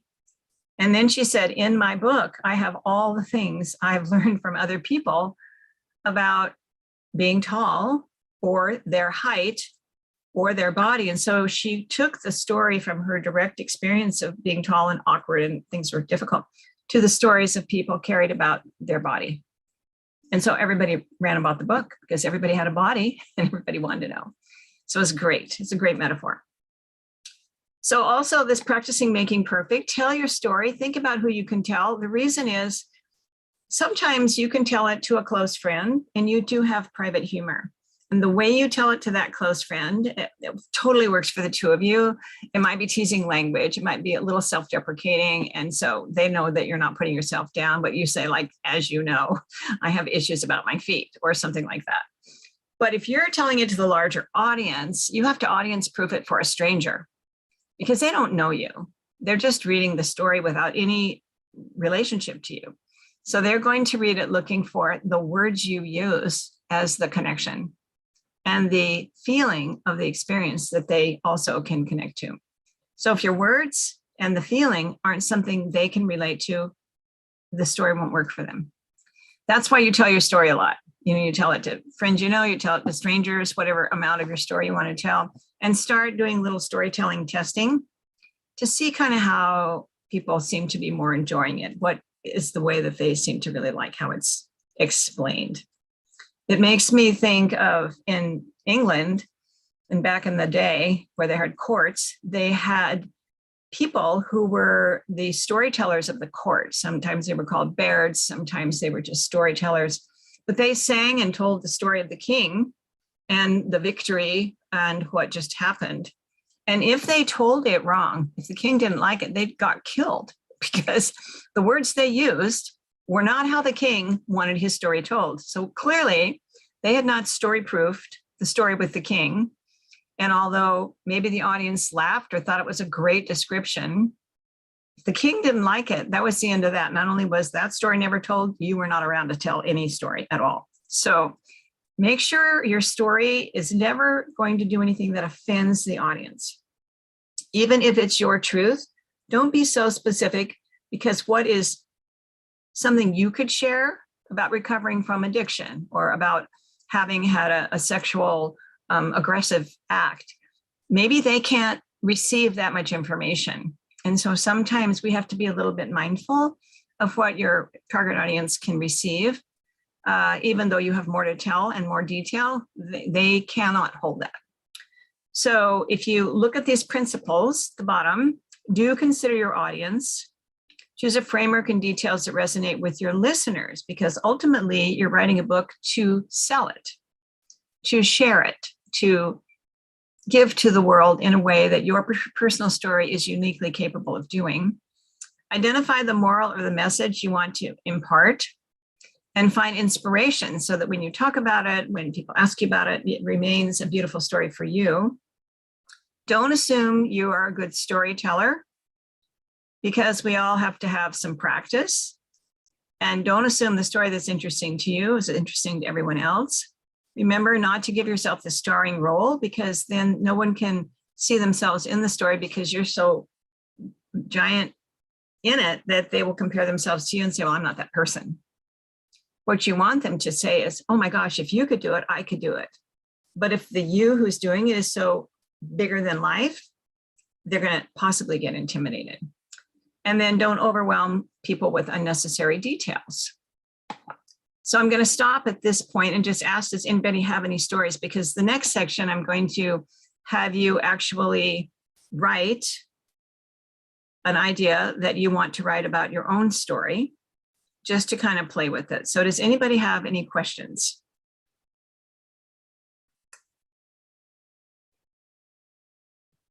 Okay. I have a question. Oh, great. Hi, it's Debbie. Hi. Johnny, I think you're brilliant. Thank you so much for all that you share. Thank you. I mean, truly. Thank So you. it's interesting. You're saying, so much about marketing is about finding your target audience. And I've been taught in that realm that means to be really authentic. And that means that some people are just not going to like you and some people are going to love you. You got to find your tribe. So when you say, being on stage and I get everything you're saying about, offending people or whatever, but what is that delineation when you are actually looking for the tribe, the audience that is really resonating with what your message is? Or are you speaking about, I'm speaking on a huge global scale first, and I want to appease to everybody versus your tribe? Well, I love your question. First and foremost, there's two ways you can do it. You can identify your tribe. So you're in health and wellness. So, and I know yours is so specific and you and I resonate completely on how you see that. And I love your book. So just accolades to you back. You could go to people who are already there, people who have nutrition preferences, people who are in comprehensive alternative medicine, people who have audiences of books that you would read that you think that audience would like my book. And so you could market to the audience that you know already receives it. But many of us want to expand our audience. We want to go beyond the audience because we truly believe this will be helpful for people that have not quite understood this. That's where, to your point, it gets tricky. So oftentimes when you're dealing with reaching the audience, let's say you're presenting your book and you're doing a talk piggybacked off the book, you would say to the person you're securing the gig with, I help people understand other kinds of health. So it's important that when I give you my promo, that you print it in that way so people can self-select not to come. So when I was with Washington finance officers, I had there were 800 attending and the room only held 155 to 175 and the room was full every time. But I made it very clear in my description that this is not about finance, it's really about people and it's really about you. And I actually developed a little following because they knew my style and you have a beautiful style as well. So there's two things. One, market to the audience you know already likes and believes what you do. And you're another remarkable new version and maybe a better one from what they have. And then two, figure out how to open your market by moving into segue markets that will allow you to be an interesting new speaker because your topic is different. Does that make sense? Yes, thank you. I do see the delineation between essentially the two different audiences or the styles to the two different audiences. One, you're expanding to those who maybe they don't really get what you're saying right now. So I get everything you're saying is to be kind of be safe with them, resonate with them. Yeah. And not being the hero is really an interesting, I'm taking notes. Okay, Johnny. Well, for example, I worked with, I did a lot of work with national speakers and I was asked to work with the wives of construction people, large scale developers. So I didn't know the audience. I mean, who are the wives of people who do big scale development? I mean, they're everybody. They're you, they're me, they're somebody else. And I did it on creativity and we had a meditation. And in the meditation, I laid out lots of permission. I'm just going to take you on a journey. Let me describe what it is. I didn't take them 20 minutes into description, so they knew. I think it's really helpful to close your eyes, but you don't have to. And if you don't want to do this, just relax and just listen to the music. And if you don't want to listen to my voice, you can just kind of go into an inner journey. Well, 3 women, and this was quite a while ago, came up to me and said that they didn't appreciate me trying to brainwash them. Now, I could have fallen off the stage, like my brain, like, what? I mean, it was something like, pick 6 colors and which one are you drawn to? And that color may have energy for you. I mean, there was no God, there was no devil, but they felt very uncomfortable. So I said to them, I'm so glad you recognize when you don't feel safe. Were you able to just ignore me and be comfortable in the room? And they said, well, yes, we did. And I said, congratulations, nice boundary setting. So I couldn't You know what I'm saying? I couldn't react to them, and I didn't want to shame them. And I was surprised because I thought I'd covered all the bases. And there you go. Another person, I was talking about other health components, and I talked about Ayurveda, and that you can take a pulse, and that the person takes the pulse and measures whether you're Pitta, Vata, or Kapha. And I said, it's from India. It's one of the many ways that people experience health. Well, I was talking about health and other ways of knowing. A man stayed after. He was very religious, Christian. I say no criticism there. But he asked me if I was in a cult. And I said, no. And he said, well, why are you talking about people touching you and that aren't Christian? And I said, I'm so glad that you are scanning for the energy company to make sure all the speakers are well vetted. I said, do you believe in Christ? And he said, yes. And I said, my understanding is that Christ was very open to understanding all ways. And so I try and understand all ways. Are you comfortable with that? And then he let it go. So why am I saying that? That even if we think we've really made it pristine, there will be just that person who hears it through filters, an eye, a filter that helps them want to protect themselves from what they think it is. And that's why the hero can be a problem, or the words you use. So I love you asking. And yeah, I've had the most interesting questions. And my biggest two things: honor the courage it takes to ask the question, and honor that the questions come from protecting themselves, from wanting to feel safe with these words they just heard that make them uncomfortable. So I give them all the power and acknowledge and compliment them for being so cautious and careful, and to please come back and feel free to ask me anytime how I can further explain things. Does that make sense? Absolutely. Yeah. Thank you, Janaki. You're welcome. So if you want any more questions before I go into another quick share. So I'm just going to show you what this is. I see my time is almost up, but I want you to just be aware that this is also in the chat. If you wanted to play with your story, and you can have many, many stories, the first high point would be the wonderful thing in your life that's happening now, because people lean into what's good. If you tell the horrible thing first or the scary thing first, people can go, oh, that's too much. I can't take that. So it's like, my life is good. My life is wonderful. Here's all the great things I'm doing. And then, the mess. But it wasn't always that way. And the way you tell the mess, to your point, Debbie, is exactly to that audience. If it's teenagers, you tell the mess differently than if it's 50-year-old, very experienced women. If it's people with PhDs in neuropsychology, you tell it very differently than people who have a different kind of education and are not really comfortable with brain science. And then you tell the turning point. What was your rock bottom? And even the rock bottom you tell has to be cautious.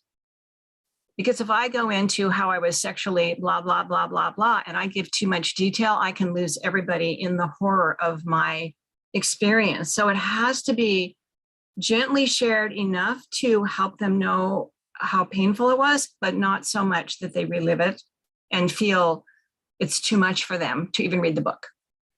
And then the moment you knew something needed to change, like if I had had an abusive situation, I might say, you know, for years, this man was unkind, disrespectful, and would be sometimes even physically abusive. And I realized that it wasn't going to stop. And after 10 years, I decided that I needed to do something because he was not going to change. Now that's a fairly safe rock bottom flip. Then what was the positive outcome that happened? Well, you might say, and who knew that when I had this experience and I left this man, and I would quietly tell my female friends that this relationship had been difficult, they would say to me, oh, me too. I also was abused. And so the turning point was, I wasn't alone. My voice needs to be heard. Other women need to know you can leave and it will be okay. And you will survive and thrive. So then the story behind you discovering it in that case might be that that's the story. You decided to help other women, give them permission to leave. And the achievement seating is, and I want you, who wants to be in my women's group, who wants to take the word out, who wants to pass out this flyer of where people can get help. And so these kinds of things are things that if you wanted to tell a story, you can play with those. And then what you can do is find somebody who loves and adores you no matter what, and say, I'm thinking about writing a book and I want to give you my little outline, but act like you don't know me. And you know my story, but act like you don't know me. Am I sharing enough that you get it without sharing so much that I'm making you feel uncomfortable or it's too personal? So any questions? Yes, I will reshare the documents right now. Okay. So any questions? Well, awesome. I'm going to stay on for just a minute and reshare the documents. And it's so nice to be here again. Bettina, I adore you, as you know. And if anybody wants to reach me afterwards, you are welcome to reach me through Bettina, or my email is johnnikes@msn.com. And I'm going to put these in chat again right now because I had to take them off the desktop. So bear with me, please. All right. Well, thank you so much, Johnny. Of course, what you don't know is that I use some of your storytelling procedures, advice, wisdom, sage advice at that this morning to be able to speak into the speaking that I did today.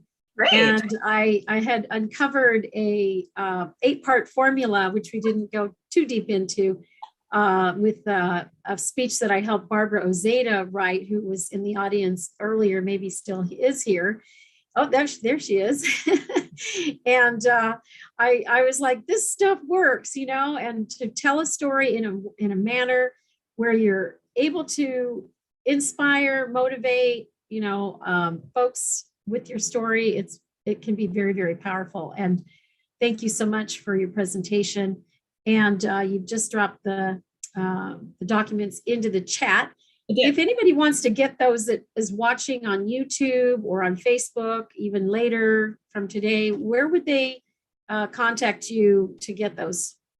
My email is my first name and my last initial. You can see it on the screen. It's Johnnikes, JANAKIS @msn.com.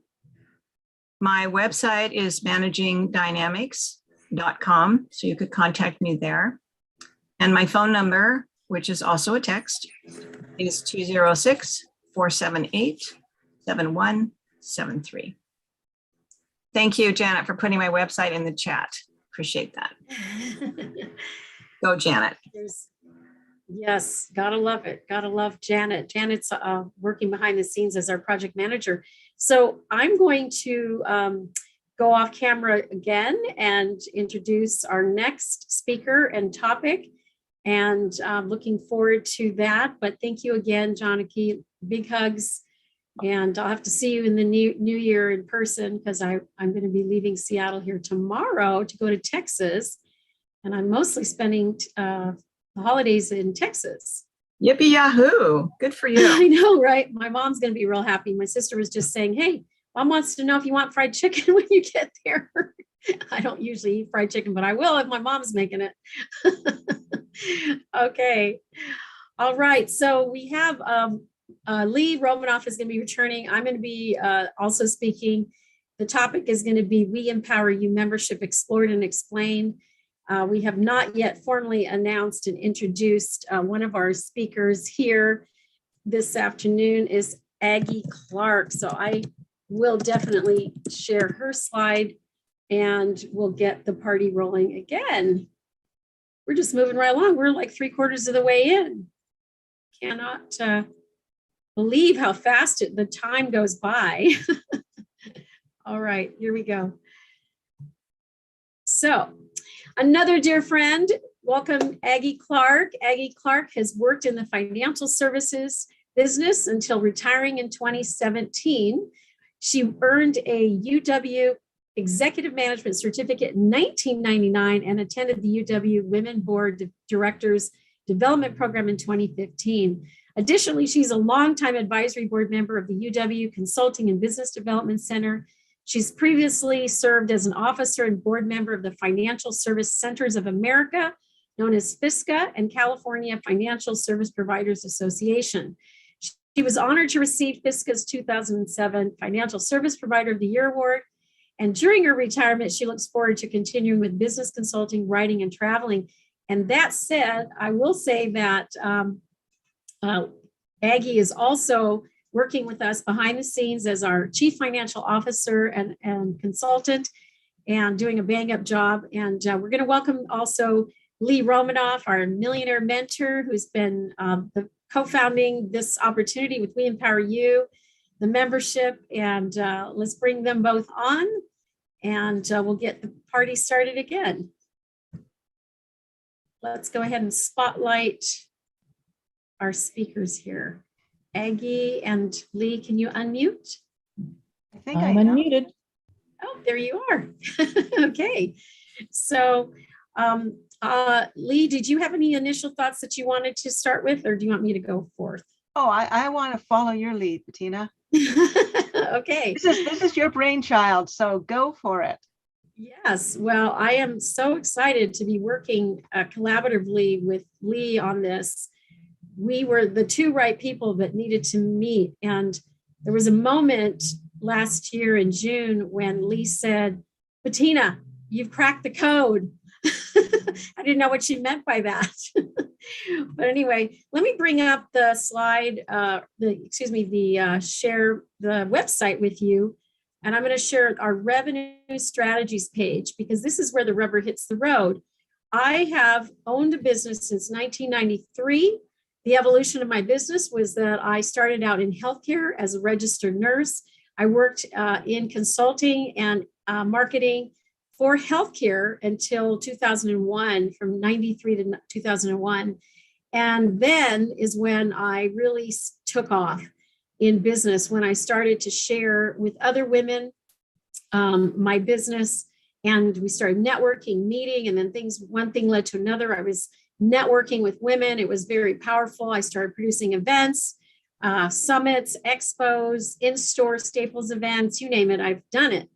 And the end all be all, though, was that I wasn't able to generate enough income from all of these activities to survive and thrive in what I wanted to be doing. And I realized in the late 90s that I needed to have a strategy that would catapult my efforts. And I knew one thing, and it was going to be a replicable website that was needed. And I tried several of these on over the years, and they just simply didn't work out. They probably are not even in business anymore. And I gave up on it in 2011, thinking I'm never going to find what I'm looking for. And then Lee and I met in 2017, and I read her book, basically telling people where to go. And I got it right away. And then I thought to myself, well, I haven't been in that networking business for a long time. I'll put this off for a little while. I'll join. Another year went by. I went ahead and joined. I, found myself not really getting it again. So I signed off. But as I was planning to launch this, what was the Women's Empowerment Summit back in 2020, I knew that Lee was on the top 1 to 3 list of what I needed to be investing in. So in 2020, I did just that. And I invested in Income Activator. This is a project that is scaling very nicely. Initially, we brought on Income Activator as the platform to launch the We Empower You community. We added the We Empower You app that we have from Crowd Compass, and that was it. And that was all there was. But by the time we ended up the month in, Lee had added all this value into this membership revenue package that is now valued at over $30,000. So Lee, take it away from here. Okay, yeah, sure. Well, here's a big thing. Just to give you some idea, when I was, sending $5 leads to insurance brokers, making like $1 gazillion, and the Torstar Group bought my company, I was simply going to send leads to lawyers because they paid like $250. I was really self-absorbed, let's say.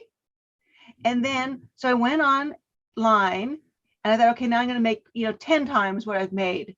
And I went online and I went to WordPress and I thought I saw the garbage that you guys get through websites.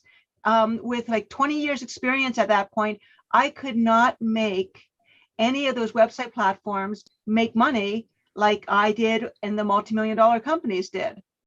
And it was at that point where I thought, gosh, maybe I should put my foot in the door because I had the money, knowledge, and experience to say, let's give the entrepreneur everything they need to have in revenue software and let them explore whether they want to sell or want to send leads to businesses or create memberships without saying, oh, that's going to be more money. Oh, that's going to be more money.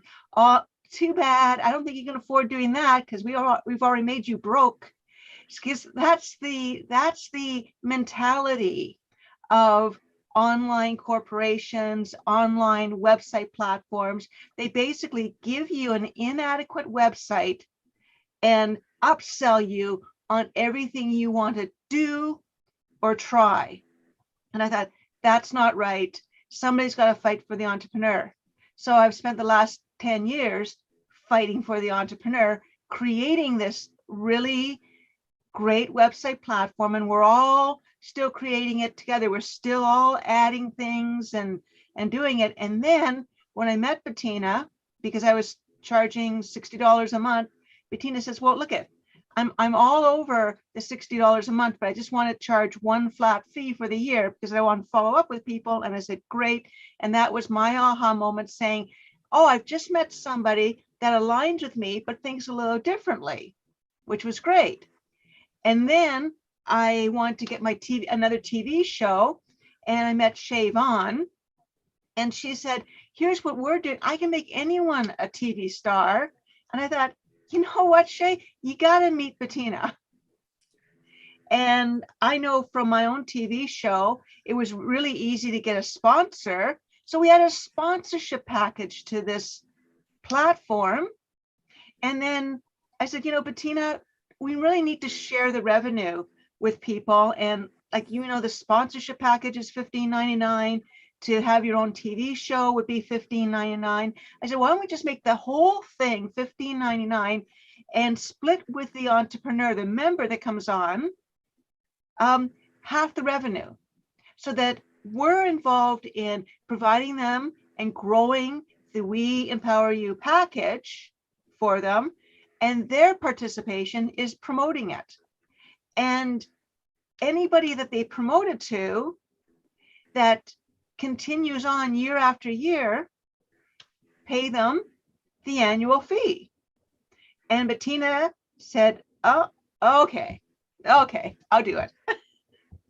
So now we've got members worldwide adding and contributing their products, their services. We've got a media list that tells you which radio stations have listeners over 50,000 to 100,000 people. Now, I'll tell you, you get on a radio station with that paid volume, because you know that it's hard to, in podcasts, they don't have that listening audience. You get on one of those radio stations and you can just rock it out of the park. So we've got the media list, we've got the TV show, we've got Bettina. Like, here's a perfect example with Bettina and I in the marketing meetings. Bettina was saying, why don't we promote the We Empower You membership with YouTube? Like, why don't we just go to YouTube, do those commercials? Those commercials that when you're about to watch a YouTube video, but it has like a 5 to 30 second intro and you can click off. And I know you don't have to pay when you do that, but if they continue on, the payment is nominal. And I said, and Bettina said, yeah, I'm going to do that with the We Empower You. And I said, that's perfect because we can share that at the members meeting.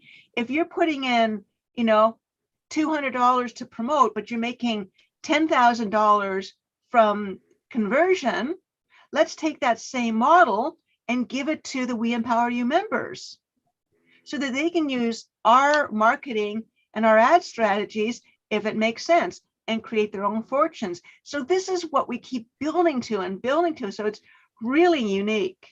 So I'm involved in a lot of other, let's say, groups, memberships, and usually the membership that I get involved in that I am familiar with is that you pay to be a member and then you pay to do more stuff in the membership. It's pay, pay, pay, pay, pay, pay, pay, pay, pay. In the We Empower You membership, it's you come on, you're a 50% partner, you get a website, a TV show, sponsorships, connections, and a sponsorship package and a media list and marketing strategies that are ongoing. I mean, you can't beat that with a stick. So on that, Aggie, why don't you chime in?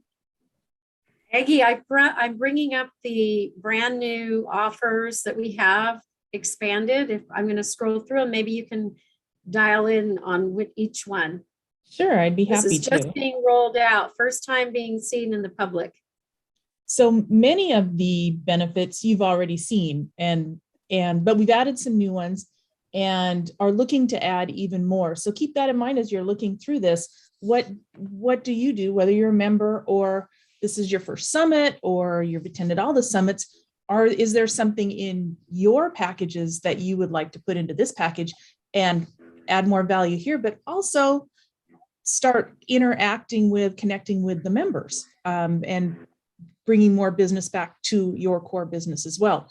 So here so Lee has shared with us about the Income Activators website. I have one of the websites. Actually, I help Anthony Velez, who you met earlier today, with his 2 websites.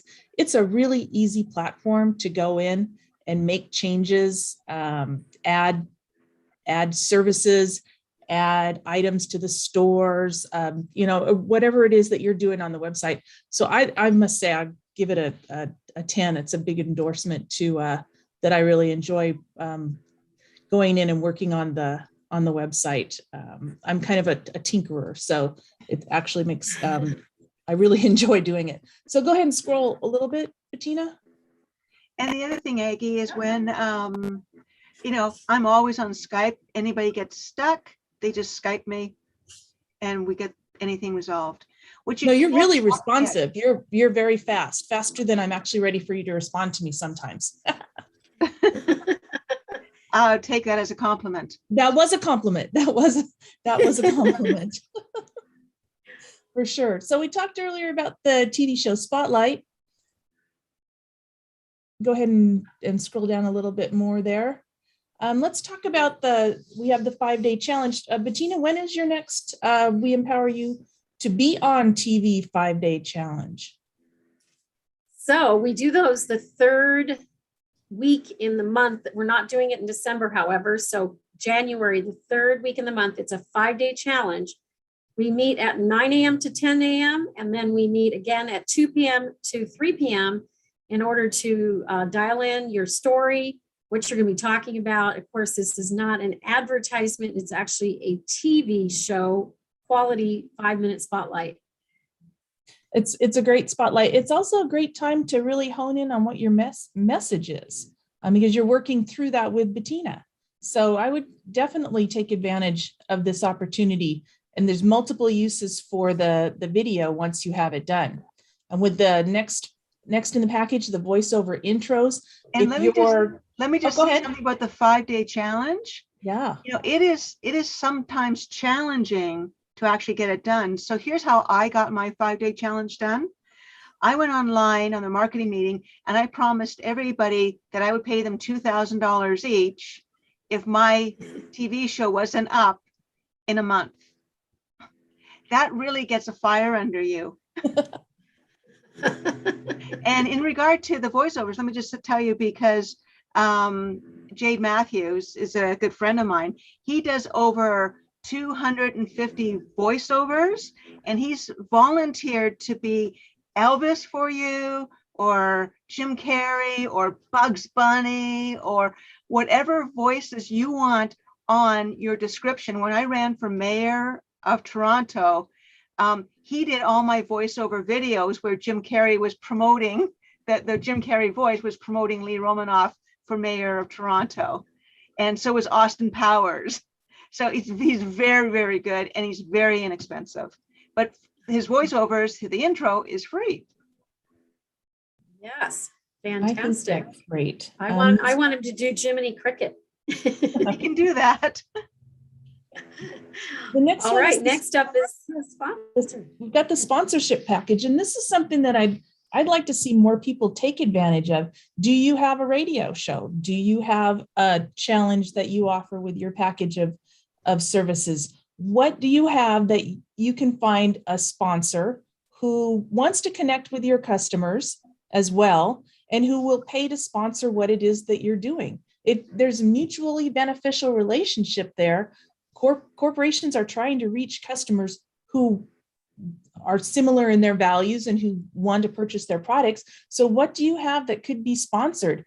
And time with an audience is a big opportunity. So I would take a look at that, and then take a look through the materials in the membership on how to create your own sponsorship. Then if you're looking for additional help with that, I would actually be getting on the phone with Bettina. She has experience in getting great sponsorships. Matter of fact, the way I met her, she was pitching a company I was working for to sponsor one of her events. So she can help you with some great advice, and also with her marketing company may be able to work out an arrangement there where she does some of the work for you to bring in those sponsors as an additional service. So think about that. This is an area that I think is a great opportunity that has not been used as much as it could. And the other thing about the sponsorship package, just so I just quickly interject, is that it's been built so that if you want a sponsor to sponsor your TV show on an ongoing basis, all the costs and all the ad costs, it's a ready to go sponsorship package. So all you do is upload your 5-minute spotlight TV show, and you've got the sponsorship package ready to go. And one thing with sponsors is they've realized that ads, self-serving ads, just aren't working for them. So they really would like to attach their cart to your horse, your entrepreneurial horse. And people say, why me? Why would any sponsor sponsor me? I am like one person, and I have a tragic story. Well, the more tragic your story, actually, the better the sponsor likes you, because they can't find people like you to sponsor. So throw it out, knock on their door, tell them your story, and you might end up with over $250,000 in sponsorship money you don't have to pay back, like I did. There you go. And Aggie's right. I mean, when I first started with this company, they started with several $1,000s in commitment. They were the first to sponsor a summit. And I'll never forget the day when the owner said to me as I was presenting, and the slide came up, for the amount of money I was asking, which was $50,000. And he went on to, instead of saying yes or no, he went on to start talking about his company and the success they had. And then he interrupted himself and he said, you know what, I'm going to give you 25 and I'm going to think about the other 25. And within 1 year, he actually gave me the second 25. So yes, this can in fact happen for you. And like Aggie mentioned, I'm going to be adding a service to my company that I will be having members who want to do a little bit of more like I do it for them versus they do it for themselves. And I will help and get them sponsors. So some people don't feel comfortable with this approach, but I certainly do. And so does Lee. And so we're going to have an upgraded version of a membership where we can actually do this for you. So we have marketing meeting spotlight. Aggie, share a little bit about that. And then the branding we heard about earlier, and I'm going to cover that in just a moment. Yeah, with the marketing meeting spotlight, what we'd like to do is spotlight members in each of our weekly marketing meetings. So not only will you be introducing your products, your services, your packages to the individuals who are in the meeting. But Bettina, what is the reach of the recordings that we make of those marketing meetings? Because those recordings live out on the internet for a very long time. And quarterly, you'll have a chance to be sharing what it is you're doing, sharing your 5-minute spotlight. Yes, well, our approach for our We Empower You 2.0 is that we're going to put some funds behind it so that we reach 10,000 views every single video. So that is, if you're in a meeting and the meeting is being promoted through advertising on YouTube, your 5-minute spotlight is going to be in there. So that's what we're going to be doing going forward. I think the other value too is, since the meetings are recorded, you can take that piece of the recorded meeting and create another video that you're then putting out on your website, you're putting out through your social media, and getting more traction there as well, because this visual media asset has been created while you're presenting to the members and the visitors at the meeting. So I think this is an excellent value and an excellent chance to share what you're doing and bring that value to our members and viewers. Yes, and I don't know if Brian Gregory is in the house because I can't see who's here, but branding through Admanity Protocol is like such an easy breezy opportunity for anyone who wants their small business to operate like a big business. It's a 5-minute test. It reminds me very similar to the Myers-Briggs or the Strength Finders or any of these personality profiles. He's invested in the software that is designed to ask you the right question in order to deliver to you in a 150-some page report exactly what your brand is all about. And this at $397, I can't beat that price doing it for you. So the electronic nature of it is worth the investment of the $397. And what he is including in this package is a 17-page report on branding you. If you want to upgrade, you can go to the $397, which is an extra expense, but it's well worth it. And it's what we call, it's priceless. Thank you, Brian, for offering that to us. Of course, we have our weekly marketing meetings, and those really, they are also priceless because we do 52 meetings a year. 4 of these meetings are actually summits. They are 12-hour days, and the other ones are 2 hours. And we really cover a lot of ground. Great place to learn strategy, marketing tips and tricks. And also we have networking. And we've been working with Master Nigel Henry on the networking portion of these meetings. We are going to, as Aggie said, we're going to be spotlighting our members, allowing some of our members to come in and do speaking as well. So that's fantastic. And then, of course, joining us from time to time is millionaire mentor Lee Romanoff. I mean, who can't use a conversation with a millionaire mentor? Sign me up. And then our media contacts. Oh, by the way, if you want to take that over. Well, I'll just talk about the millionaire mentor kind of thing. I get straight to the point with people, with the members, and it's a very, very simple way of doing things. And I ask them what their goals are and what you need to do to achieve them, and to do a time schedule to it. That's pretty decisive, because it really gets you to think, time things out, and then it's up to you to decide when you want to take action, because at least you'll know when I decide to take action, it will be in 6 months or a year or 3 months. So yes. Go ahead, Tina. And it's like hiring a brilliant mind. You are one of the most brilliant people that I've ever known. And I have to say, you surprise and delight me every single time we engage, and others are blown away as well. And she did not pay me to say that. You want to date me? I'm kidding. Wrong sex. Okay. I'm just kidding. I'm kidding. But one thing is for sure, we're married for life. Yeah, that's right. We got this bond. The media contacts. Okay, you can talk to one coach or one person at one time and make a sale, or you can talk to 50,000 people at one time and sell as many people that can dial your phone number. When I get on the mainstream media, I always make sales. And if I have a business that allows me to make sure that when I sell, I'm not doing any work, which we're training you guys not to do, then you just make money.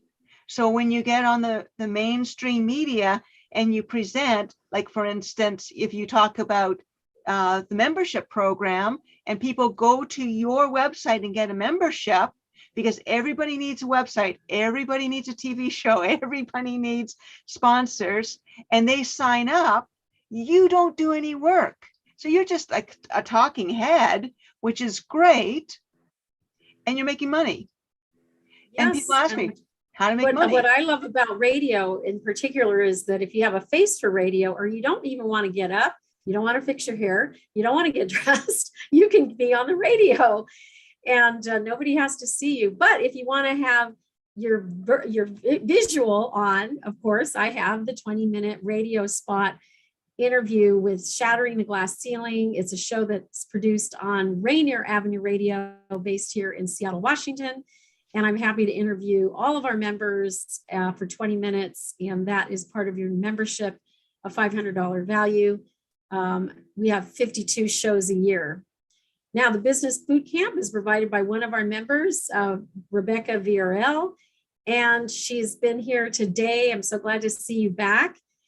Social media etiquette is provided by Mina Martinez. Wasn't able to make it today, but this social media etiquette is a wonderful value.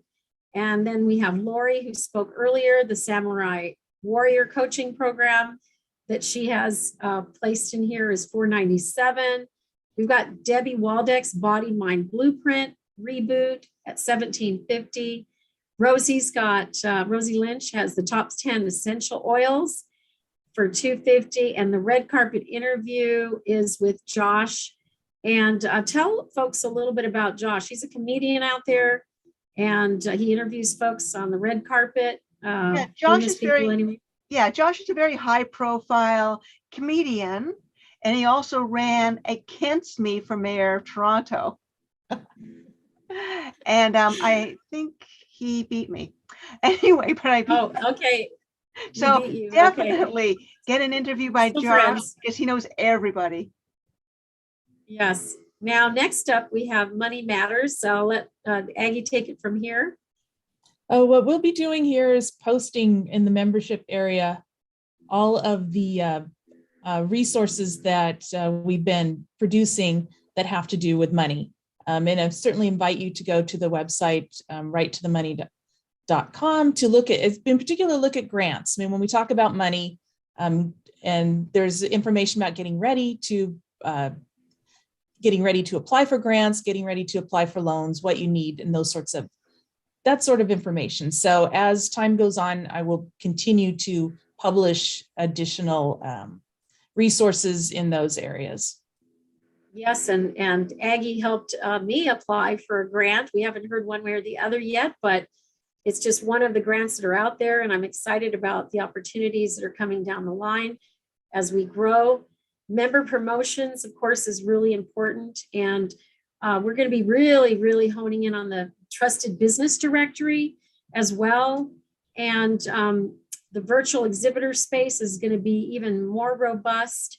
Virtual summit breakout sessions are part of the membership. So you've seen several people have 30-minute breakout sessions, and we record these sessions. And so it's a production, we're a production company as well.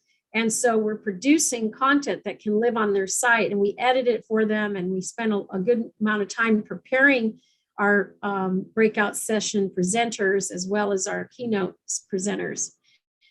We also have open mic time that you get here on this stage, on the summit stage, and summit tickets, which we give away like there was no tomorrow, as they say. And of course, this is a growing package. In fact, I'm going to pop in the link here. what we're going to be doing next is accepting new offers. And I'm going to share the link to be able to put your offer in, and just one after the other, and we'll unleash the new offer in January of 2022. Yeah, we'd like to get everybody in the trusted directory. So make sure that we've got the information that you want us to feature about your company. Yes. And final thoughts about the membership that we're exploring and explaining here for either one of you? Well, simply, this is still a grassroots corporation that's going to be exploding. So I think if you get in now, you'll be an influencer to the direction that the business goes. And that's the key, because when it explodes, there will not be any wiggle room. It will be fast and hard. And here and now is the time to get in and make your deals. Yes. Yeah. And I agree. Yeah. And I guess my final thoughts, Bettina, would be, as you're out there looking to see what the membership is doing, let us know if there's something you want to see more of, and if you have any questions, and how we can make this the most valuable membership package that you've ever been involved in. Yes, wonderful, wonderful news. Thank you both for helping me grow this amazing opportunity that's global. That's the future of creating wealth for all. And I couldn't have done it without you, for sure, for sure. This would be a lot. So I'm putting in the chat a document, that a link for you guys to load up your offers. This is an offer. We recommend that you make an offer that doesn't cost you any money, is evergreen content that you already have, something that a program, a 12-step program, a 31-day this or 5-day that, or something that you're already doing within the package, so that it's not an expense to you. We want it to be something that you're benefiting and is of great value, but that you're not having to absorb any costs related to this. And I'm going to put this in right now, so don't forget to do that. Any final thoughts, Lee? I'm good. I'm just all gung-ho about the reporter presentation next. Okay. Well, Ms. Reporter, take it away. Thank you, Aggie. Okay. Hope with any luck, this will be it. Now, do you see a full screen that says, I want to interview you? Yes, ma'am. Yeah, wow. Does luck have it? Okay. Okay. So here's the story. Here's my experience, and here's an opportunity I'm going to invite you to grasp. If you wanted to interview somebody, which, I only want to interview people that are famous or accomplished. And if I want to interview them, their next question is, well, who are you? And if I say, oh, well, I'm, Lee Romanoff, and I own Income Activator, and like who's Income Activator? Why do I care? Because businesses, if you're not aligned with their business, they don't really care to be interviewed by you. You've got to be in the media.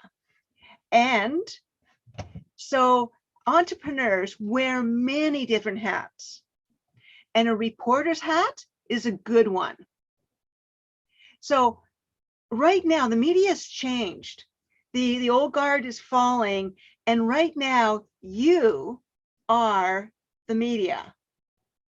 If you walk into this, and if you walk into this, you can interview anyone, and you can also bill for your media services. And it's really easy to do. You just have to accept it. Now, I remember when I was building up another company, Insurance Hotline, and I was going to the media, And I was saying, media, you've got to start creating your own websites and you've got to start creating your own promotions. And there's a company that started off the Huffington Post. And, I said, this is what you guys have to do, because they're creating their own corporation, but they're taking the services of the media, you're reporting, but they're not paying you anything. Start your own media company. But a lot of the media people didn't sort of hear, and Huffington Post just gets reporter contributions.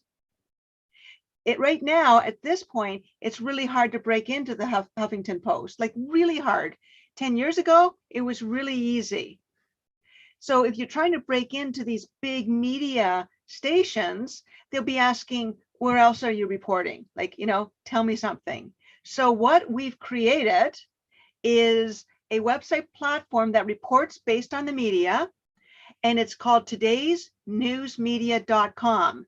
And it gives breaking news worldwide. Right in this breaking news section, we have embedded all the top news stations live that are reporting on what's happening in the world, so that if you're going to this website, you can find out what Fox is talking about, CBS, NBC, Wall Street, breaking news in Africa and Canada and Europe and China, India, Mexico, Russia, Saudi Arabia. And we're constantly adding breaking news networks to this platform. So if somebody wants to go to Today's News Media and just check out Channel 12, they can go and check out what their breaking news stories are. So it's the good go-to website for top news stations. Now, I'm suggesting that you could be a reporter if you choose to today. And you can be a reporter with breaking news media today if you want to. You just need to choose how to do this. And here's how I found out how easy it is to become a reporter. I was not a reporter, and I walked through a door and I pitched a story to the Toronto Star, and they said, do you want to write for the Star? I have no journalist experience. I had no writing experience. I hired somebody to write my stories for me because I was not going to say no to this opportunity, because I knew how powerful the title of reporter is. So I walked through the door, not a reporter. They said, why don't you write for a newspaper? I was an instant reporter. Okay, so I am now contributing stories that someone else is writing to the Toronto Star as a reporter. And if lightning didn't strike twice, I walked through the door to pitch a story to the Globe and Mail, and they said, hey, we saw your stories on the Toronto Star, of which I wasn't writing. Do you want to be a reporter for the Globe and Mail, which is a national newspaper? And of course I said, yes. And now I'm a reporter for both the Toronto Star and the Globe and Mail. Okay, so what happened, which is really weird, is that you decide when you want to be a reporter with Today's News Media, if you want to do it. And experience isn't apparently required to be a reporter. Do not wait for somebody to tell you you're a reporter. Take the opportunity right now. And if you want to be a reporter for Today's News Media, there's no reporter obligations. You don't have to do anything. You can just accept the title as a reporter. And I'll tell you, it's a 50-50 thing right now. When someone asks me what I do, depending on who they are, I either tell them I'm a reporter with Today's News Media or the president of IncomeActivator.com. I pick and choose what title I'm going to be giving them, depending on the situation of where I want to go with this person. So a reporter's advantage is that you can make fantastic connections and grow your business rapidly when you are a reporter. So what you do is you watch different news stations. Here's Fox. And as a reporter of Today's News Media, I can contact this person that's being interviewed and said, I saw your interview on Fox. I would like to do an interview with you too. I'm with Today's News Media. Perfect. They can go to the website. They can see all the networks that are streaming through Today's News Media, and they would welcome me interviewing them. I would not get the same interview. Oh, I'm Lee Romanoff and I own IncomeActivator.com. See where I'm going with this? And it works so beautifully. So watch the mainstream media, watch alternative news medias, who is being interviewed in your industry, because if you interview people in your industry that are higher than you, you put yourself at their level and sometimes above, because you're doing the interview. It's an incredible thing. For instance, I was listening to, or I was reading the newspaper, and there was one of the the Premier of Ontario had made a comment. So I called that reporter up and I commented on the Premier's comment, and they put it in the newspaper, and I rose my status up equal to or above the Premier of Ontario. It's an amazing way to get yourself known and out there. So it's a really good technique. When you contact this person for an interview, you establish a relationship. Whenever you're interviewing somebody, you just automatically establish a relationship. You talk to them personally off the record, and then you do the interview. And then you can also say, yeah, I'm reporting for Today's News Media. I also have a website builder. It's an all-inclusive website builder. It beats everything in the industry. And when you get into a personal conversation, I could easily ask, can you connect me with this person? Because I like to talk to them about what I do. They more than often will give a personal introduction where I would never normally be able to connect with this person. And now I'm being introduced. Really powerful, really easy. When you get into the rhythm of it, there's no other better way. So when you're interviewing high profile experts in your industry, it increases your traffic, because now people are looking for them and finding you. And given that you're interviewing them, increases your sales and your credibility. It blends so easily and so nicely. And you know what? You can never go wrong, because there's so many people to interview. And you can increase your traffic, because this person might have, 10 million followers. How is that going to hurt your business? It isn't, I'll tell you. Okay, so when you become a reporter with Today's News Media, we will post your stories. Whatever stories you want, we will just upload them, post them, and we can post them under your name, and so that you build up your reporter status. Now, I'll tell you, whenever I go to someplace and I say I'm a reporter with Today's News Media, the doors open wide. I get free dinners. I get free clothes. I was even offered a clothing line, free travel. I went to Spain, free anything and everything. Like the door is, it's almost like a magic word. Hi, I'm a reporter. Well, come on in. I remember going to this one conference, DEFCOM. It is all these guys, really into computers and computer system and hacking and everything. And I thought, geez, my business is in the, a tech business. I really need to go to this presentation. But I didn't go to the presentation as somebody that's just like, a guest. I went as a reporter. And I went as a reporter through Today's News Media. And I got the badge. And you meet as a reporter the experts and other reporters. That is so powerful, because when you're wearing your reporter badge, people talk to you way more openly than otherwise. You avoid the lines, big thing. You get free stuff, mugs, or whatever they have. You get VIP invitations, which you would never access. And you get special insights because they talk to you in a confidential yet kind of reporting way. Really great contacts. So in today's news media, you can actually financially benefit from this.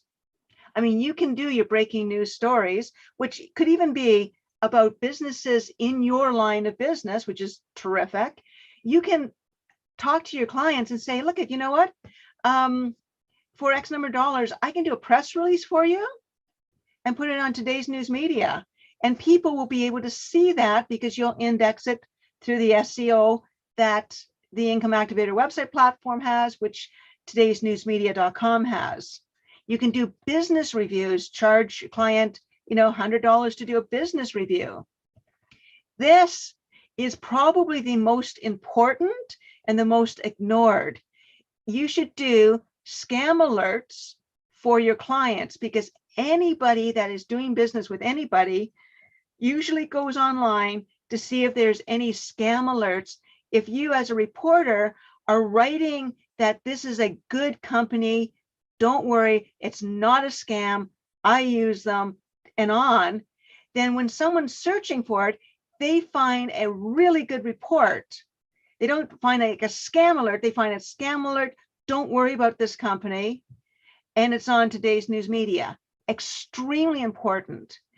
Everybody should be doing a scam alert report on another website about their business because it blocks bad reviews. Press release. So press release, it can be an income stream.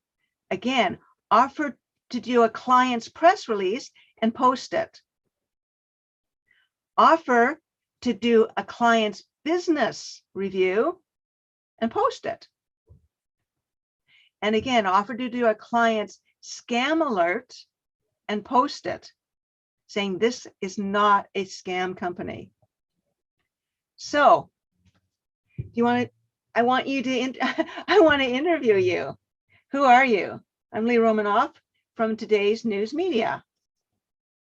Go to this website and you can see myself and all the other reporters, and you can request a story.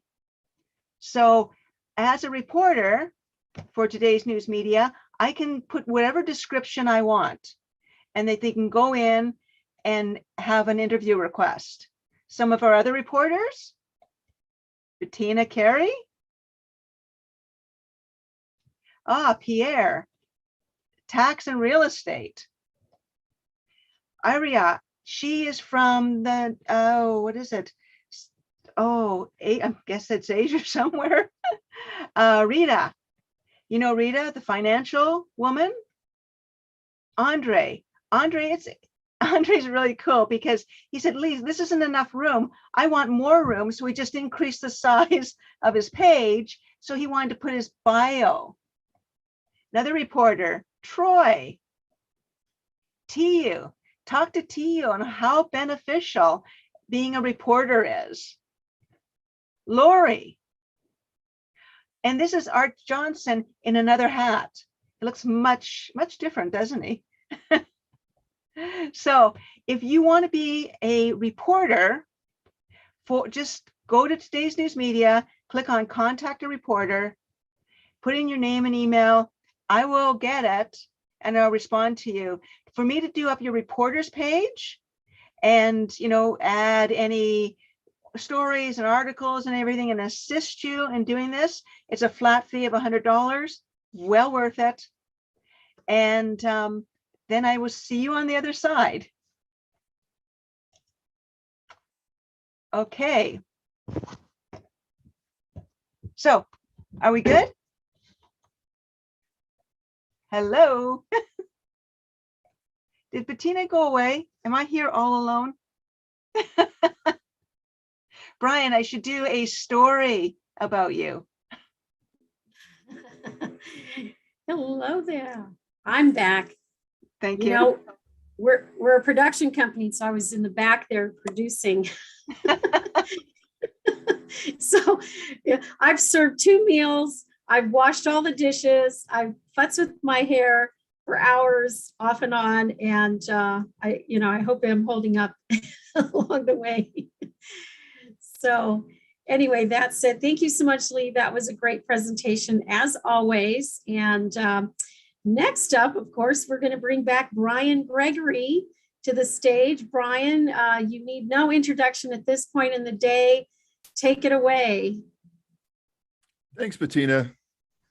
You know, as a member of the media for 20 years, I can vouch for what Lee was saying, because when I owned publications and had websites and things, you can get a lot of perks. It's a lot of fun to be in the media sometimes. The trips, it's real, the dinners and all that stuff.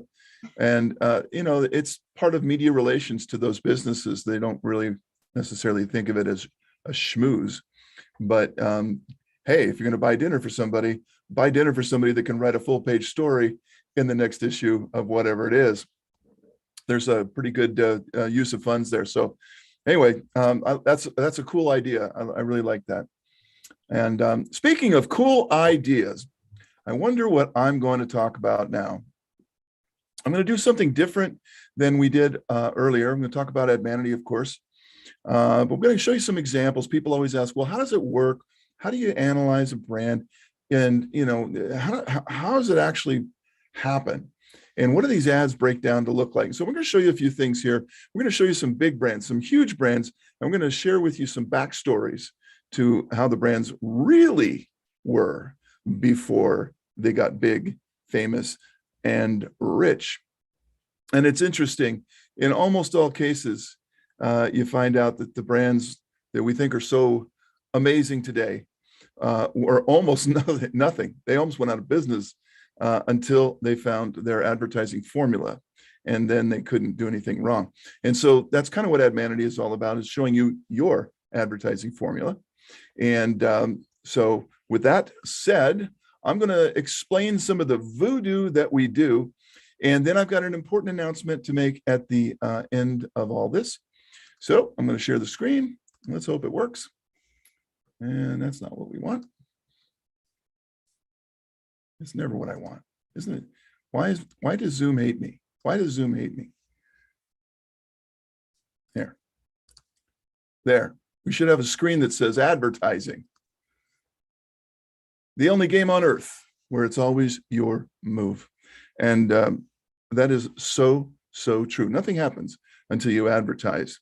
And most small businesses, and I can attest to this when I had my magazine, I probably had 3,000 ads that I personally sold. And at any given time, I had about 100 people in the magazine actually spending money, which means 2,900 people did not find success in my magazine, because if it was making them money, they would still be doing it, right? And it depressed me to such a degree that the small business community was just not told how to do it. So they were failing and trying really hard, but they just didn't know some of the secrets.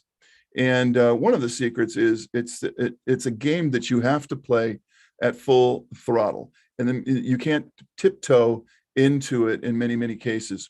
And that means you have to be on point with your formulas. You have to know what you're going to say. You have to say the right things. It's always your move in advertising, because if it's not working, you got to change it now. And if it is working, you got to turn up the volume now when you get those opportunities.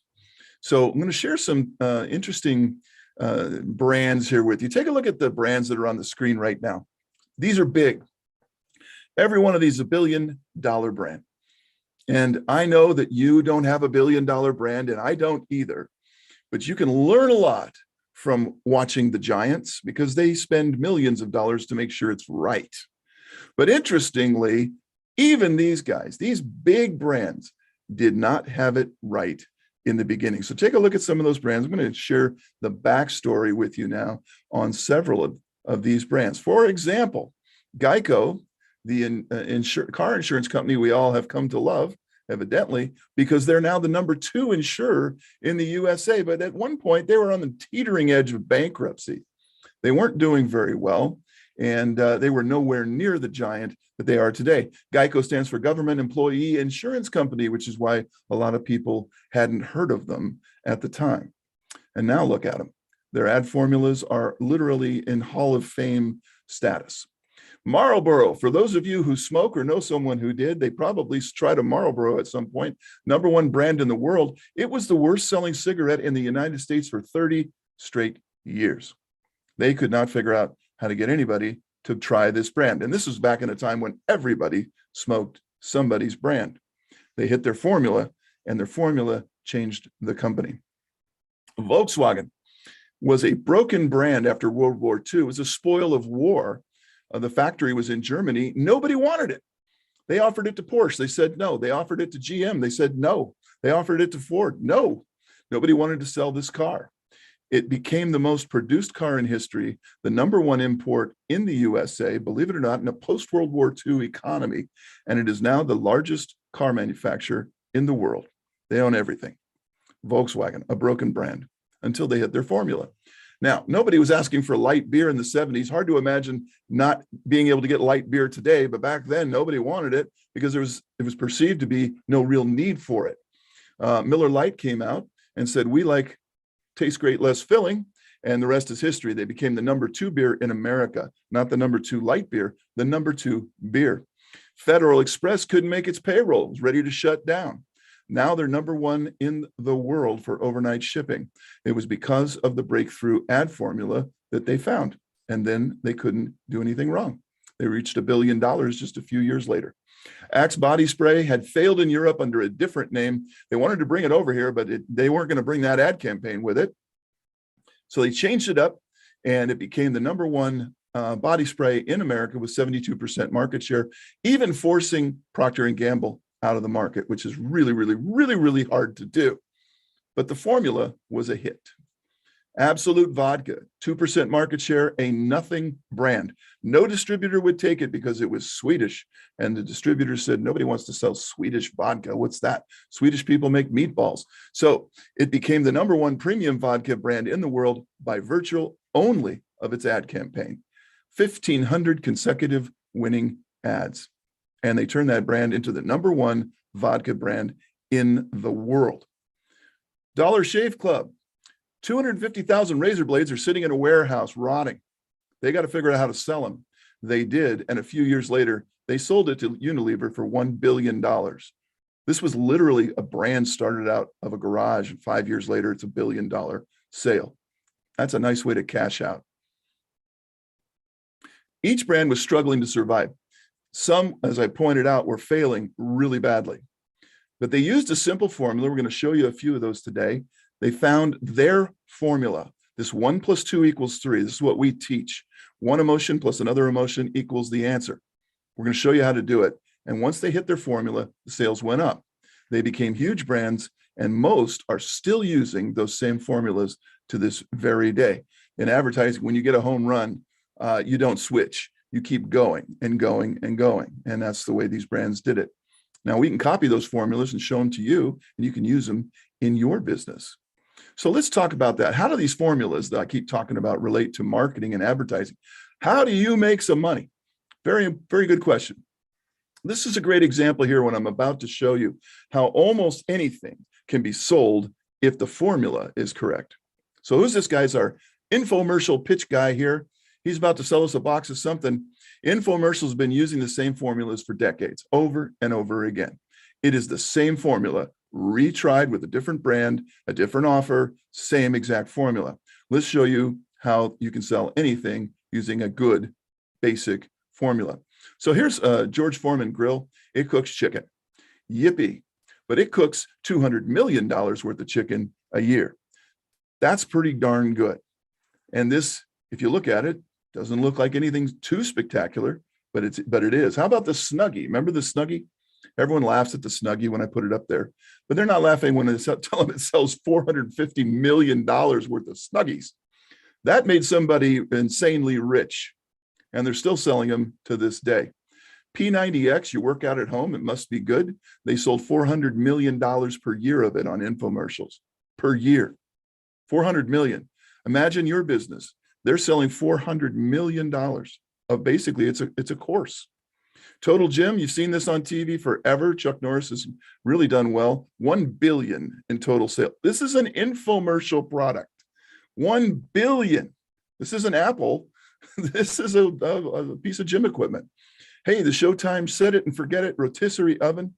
It cooks chicken too. There must be something about cooking chicken. 1.2 billion, 1.2 billion to cook chicken. Proactive, acne, skincare, must be good stuff. 1 billion per year, Is that crazy? It's absolutely crazy. These products have sold $10 billion worth of stuff. And if you don't see anything there that blows your mind with creativity or the most innovative thing you've ever seen, it should prove to you right now that it's the formula selling it. These things cook chicken, but it's the formula that's making the sales. Let's take a look at some big brands. IBM, how long did it take them to make $1 billion? 79 years for IBM to make $1 billion. That's a long time. Disney took 69, Intel 16, Microsoft 15, Apple 14. Netflix, 10 years. Facebook and Google, 6 and 5 years. These brands on the left are right in the Facebook and Google category. Do you see anything on the left that is as impressive as Disney, Apple, or Google? And if you don't, it's the formula that is selling these products. I cannot stress to you, folks, today how important it is that emotionally you be on point with these formulas. It's the difference between being a nothing brand and the brand everybody's buying. And it doesn't matter whether you sell hot dogs or surgical equipment or cars or vacations. It does not matter. There's a formula for every product. And these are the emotions that do it. These 15 emotions, according to us, according to Admanity, are the 15 emotions that sell everything on the planet Earth. Some combination of these will be involved in any ad or commercial, and those emotions are appealing to the public. I can't explain why. It's kind of like why we like puppies and babies. You show a puppy, everybody smiles. It's just automatic. Think of it like that. These are emotions that are triggered instantly. You can't help it. And these are the formulas that we're going to give you. These are the formulas that make products sell or services. Humans buy emotionally. You've got to sell on emotion. Technology changes, but these emotions, 100 years from now, 1,000 years from now, this chart that you're looking at will still be relevant. And that's so cool because today we're wasting all this money on chasing technology, right? Wouldn't it be nice to just have the same thing just once, wake up tomorrow and have the same problem being solved by something that you're involved with? So these emotions will never change. So you can bank on them. Our brains are evolved to react to emotions, not facts, not reason, and not logic. We're emotional beings. That's what kept us alive in our primal past. And you've been using these emotions every day. So you're all experts on how to use them. Now we're going to show you how to use them in your marketing. And they'll continue to sell everything on the planet. That's just what they do. So let's take a look at an infomercial formula. Innovation, something new. Infomercials always have something new, don't they? It can't ever be old. It's new, it's different, it's you got to see this. That's the hook of an infomercial formula. And then it's going to save you time or money or both, isn't it? Every single product on an infomercial saves you time or money or both. These two go together, like Forrest Gump would say, like peas and carrots. Something new and something saves me money. Well, I got to see that. I like that. And this is what we call an urgency brand, something that must be sold today, instantly, right now. Operators are standing by. The urgency brand must be sold now. It creates an urgent fear of loss. It's a fear archetype. But this is how all those infomercials did it. Every single one of them used this formula right here.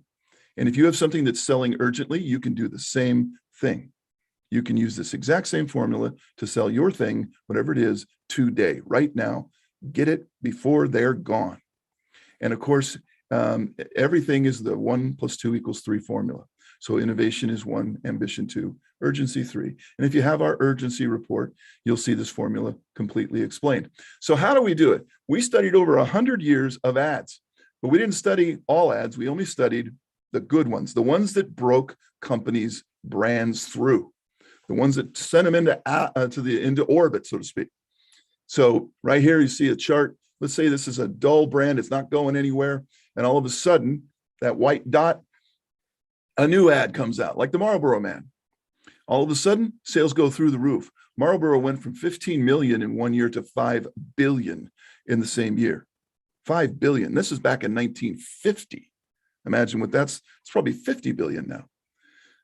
So they send these products into orbit, and that's a formula you can study, because the product didn't change. It just gets a little different pitch, and it's off using the right formula this time, and that's all the difference it was.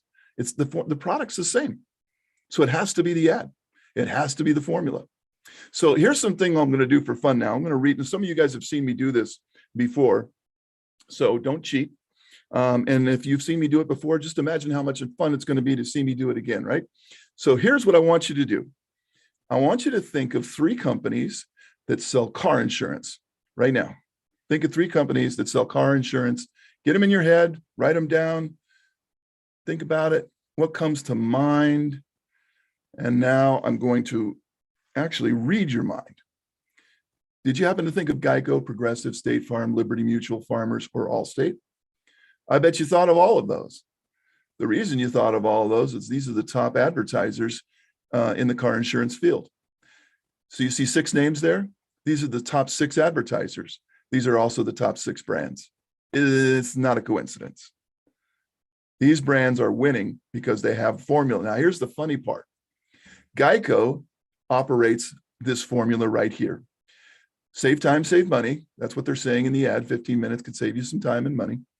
And you'll like the humor because it's funny. And there's a cute little lizard, if you like lizards.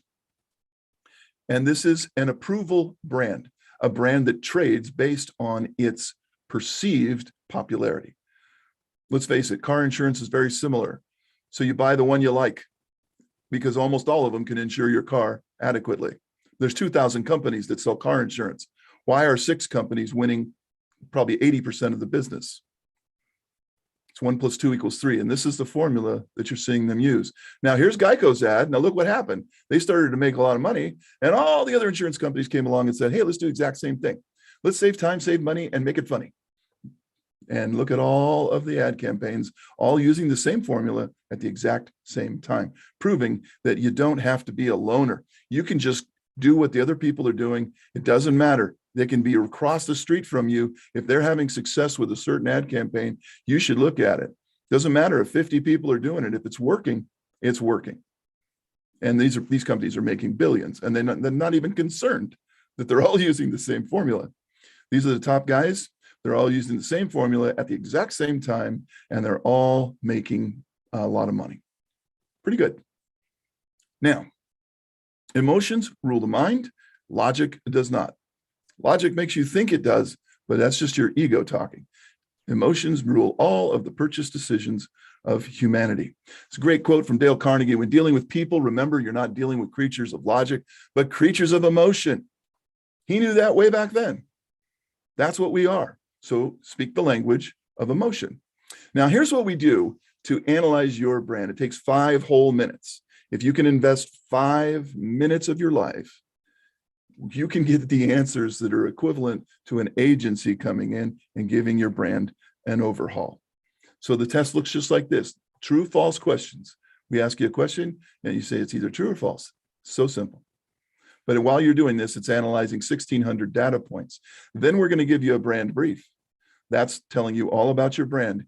And we still don't know the name of your company, your company types. And so in other words, you take the test, and we don't know if you're a plumber or a neurosurgeon, but we can tell you exactly how you'll need to market yourself emotionally to other people. That's the most important thing. Facts and figures are irrelevant in advertising. They're almost in the way. Emotions rule advertising. Anybody in advertising will tell you that. The problem is which emotions? How do we string them together? That's what AdVanity shows you. Then you get access to your online digital portal, which we'll be showing you later in my breakout session. That's a shameless plug to come to my breakout session. So you can see behind the scenes, but we put it all in there so you can get it free 24 hours, 7 days a week. And in your report materials, you'll learn the emotions, the strategies, the formulas of the ads, the copywriting, the colors, how to win back lost customers, how to upsell current customers, what gifts you should even buy your current customers so they like you even more and buy more. There's a psychology to everything, folks. And it should be no surprise that there's a psychology to selling and advertising. The difference is you've been out of the club. Now we're about to let you come in behind the scenes and learn this stuff, because this is really the insider information. So we have a special promotion thanks to We Empower You. I'm going to just blow through this right now, because you get all this stuff and you'll see it all again if you go ahead and order. So I'm not going to spend too much time talking about it, but it's $397. So that's not a lot of money. That's not going to break anybody. And that's it. It's one time and done. It's not $397 a month. Okay, it's one and done. And you'll get everything I just showed you. You get the 16 formulas, not one or two, but 16 different ways to sell your brand. Going to do that for you absolutely free. So you get those. Your ghost library, this is all the words, phrases, metaphors, everything that would sell you to the world. Based on the algorithms, we can analyze your brand, tell you the words you should be using. If you don't know the words, you're flying blind. $1,000 value, it's yours free. Bonus secrets, this is where we tell you how to upsell your product, win back lost customers, the colors you should be using, customer psychology. I had a $1 billion brand contact me today, and they ran their report and they said, your colors are dead on accurate for all 3 of our divisions. We couldn't believe it. So, these are companies that spent the money to do it right. You're getting this kind of advice. It's all free. Now, if you're part of the summit today, you also get access to Admanity U. That's our teaching training library, videos, podcasts, case studies, all free. It's worth $600, but it's yours absolutely free. And you're going to get a consultation with me if you'd like. You can schedule that, and I'm normally $1,000 to do that kind of thing. But for We Empower You folks, it's going to be free. Best word ever invented. You're also going to get a free report when you don't have to buy anything to get that. You get your free report when you go to this link right here, admanity.com/We Empower You. Just go there right now, bookmark the page, admanity.com/We Empower You, get your free report, and then get your $397 Admanity protocol. And, whoops, sorry. Our internet connection here is really dicey today, so I'm just going to reload this.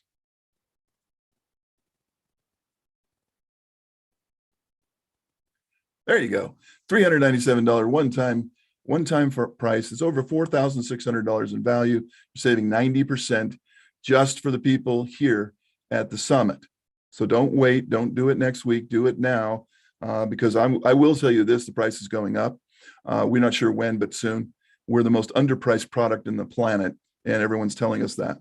Now, also, you get 30 days to look it over. So if you don't like what you see, you can get a full refund, but you get to look at it first. So I think that's more than fair. You get to look at everything we do for you and then decide if you want to keep it.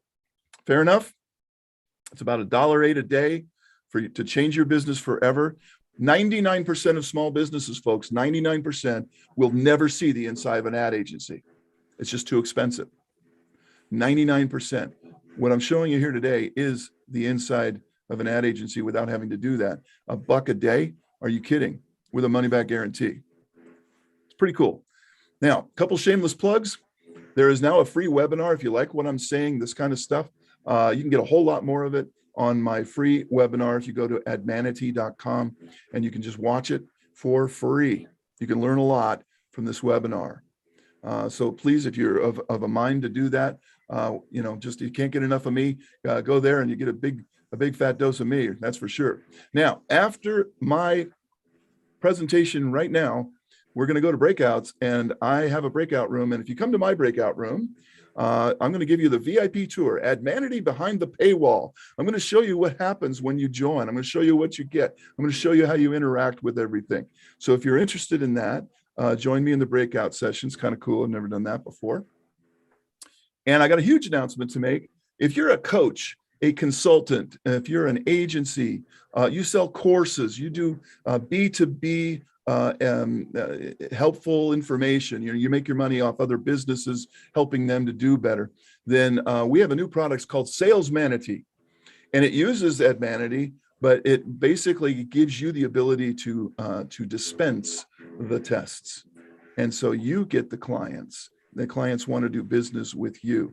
And I'll be mentioning that in my breakout session as well. But this thing is so slick and it's so cool. And there's nothing like this anywhere that I know of on the planet. And so we just basically are turning over. It's the first time we've ever let anyone dispense the test besides Advanity.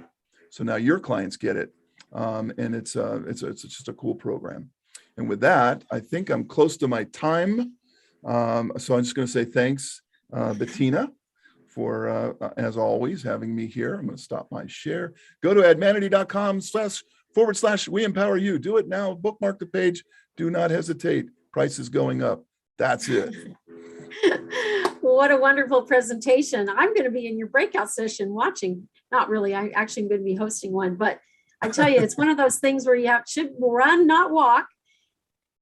I'll have what he's having and then some, right? Great to have you back. And we're going to queue up a little thank you video for you guys to hear a little bit from my heart about how I feel about all of you here today. And for those of you who've had to leave, I'll be sharing this video on Facebook and YouTube and LinkedIn. And it's from, again, the bottom of my heart. Let's go ahead and play the reel.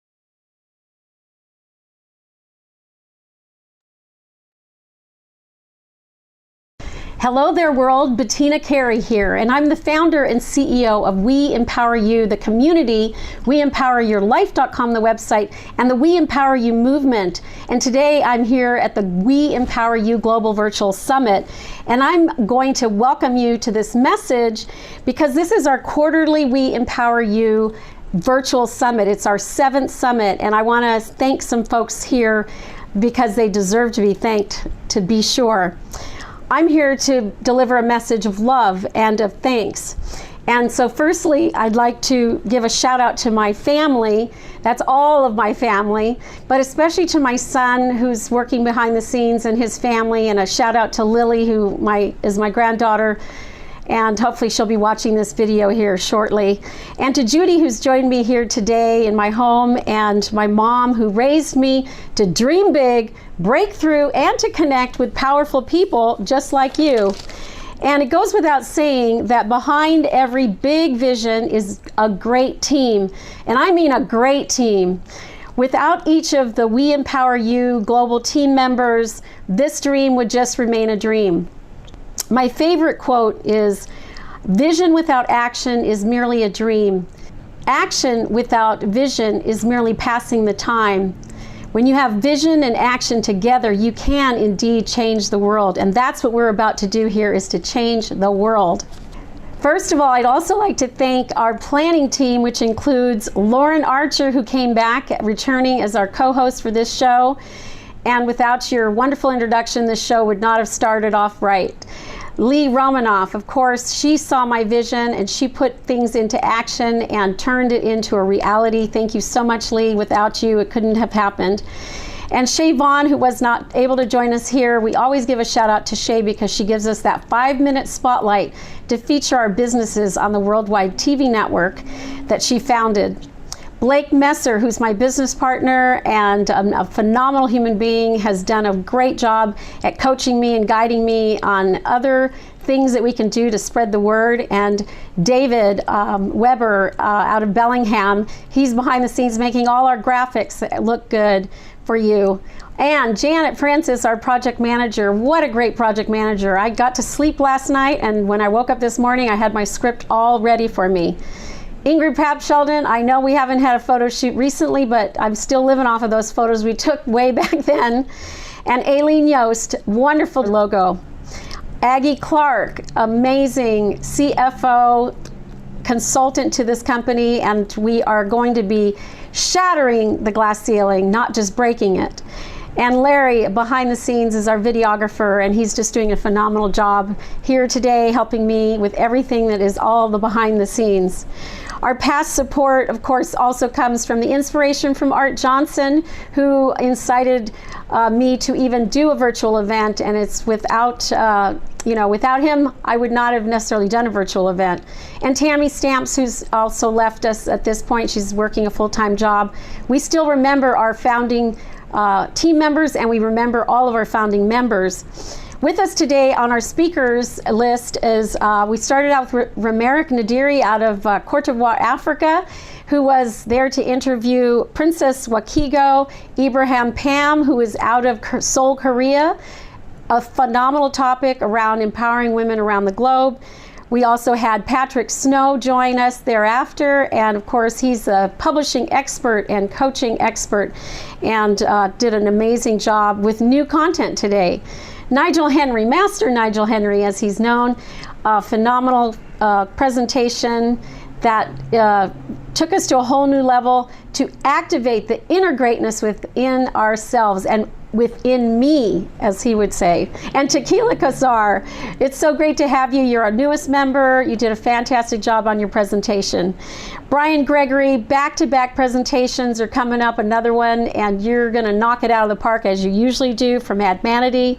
We've got Debbie Waldeck right now, while I'm recording this, delivering an amazing content as always. And Lori Sugawa-Whaley's up right afterwards. Lori is a longtime member, a founding member, but a longtime friend as well. And then we had Mary West, who wasn't able to join us, but she brings us Patrick Snow. That's how I met Patrick Snow. And we hope you feel better soon. Miko Lawson is going to be coming up this evening. We're longtime friends as well, Professional Women of Color Network founder and CEO. And it's great to have you back on our stage. You were there for the first one last June when COVID had reared its ugly head. Paulette Hamel did a fantastic job also about folks living into their legacy. And your legacy is now. We have Janaki Severi coming up this evening. She is a soul sister, to be sure, and she is going to be presenting about your story living inside of you later on this evening. And without that, without all of you, we would not be here today, I have to say.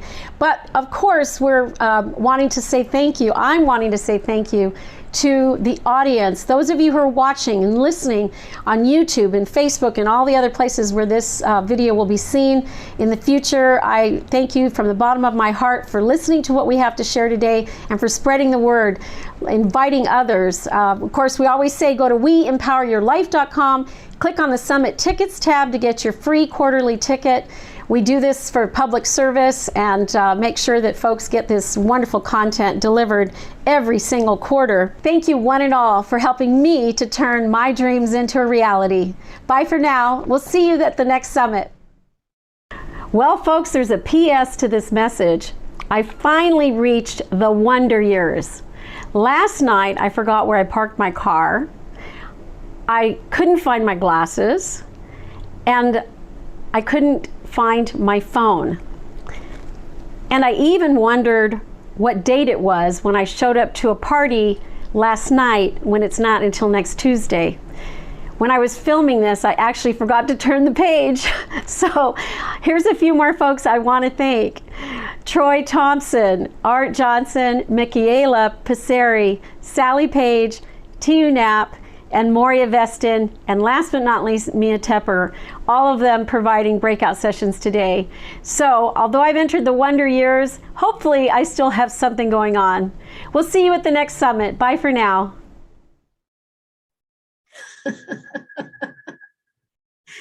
Okay. Well, you can always be a comedian. I believe our Bev is I had my blooper moment. Oh my gosh, it's crazy just to multitask at this level. Talk about shattering glass ceilings. There's a few things that didn't go right, but hopefully the rest of it will go right here soon. Okay, that said, Brian, you're up first in breakout room number 1. Tell us what folks can expect to hear from you. Unmute. Unmute. Unmute. There, it's very important you unmute. We are going to go behind the scenes. This is Admanity behind the paywall. So you get a sneak peek at what you get before you get it. And we're going to make some I'm going to show you some of the new software that we're doing. And, you know, just basically get you more acquainted. It's very loose and friendly. This is not a presentation so much as just a little bit of a guided tour of what we do. So it'll be fun. Fantastic. Oh, one other thing, everybody that attends my breakout session gets a free consultation with me to help them with their brand. So if that's important, if you like that, you get that. Okie dokie. And next up we have Moria Veston, another founding member, and I'm so happy that you're able to join us. Go ahead and share a little bit about what folks can expect to hear from you tonight. Great. I'm going to be talking about communicating with ease and confidence, and I've been teaching nonviolent or compassionate communication for 20 years, and we want to practice because we want people who are there to actually do the work and actually see what could happen when they talk about their communications and relationships at work, at home, with family, friends, and so forth. So I'm really looking forward to hanging out with you gals and guys. Well, great. I actually meant to say that Master Nigel Henry's in the breakout room number 2, and I'll bring him up in just a second. So technically, Moria is going to be in breakout room number 3. And I'm going to bring up Master Nigel's slide. Master Nigel, do you want to take it away? Can you hear me? Hello, hello, hello. Hello there, once again. Yes. I want to share a quick slide. Can you see this? Yes. I'm going to be talking about manifesting, but specifically what the limitations that happen in the mind due to ours infected words. So we have intentions of our heart, visions and things like that that Bettina's been talking about. And then it goes through our temple, which is our mind, our body, and our emotions, and it arrives in reality. But this piece here is affected by various words. And we can use words to speed things up, to slow things down. And I liked the Admanity take on words in advertising. So we'll be examining those words that interfere with your manifestation of your intention. Fantastic. And you're going to be in room number 2, breakout session room number 2. Go ahead and stop sharing, and then I will wrap up here with a share from Mia Tepper. Mia, just come on into the room here, and I will share your slide as well. Terrific. And is my room going to be, let's see, that would be number 4. Number 5. You'll be on the main stage. Oh, okay. So stay in the main stage. All right. So I have some stiff competition here. Brian's offering you free this and that, but I have something exciting to share with you too. So my breakout room will be about creating family traditions. And as you can see, we're getting close to the holiday time. So come talk to me about your holiday traditions. And maybe I'll include your example in my upcoming book that is due to be published soon. So that's my offer. Come to my room. Let's talk about family traditions, and I'd love to see you there. Fantastic. All right, that's the lineup. So we're going to have the rooms designated here. If Janet or Aggie can put the room number assignment, we'll go ahead and have you guys all spread out between the 4 rooms. So there's 3 separate breakout rooms, number 1, number 2, number 3. Brian is 1, Nigel is 2, Moria is 3. And if you want to hear Mia, stay right here. The rooms are now popping up. So everybody, musical chairs, move your body, as they say.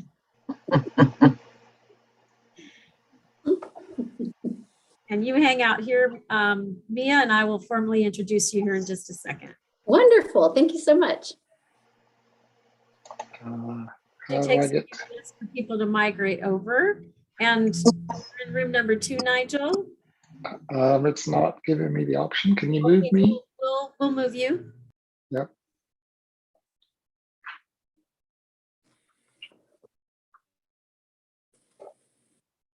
Yeah. I cannot move to Brian's Gregory.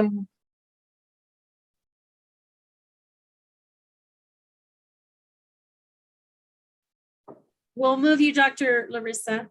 Thank you. You don't need to call me doctor. Yeah. Hey, you earned it. That's true. Okay, let's continue to monitor the rooms for just a quick moment here. And we've got to move a couple more people that are requesting to be moved. Bear with me, Mia. No problem. Take your time.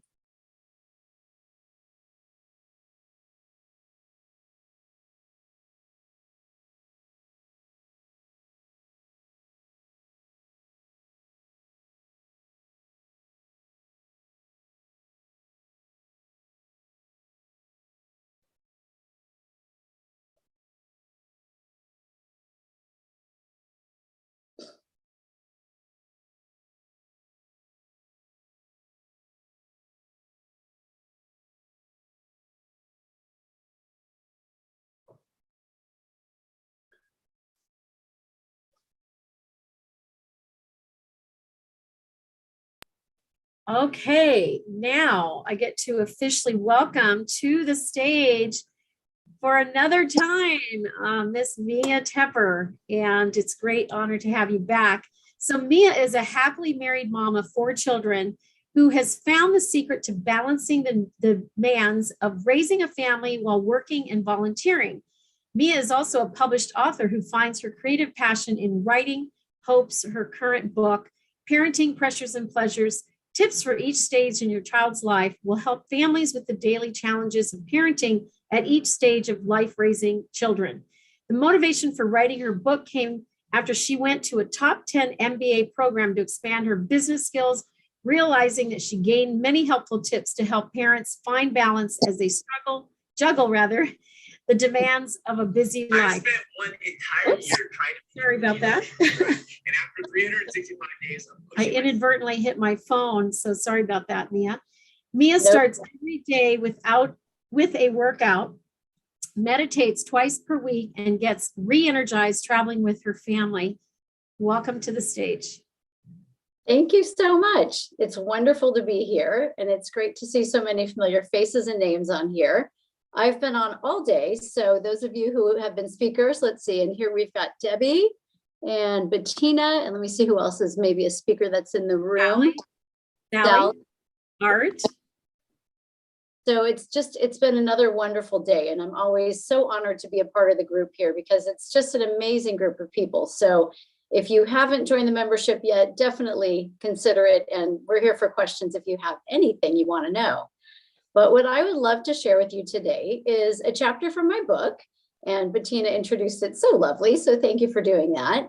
And as she said, I started this book when I was in business school. I was at UCLA Anderson running a family business, so I was the chief operating officer and having a family of 4. Now, I do have a husband, so I do have to give him credit. It's not that I did it all by myself, but a lot of people were asking me, how did I do this? How did I have 4 kids, go to business school, and run the family business and volunteer and keep my smile? So I was writing some tips on it, and then I morphed it during COVID. This is my COVID baby, to a book, because I realized watching people that there's a lot of people struggling out there today raising families.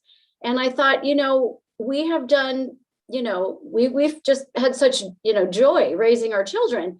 And we thought, well, maybe if I write a book, maybe this can help other people to have a more joyous experience. And per the writing coach, I don't think he's in the room right now, but you've all heard Patrick Snow today, and he's also my writing coach, which is actually how I met Bettina.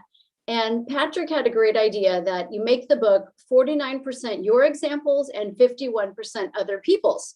So my offer is real that after I share a few ideas, I would love to hear some family traditions that you have around the holidays, or even just not holidays, family traditions that you think are special. And I'd like to add them into my book. So without further ado, I'm going to jump into a couple of things that we've done. Some are not holiday related, and then some are.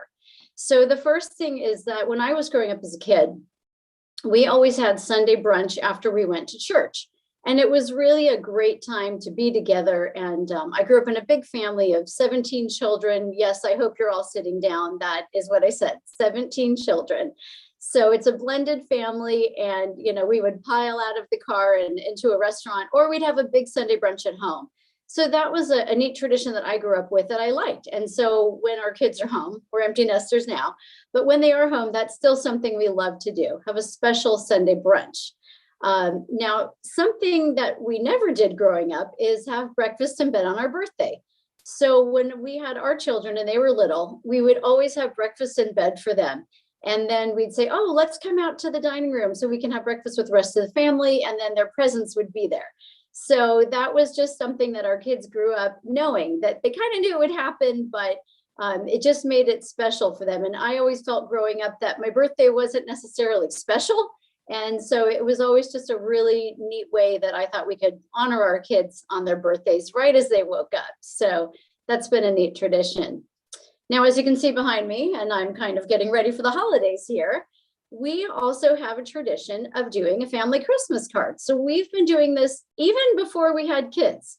When we were just a young couple starting out, we would have just a picture of us on maybe a trip that we had, or we live near the beach, so maybe we'd have a sunset picture. And you don't have to have a family to send out a Christmas card. You have a life, you're important. And so whatever you're doing, please share it with the world. Share a trip you went on, share something fun, whatever it is that is important and special in your life, you should share that. And, with COVID, there have been some families that have had, unfortunately, some things happen where they are no longer a partner. So one family that it went through a divorce, she did something very unique. And she hired her wedding photographer to photograph her and her two kids. And that is their new Christmas card tradition. She said, even though my husband's not in the picture, we are still the family.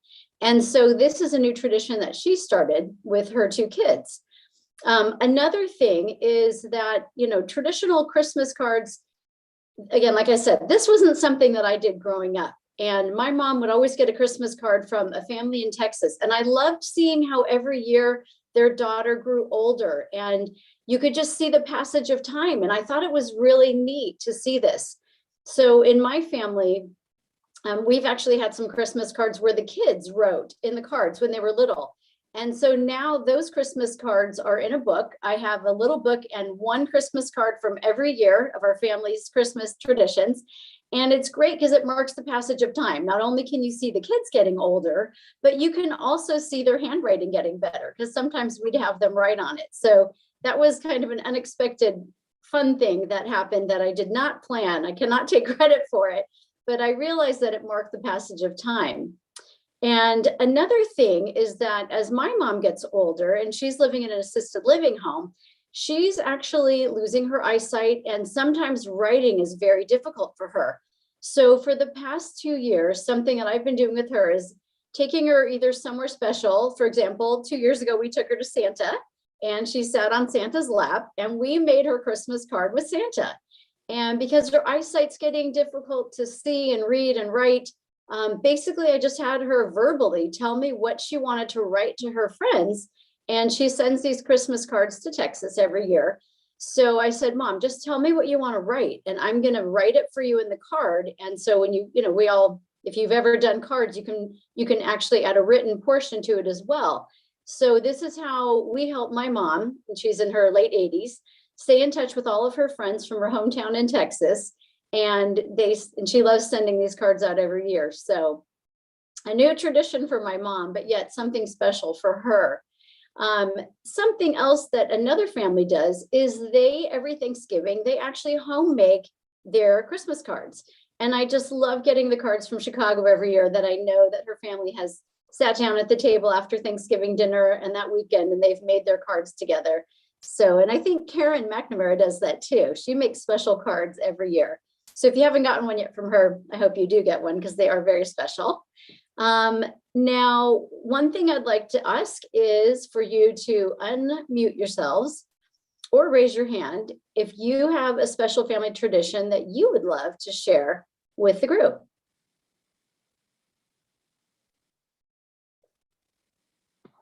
And let's see if anyone's raising their hand. Ingrid, I'm not sure if you're raising your hand, but you are unmuted. Did you want to talk about a family tradition that you have?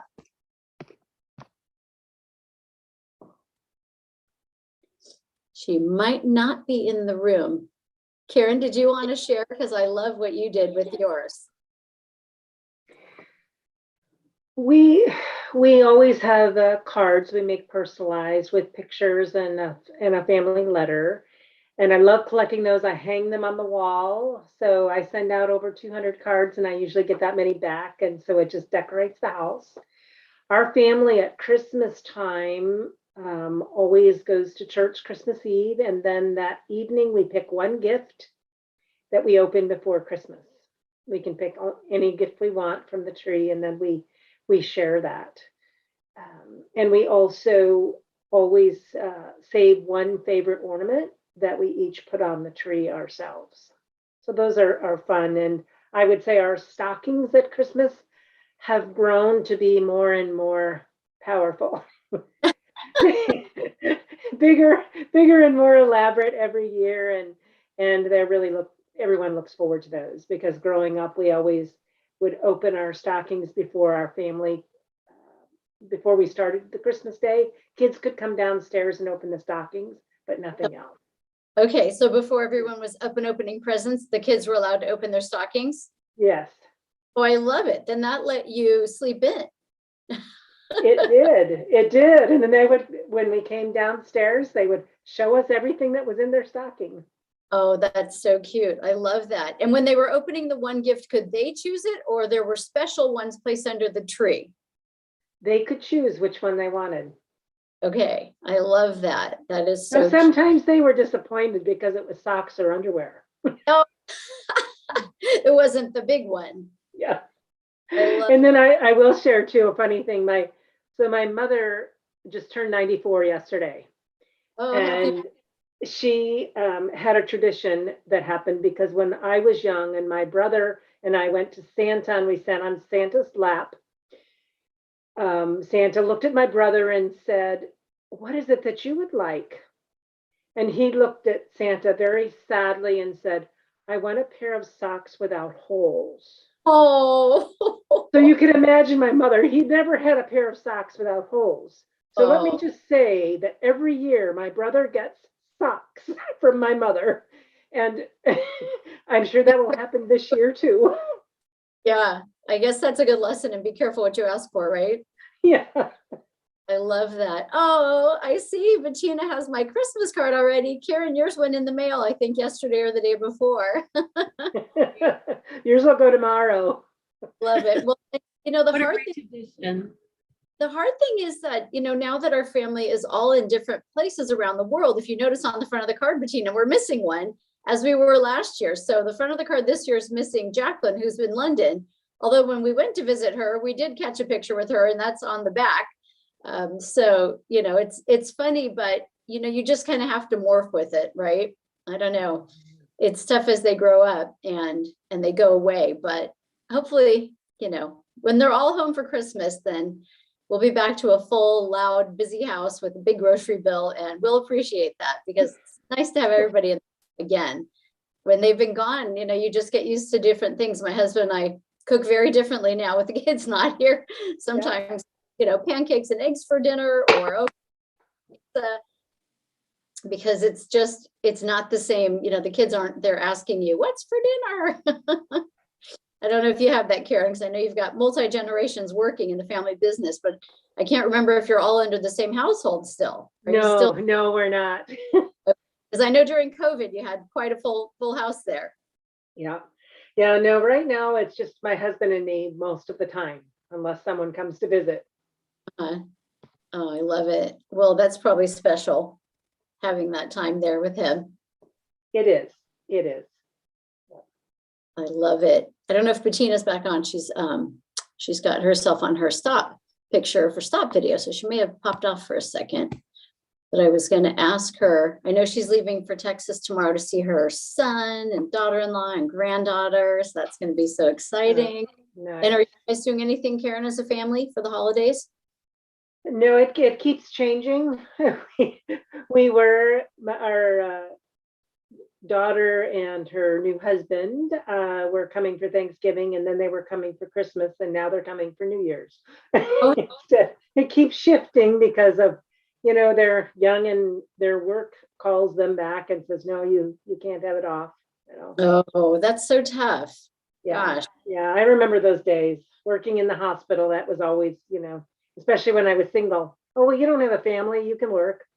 Yeah, they just kind of automatically put you in that role, whether or not you ask for it. Exactly. That is tough. And how is your family business going? Still 3 generations? Well, we have 2 that are actively, working, 2 generations actively working, but we often bring in the other generations into the mix. Yeah. Right. I love it. That's so great that you're still doing that. That's really exciting. It's a lot of fun. It really is. It's just wonderful. It's so wonderful that you have been able to do that and take it into the next generation. Yeah. That's something that everybody can do. Whoops, hang on one second here. I'm not sure what happened here. There we go. Yeah, I'm going to be kind of hanging my own shingle and starting my own consulting business. And I think I will use the framework of financial advising to kind of organize it at first, and as a way to talk to people and help them organize things, and then see if they need help if they have a business. Because I have 30 years of running the operations in a laboratory, and picked up a lot of experience there. So I'm happy to try and share best practices with other people, entrepreneurs, and maybe, if they don't have their succession plan set up, maybe help them understand the importance of that. And I think that sounds great, because especially small businesses starting up, because they don't know what they don't know. And having your experience can really help them start out on the right track. it's so true. And, you feel bad when you hear examples of people that if you had that consulting opportunity that you would have told them to watch out for this or that thing. Exactly. And so it's just, it's hard to know who to reach out to. And sometimes you feel funny reaching out to friends. But my college roommate, her husband died this past year. He actually died of leukemia. It was pretty much latent for 12 years and then just kind of roared its head very quickly. And within 6 weeks, he was gone. So they had a family consulting business. She had left academia. She has a PhD in biology. She was a professor. She had left academia a few years ago to work in his business. And they thought they really had everything wrapped up. And the one thing that they didn't have, that I'm pretty sure I would have been the first question I would have asked, knowing how regulatory our business is in the laboratory, is do you have your regulatory licenses? Do you have everything set up? Well, we never had this conversation. And it wasn't until I asked that we had the conversation. And I said, well, how's it going? Because I know you went to work in the business, so you're familiar with it. And she said, yes, that part's fine. The part that we didn't really know about was that the only one who had the license was Jim. Oh. And so they have, I think, 4 government contracts that they had to put on hold. And they have someone going through the classes. And then when they'll take the test and hopefully pass and get their license, then they'll be able to resume this work again. So it just, my heart, because I know if I had thought to them, that would have been the first thing I would have asked, just because I came from such a regulatory environment. Right. And people do sometimes miss these things. That's right. Yeah. Like they had the succession part, which is amazing because that helped their business, and, having her name on bank accounts and as co-owner and things like that. But that one little piece was missing. So I am hoping that I can jump into that field and slowly start to gain clients and, just help people, because it is tough when someone passes away and you're mourning them. But yet if you have a business that you're doing together, you have to figure out how to keep that business going and kind of put a stiff upper lip and put your emotions on the back burner while you're keeping the checks coming in for the family and, you know, keep the Yes. business. So Well, your you know, and it's so important because we think about, you know, people talk a lot about having wills and having, you know, things for your personal and your family, but you forget about the business needs to have that succession plan too. Exactly. And so what did your family do to set all that up? Well, we really didn't start the business until my son and I began it. We actually began the business as the first of the generations to begin it. So, so we're starting the generation business versus being further down the road. And have you set up things, you know, in this way with succession planning, should something happen to, you know, either one of you? We have for the two of us, but we haven't for moving further, you know, beyond that. You know, we talk about it, but I mean, what that might look like, but we have not actually put any specifics in place at this point. But, you know, we just did our annual review and our annual plan and all of that. So we were talking about that and just talking about it, you know, from the tax standpoint, and then from, you know, if we decide to consolidate or change or move, or, you know, what would that look like? So we did our planning with that, but we don't have an actual succession plan at this point. So you've got me thinking. You know, if I can help you, sometimes it helps to have an outside person to ask the questions that are uncomfortable. You know, it's like you don't, it's hard sometimes to delve into those. And, you know, obviously, since I'm a new business, I'm more looking for testimonials than dollars. So you could get me inexpensively. There you go. Well, you know, it's interesting because, you know, my son and I get along really well, and you know, the process has gone very smoothly, but he's young and his life is changing dramatically, and, you know, wife and child and moving and dogs and, you know, all the things that come in his business change, and then COVID, all of those things. So as that took place, it was interesting how our conversations and our connections and communications became more challenged, you know, because all of a sudden his life became more important than anything else, and which was okay, except that always being last is not okay. You know, so we had to have some tough conversations around that, you know. And the other thing that's interesting with the younger generation is that they don't retain the same type of communication preference. They shift with the tide. So when I think I know how my son wants to communicate and I keep doing it, he's not responding, and I'm thinking, why? He's, oh yeah, well, I don't look at that anymore. I do it this way now. So very common in his generation, whereas, you know, my generation, we get one way we want to communicate, and that's the way we do it. Right. So it's been interesting. That is interesting. And what did it change from? Pardon me? What did it change from? He started off in what did he like to use as his communication method initially, and what it changed to? Oh, he wanted text. Okay. So I would send him a text, and then he wouldn't respond. And I'm like, well, the reason he wanted text was because it's always there. He's always got his phone. He can see it, and then he can respond to it quickly, and he's got a documentation of it. So I'm like, okay, then why are you not responding? And it was because, well, I don't bother with that anymore. Now I want to have email as my document, because it's easier to track an email than it is on text. Oh, interesting. Which is fine, but he didn't tell me that. So I said, that's the piece that's missing. I have a gap here. About it, right? You have to tell them if your mode of communication has changed. That would be to know. But like you said, you know, it's like my granddaughter is 2 now, and so we've been videoing her because they live in North Carolina, so, and I live in Washington, so we connect via technology. Well, initially it was Marco Polo, and then without any warning that went away, and then it became a chat thing that happens through Facebook. And then without warning, that went away. And then they bought us an Alexa and said, well, that's how we want to communicate.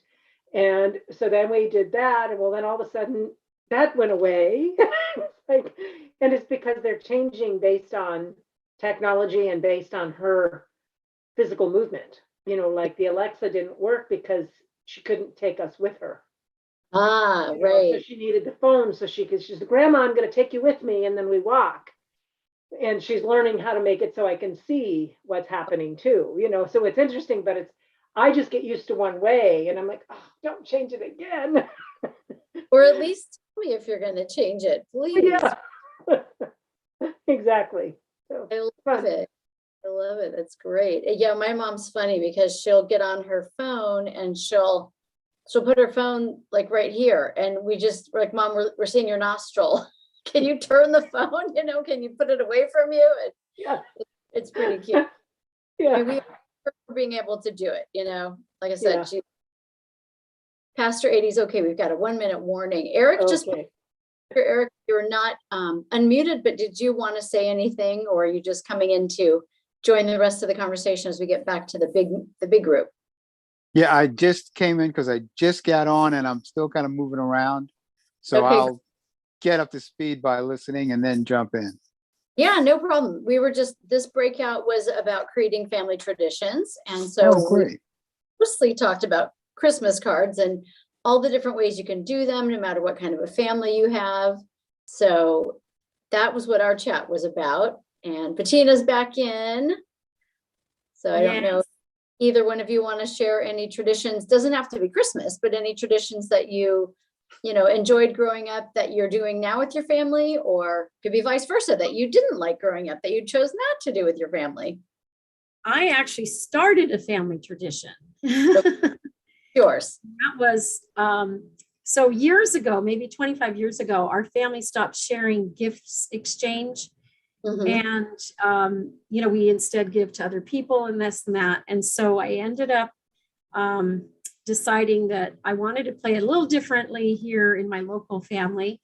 And so I would give everybody, we'd all meet in a mall at a store that we all liked, and that would change from year to year. I'd give everybody $25 to shop in the store, and they couldn't go over the budget. That was the budget. Okay. So I would give, you know, somewhere in the neighborhood of $300 or so between all the family members and some close friends. And then we'd go to lunch and we'd do a gift exchange. Oh, fun. The thing was that everybody actually was assigned someone to shop for. Okay. And it was random. And then they were to tell the person exactly what they wanted. They could even go and check it out and look at it with them. So everybody got exactly what they wanted. They all went for sales. And then if we shop, say at Macy's or something, then I was always getting the bucks that they give you, the 10%. Oh, yeah. And I would get a gift myself. And it was so much fun that we've been doing this now for about 6 years. I love it. That's so fun. And by the way, it almost never went over $500 between lunch and the gift exchange. And it was just perfectly priced for those days when I first started it.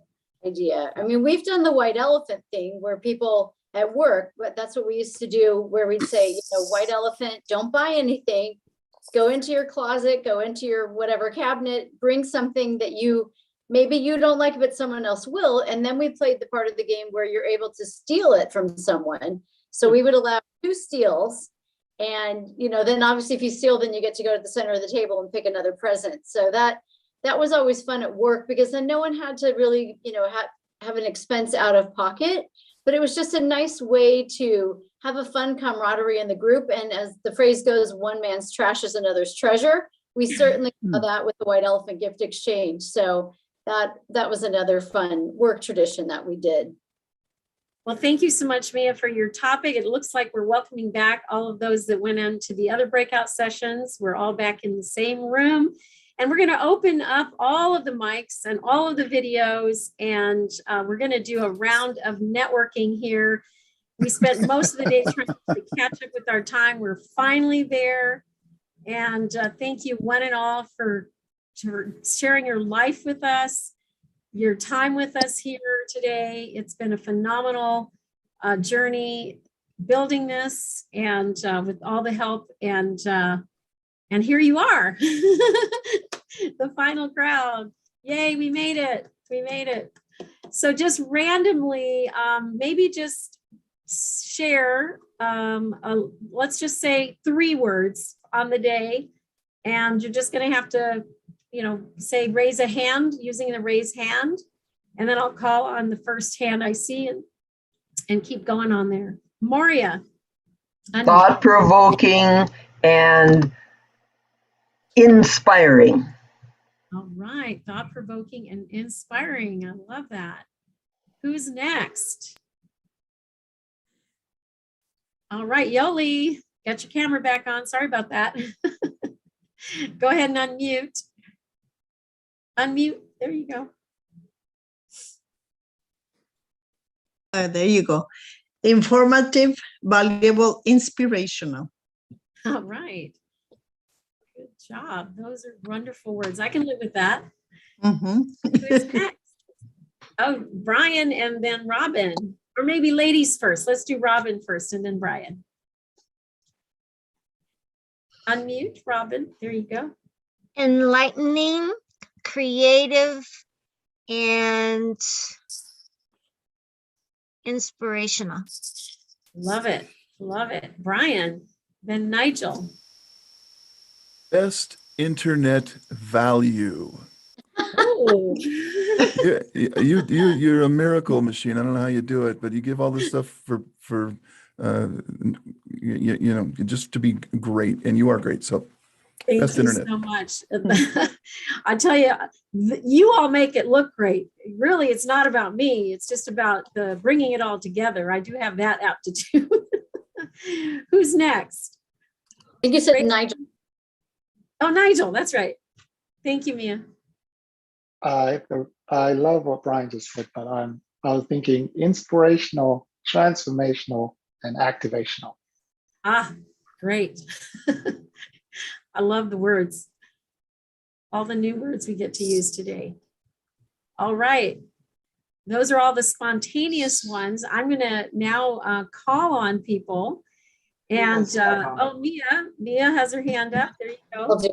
And it's funny because I wrote this down before anyone said it, and now I think it's been said about 7 times. So inspirational, absolutely. Motivational, and also this isn't in the right verbiage, but reconnecting. It's just been so good to reconnect with everyone here. It doesn't matter that we're not in the same town. We are all just here together, and it's been a really wonderful day. I know. We have, some of us have never even met in person. Yoli just came to Seattle. We had a really great time. Yes. I actually got to be a tourist in my own town, showing her the Space Needle and the Chihuly glass exhibit that I had not even been to. And it's gorgeous. And we got 2 meals in and a lot of good times. Right, Yoli? Yeah, absolutely. I can wait to come again. LA, right? Yeah. And then you're going to come back, right? Of course. Yeah. All right. I'm going to start calling on people. So Dr. Larissa, come on down to the stage here. Yes, it is transformational, motivational, and inspirational. Great. My sister is actually in the house here with me. So for her to speak, I've got to turn my mics off. So hang on 1 second. I'm going to hear from her now. Okay. 3 words. Of the day. Inspirational, exciting, and definitely community. Yes, definitely community. Love it, love it, love it.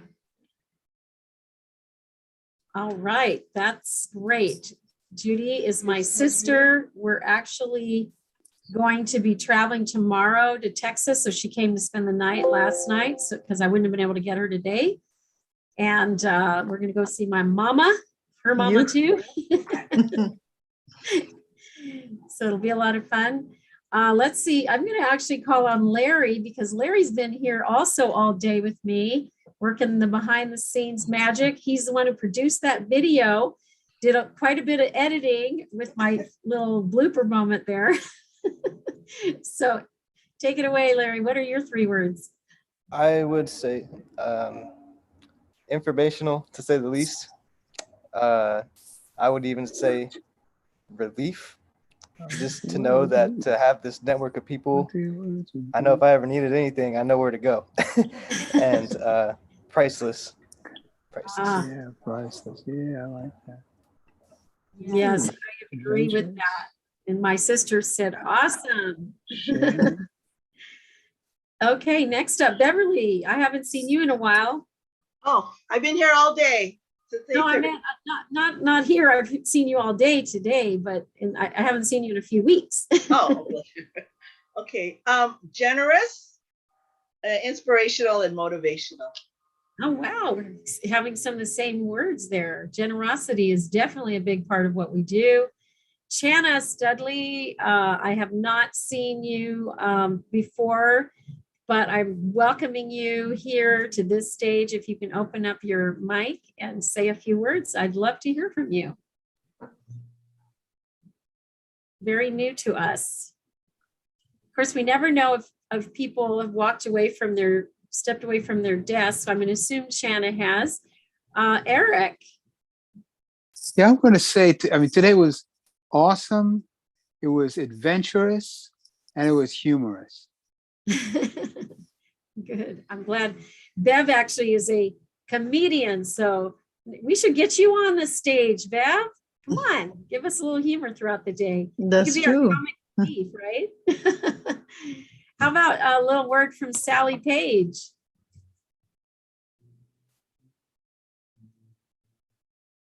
Sally, are you there? Unmute if you are. And if Sally's not present and accounted for, well, let's go to Sandra Early. Sandra's been on here also all through the day. Great to have you in our circle.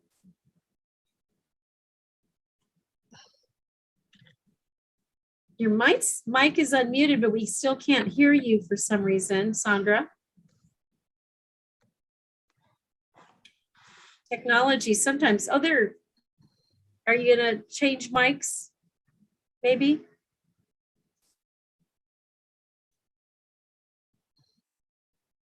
Oh, Larry is saying that you might have turned it off by accident. Huh?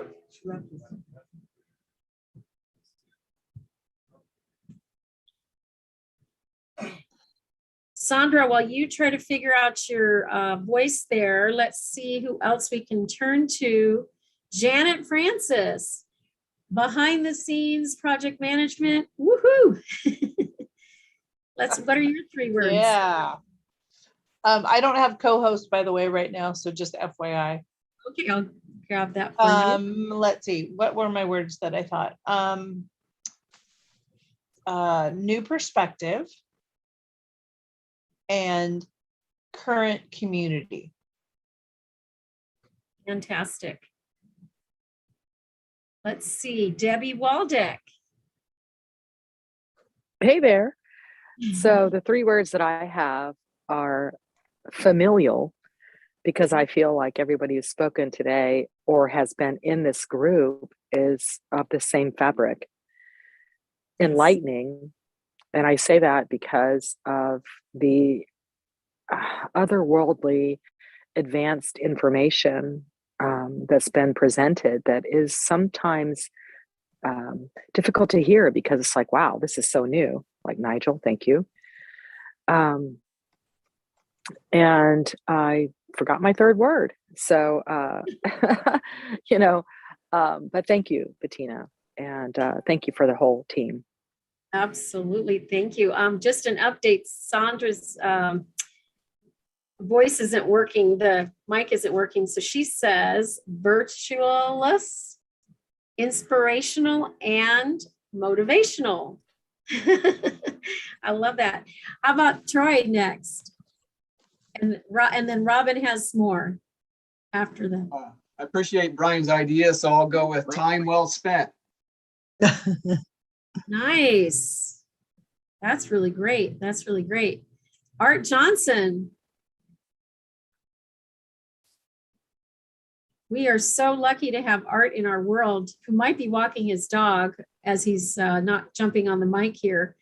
But I have to say, without Art encouraging me over the years to check out this whole virtual opportunity, and then Lee and I connecting right at that window of time when COVID hit, that we wouldn't be doing this, you know, and he just having him by my side really gave me that confidence to pursue this avenue. And he helped, you know, hold my hand and walk us through the journey of creating virtual stages. And then now, of course, he's onto his own stage and doing wonderful things. It looks like the organized chaos. that must be my son, who's in the Bettina position right here. One of these Bettinas here. We've got 3 Bettina open here. And Danny, I don't know if Lily would like to get on here or not, my granddaughter, and Catherine, your wife, and you to say a word or two, but feel free to open up your mic. Oh, and Ingrid Pap Sheldon, your mic hasn't been on all evening, and I don't know if we can hear you. Danny's saying that Lilith is sleeping. Darn it, missed her. So here, this is just for Lily, Danny. Mwah. Send her big love and kisses. Show this to her. Let her know that we were on her mind. She was on our mind, rather, and on my mind and my heart today, as I am living my legacy for her. As you know, we're trying to change the globe, and it starts with me, but eventually it'll be her. She's my mini Bettina. Okay, who else haven't we heard from tonight, I should say. We've got Lee, I believe, hasn't said a word this round. Okay, my 3 words are income activating empowerment. Income activating empowerment. Ooh, nice. There you go. Robin had, I think, another thing to add too. Didn't quite beat Brian's, but it was close. And then how about Beverly Wiggins after Robin? I wanted to add surprising. Like, I wound up going to Art Johnson's thing because, like anything sustainability, you know, making it where people want to do things to take care of the environment is always interesting to me. And I was like, oh, we're going to have, you know, a conference. And so as one of the things that I really liked was just kind of the surprising things that I got from some people that I didn't know that was their area, what they're interested in. I also want to add one word, magical. As Larry Dominico said, if we want something, we have people from all walks of life where we can just make a phone call or send an email and we create the magic. It's like a genie appearing right in front of us. Yes, and you know what's amazing is that the power of the numbers as they're growing, but also the power of the few, because originally it was a few of us that kind of decided we cracked the code and we were going to unite and we were going to do this thing. And then all of you have been spreading the word and you've been sticking to this and you're loyal as the day is long. And that's the kind of people that really do well with us because we're in it with you and we're in it for the long haul, right? So back to that saying, you know, that we ran with for this theme last quarter and this quarter. So when you want to go fast, go alone. When you want to go far, go together. And that's really the philosophy behind the We Empower You community. So let's see if we have had others join us here. And Sandra, have you fixed your mic by any chance? So, and Sally and Art and Ingrid, I believe are just going to have to type it in because I don't see it happening for their mics tonight. But in any event now, in terms of networking, I would love for folks to connect with each other. Believe it or not, if we spend a few minutes talking, we're going to see some natural connections. So we've got the angel of freedom. I'm going to start with you to share with us from your heart, what is your vision, your dream, your purpose? What are you living into? Real short version of it. Appreciate the opportunity to go first. Angel of Freedom, activating freedom within people. Two different methods. One, I love making connections. So we call it Bettina the Angel of Connection. And that's something very satisfying to me, is connecting people to help them. And then specifically me, activating the freedom inside them financially. Great. And since you're into the finance, I'm going to flop over to Aggie Clark.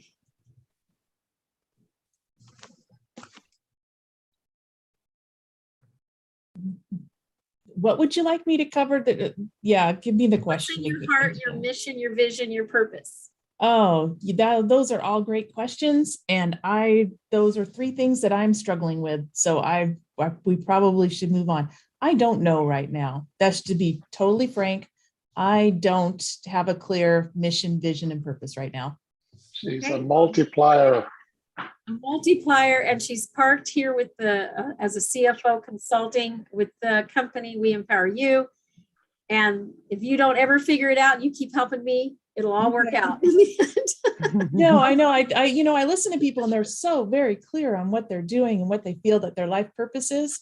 And I do not have it. I used to, but I just don't have it right now. So this has been really interesting to hear, and really helpful to hear people who are very clear.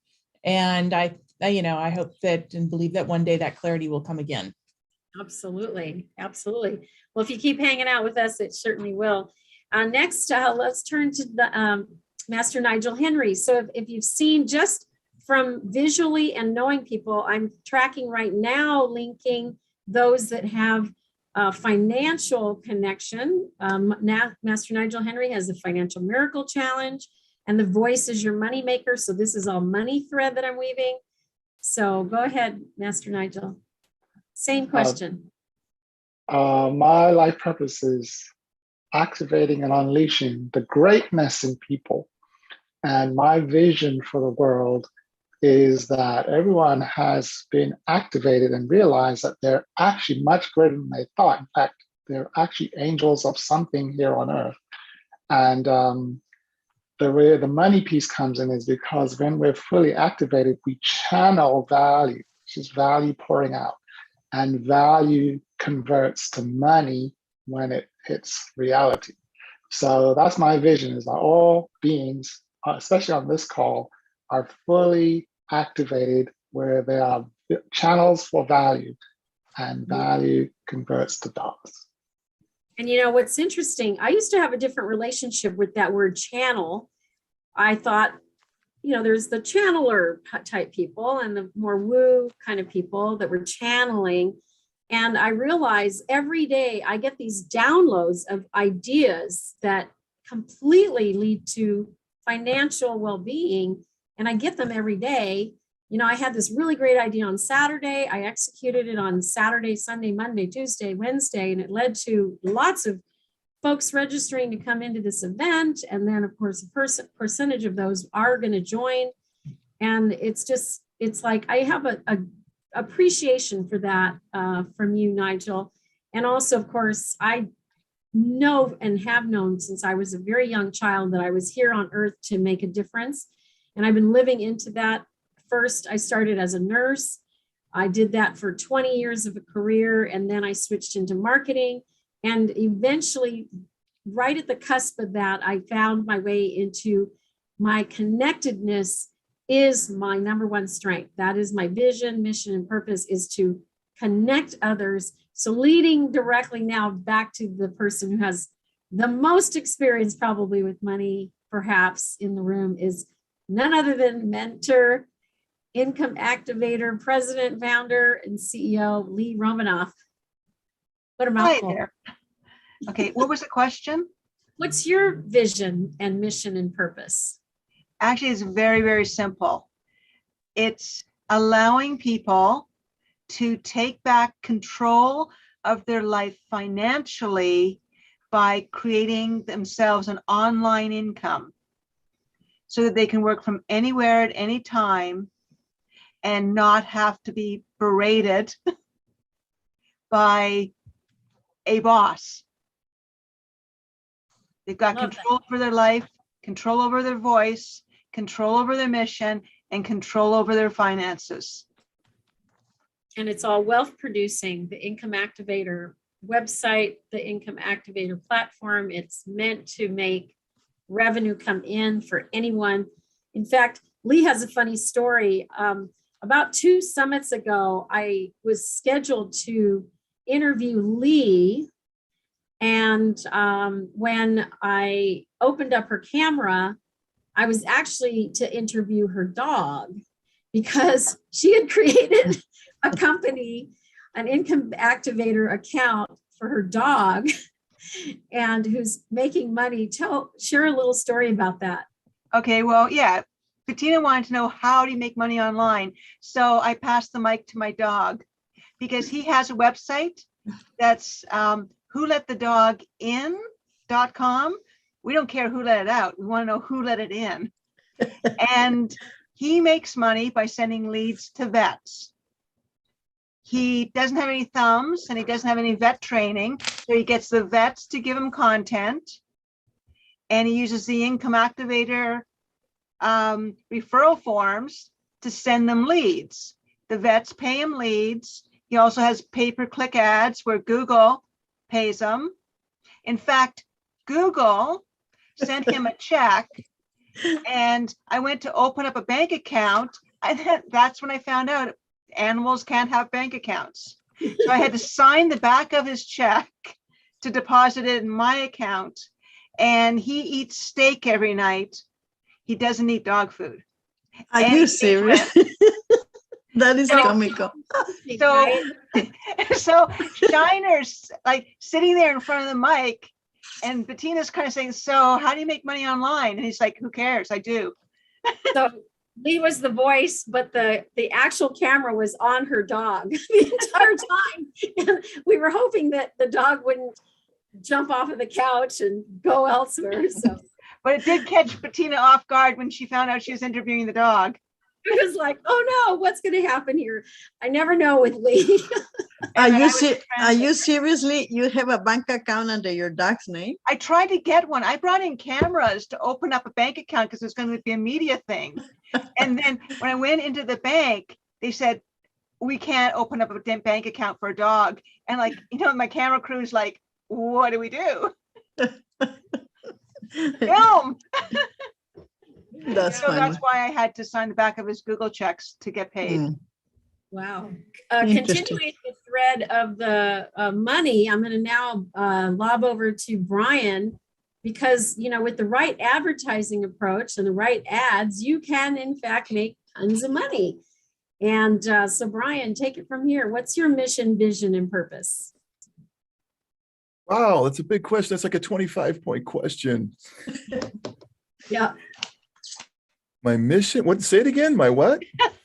Well, anything from your heart, mission, vision. Oh, okay. Well, obviously you can't start a company like this unless you want to help people. You know, money is the short-term barometer of your success. And, you know, I hope someday a lot of people show up at my birthday and bring me presents. So, you know, we just want to help businesses. We don't even know most of the people we've helped. We don't get a chance to get to meet them, but they write to us and tell us, you know, that's just the coolest thing when people tell you that kind of stuff. And so our mission is really just we want to create a level playing field for small business. You guys have never got the long end of the stick. The short stick is always given to the small business. You have to figure it out, go through trials and tribulations, waste money, you know, hope you survive. And then everyone says, well, their idea probably wasn't any good anyway, right? And I don't know anybody that works harder than small business people. It's not because they're not trying. So for once, let's get the playbook in the hands of the players and make it work so that you can have the same riches that the big brands do. And that's my goal. I'd like to do that.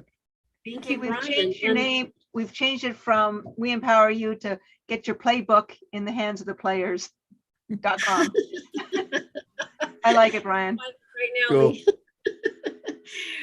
All right. Now, I know that Sandra Early is not able to have a mic up tonight. And Online or in person. oh, there you are. Fantastic. So, so continuing with the thread What are you enjoying? of financial, we've got some music going on back here. Hang on, I'm going to mute. Probably Sandra.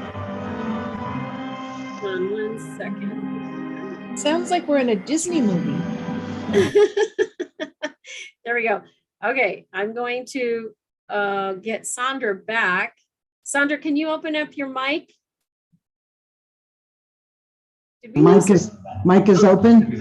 All right. So continuing with the thread of finance, wealth, money, share a little bit about your vision, mission, and purpose, and how you help folks to keep more of what they earn. Thank you so much. It's great to see everybody, and thank you for this opportunity to be with We Empower You professionals.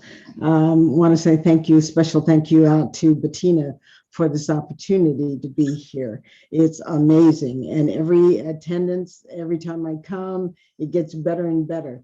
I am a navigator. And so what I do is I help people own their own health.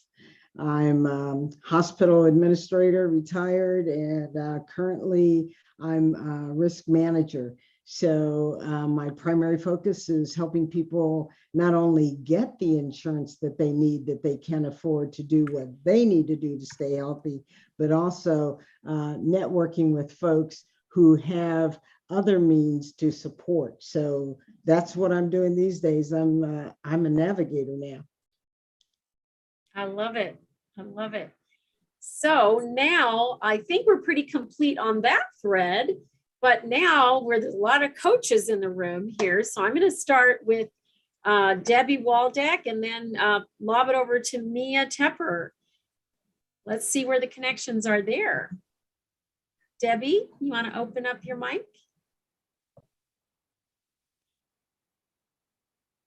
Or Mia, you start. We'll give Debbie a chance to come back. So for those of you who may have been on in the room earlier, I am transitioning from full-time to hanging my own shingle. So leaving my job of 30 years in the family business and ready to start my own gig. I'm very excited about this. So what I want to do is I would like to use my 30 years of working in a small family business in the laboratory industry to help other small businesses with their succession planning and operational efficiencies, perhaps preparing for mergers and acquisitions if they can't get their head around succession planning. And I know that's very specific and niche, but that is what I want to start doing, as well as using more of the income activator site to bring that passive income over and perhaps do a little bit of private coaching and speaking with my book about families. And that's what I'm dipping my toe in the water in right now. Yeah, you should touch base with Aggie and have her go over what we did with Anthony. Actually, Aggie and I already set up a meeting on Friday, so we'll be helping each other, it sounds like. Apparently, I'm channeling. I love it. In the chat, in case anyone does know anyone who might need help with, family friend, family business, succession planning, operational efficiencies in your business, and all of that. So I'll put it in the chat. And thanks, everybody. It's been a great day. Thank you so much. And next, I'm going to bring up Dr. Larissa. And Debbie, if you're still out there, you can open up your mic and let me know that you want to also weigh in here. Dr. Larissa, it's so great to have you. Thank you. Are you expecting me to share my mission, vision, and purpose? Yes. All right. My mission is to help immigrants, expatriates, refugees, migrants, empowering, inspiring, connecting them across languages, cultures, ages, ethnicities, and nationalities with my coaching program, for success and happiness for all, for heaven on earth. I like today's concept, how to create heaven on earth. And I am very humbled and learned a lot from everyone.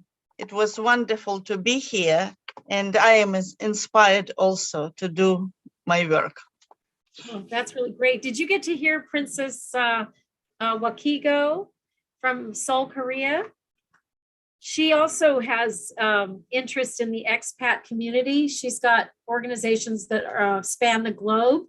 We'll have to make sure you get put in touch together. It would be great. How can I do that? Yes, put your contact information in the chat. I will save the chat here so that I can make sure I get that to you. She'd make a great connection for you.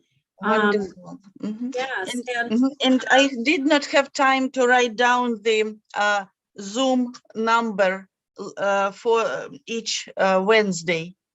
Oh, okay. We'll put that in the chat then. Janet, if you wouldn't mind grabbing that and putting it in the chat for everybody.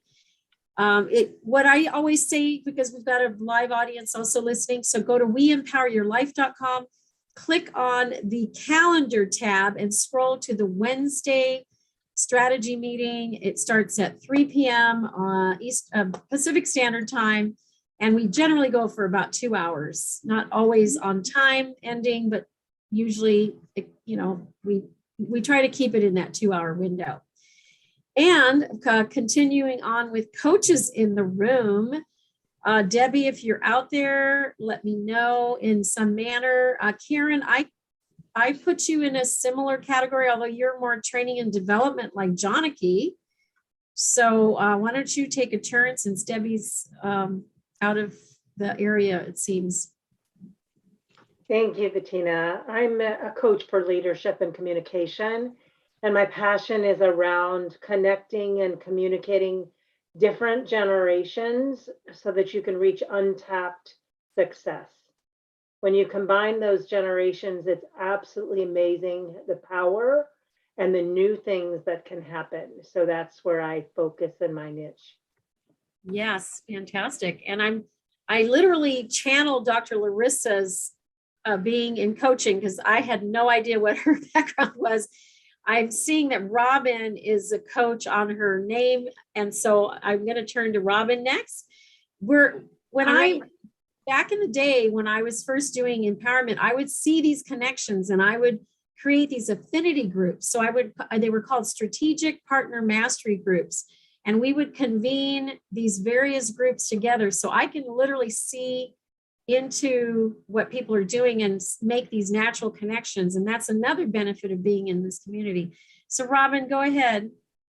All right. My big passion right now is I am creating a multi-generational longevity membership that I am very interested in helping people of all ages become healthy and well, but also do it in the context of also being able to take care of our planet and have regenerative agriculture and you know, the best food supply, being able to restore our water cycle and the earth as a whole, and make it a triple bottom line win-win-win for everybody. And that's one of the reasons I was so excited to get into Art Johnson's group.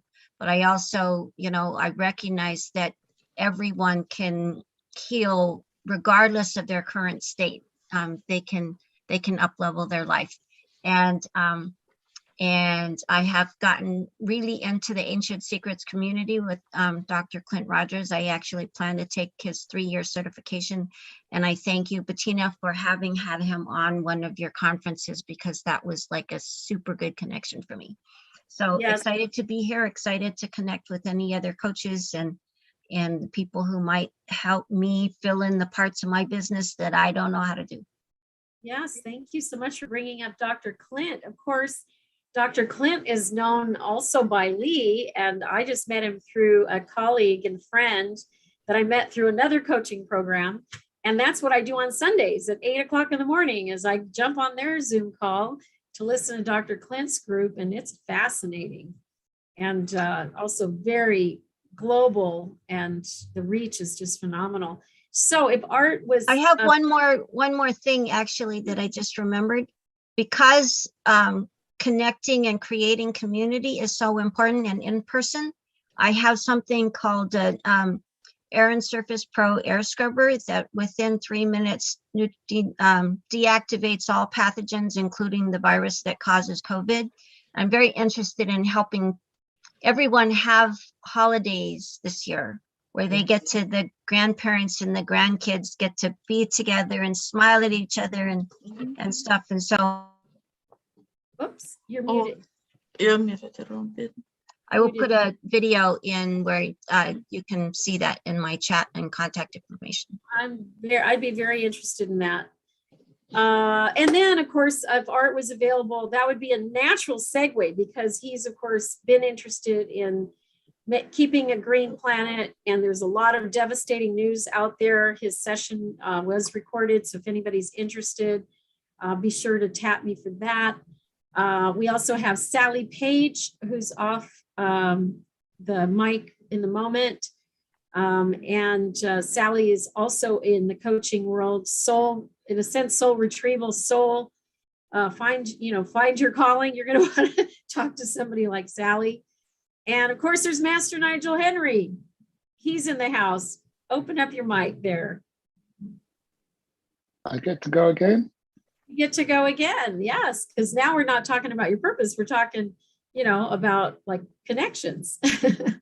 Yes. I like to focus on the people who have a calling to disrupt or change the world.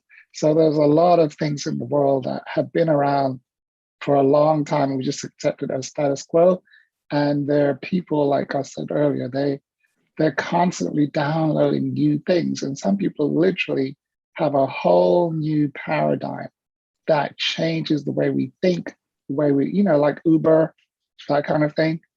But think about the way that humanity works.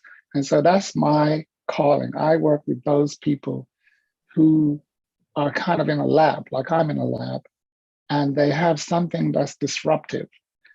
And it's not going to be understood the first time. But once it gets out into the world, it makes a massive beneficial change. So I focus on those people, and after this, in 2022, I'll be setting up my own platform so that they can find me, because up until now, I've been going out to other people's platform to find them.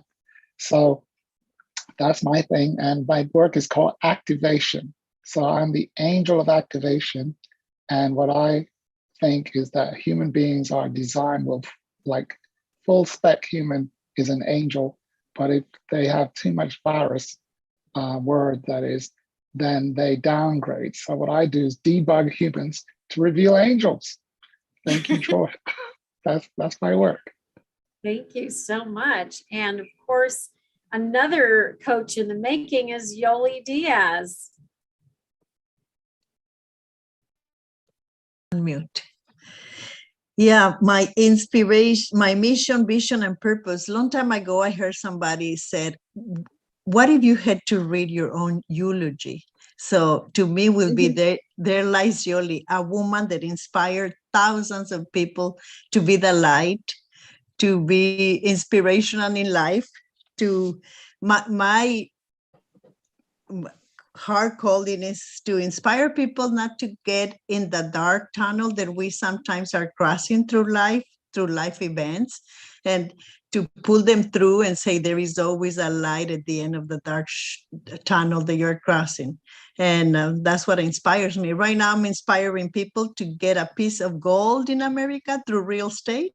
And I've been doing that for 37 years, and I'm ready to be a life coach and working on my book of becoming the woman you were born to be, inspiring the life story of my mother, whom raised 10 of us, or 12, 2 passed away. And she passed 5-6 months ago. And I'm inspired by her testimonial of life and how she went through all these dark days, and she brought us to the light, all 10 of us, and that inspires me. And I want my daughter and my grandkids to be saying, there lies grandma, a powerful woman that gave light to a lot of people.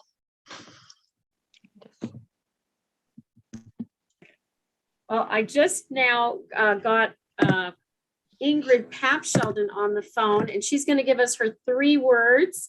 She is my longtime friend and also my exclusive photographer here in the Seattle, Washington area.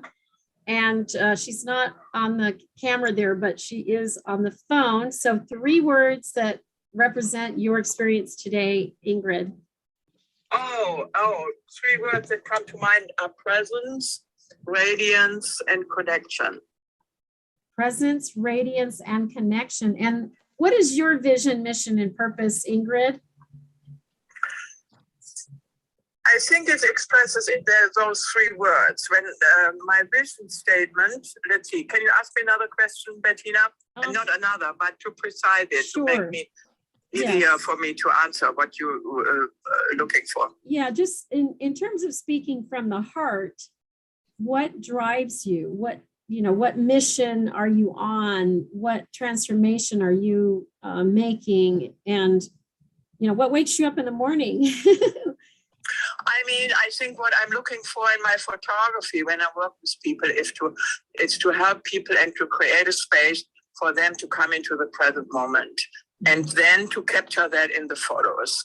And because I believe that the connection, the people, the photos that I create for people who use those photos for themselves, it's all about connection. And so that other people can connect to the person in the picture. And it's all about presence, and it's all about being available for the other person. Yes. And that's what wakes me, what keeps me going, I would say. See that happening, and that is like a little miracle. And that is something, actually, I'm just back from Boston, and that's why I didn't show up today much. I wanted to, but I'm just back from Boston, and I had a big 3-day shoot there, 42 people in 3 days. And interestingly, at a big office, and there were scientists I photographed. And to create that, it's just wonderful. And you can create it, that keeps me going, let's say that. And even if it's for a business portrait, it's a human being that's there in front of the camera. And in the end, we all communicate, we connect to another human being. If we see that as a human being, not just an empty shell, that tries to sell us something. Yes. So, and that's basically what it comes down to in the end, Yes. What happens between 2 human beings, if it's for business, if it's for love, if it's for, I don't know what, having a good time, Anyway, so it's all what happens between 2 people. And that, I think that keeps me going. Yes. I'm thinking a lot about that these days, And sometimes you can do it, and sometimes you have to just be in yourself and protect it, So you kind of move back and forth between this restoring in yourself and opening up to others. So yes, yeah. And Ingrid was the first photographer that documented what I was doing, and it was the year that we had Aggie was a judge in a contest that I had created called Your Total Business Makeover and more, and it was just remarkable that she would capture these present moments where people were interacting with each other and also with me. And it was just a brilliant shoot. And we've been together ever since. We've done a 384-page cookbook, which is full color. Nearly every page has color photos in it that she shot. A couple hundred photos are in that book. So we've done a lot of work together. Thank you so much, Ingrid. I'm going to go now to Eric, who had raised his hand. Are you still here with us, Eric? No, maybe not. Let's see here. I know there was, Karen, let's see. We heard from Karen. There was somebody else that's, I think, in a coaching. Oh, Moria. Is Moria still here? There you go. Moria's in coaching. Go ahead, Moria. Let us know your vision, mission, and purpose in life. Okay. I am an angel of exploration. I love to explore just about anything in life. I've been teaching compassionate communication, nonviolent communication for 20 years, and I love exploring what works and what doesn't work for people as far as communicating with anybody in their life where there's some difficulty. But I don't want to miss anything, and I know that sometimes that's way more than I can handle. But I love exploring. So if anybody ever likes to explore anything, whether it's for coaching or life in general, I'd love it. Fantastic. And you know what I've loved about Gloria is that I can call her up on any given day and say, do you want to go to lunch? And end up on a beach laying out, having our lunch beforehand. And, you know, it's like, it's all good. Like we're girlfriends for a long time, or then we don't talk for a while. Or I can call her up and say, why aren't you at this meeting? Thanks for checking in. I'm having trouble with my technical, and then we can walk her through that. By the way, Eric has commented, but he's not showing up on my screen, but he has in the chat. Great gathering. I offer business owners increasing revenue and shortening their business sales cycle. My mission is in activating the beauty of business owners. You can reach Eric at 202-812-1591. Peace and love to connect from Eric. Bev, are you, now we're going to swing away from coaching, swing away from the affinity around money and wealth, and turn our attention elsewhere. Comedy. You might be the only one doing comedy, Bev, but you certainly are not the only person who's funny. I've been quite funny these days. Some people think it's funny, haha. That's my sister over there. Oh, and Yoli had a little funny. So you saw my little loop where I did the loop. Well, I had inadvertently blocked out her video before she went to the breakout session, so nobody could see her.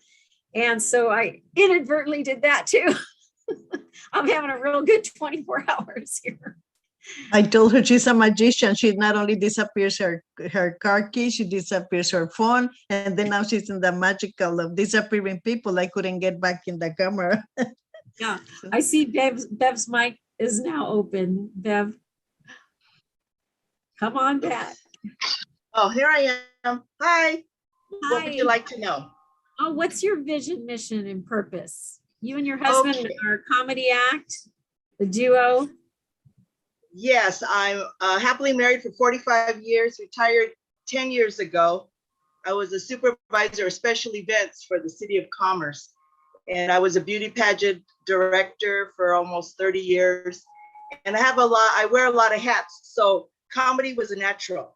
My husband and I are comedy writers. People don't like comedians per se. So we call ourselves comedy writers. So with our writing ability, being married 45 years, having 2 grown children, 2 grandchildren, we have a lot to say in comedy. And we enjoy making people laugh because it's like medicine. But I do want to write a book of my journey as a supervisor of special events and as a supervisor of special events. So going to be using the income activator templates, trying to get an angel sponsor, all that stuff. So being retired doesn't mean you're retired. And that's it. Thank you very much. I know. Aggie's not really retired. She's inspired. Okay, who haven't we heard from yet on this particular question? On our schedule. Yes, go ahead. Oh, duo, YouTube, Bill and Bev comedy duo, YouTube, 7,500 views. And, we think we're funny. Thank you. That's great. Lee's giving you a thumbs up there. And on our schedule, we're actually right up against the clock as always to talk about our bonuses. And so I know Brian had to leave. The reminder there is that he's making this really generous offer for his program for $397. And what other bonuses are we talking about? Obviously, we've upgraded our We Empower You membership. That is going to be including some extras coming up. And do you have any comments there, either Aggie or Lee? Well, what I will do is I will have a Skype meeting with somebody and review what their online strategy is, what they're planning to do, what income level they're trying to get to. Just so you know, I'm one of the few people in North America that has been certified as an SEO expert, search engine optimization expert. Obviously, I've had extensive experience, had my own talk TV show, written for national newspapers, and obviously creating online income. So if somebody is starting their online business or wanting to improve on their online business, I will have a private consultation with them if they become a member. Fantastic. And I'm also offering a private consultation for new members. It's going to be in the package from now on as well. And Aggie Aggie's a really great resource there. She came up with a brand new version of our We Empower You presentation for the membership. And so that package is now valued at over $30,000. And I'm going to bring the screen back up again, just to share for those who arrived late and watching this video. Let me share the membership of the We Empower Year life.com website. Go to the membership revenue section to learn more. There's a video there that's great to play. Here's what the membership includes. I'm just going to go on a slow scroll so that everybody Bettina, do you also want to share how people could let us know that they have a package of their own to add into this, into the overall We Empower You membership benefits package? Yes, I put in the chat earlier the link to join in the discussion of what you would like to offer. So I'm going to go back and retrieve that link, and I'll refresh it here. For those of you who are watching on YouTube and on Facebook, because the link is very long, I'm going to go ahead and just say, call me at 206-349-4297. That's my personal confidential voicemail that you can leave a message or even sometimes get me on the phone, and I will give you the details about offering your package. Thank you for that reminder, Aggie. Final thoughts on the packages? Anything to add from either of you? Yeah, Janet? Actually, it's really interesting because when you take the We Empower You membership and build it as part of your platform, it's really effective. And I'll give you an example of that. I provide website platforms, and it's $60 a month, which is great. It's the best value on the planet for anybody wanting an all-inclusive website because there's no competition. However, I find that I've also included the people to have the option of getting my website platform within the We Empower You membership. So that now my website platform that I sold for $60 a month is now included in the We Empower You membership. And because Bettina splits her revenue 50-50, instead of the $60 a month, I get $800 annually from people. And the people now getting my website platform through the We Empower You membership also get a TV show. They also get sponsors and media contacts and Bettina's marketing strategies. So I've taken my measly little website platform, which is amazing, but embedding it into the We Empower You membership has given me a lot more income and has given my clients a lot more value. So anybody here can take their service, embed it in the We Empower You membership, and maybe their service sells for $400. So if they embed it into the We Empower You membership, they actually get $800 because Bettina splits the $15.99, and they get the $800 year in and year out, where usually their service may have been just a one-time sale. Like for instance, Brian, $395, it's a one-time sale, but if he embedded it into the We Empower You membership, his one-time sale would earn him $800 annually. So that's where the benefit is. And everybody here listening, throw your service in and offer your clients your service, but then they can get this package too, which is better value. So that was my last kick at the can. When I think about it, when I first started the We Empower You community and the membership idea came to me, what I threw in there was the membership app. And I had just launched the app, and I hadn't sold any exhibit space, and I had only sold one sponsor, and I had only sold, and I hadn't sold any of the exhibitor space at all, or the memberships, right? So I was at 0, all across the board. And I thought to myself, I'm going to take something that's actually not selling, add value to something that's not selling, and within 8 weeks, $25,000 in sales. So if you have something that's not selling, that might be the thing that you want to charge, $15.99 for. Throw in the We Empower You and start selling it, because that's literally what ended up happening for me. And then in addition to that, every once in a while, I remember that I didn't just make that $25,000 in the first 8 weeks. When people renew every year, I continue to generate income from that same sale. So of the original 20 or so members, there's about 17 that were the original 20 members. And those people paid again this year. So last year I made X, this year I made X, next year I'll make X, so it's like it's a cumulative. And it was something that I wasn't able to sell. One, I didn't have the time to sell it, and I had only tried to sell it for like a couple of weeks. So this idea that Lee is bringing to our attention is so like mind-boggling that people have a hard time grasping it.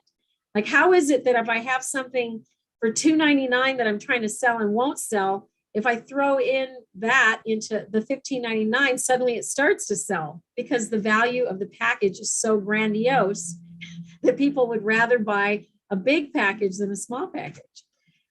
So yeah, definitely talk to us about how you can package yourself up so that you're making revenue year over year. So like in a coaching environment, say that someone coaches with you for 3 months and then they're done with you for life, right? They don't need your coaching anymore. A lot of people do that. They just spend money for 3 months. They sign up for coaching. They think they're just cured, or they don't need your services anymore. So it's a one-time sale. But if instead you had that same client sign up for the membership, they got your 3-month package, and all of a sudden they stay on as members, you're going to get paid $800 every year thereafter. Do the math. It's basically how it comes out, right? All right, a lot to grasp here tonight. We're coming to the end of our show here. We've got about 20 or 30 minutes left to go. And this is our continuing conversation. So now this opportunity is for us to ask questions. There are a lot of very talented people in the room. All of us are master teachers. That's where Master Nigel gets his philosophy from, is that we're all here as master teachers, but we all have different questions. So let's open up again the mics, ask a question. There's going to be an answer or 2 or 3 in the room. Open up a mic, or I'll call on you. Yoli, you look like you're about to open up your mic. Is that true? No, I wasn't. I don't have a question that I can think of right now. Are you toast? Yeah, I think so. It's been a really long day. Well, let me ask a question on your behalf. So Okay. Yoli is kicking off her coaching career and her coaching practice, right? She's also working with Patrick Snow to publish and write her book. For Dr. Larissa, you've been a coach. Debbie, you've been a coach for a number of years. Obviously, Lee's been a coach. Sally has been a coach for years. Is there any one step that you would take if you were advising Yoli? Open up your mic there, Doctor. And Master Nigel too. And Robin. Yoli, what I would suggest to you is just seriously write down your end goal, money and position. Just write that end goal down and then back up and then just add the things that you need to do to meet that end goal. Then out of every one of those things you need to do, apply a timeline to it. Okay, but that's great advice. Okay. And then just work it out in your head. So you will know that maybe your timeline is 6 months or 2 years, but at least you know what you have to cover to get to that end goal. And if it is some things that you don't want to do, then your end goal is wrong because you're not going to get there because you're not going to do those things. So you really need to, people really need to take a serious identification into that. Like, for instance, if I wanted 1 million people to my website to get the platform, I would have to do a radio show a day, maybe. Am I prepared to do a radio show a day? Am I prepared to do the work to get to that, to the end goal? And I would probably say, well, no, 300,000 is good enough. And that's maybe a radio show a week. Would I do that? So you got to examine your end goal. And are you prepared to do what you need to do to get to it? And if you're not, give up that end goal to what's realistic. Because everybody says, oh, I want to change 1 million people. Or some people say, oh, as long as I change one person's life, you know, but that's a big difference. Seriously identify it, seriously write down the steps, and seriously decide, are you prepared to do that? Because at some point we just aren't. We don't want to do it. So don't, mix your messages. You know what I mean? Okay. So the advice I'm taking from you in a nutshell, take action, Yoli. No, actually identify the action to get to your end goal, but are you prepared to take that action? Okay. That makes sense. Thank you, Lee. That's awesome. You're welcome. And I would highly recommend that you might talk to also Master Nigel Henry. Might have a pearl of wisdom here to add if you want to open up your mic. And then I have a couple of things I want to do here tonight. One is to introduce a person who wasn't able to join us here today. And then I have a short video that I'm going to show. So Master Nigel Henry, what is your tip? I think that coaching or any of these, let's just call it coaching, is about manifesting intentions and helping others to manifest their intentions, right? So someone comes to you and say, I want to be a real estate expert, and you're their coach. Guess what they want to do? Manifest money or some outcome. So there's a general rule for all manifesting. First of all, do what Lee mentioned, write it down, and then ask a question. And the question that will get it done, whatever the size of the goal, is who. If you say how, then it means you. How do I do this? And that's where Lee's right. You're not going to do it. But if you say who can get this done now, you take yourself out of the picture, and resources, angels, there's an angel for that, shows up and get the job done for you. So now you're not limited by the size of your goals. You're limited by your willingness to ask a who question and be open to receiving help from angels around you. So that would be my advice to all people on this call who have Thank big intentions for 2022. Thank you. Thank you. Who's- That's awesome. And Dr. Larissa. According to my research, resilience is a #1 trait that keeps people successful and joyful. So keep hope, faith, keep doing your good work with the mission and from your heart. So do what you love doing and be happy and successful. Thank you. Thank you. Yes. And Robin, thank you.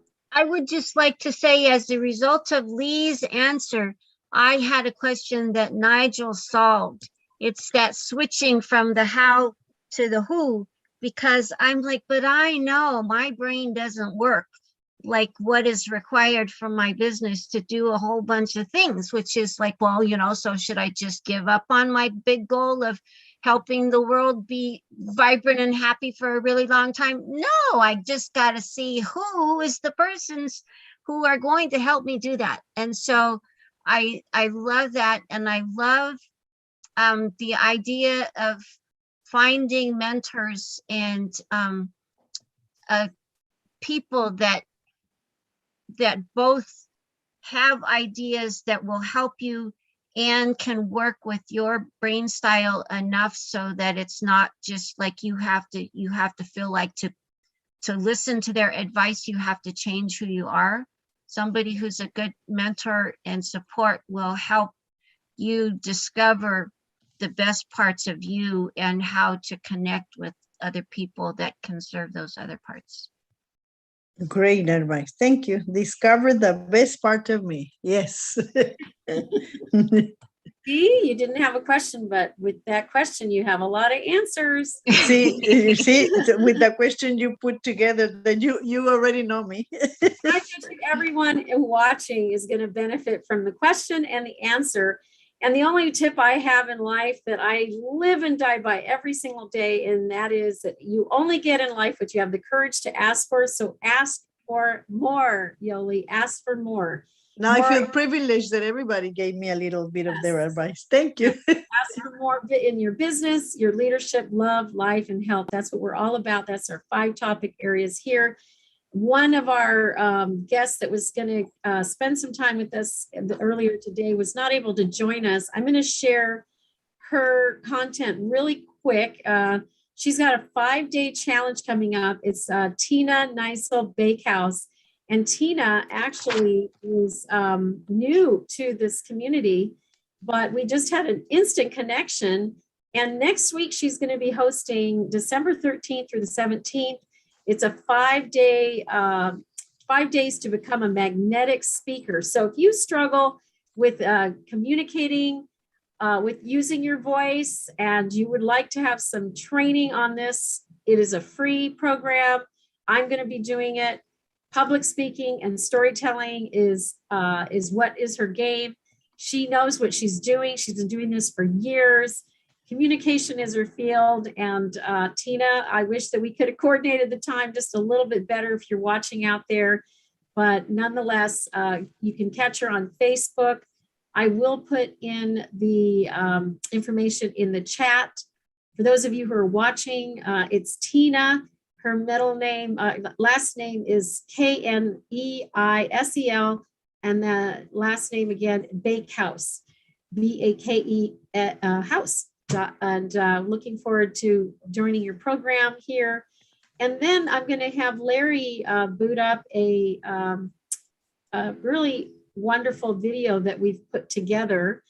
And this is a little bit of a co-creative because we have a connection with in Africa through Paul, and he was here earlier today, is not here now, and it was I attended a really fantastic 5-day event that he hosted that thousands, like 8,000 people attended, And I was led eventually through Gibson, a friend of Shay's, to Paul, and to now Sarah, who is a victim of domestic violence in her country and who we want to support. So let me have you cue that up there, Larry, and I'll go behind here.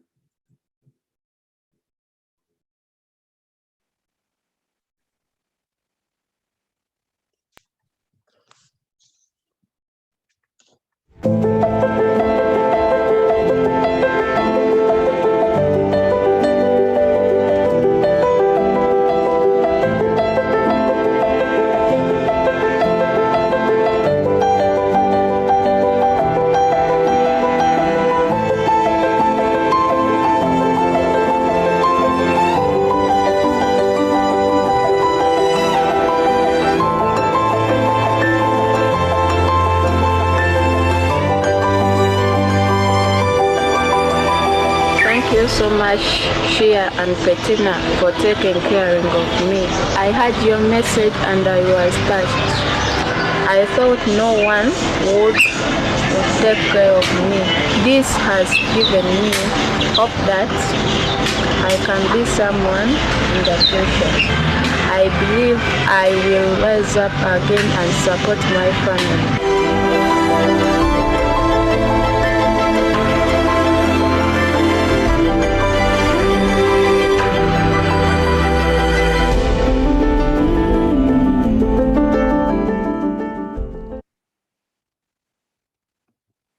So this is another part of the mission and vision of the We Empower You community, is to help others. Unfortunately, Sarah was raped and of course led to a pregnancy. She delivered her son some months ago. We have worked out a spreadsheet developing what she needs to return back to her education, to be able to pay her own rent, have her own phone, and move about the cabin of life, continuing through her teens. She's still a teenager, to get her education. We'd love it if you folks would consider making a donation. I'm going to put the GoFundMe in the link. And it is near and dear to my heart, as I've told all of my family members and friends. All I want for Christmas is to help Sarah. I don't want anything personally. And the first person to donate was Janaki Sebri. And she first $35, and in that country, that is a lot of money. What country is she in? She's in Uganda. Oh, we've got people in Uganda. Well, Friendly Water for the World, I think, has people in Uganda, so she might be able to learn to make biosand water filters. Yes, and something as simple, like I'm trying to communicate with her, and something as simple as I can't communicate with her directly because she doesn't have a phone. She has to come into the church to talk to me via Zoom, and it's with COVID restrictions, which just got lifted there, that was a very infrequent situation. We just launched this, and I'm matching all of the donations. I'm not running my money through GoFundMe because they charge a fee, but I will be matching all the donations that are made. And I'm going to go ahead and put this link in the chat. And, there are all kinds of ways for us to make a difference in the world. What I have discovered, though, is that you can have a lot of concern, but only money will make a difference. And in her case, that crime against her is very common. Rape is very common in that country. So thank you so much. I'm going to put the screen back up again for Sarah, and then I'm going to drop in the chat the actual GoFundMe link. And the title of it is Support and Educate Women in Africa, for those of you watching on YouTube and Facebook. All righty, so we are at 8:16. We got 14 minutes to go to wrap up this evening. Any final thoughts from any of our speakers or our guests and registrants here? You can open up your mics and comment away.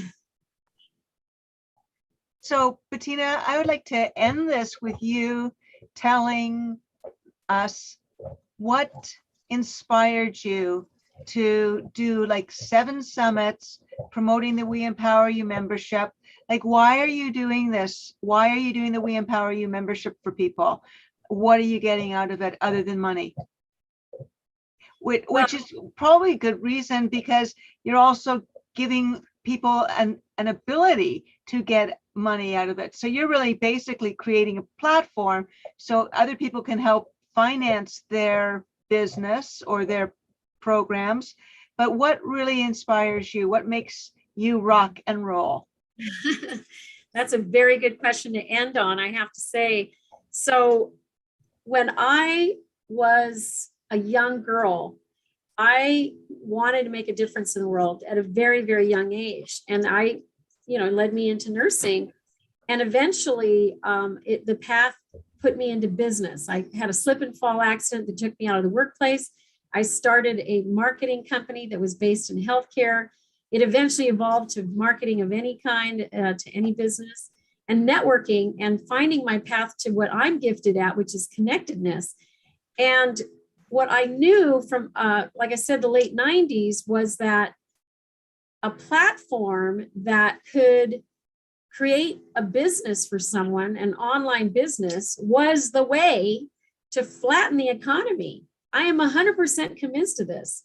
When you presented what Income Activator was, you answered a dream of mine that I'd had for years, and I could not find the answer to this dream and this vision that I had.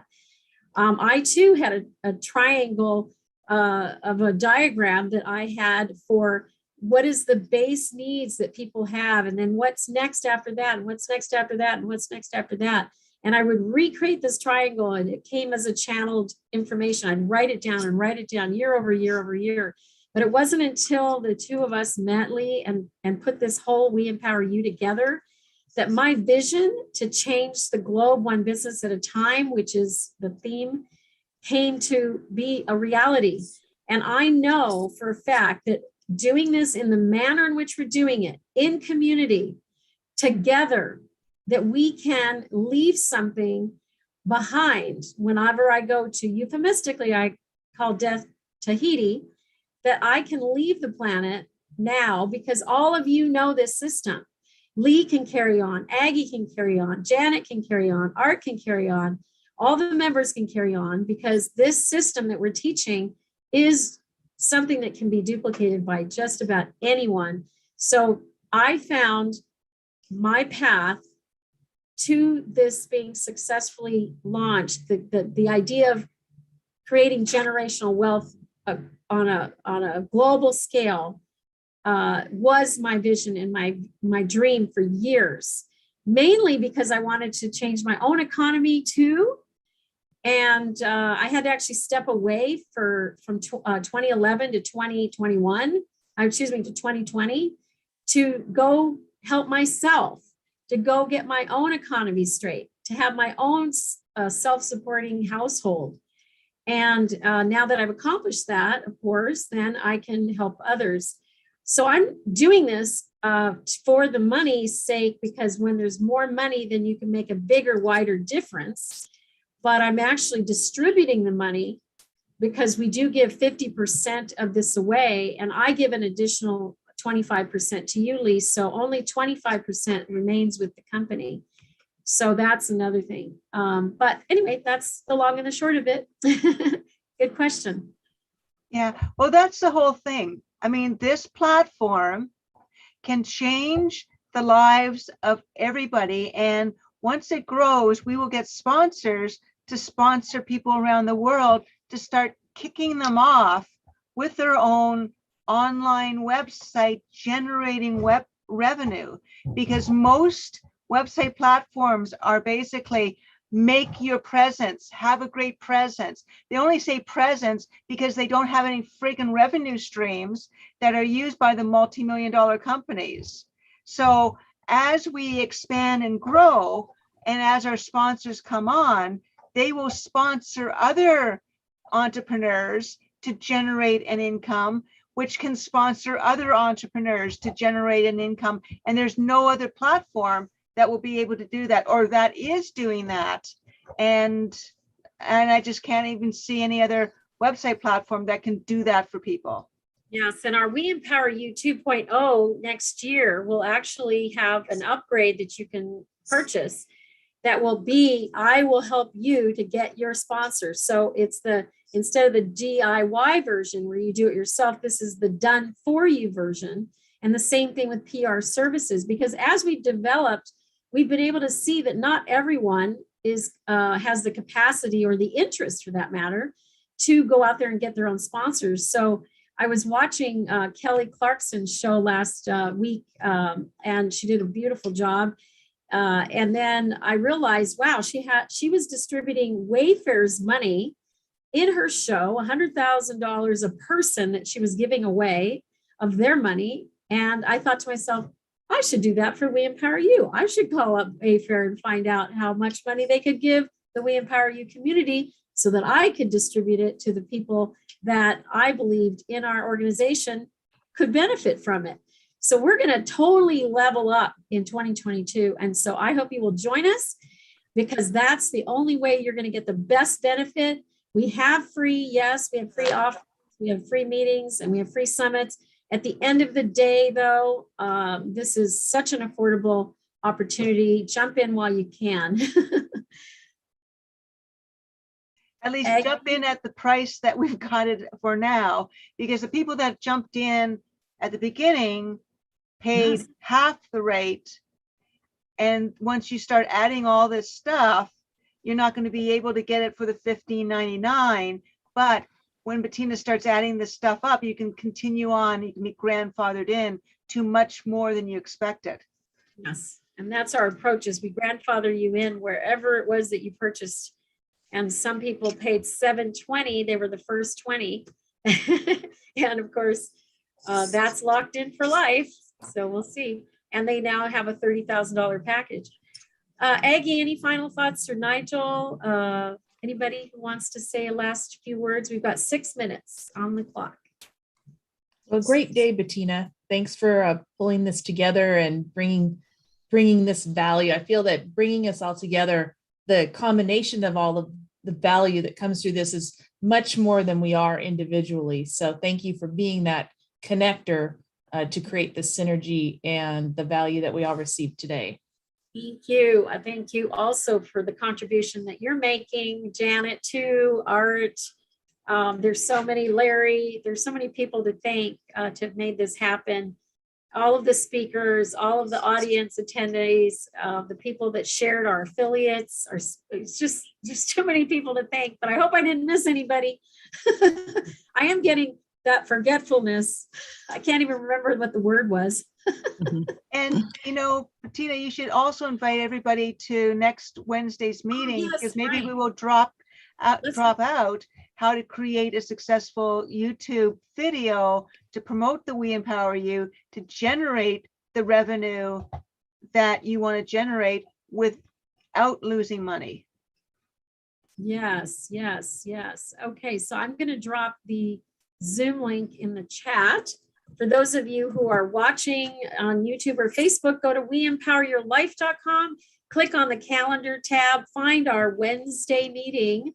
This is a wonderful meeting. We start at 3 p.m. We always stay sharp, 3 p.m. Pacific Standard Time.